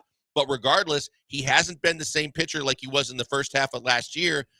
And to me, that was a spot where I was like, there? I thought he had other options. I was thinking it would have been King as well, and I was flat out expecting the worst. And then lo and behold, the doors fall off. You only got 2 hits, and you could have won that game. I can't go overuse on Scott, though, this early in the year. No, not for this year. I'm saying last year he was on fire for the first half of the season, and then he got used so much that the second half of last year, I thought that he was gassed. Yeah, but that shouldn't carry over into this year. No, it shouldn't. Absolutely right. It could. Like, it could accrue and come into play in the summer or like in the fall, but that should not come into play in April. No, by this year, too, I think teams had never seen him before. I think teams got a really good read on him last year. They knew the sweeper. They knew some of the pitches that had been effective for him. And the combination, we don't know if he'll ever be the same kind of pitcher that he was first half of last year. I mean, if we want to have a real honest conversation about Taylor Scott, he's 32 years old, soon to be 33. Like, there's probably a good reason that he has never had a lot of major league success. Some of the predictive numbers also didn't love Taylor Scott last year, despite him having a low ERA. There is a very real possibility that Taylor Scott got by with smoke and mirrors last year. There is a very real possibility that he is not a big league reliever. And if he is a big league reliever, it is probably more likely that he shouldn't be one of your top 3 guys. Yeah. And look, I get that Hader wasn't available, but I just figured it'd be King in that spot, not Scott in that spot. And then you look at the way that they've used him too. Like, it's weird to me how they've used Scott, because they use him in the 8th inning down, to the Mets. They use him to get 4 outs when they're down by down to the Giants. They use him against the Twins in the 4th inning whenever they fell behind early, and they use him in the 8th inning yesterday. So, like, the way that Espada had used him up until last night we're in these low leverage spots. And then it's like, okay, here we go. Here's a brain shot from Espada. Instead of using him in low leverage spots, let's throw him into a high leverage spot. It seems bizarre. It seems like a contradiction to how they've used him so far. And it's also against a team that's seen him quite frequently, you would believe, because it's a divisional foe where you played him 13 times last year. And I'm sure they've also seen enough of Scott to where it's not like you're catching a team from the National League or a team that, hasn't seen him as much. But yeah, I was flabbergasted that they went to him at that spot. I thought that there were a couple of different options, but my main option was King. But I really was surprised that he did what he did, because like you said too, he's not exactly using him the way he used him last year when he was hot in a high leverage situation. And now suddenly here he comes in a 1-run game where you've only mustered 2 hits, but you found a way to, scratch and claw your way into a lead. And now he's your high leverage guy. Yeah, that was a weird deal. Also, some tragic news. I hear this news about Octavio Dotel. He was at it looked like a club in the Dominican Republic, and the roof collapsed. He was trapped in the all of the mess, and he survived it, went to the hospital, and then when he got to the hospital, they pronounced him dead. Yeah, it was bizarre because I had a couple of buddies that work in sports that were debunking the initial reports that he was dead, going, no, he's not dead yet. And then all of a sudden, like a half hour later, here comes another wave of the confirmation that he actually is. And you're like, well, good, man, that's sad. He's only 51. A lot of people have a lot of good memories of what he did when he was with the Astros. He played with a ton of teams, but had a really good career. And you hate to hear that. I want to say he started the first game at then Enron Field. The Yankee game? No, because I think that was a the Yankee was an exhibition. Yes. I think Dwight Gooden started that game. Okay. I want to say Octavio Dotel started the first regular season game at Enron. But of course, because remember, he was a guy who converted to a reliever after kind of failing as a starter and was a lights out reliever. I loved Dotel. Great. The Lidge, Dotel, Wagner. Dotel was awesome. I loved Octavio Dotel. Yeah, the way that I saw this news was that he was trapped in the rubble. So it's like, I don't know if he's alive or if he's dead. Then it said that he's alive and on the way to the hospital. And then I saw that he was pronounced dead once he got to the hospital. And then, you also can't trust the news that's coming from the Dominican Republic too. But the Astros have tweeted out that he did pass. So, maybe the details are a little fuzzy and maybe that comes out in a little more clarity later. But he has passed, and that is some tragic news. 713-780-ESPN. I want to talk a little bit more about the game yesterday. We talked about Espada's decision to go to Taylor Scott. What if they just left in Wisniewski? Was that an option there? And then this Spencer Arrighetti news is just awesome, isn't it? We'll discuss that as well. 713-780-ESPN. It's the Killer Bees on ESPN 97.5 and ESPN 92.5. I always tell you how great Two Creeks Crossing Resort on Lake Livingston is. I really want to be out there today. I'm going to get out there very soon. I got some sadness to cure. And Two Creeks Crossing Resort is going to go a long way in helping cure that. If you're looking to escape the rat race, if you want to get rid of the hustle and bustle for a few days, well, Two Creeks Crossing Resort on Lake Livingston is the place to do it. Whether it's the weekend, maybe you're still a few days in the midweek, whatever you got to do, get on out there. Escape the city, escape the stress. Go out there by yourself, escape the family, and enjoy or take your family. I'm kidding. Enjoy the relaxing, great outdoors. Book your stay at twocreekscrossingresort.com. Open green spaces that are just beautiful. Wildlife you don't see in the city. A lot of times, although it is wolf season, I guess. Beautiful mature trees as well, and some of the best fishing in Texas. You cannot beat that. It's just 90 minutes from Houston. You can escape the city without traveling too far at Two Creeks Crossing Resort on Lake Livingston. Is hiking your thing? Well, they got 92 acres for you to explore. Maybe you're a kayaker. Get out there and do some kayaking. Pickleball courts, or you can just hang out by the pool with me and have a drink or two. Two Creeks Crossing Resort also loves to take care of their visitors, a barbecue cook-off, crawfish bowl. They're always conjuring up ideas to make sure you have a great time at Two Creeks Crossing. From glamping to the cabins to the tree houses, or just pull up the RV. They have the perfect stay for everybody. Book your weekend escape now, twocreekscrossingresort.com. That's twocreekscrossingresort.com.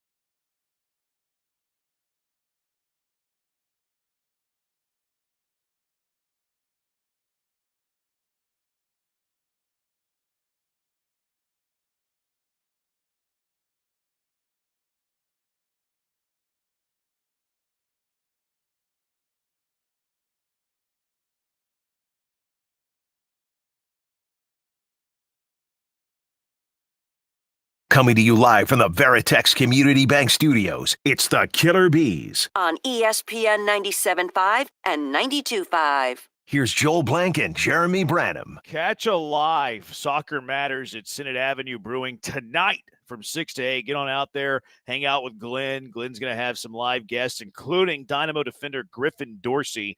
Your first beer is free, courtesy of Senate Avenue Brew Company. This is a free beer tomorrow that this is free? No, this is tonight at the remote. Okay. Who wrote this one? This was me based off of what Glenn said on his Twitter account, so I'm taking Glenn at his word. Brian, this reads, your first beer tomorrow is free courtesy of you know what? Brew Okay. Co. See, I copied and pasted it. He probably sent out the tweet yesterday, so that's on me.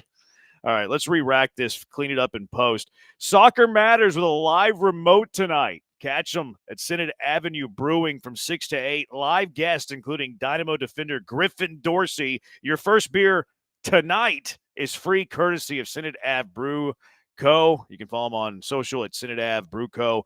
Get over there, Synod Avenue Brewing. Check out Glenn, special guest, Griffin Dorsey, ticket giveaways, Soccer Matter T-shirts, and Soccer Matter hats as well. It'll be a great time tonight. Soccer Matters. Glenn does such a good job with that show. And get out there to Synod Avenue Brewing. Check him out live and in person. You know, he's really good on air. He is way better looking than he is on the air. And he's really good on the air. That is a handsome fella, that Glenn Davis. And he's fashion conscious. He is. Dressed to the nines all the time. I wish I looked like him, and I wish I had his wardrobe even more. Yeah, he's a handsome fella. His niece is married to Derek Jeter for a reason. Like, good looks runs in the family, I think. That's right. Right. GD, no, he's GQ. What does he call you? Paisan. Not Banson? No, Paisan. There's a story behind it. It involves someone on another station. Do you know what Banson means? No. It means fatty. I figured you'd have some kind of complimentary comeback. Oh, man. Porky, hog, fat ass, double wide, butterball. Dang, Brian, coming at him hard. Octavio played for the second most Major League Baseball teams behind Edwin Jackson with 14, says a texter. Some good texter trivia there.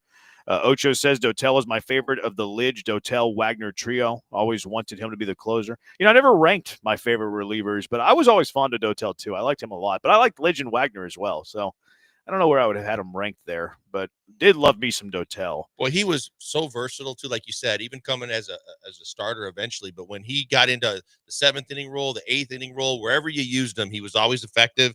And we used to joke that Dotel was the Chucky Brown or Tony Massenberg of Major League Baseball, because those two guys have the longest amount of teams that any players ever played for. I think it's 15. I think Dotel played close to 50. He could do his rec room with all of his jerseys and fill up the walls. I hear you on the comp for teams played, but those two guys did not have the career relative to their sport than Dotel did for his sport. I don't know if he won a World Series or not, but Chucky Brown won an NBA championship. Yeah, but I'm talking about just individual accolade. Like Octavio Dotel was one of the top relievers in baseball for a good period of time. Like Chucky Brown, his best years were what? Oh, I mean, massive. Look, I would think a lot of it was centered around the Rockets championship year, the 95 season. He was getting, 10 minutes a game? He was starting and probably getting maybe more like 15. I mean, he was a good role player. Don't get me wrong. I'm not trying to poo-poo on Chucky Brown, although it sounds like I'm poo-pooing on Chucky Brown. Yeah, like Tony Massenberg was like their backup big in Utah. He was getting 25 minutes it wasn't the championship year though. He got 25 minutes, 95-96. The year after. Okay. He was getting 20 minutes a game that championship year, but came off the bench more than started that year. Well, they rotated starters it was Chilcutt and Chucky Brown. Pete Chilcutt. And Rudy liked, if it was like a matchup where they needed more low post defense, Chucky played. If they needed a wing, like a guy to bring the big man out at the 4, Chilcutt would shoot threes from that position and start. But both those guys got more minutes than you'd ever would have thought for a championship team. Dotel pitched into his 39. My goodness. I think it was after they traded Thorpe, right? That's when they started kind of rotating guys. Yeah, with the year of the Drexler trade, they had to go with just makeshift power forwards. Yeah, because they didn't have one. No, they brought in Charles Jones, and he was like 60 years old, and he played like 5-6 minutes a game because they needed his 6 fouls, and he had some kind of intelligence on how to defend. And then I remember just after every game, it was like almost the extra payment on top of his contract. He'd go to the equipment guy, "You got my beer?" And they'd give him like a 6-pack. He'd go, "See y'all tomorrow," and just be out. That was it. Now, if memory serves, Ori would finish a lot of games at the 4, though, right? Yes. That was kind of like their death lineup was Ori at the 4. Yep. Mm-hmm. Yeah. I always liked him at that role. They started him at the 3, but he finished at the 4, yes. Honey Glaze Branham's ripping you. Why? Blank, I just told you he played for 13 teams. Dotel did. Okay, I guessed 15. Right off the cuff, I guessed 15. I was close. Honey Glaze Branham was ripping on Brian earlier today, too. I forgot what he said, though. I barely even said anything today. What did I do? I don't know. He called you sassy. Honey Glaze Branham has no filter. I've said He goes 2 after words everybody. all show outside of this sentence currently. Why is Brian being such a... It's too many words, though. Why is Brian being such a sassafras? I haven't said anything. How can I be a sassafras? Text, where's the John Hudak glove? Where would you rank Tony Sipp? I could not stand Tony Tony Sipp drives me nuts. Oh, you know who I liked less than Tony Sipp, though? You remember Mike Gallo? I was just about to say that name. I remember the name. Mike Lefty, Gallo. yeah. Could not stand Mike Gallo. Like, the only reason he was in the bigs was because he was left-handed, Mhm. but he couldn't get anybody out. He couldn't get lefties out. He He was was- in the big because he was left-handed, but could not get lefties out. He was awful. He was like, because he was I think a couple years later than the guy I'm about to name, but I had a very similar feeling about him like that I did about Trevor Miller, who was the guy that gave up the 600-foot home run to Jen Edmonds in 2004. Oh yeah, Trevor Miller. What are your favorite and least favorite obscure Astro relievers of all time? 713-780-ESPN. We'll still get to the Wisniewski. I thought he should have pitched him for another inning. We'll dive into that. And this Arrighetti news ain't great. 713-780-3776. Killer Bees, ESPN 97.5, ESPN 92.5.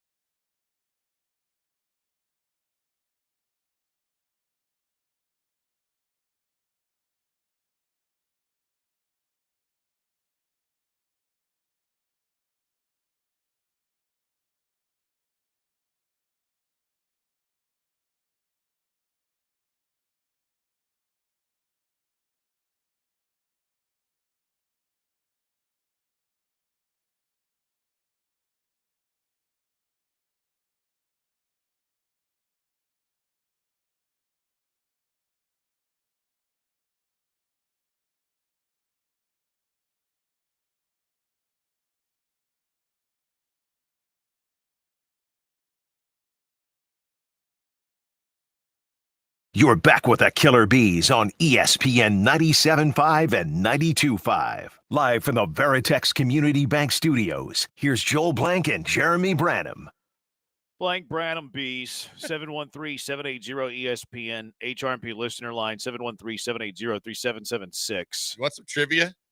Yes. It's a little bizarre on this. No. So of the most teams played for in the NBA, the top 5, 4 of them are Rockets. 4 of them were Rockets at one point in their career. Wow. I never would have guessed that. The only one that wasn't was Joe Smith. That was the one where he was a first round, number 1 overall pick, and then McHale. That was the one that married Pocahontas, right? He did? That's Joseph Smith. Nice joke. Oh, okay. Didn't know that one. I like that we get Pilgrim talk on the show. That's well done. Yeah. You don't like people from the 1600 Blankers? What's wrong with you? I think it was hip to John the Smith, joke. though. I think it was John Smith. Okay. John Smith, Joseph Smith, whatever. Doesn't matter. It doesn't matter what your name is. Quote the Rock. So who were the three? The Rockets? The three guys played 12 games or 12 teams. Jimmy Jackson, Tony Massenberg, Oh, wow. Chucky Brown, and number one all-time ex-Rocket Ish Smith. Oh, yeah. 13 teams. Yeah, I always liked Ish Smith. Great. I Dude. liked Jimmy Jackson too. Remember I think he and David Wesley were on the team at the same time. That was the Van weren't they? Gundy years. Yeah, it was like the Van Big Arm years too. Those Jimmy guys Jackson were was jacked. ripped up. Yep. Yeah, those two dudes were like, they had huge biceps, like the biggest biceps you'd see on the basketball floor. All right, who are your Ish favorite? Smith once did a commercial with my dog. Okay, Brian, you might have been nice there. Flex. I don't remember if I was there when Ish Smith was there. I don't remember. Okay. His favorite obscure, or maybe least favorite obscure Astro relievers of yore. He actually did a brief stint with the Astros in AAA, but Clay Hensley, now part of the TV broadcast team occasion. I haven't seen him on there a while. He was the one who gave up Barry Bonds' 755th home run, was optioned the next day. He went to Pearland, didn't he? Didn't he go to Pearland High School? I'm pretty sure he did. Somewhere from around here, but yeah. Mike McNanty. How do you say his name? How do you say his last name again? McNanty. McNanty, that's it. My brother and I were like the only kids who showed up for his autograph at the old Your Team store in Memorial City. I remember him pitching, but I don't remember much of him. He says Dwight Gooden. I don't know if Dwight Gooden ever came out of the pen for the Astros. No. I remember him as a starter. Yeah, he was a starter. Yeah, like he wasn't very good though, so maybe he like moved into the bullpen. You know how many games he started for the Astros? 16. One. Just he pitched in the very one first game. one ever, and that was it? He didn't pitch in the first game ever. He pitched. It was an exhibition game that he pitched in. Against the Dotel Yankees? started the first game ever. Okay. Yeah. So Dwight Gooden pitched in one game for the Astros, and then they DFA'd him. I thought he pitched in more games too. For sure. I thought that they had him for like at least half or more of a season until maybe he just didn't have it Oh, anymore. wait a second. They didn't DFA. They traded him after one start. They traded him to the Tampa Bay Rays after a single start. What did they get for Dwight Gooden? Let's see if I can find this real quick. For money. Okay. They sold Dwight Gooden Uncle to the Drayton? Tampa Bay Devil Rays at the time. I wonder how much they got for final year of his career, Dwight Gooden. They got to You think- somehow finance Sheriff Blaylock's nachos, Joel. Don't knock Drayton. Drayton McClain sold Dwight Gooden, man. That's not a great look. No, not at all. Not a great look there, Drayton. For straight cash, homie? He pitched in one game for you, and then you trade Dwight Gooden for cash. Not great there, Drayton. And he probably used that cash to fund the tractor he bought for Roy Oswalt. Unbelievable, this Drayton McClain. Can't believe that. 713-780 ESPN. I didn't realize he was traded. Brandon Puffer, obscure reliever, put 4 balls 10 feet up the backstop in Pittsburgh in his debut. I do not remember. I don't Brandon either. Puffer. I have zero recollection of one Brandon Puffer. Who was worse, Tony Cipriano, Perez? Perez actually had some good years in Baltimore. Yes. He turned out to be pretty good. Right. He's been pitching very well since he left the Astros. Yeah, I can't remember if he had like a career year and then he's like fallen back to earth, or if he had like several decent seasons. But he's getting ripped lately. Well, it's only been 4 games. He's got a 1964 ERA this year. He's given up 8 runs in 3 2/3. But that's small sample. Last year he had a 4.53. The year before that a 3.54. The year before that he had a 1.40 ERA. That 1.40 ERA year is the year that I'm thinking of. He was really good. Like he was one of the best relievers in baseball that year. Yeah, 7-1, 140 Ernie. What year was that? That was in 22. Yeah, I was going to say, because he was their go-to lefty out of the pen when they had a really good season too. That I thought he had at least one really career type year. Yeah. What other relievers are we missing here? Well, again, on a guy that played with a lot of teams. Wasn't LaTroy Hawkins on a lot of teams? Oh, I love the Hawk. He was one of my favorite.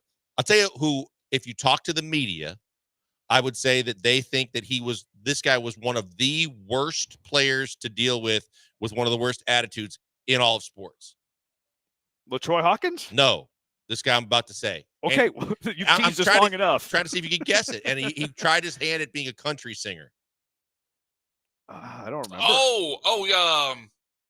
I know who you're talking about now, but tell me the name. Brett Myers. Brett Myers. He wasn't a yes. reliever though. Yes, he was. Here he was. I thought he was the dude who choked Ed Wade.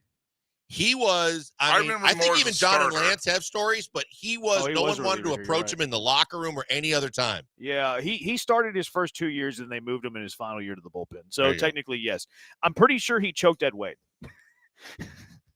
No, the guy that choked Ed Wade was the guy that he had a stint with the Yankees too. That was the starter. I got to look that up. I remember that. That was like right out at a press conference. Oh, it was Sean Chacon. There you go. That's my bad. My bad, Brett Myers, for slandering your name. When you sue ESPN 97.5 and not me, please. Yeah, it was Chacon. But I do remember Myers being a turd. That's why I was thinking that he was the one who choked Ed Wade. No, Sean Chacon choked Ed Wade. There's an obscure reliever of yore that you can remember. Yep. 713-780 ESPN HRP listener line 713-780-3776. Would you ever say a white player was sold and not traded for cash? Yeah, Babe Ruth. The easy one. Yeah, absolutely I would. Roberto Osuna says somebody, not Jeff Luno's greatest move. No. Not Jeff Luno's greatest move, that Roberto Osuna guy. I remember reading the that book that Evan Drillich or whatever you say his name, the winning is everything or winning fixes everything. Mm-hmm. And apparently like over half of the front office did not want anything to do with Osuna. And Luno was like, well, I'm doing it anyways. And then did it anyways. Jose Valverde says somebody. I remember Valverde saved like 40 games once. Brandon Backey, Galveston ball, baby. Osuna, Francisco Liriano. Remember the Astros traded Teoscar Hernandez for Francisco Liriano? That's right. Those were the days. Now, the Astros did win the World Series that year, but probably a trade that Luno would have liked to have back. One of the worst moves he's ever made. Yes, Teoscar ended up with the career he's still having. Absolutely. Yeah, he probably would have left in free agency by now, but you would have gotten some good years out of Teoscar. You only got a rental out of Francisco Liriano. It's like the Hader trade for Carlos Gomez and the Rat. The Rat. Yeah, Fires. Yeah, that was probably his worst trade, that one. Yep. Liriano was probably the second worst trade. Now, releasing J.D. Martinez might be the worst transaction. True. Might be able to put now the and JD was actually begging his way to get one more year. Yeah, he was. He's like, I changed my swing in winter ball. Give me one more chance. And Luno said, no, we got to play Rick and Kill. 713-780 ESPN. Do you think Hayden Wesneski should have stayed in yesterday's game? He was at 82 pitches. Yeah. Look, I know it's early in the season, but he was coasting. He was, I want to say right there in the seventh with 70. And I thought, oh my God, you might be able to get two more out of him. And I know that, they always want him to leave on a happy note. And, he only gave up 2 runs and he pitched his tail up. I thought, especially when you know that Hader's not available, I would have at least thrown him back out there. And if he got into any trouble at all or walked one guy, not like Taylor Scott walking 2 guys. Yep. But if he walks one, then he's done. Yeah. Give him a base runner. Give him until there's a base runner, you're staying in this game. I'd rather have Wesneski for another inning with how he was pitching than any reliever not named Josh Hader or Brian Abreu. Totally agree. I would have extended him for one more. How about this Arrighetti news? Got hit during batting practice. It broke his thumb. The Astros haven't given a date, but I actually broke my thumb in high school. I played through it though, because I'm a gamer and I'm a dog. But I'm a dog. They haven't given the release, like the injury timeline or whatever. But I've been around the block a time or two. It takes like 6 to 8 weeks for the bone to heal. Like the fastest is 4 to 6 weeks. But even whenever he is done having it healed, he has to relearn to pitch. That's right. I mean, I'm being a little bit egregious there. I'm being a little hyperbolic, but he's going to have to be conditioned again. He's going to have to be stretched out. He's going to have to build up his stamina again. So, like, even best case scenario, let's say 4 to 6 weeks on the earliest timeline of that. I would say it's probably more 6 to 8. But let's go 4 to 6 weeks. I mean, the right thumb, that's critical for a right-handed thrower. That's the biggest thing. So 4 to 6 weeks for the bone to heal. Then you're looking at probably at minimum, I mean, 2 weeks sounds lofty. I'm going to go at minimum 3 weeks. I think that the earliest timeline for Arrighetti to be back is 7 weeks. At the earliest. You got to get him ramped back up and stretched out. It's going to take some time for that. It's almost going to be like where you're going to lose the first, I want to go as far as the whole first half of the season, but he's going to be so like starting from almost square one by the time he's healthy that, I started thinking about it like, okay, now maybe they do need more pitching help, whether it's you're going to go to Blue Ball and Gusto, or you're really watching LMJ more carefully. Yeah. Garcia's not in the mix, and that sucks, but that's another monkey wrench. But this is a problem. Yeah. I mean, you should account for this stuff to happen. Like, you should prepare for injuries to happen. As a general manager, like that's why you want starting pitcher depth. It's because starters aren't going to pitch every game all year. Like the 5 guys you have to start the season in your starting rotation, it is extremely unlikely for all of them to get through the year unscathed. So you should always have the depth. Now the freak injury aspect of this stinks. Arrighetti was really good in his first start, not so good in his second start. But you're counting on him to be your number 3 starter, and now he's going to be, in my opinion, out at least 7 weeks. And yeah, Gusto is going to get the first opportunity. Lance McCullers, hasn't had great line scores, although you don't really worry about the line scores of rehab starts, do we? Did he pitch last weekend? Yeah, he did. I was wondering with the weather if they were actually going to throw him. No, I read that he did. Okay. He got hit up a little bit too. Yeah, I don't have to look up the exact numbers, but I remember the last time we went through this with Lance when he came up in, I guess it was 1st of August in 2022, and it made 8 starts in the majors before the playoffs started. But his rehab starts, whether I think it was 4 or 5 starts he made. I mean, the numbers were pretty bad. My ERA, I believe, was north of 5 in those starts. Yeah, I could double check. Yeah, so like you said, just to back it up, I look at 2022 when he was in a similar situation. I don't really take much from his rehab starts as far as ERA. As long as the velocity and the movement's there, then I'm excited. That was 3 years ago. Yeah, I know. I'm trying to paint the silver lining here. Yeah, he started in Corpus. When an inning and 2/3, gave up 4 runs, 2 earned on 4 hits, walked 3. So make of that what you will. It was chilly. It was weather related. Come on. Yeah, Lance is kind of soft that way too, where if things aren't perfect, he kind of melts down. So maybe that does come into play. I hope so. I mean, I don't care about rehab stats too much either, but the walks I don't love.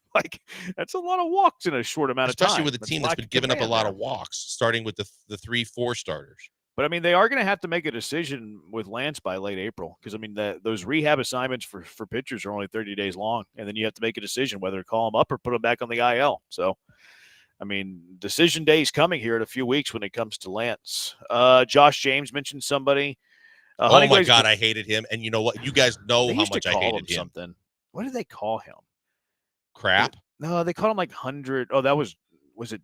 No, that was Ken Giles. They called Ken Giles 100 Miles Giles because he threw 100. I think Josh James had a nickname too. I just can't remember. I had plenty of them, and they were negative. And then Tony Sipp, when he was with the Nationals, was still giving Josh James advice between appearances to straighten him out. I'm like, what are we doing? I had a Game Ward Reiner Cruz hat. Chad Qualls. Chad Qualls not really obscure. He was pretty foundational. Yeah, I like Qualls, but he's not obscure. What were the 2 Qualls and who's the other guy? Wheeler. Wheeler. Wheeler. Yeah, we're the 7-8 guys. I don't know if this will qualify as obscure, but he was a part of a 6-man no-hitter. But I was always a fan of Kirk Saarloos. Yeah, Kirk Saarloos was fine. Yeah. Why is Flame? That's right, Josh Flames James, because he threw hard. I knew he had a nickname. He did throw hard. Now, it's not the greatest of nicknames. I wouldn't want my nickname to be Flames. Baytown Batty was a big fan of Josh James. Was he? Yeah, he always talked about his quote-unquote electric stuff. He knows ball, all right. I like Josh James too, though. So how about Felipe Paulino? I love Felipe Paulino. He never really materialized, but I love me some Felipe Paulino. What a terrible nickname Flames is, though. I can't get over that. That's about as bad as it gets. Yeah, it's Josh good. Flames James. I feel like people in high school were called that when we were bullying them. Right? Yeah. It's not. That's not. Yeah. You don't want to. You want to put the flame out. You don't want to. Yeah. Flames James. No. I could not stand Josh James. I better be careful. Why is he out there in the field in the first place during batting practice? That's common, man. Yeah, That's common. Like they're out there. Now he wasn't shagging. Like he was. I think this was actually during Mariners batting practice. He was just playing catch, but that's normal. Like they have throw days. They got to go out there and catch. Now, maybe injuries though can kind of change some things. Remember Mariano Rivera? Didn't he tear his knee up during batting practice shagging? That sounds right. Yeah, I think he did. Yeah, that Pretty sounds sure he right. did. There's been guys before that have hurt themselves shagging balls. I mean, it's very normal for the other team or your team to be out throwing around, shagging balls during either your batting practice or the other team's batting practice. A lot of pitchers do it for their cardio because it's better cardio than like running poles and stuff like that. But it is very, very normal. A lot of them, they actually do the poles, and then after they're done running the poles, then they go back out and shag some more. Yeah. So. Don't know if mentioned, but I was a big Chris Sampson fan. Didn't he go to Crosby? I think he went to Crosby. Chris Sampson. Could be wrong, but I think he did. All right, 713-780-ESPN. Cash him or trash him. What do we cash in or trash him with the Bees? 713-780-3776. Killer Bees, ESPN 97.5 and ESPN 92.5. You know what's annoying? Paying money when you shouldn't be paying money. Yeah, that's annoying, isn't it? You can have more money in your pocket. You can have more money in the account. Your wife could spend more of your money. Being a homeowner comes with a lot of responsibility and a lot of cost. Homewell's here to help you with both of those things. Let them take a little bit off your plate, but also save you money. A lot of homeowners are overpaying on property taxes, and I do not want it to be you. I love you, so I'm trying to save you some cash. Head to ownwell.com and sign up in less than 3 minutes to get their experts fighting for you. Their cutting-edge technology can start saving you money with no upfront cost. That's right. No upfront cost. Only pay if you save. You can't beat that. No risk, all reward. I'm the numbers guy at the station, so let me throw some numbers at you. 86% of Ownwell's customers receive a reduction, with the average customer saving over $1,100. And again, all you have to do is sign up, and you do it less than 3 minutes. Ownwell handles it all for you from start to finish, delivers top results. They level the playing field, eliminate the concern of paying too much on property tax for the everyday home and property owner like you and me. So you can save tons of money. All it's going to take for you is 3 minutes. It's not going to cost you a dime unless they can save you some money. Now, here's a date that you need to know. May 15th. That's the deadline to protest. May 15th. Don't run out of time. Save money on your property taxes with Ownwell. Sign up in less than 3 minutes. Start that protest today at ownwell.com. That's OWNWELL.com. Ownwell.com.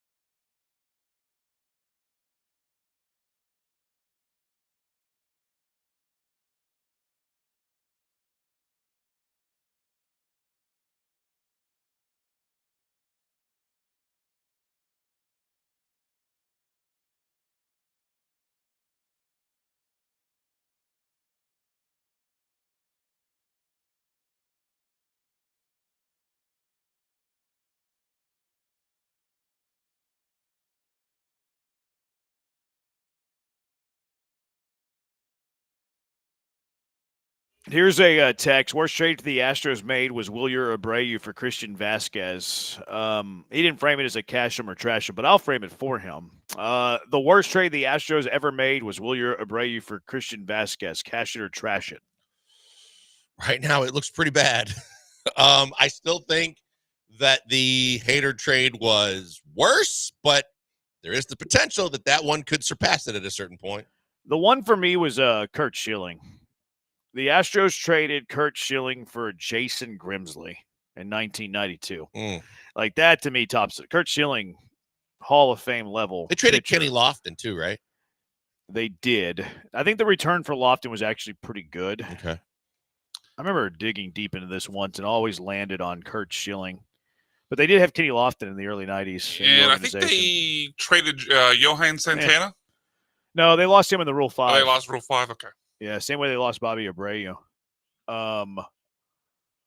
The Astros traded a 24-year-old Kenny Lofton to the Cleveland Indians in exchange for, to the Cleveland Guardians in exchange for Ed Taubensee. So not great. No. Yeah, not great. Taubensee was better than Grimsley. You were right. Schilling was probably better than Lofton over the course of their careers.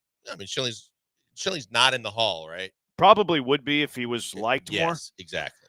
But no, he's not in the Hall. Stats-wise, he probably deserves it. But yeah, Kenny Lofton's not in the Hall of Fame, is he? No. So there you go. No, I would. I'm going to trash this. I think the Astros have made worse trades than Wilyer Abreu for Christian Vasquez, but that one does not look good. Yeah, I'll trash I don't like well. trading for Reynolds. I'm a fan of trading for Reynolds. What do you got? You were right because at the time they were the Indians. I was just reading. I had a Ron Burgundy moment. I'm Ron Burgundy. I'm Charles Barkley, and I'm a. Dumbass. All right, what is your cash him or trash him? Let's bring some positivity to this. Your Houston Cougars are going to return to the Final Four next year. They're going to play in the national championship game. And dare I say, as a caveat, they're going to win it next year. Yeah, let's do it. Cash it. Cash it all the way to the bank.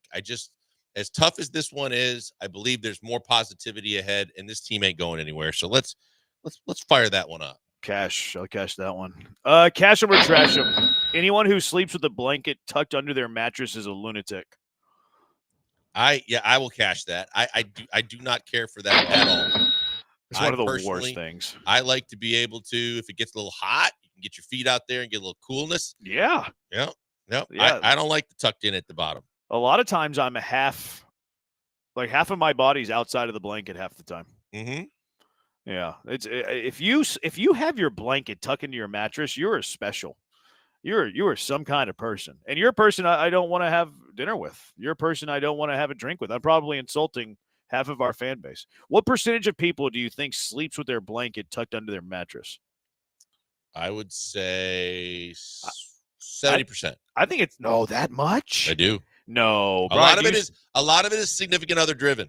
I think a lot of women like to have it all tucked in and neat and tight. They do like to cuddle. Yeah. I don't think it's that high. I think it's 10%.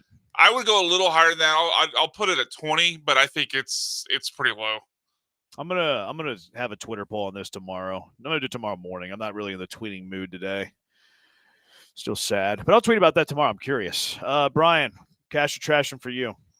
I'm beginning to get to the point where unless Golden Tate falls, I said Golden Tate, sorry. Unless Matthew Golden falls to the Texans at 25, which feels unlikely when you look at these mock drafts. I think I'm out on wide receiver in the first round. I'm not thinking they're set, and I wouldn't mind them taking a wide receiver in the second round.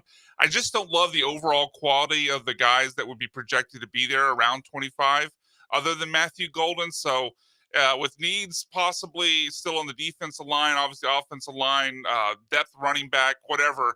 I'm out on wide receiver unless Tate, or I said Golden Tate again, unless Matthew Golden falls to 25. Went to Texas. You don't even know his name. I would never forget Matthew Golden's name. Golden Tate was a Lion and a Seahawk, right? Amongst other, yeah, I think that might have been it. Played for Notre Dame as well.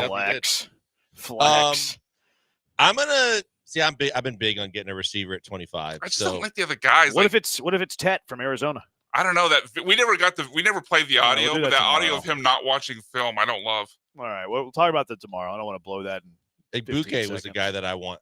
Yeah. So I'm going to trash it just simply because I still like the idea. I think it's more of a best player available, so you're not locked into an offensive line. But if the right wide receiver is there, You're only going to take a white wide receiver. Yeah, which wide receiver do you like? That guy from TCU. You already got Barrios. You're good.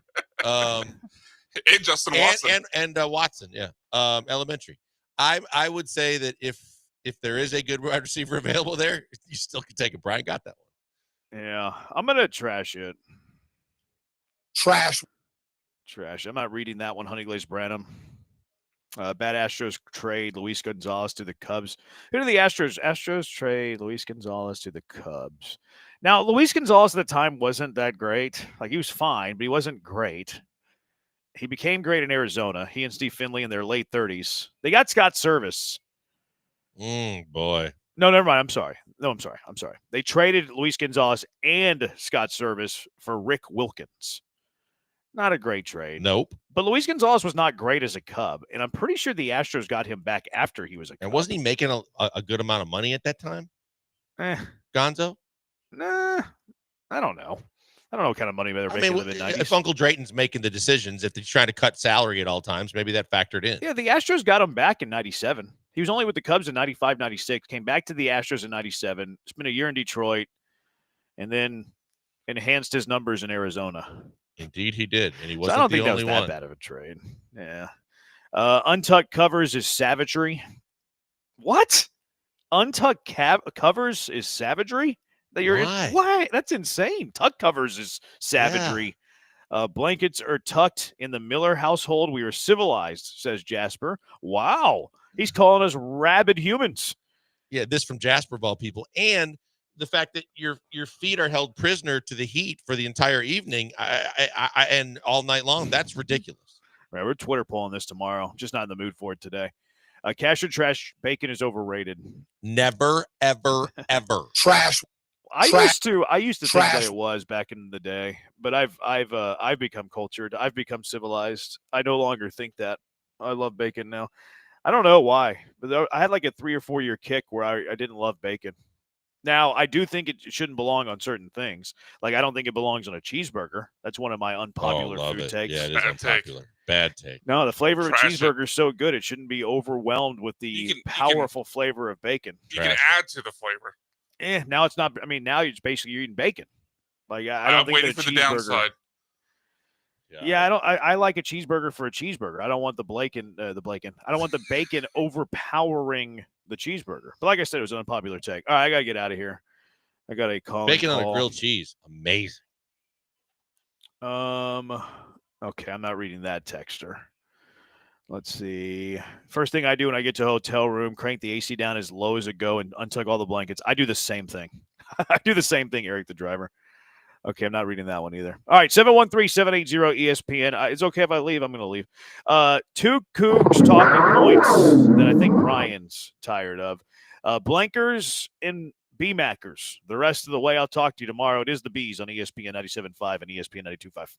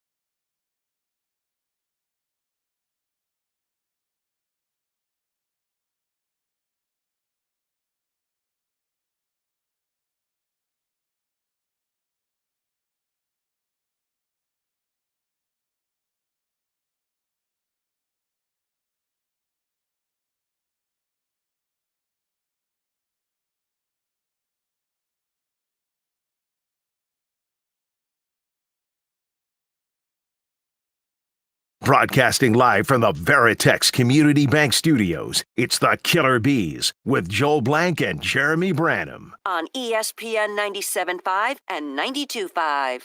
Hey, 2 in the books, 1 to go, final hour of the show. Brian and I finally relented and just said Jeremy should get the hell out of here because it was just misery for him today, coming off the Cougars' loss. So, I mean, honestly, if he had said, guys, I'm not doing the show today, I would have understood. I totally almost in the first segment or so hearing him, and a lot of times you can't tell what's a bit and what's reality.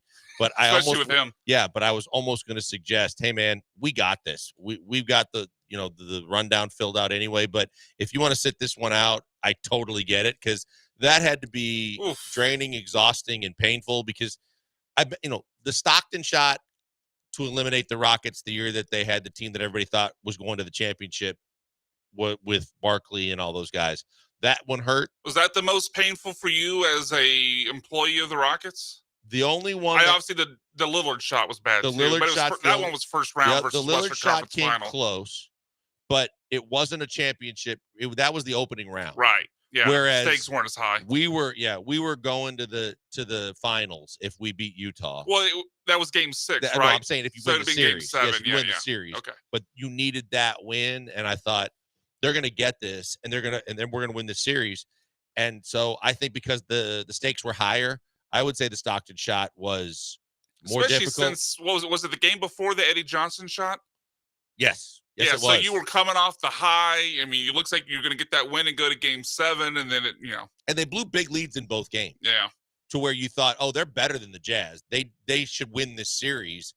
And I believe the lead was like 15 or 17 at points in that game. And suddenly we were in a 1-possession game. And then Malone just absolutely illegal screen Mac trucks Clyde. Drexler, right? Yeah. And Stockton hits the shot. And I remember sitting with Charles was in that small vomitory at the Summit almost 2 hours after the game, still in full uniform, leaning on the wall with his head, just shaking his head, going, I can't believe we're not playing game 7. And I'm like, I'm with you, man. That you had the game all game long, and then to lose it in that fashion and have them celebrate in your building, God, that sucked. Yeah. I'm trying to. This is something maybe we could get into as the hour goes on, but I was trying to think of what would be more from a singular moment aspect, like what was the most brutal loss I've seen as a fan. But yeah. I think the Stockton shot, as a kid who lived and died with the Rockets during the 90s, is probably near the top of my list. Because, I mean, people are going to talk about, obviously Oilers and Buffalo, but that was more of a slow because, obviously you're up 35-3 and over time it just kept happening and happening and happening. But there wasn't that singular moment. I think the Blummer home run took the wind out of a lot of people in the World Series. Yeah. It wasn't if it had been a walk-off. You still had one at bat left, but it kind of felt like it was really cold that night. Because I would have said in that same series, different game, I would have said the Pacetic home run because that was a walk-off, and that was a game, I mean, really, you could argue they should have won all 4 games. That was the closest sweep in World Series history. Joel, I've gotten laughed at for this take before, but I agree. That was the closest you could ever see a sweep ever be. That game, 4 games, the White Sox obviously won. Yep. They won by a total of 6 runs in 4 games. It was not, I mean, it was a sweep, but the scoreboard, it's so misleading to call that a sweep. And you also had the closest sweep in first round history in that Mariners series that you won on the improbable Yordan home run and then the Pena home run that went 18 innings. Right. The Astros played 2 series like that. Yeah, they have. So so getting back to the Cougs though, because I mean, whatever pain I felt watching it, obviously Jeremy felt 30 times as an alum and as someone who calls the game. But as someone who just, born and raised here and grew up in the city and in root for Houston teams, even if I didn't go there, that was as brutal as it gets last night. But I don't know. There's been a couple of talking points that I've heard, not only on this station, but nationally and on social media that I've kind of gotten tired of. The one is the one we hear for every game. And I completely got what you were saying about the way the refs called the game. That was really separate from the moment of a singular call, because obviously people are talking about the goaltending, which was a poor call, no doubt, but it was first half And what was the flag call in the Duke game that everybody was talking about was the goaltending game in the championship game. Yeah, and I just hate when people point out a singular moment, especially when it's the first half, because like, look, if we were doing a show in Gainesville, I'm sure we could point out 5-6 calls that went against the Gators that shouldn't have. Mostly that 3-point play at final 4 or 5 minutes of the game where Clayton got slapped across the wrist by Sharp and they didn't call anything. Yeah. So I mean, look, we could play that game forever, and there's some people in this town that play it more than others. But I just hate the idea of, well, the refs took the game away from you. I mean, you're up by 12 with 14 minutes ago in the second half. So the refs didn't take that away. You shot really poorly, turned the ball over, an uncommon amount of times for this team. That's what lost the game. I will hear I never want to be, and I hate being the guy that says the referees took the game from us. I don't want to be Ben DuBose ever. Right, that's who I was referencing. Yeah, yes. And I don't want to harp on it over and over again. But to me, it's a different story what we talked about, because to me, it's just basketball 101 from coaches to the players. It's a feeling out process in the first several minutes of a game to find out the tone of how the referees are going to call it. If they're going to call everything, you just know you can't be physical, but at least you know. But to have the entire first half go with a let them play attitude where you only had 4 personal fouls called sets a tone that, they're going to allow us to play tonight.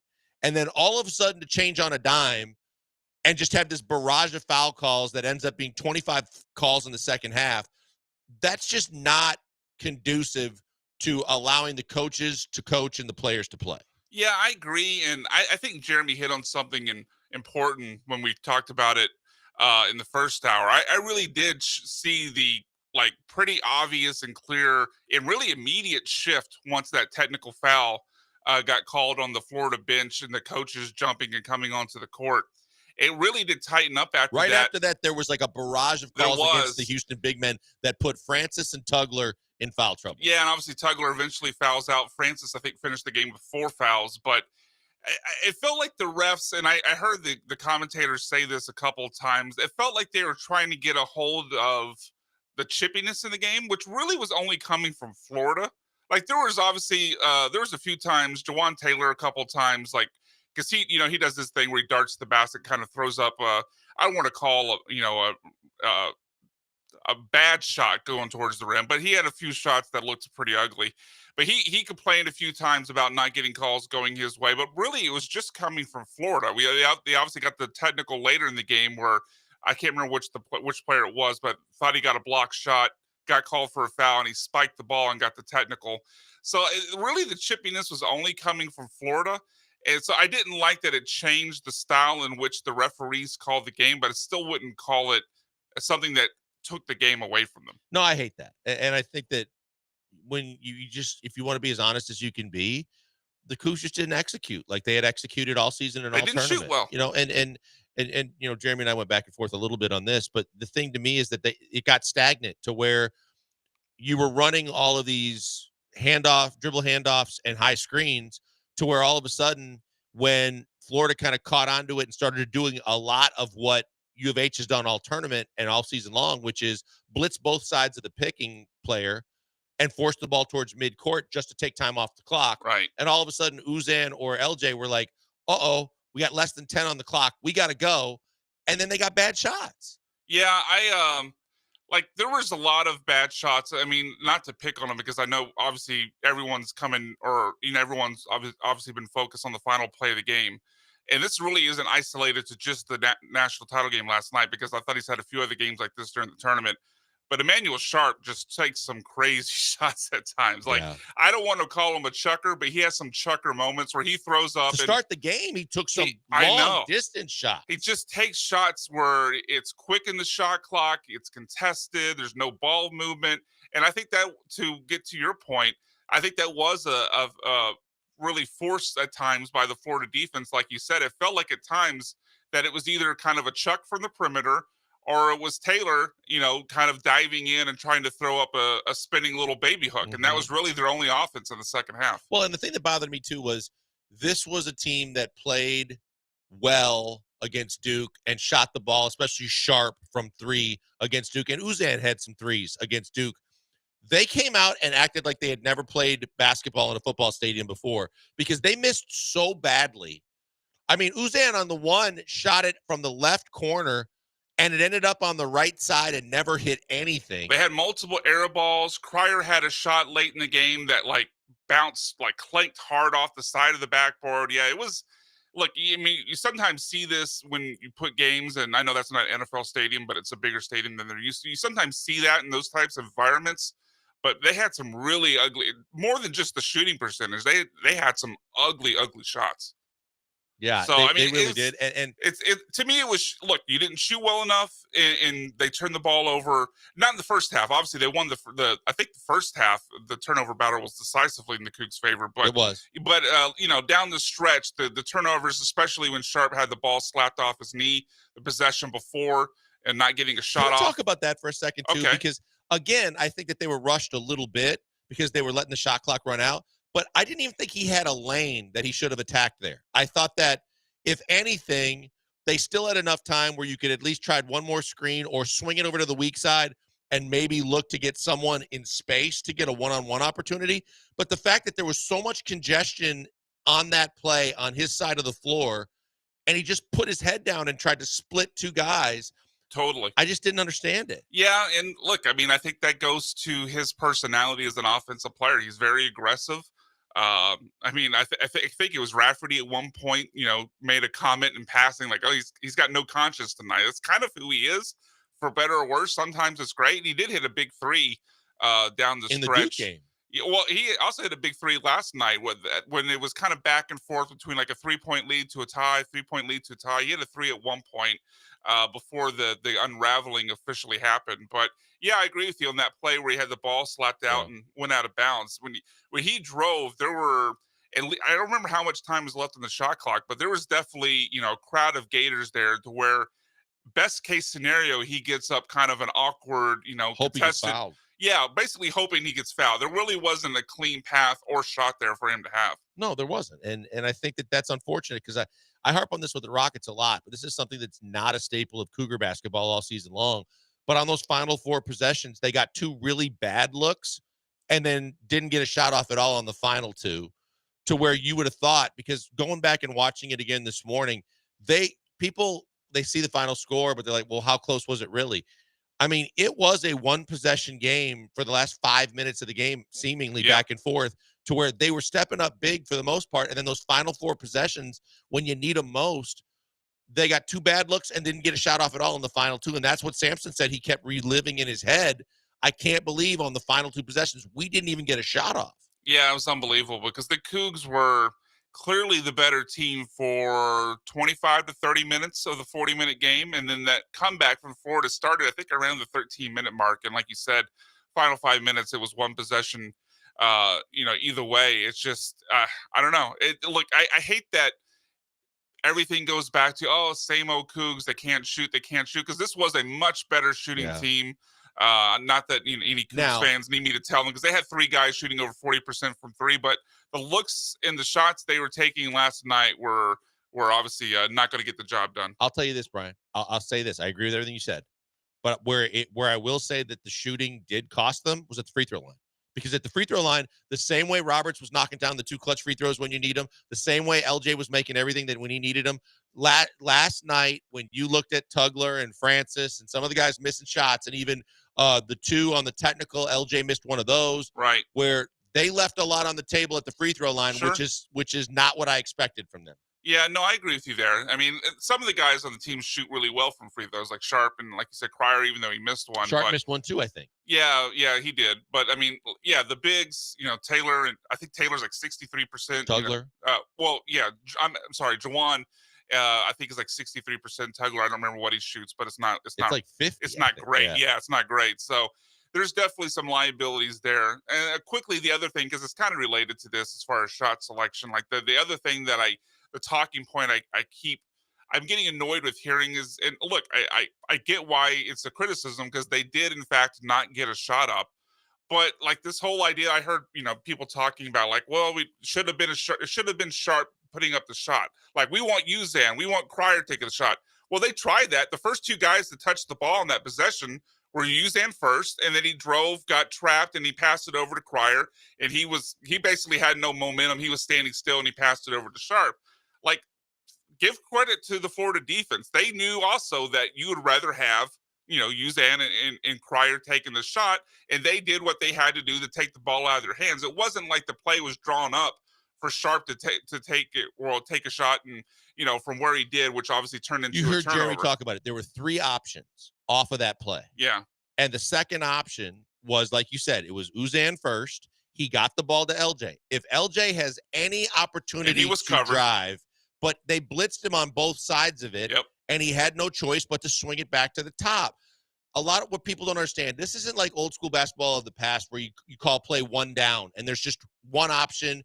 This guy picks, this guy moves, this guy passes.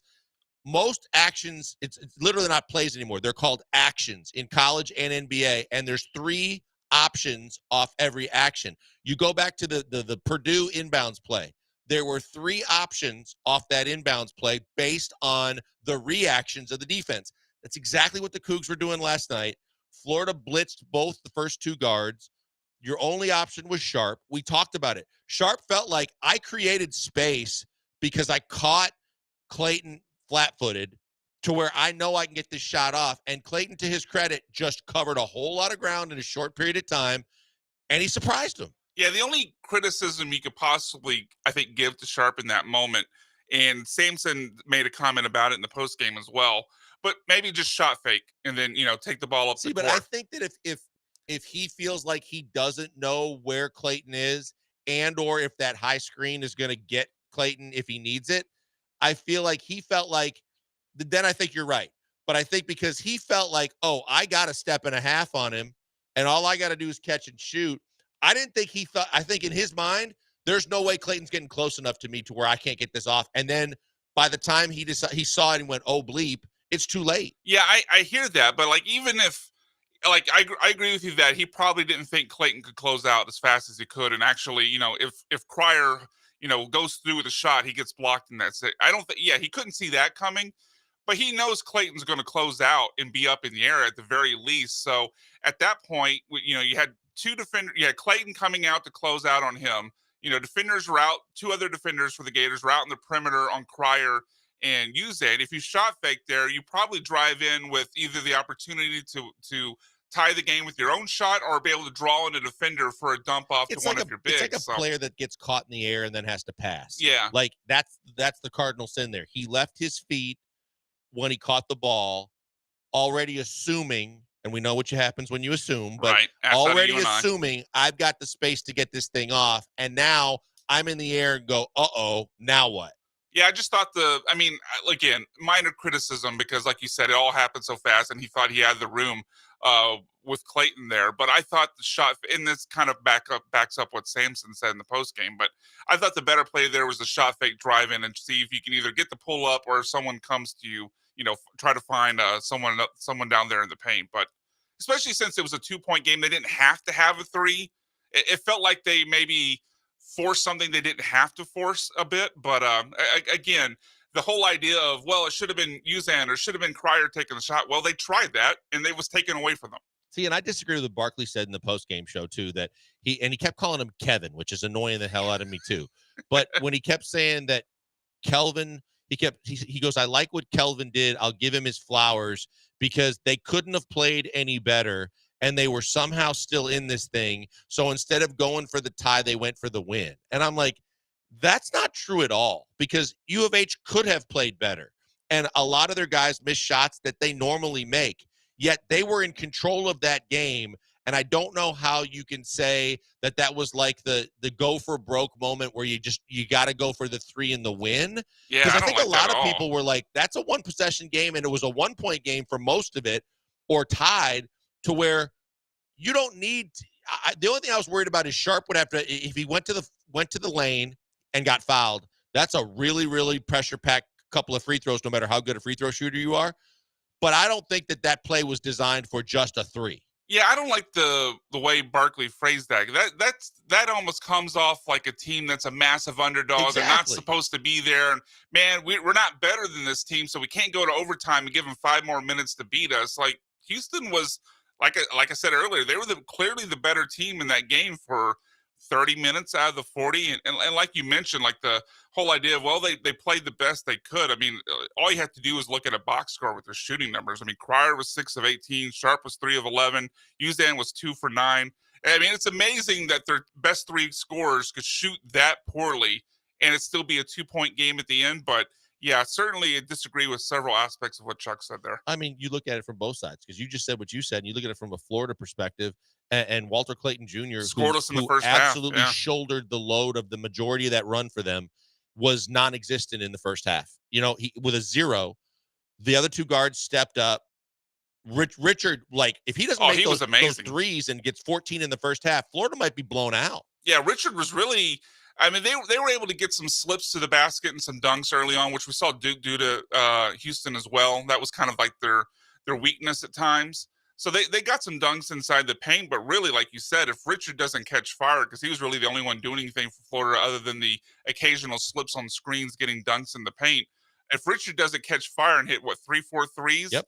I mean, Houston, which was, again, they had a controlling lead for most of that game until the final, 8-9 minutes. That game might have been completely put out of reach before they even got to halftime. No doubt about it. All right, we'll take a quick break. We got about a half hour to go on the show. We'll get to a lot more things, including the car wreck of the day in our final segment. So if you want to get on that and make some suggestions, I think we've already touched on some things that might make the list. 713-780-3776. Call, text, hit us on social media. It's Brian, it's Joel, it's the Killer Bees, it's ESPN 97.5 and 92.5 FM.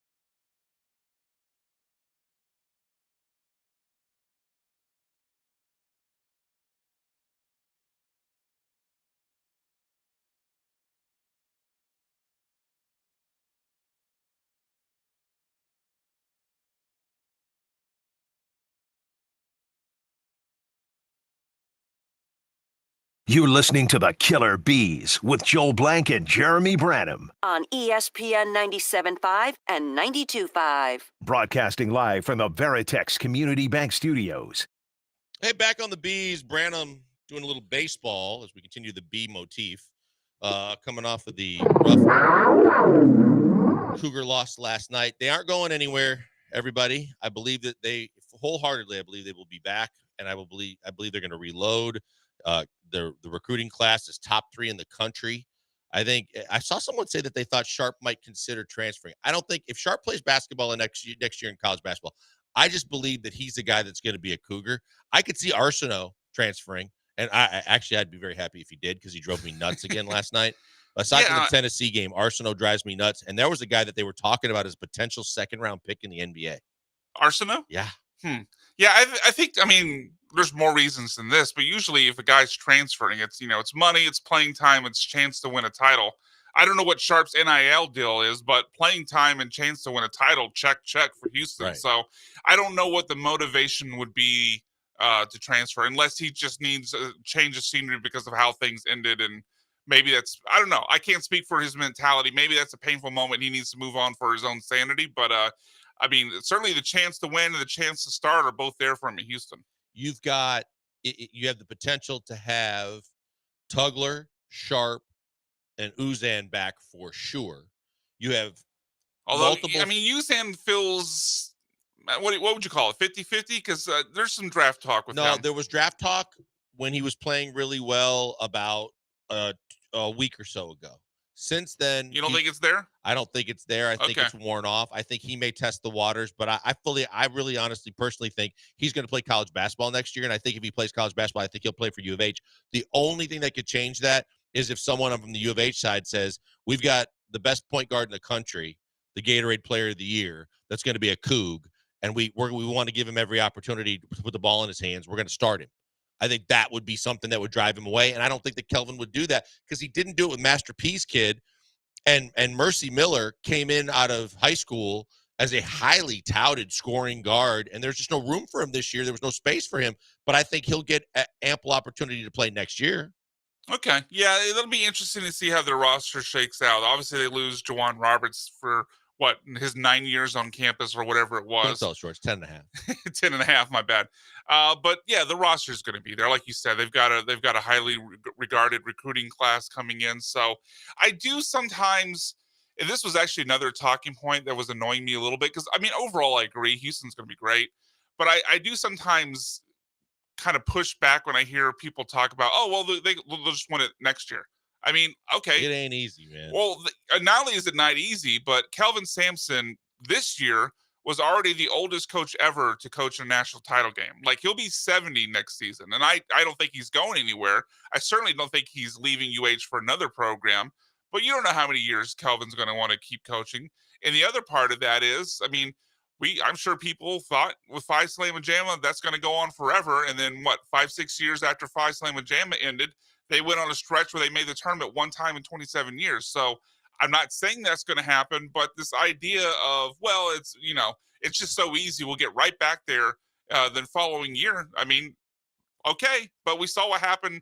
They made the Final Four in 2021, and people probably thought we'll be back here, next year and the year after, and then injuries to Sasser and Shed, all these guys happen. Things happen. It's not as easy as just, snapping your fingers and returning to the Final Four. It's been since 2008 that we had chalk and had 4 number ones? Yeah, 2008 was the year. It was Memphis, North Carolina, Kansas, and I think UCLA was the other one. Yeah. So, to your point, it's really kind of crazy for you to even think or expect that it's just going to be, hey, we see all these upsets all the time. We saw Virginia against Maryland, Baltimore County. You see the upsets that happen every year that everybody gets excited. Now, if you want to make the argument that because of NIL, because of the transfer portal, that the Cinderella stories are going to be less and less, I'll hear it. I'm up for that discussion with you because I think there is something to that.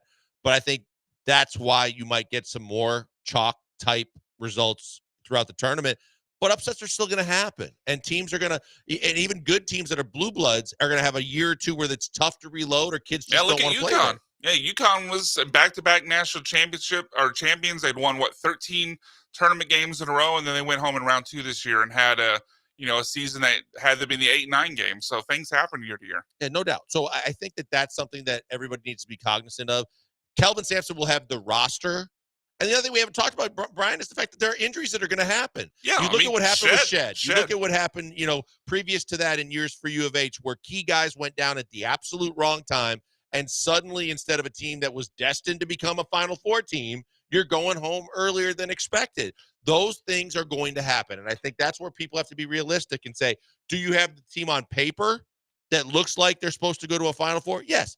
Do you have a recruiting class that says you should be right there in the mix and the rankings to say preseason number 1 for next year are the Cougars? All fine and dandy. But when it comes down to where a season plays out, injuries are going to happen. Things are going to go against you. No matter how much you persevered this year, got things to go your way, that Duke game might go the other way, next year. That Kansas game at Fogg Fieldhouse might go the other way next year.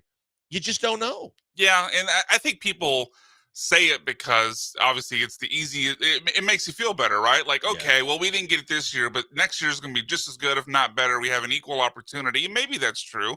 But like you said, 9 times out of 10, that Duke game doesn't go the way it did down the stretch. I mean, Duke probably wins that game 7 out of 10, 8 out of 10 with the way it had gone up until the point where they completely collapsed and choked. But it might be 9 out of 10. It might be 9 out of 10, yeah. But I mean, look, injuries happen. We've seen what's happened to this program the last couple of years. I mean, obviously Shed being the most recent, but I mean, Kelvin's going to be 70 next year. Injuries happen. I don't like the idea of the way people kind of sometimes make the argument. Well, we'll just be back next year. Like, okay, Phi Slamma Jamma thought they'd be back next year, and then they went 1 out of 27.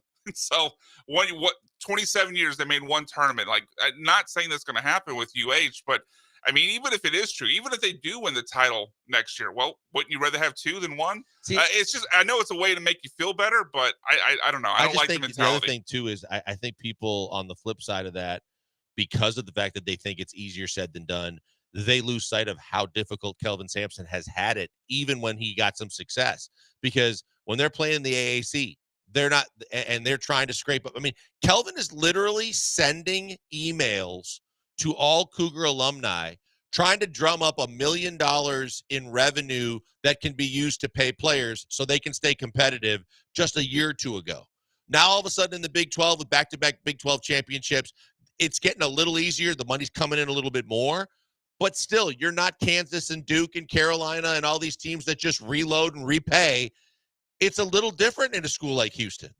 Yeah, no, it's like, I think Houston's going to be fine because of Kelvin.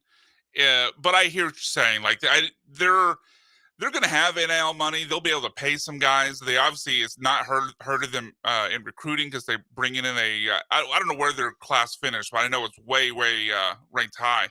But we'll need to break here in a second. But look, I mean, yeah, you're right. There's going to be programs around the country, especially as good as the SEC was this year, that are probably going to be able to pay a few dollars more, and that's going to have an impact at some point. No doubt. All right, we got 1 segment to go, and then the car wreck of the day. So two still on the books. 1 is car wreck of the day. We'll talk about the big surprise firing today in sports and what that might mean in a positive way to one of your favorite Houston sports teams. We'll talk about all that and more next on the Killer Bees, ESPN 97.5 and 92.5 FM. Before we go to break, I do want to tell you about my good friend Doc Linville. I talked to him today. He's doing fantastic, but he'd love to do even better by helping you, the people of Houston, Texas. He loves Houstonians. He loves the Hive and people that listen to the show, and he wants to take care of them along the way.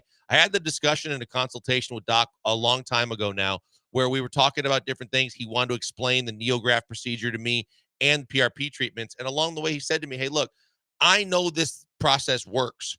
He goes, that's what I want Houstonians to know. If you truly want your hair back, I can get it back for you. All I need is a couple of people to like spread the word and understand and say in testimonial, be the guy that says it worked for me. That's what I do. That's why I'm telling you, because I did the procedure. The PRP treatments as well on top of it help. But it's almost like from a lawn care perspective, the PRP treatments is like fertilizing the hair that you still have to get it to look like it once did when it was at its best. And then the whole NeoGraft procedure is like resodding your lawn.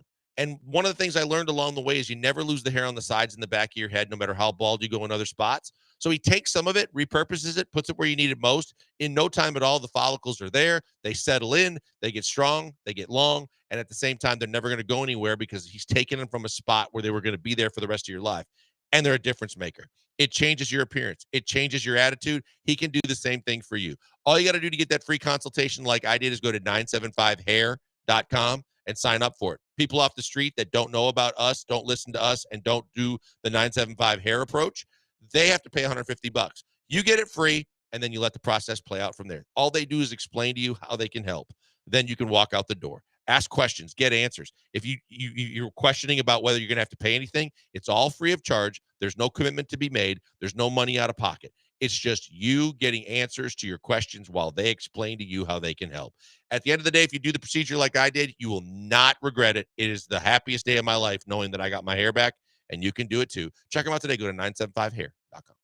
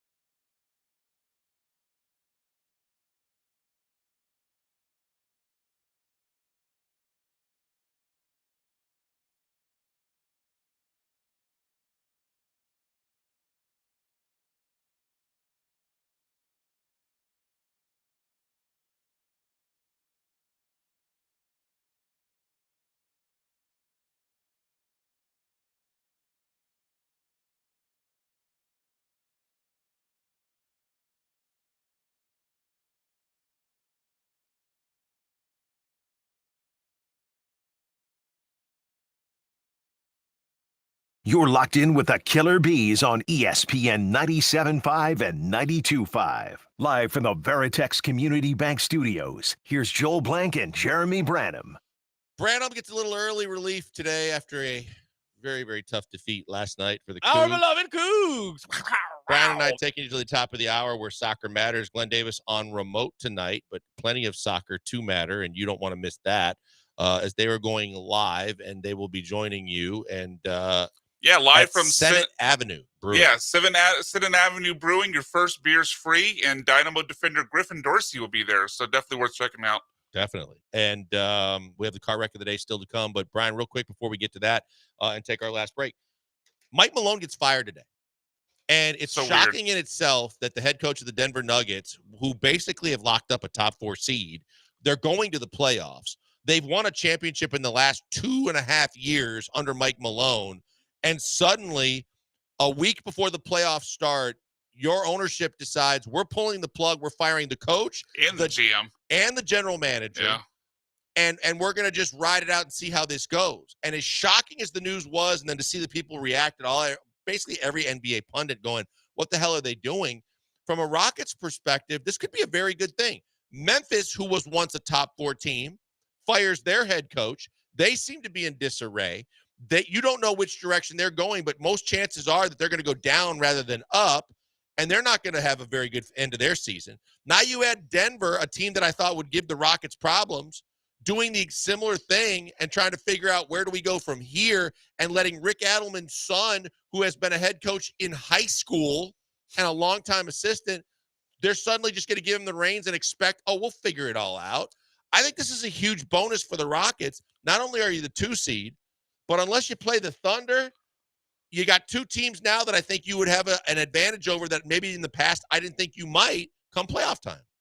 Oh, yeah. I think it's because we obviously the shocking news, I guess, about a week and a half ago was Memphis kind of doing the same thing. That's what I said. You got 2 teams that you might have had a whole lot to deal with that might be good to play in the playoffs now. And Memphis kind of in a similar spot, although obviously with the Nuggets, like you said, they're not the current defending champions because that's the Celtics, but they're the champion before that. This feels like a situation where there's got to be something going on behind the scenes. Maybe there's been a report that I didn't see to indicate as such, but I don't see how you could have such a quick trigger with the guy that won a title 2 years ago and has you in the top 4 in the West and is still outside of the Thunder. I mean, I wouldn't say the Nuggets are definitely worse off than any other team in the West besides the Thunder. So it feels obviously shocking. But I do think as far as the Rockets are concerned, I think this affects Memphis more than it does Denver because Denver still has arguably the best player in the world. Okay, they fired Malone. They had a crazy shakeup that no one saw coming, but you still have Jokic. Yeah, and if you still have Jokic, players that are going to be in the running for most valuable player because SGA is no slouch. SGA, I know. I'm just talking Memphis versus Denver here. I could see Memphis because of this surprise falling apart more than I could Denver. So I don't already doing job right. things. That's what I mean. As far as what impact this could have on the Rockets, as far as taking out a team that could possibly challenge to beat them in a series, I think it does possibly do that to the Grizzlies. I could see that. I don't think it really does it to the Nuggets because Jokic is just an all-time great. I just think from a strategy perspective, in the playoffs, coaching matters and strategy matters and adjustments matter. And it just matters less when you have Jokic. I just don't know if I trust David Adelman to do the kind of things that I thought Mike Malone proved he could do throughout his career. And I think that definitely hurts the Nuggets. I think from what I've heard and people I've talked to since the decision was made, there was a complete disconnect in a lot of people's minds between the coaching staff and the players, starting with Malone. He went out on a rant on a press conference after a game recently where he said, I can't get the players to watch video, but if I did, they won't watch it in a film session. But if my coaches take it directly to them, we might be able to get them to watch some things. But do I think that they're going to make a difference? No. That tells me you lost your locker room because those are things that coaches do on a daily basis, on an hourly basis. Hey, you're going to play this guy tonight. He does this. Hey, watch the team we're playing tonight. They do this. He's basically saying they don't give a crap and we can't get them. So that's troublesome. And then the reports are coming out that the general manager and the coach didn't like each other and they weren't talking to each other for the majority of their time in Denver. Okay, so that's another problem. But at the same time, what's more important at this time of the year? Your coach or your continuity? GM? Yeah, you need continuity, but if you can't get it, you keep your coach. You can move on from your GM. The draft's not till June, but you're not doing anything from a GM standpoint right now that's going to be altering to your team. Right. From a coaching perspective, you can really jar your team the wrong way if you fire a guy that a lot of players liked. Unless this came from the top of the roster, right? That's kind of the unknown that we'll find out one day. But if this is Jokic saying dude, we got to get this guy out of here. He's a detriment to us more right now than he is, that he's helping us. Then that obviously forces. I mean, overall, I agree with you. But if Jokic is telling this guy has to go, then I think that kind of forces the Nuggets' hand in that situation. I think that you're right. That's the only way. That's the only way this move makes sense. Do you do it now? No, I wouldn't want to. But if we know that the players run the league in the NBA. Sure. If Jokic is telling the front office, well, I guess not the GM because he got fired too. But if he's telling the owner, look, this guy is actively hurting us. I don't like what he's doing. We'd be better off without him. Then maybe the owner's listening and thinking, because you and I are in agreement that this is more of a detriment to them. You need the organization. You need the continuity. You need the guy that got you a title, 2 years ago. But maybe Jokic is telling them, this is totally speculative, obviously, But if Jokic is telling them the opposite, that he's actively hurting you, that the players on the team don't trust him, he's not calling the right plays, blah, blah, blah, then that could force the Nuggets into what on the outside seems like a crazy decision, even though on the inside it's something that the players want. Yeah, the final quote from Josh Kroenke, he's the vice chairman of Kroenke Sports and Entertainment. Having observed the group over a period of time, there were certain trends that were very worrisome to me at different points. They'd get masked by a few wins here and there. Overall, they thanked Mike Malone for all of his efforts along with Kelvin Booth, but they felt it was time to move on. It had to be pretty significant to move on in the final week of the regular season, but maybe it does help the Rockets as they get to the playoffs. We got to get to a break. We got the car wreck of the day coming up next. Again, late suggestions if you want to get them in, 713-780-3776. You can call that number. You can text that number. You can hit us up on social media. We are the Killer Bees, ESPN 97.5 and 92.5 FM.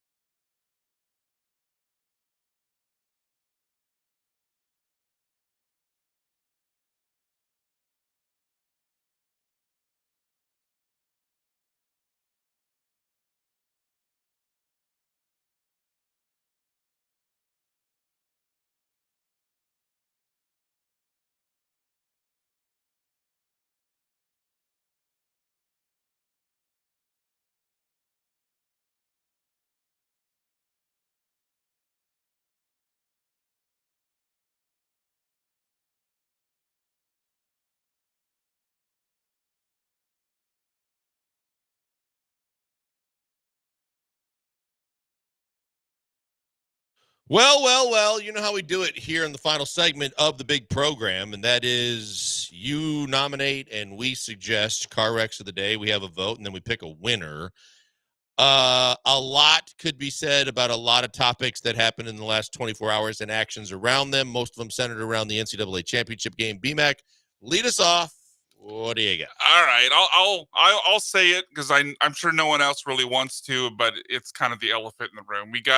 My first car wreck of the day nominee is the Cougs collapse. I mean, we're gonna give Duke. Obviously you guys gave Duke a lot of hell yesterday for them choking down the stretch. Pretty similar situation as far as the dominance that they'd shown through a certain part of the game, the lead they've been able to build up, and then how quickly it went away. Shooting from Cryer, Uzan, and Sharp was all bad. The turnovers down the stretch equally as bad. That was a bad collapse. Yeah, I think they duked. They did. They totally as bad as Duke was to give Houston that game on Saturday. Houston was equally as bad to give that game to Florida last night. Everybody that hates Duke kind of knows how their fans felt, at least as much as you hate Duke. Because it was very similar. Yeah, if you crushed them online, it was kind of instant karma. I'll go with Spencer Arrighetti's thumb. That's a good one. I was completely out of touch with the Astros until after the Cougar game last night. So then all of a sudden I'm on Twitter while I'm watching the end of the Astros game. And then I see insult to injury, Astros blow lead. And by the way, Arrighetti breaks thumb, shagging balls during batting practice. What? Baseball is a sport that is known for having crazy, random injuries. I mean, what are the odds that, because guys shag balls in the outfield, you hit the dome a little bit, or they take a ball here and there, but it's not breaking your thumb and potentially out 2 months. Well, yeah, just what is the odds that a ball finds your right thumb, like the thumb on your throwing hand? I mean, you could have moved it. I'm not blaming Arrighetti when I say this, but odds are most of the time you'd either move out of the way, you would catch it, or just the ball lands anywhere else in this entire outfield or over the wall into the stands, and somehow it happens to find the thumb on the throwing hand of Arrighetti. Just horrible bad luck. Just ridiculous. Probably not back to what, and like mid-June? If a ball's coming at you, you got your glove hand first. How in the hell is it finding your throwing thumb for a pitcher? I don't know. I wish there was video of it so we could see what happened. Maybe there is. I could have missed it. I haven't seen it. Yeah, the Cougs game obviously took the lead last night on my TV. But, just random bad luck that's crushing, because I thought Arrighetti was going to have a big season. Now the subset of the car wreck of the day is the car wreck of the day being the back end of the rotation, at least with Blanco and Arrighetti. They weren't good anyway, and now Arrighetti was good in his first start. Yeah, because he pitched his – never mind. We can say it. Well, it was nuts. You don't want to? It was nuts. All right. There you go. You said it. All right, so we got to get out of here and make room for Glenn Davis. But what is your winner? I think it's a top. Well, you know what? No, I'm going to go Arrighetti's thumb. You're going to have mishaps in games. It's tough to blame the Cougars. It was just like the perfect storm. Right.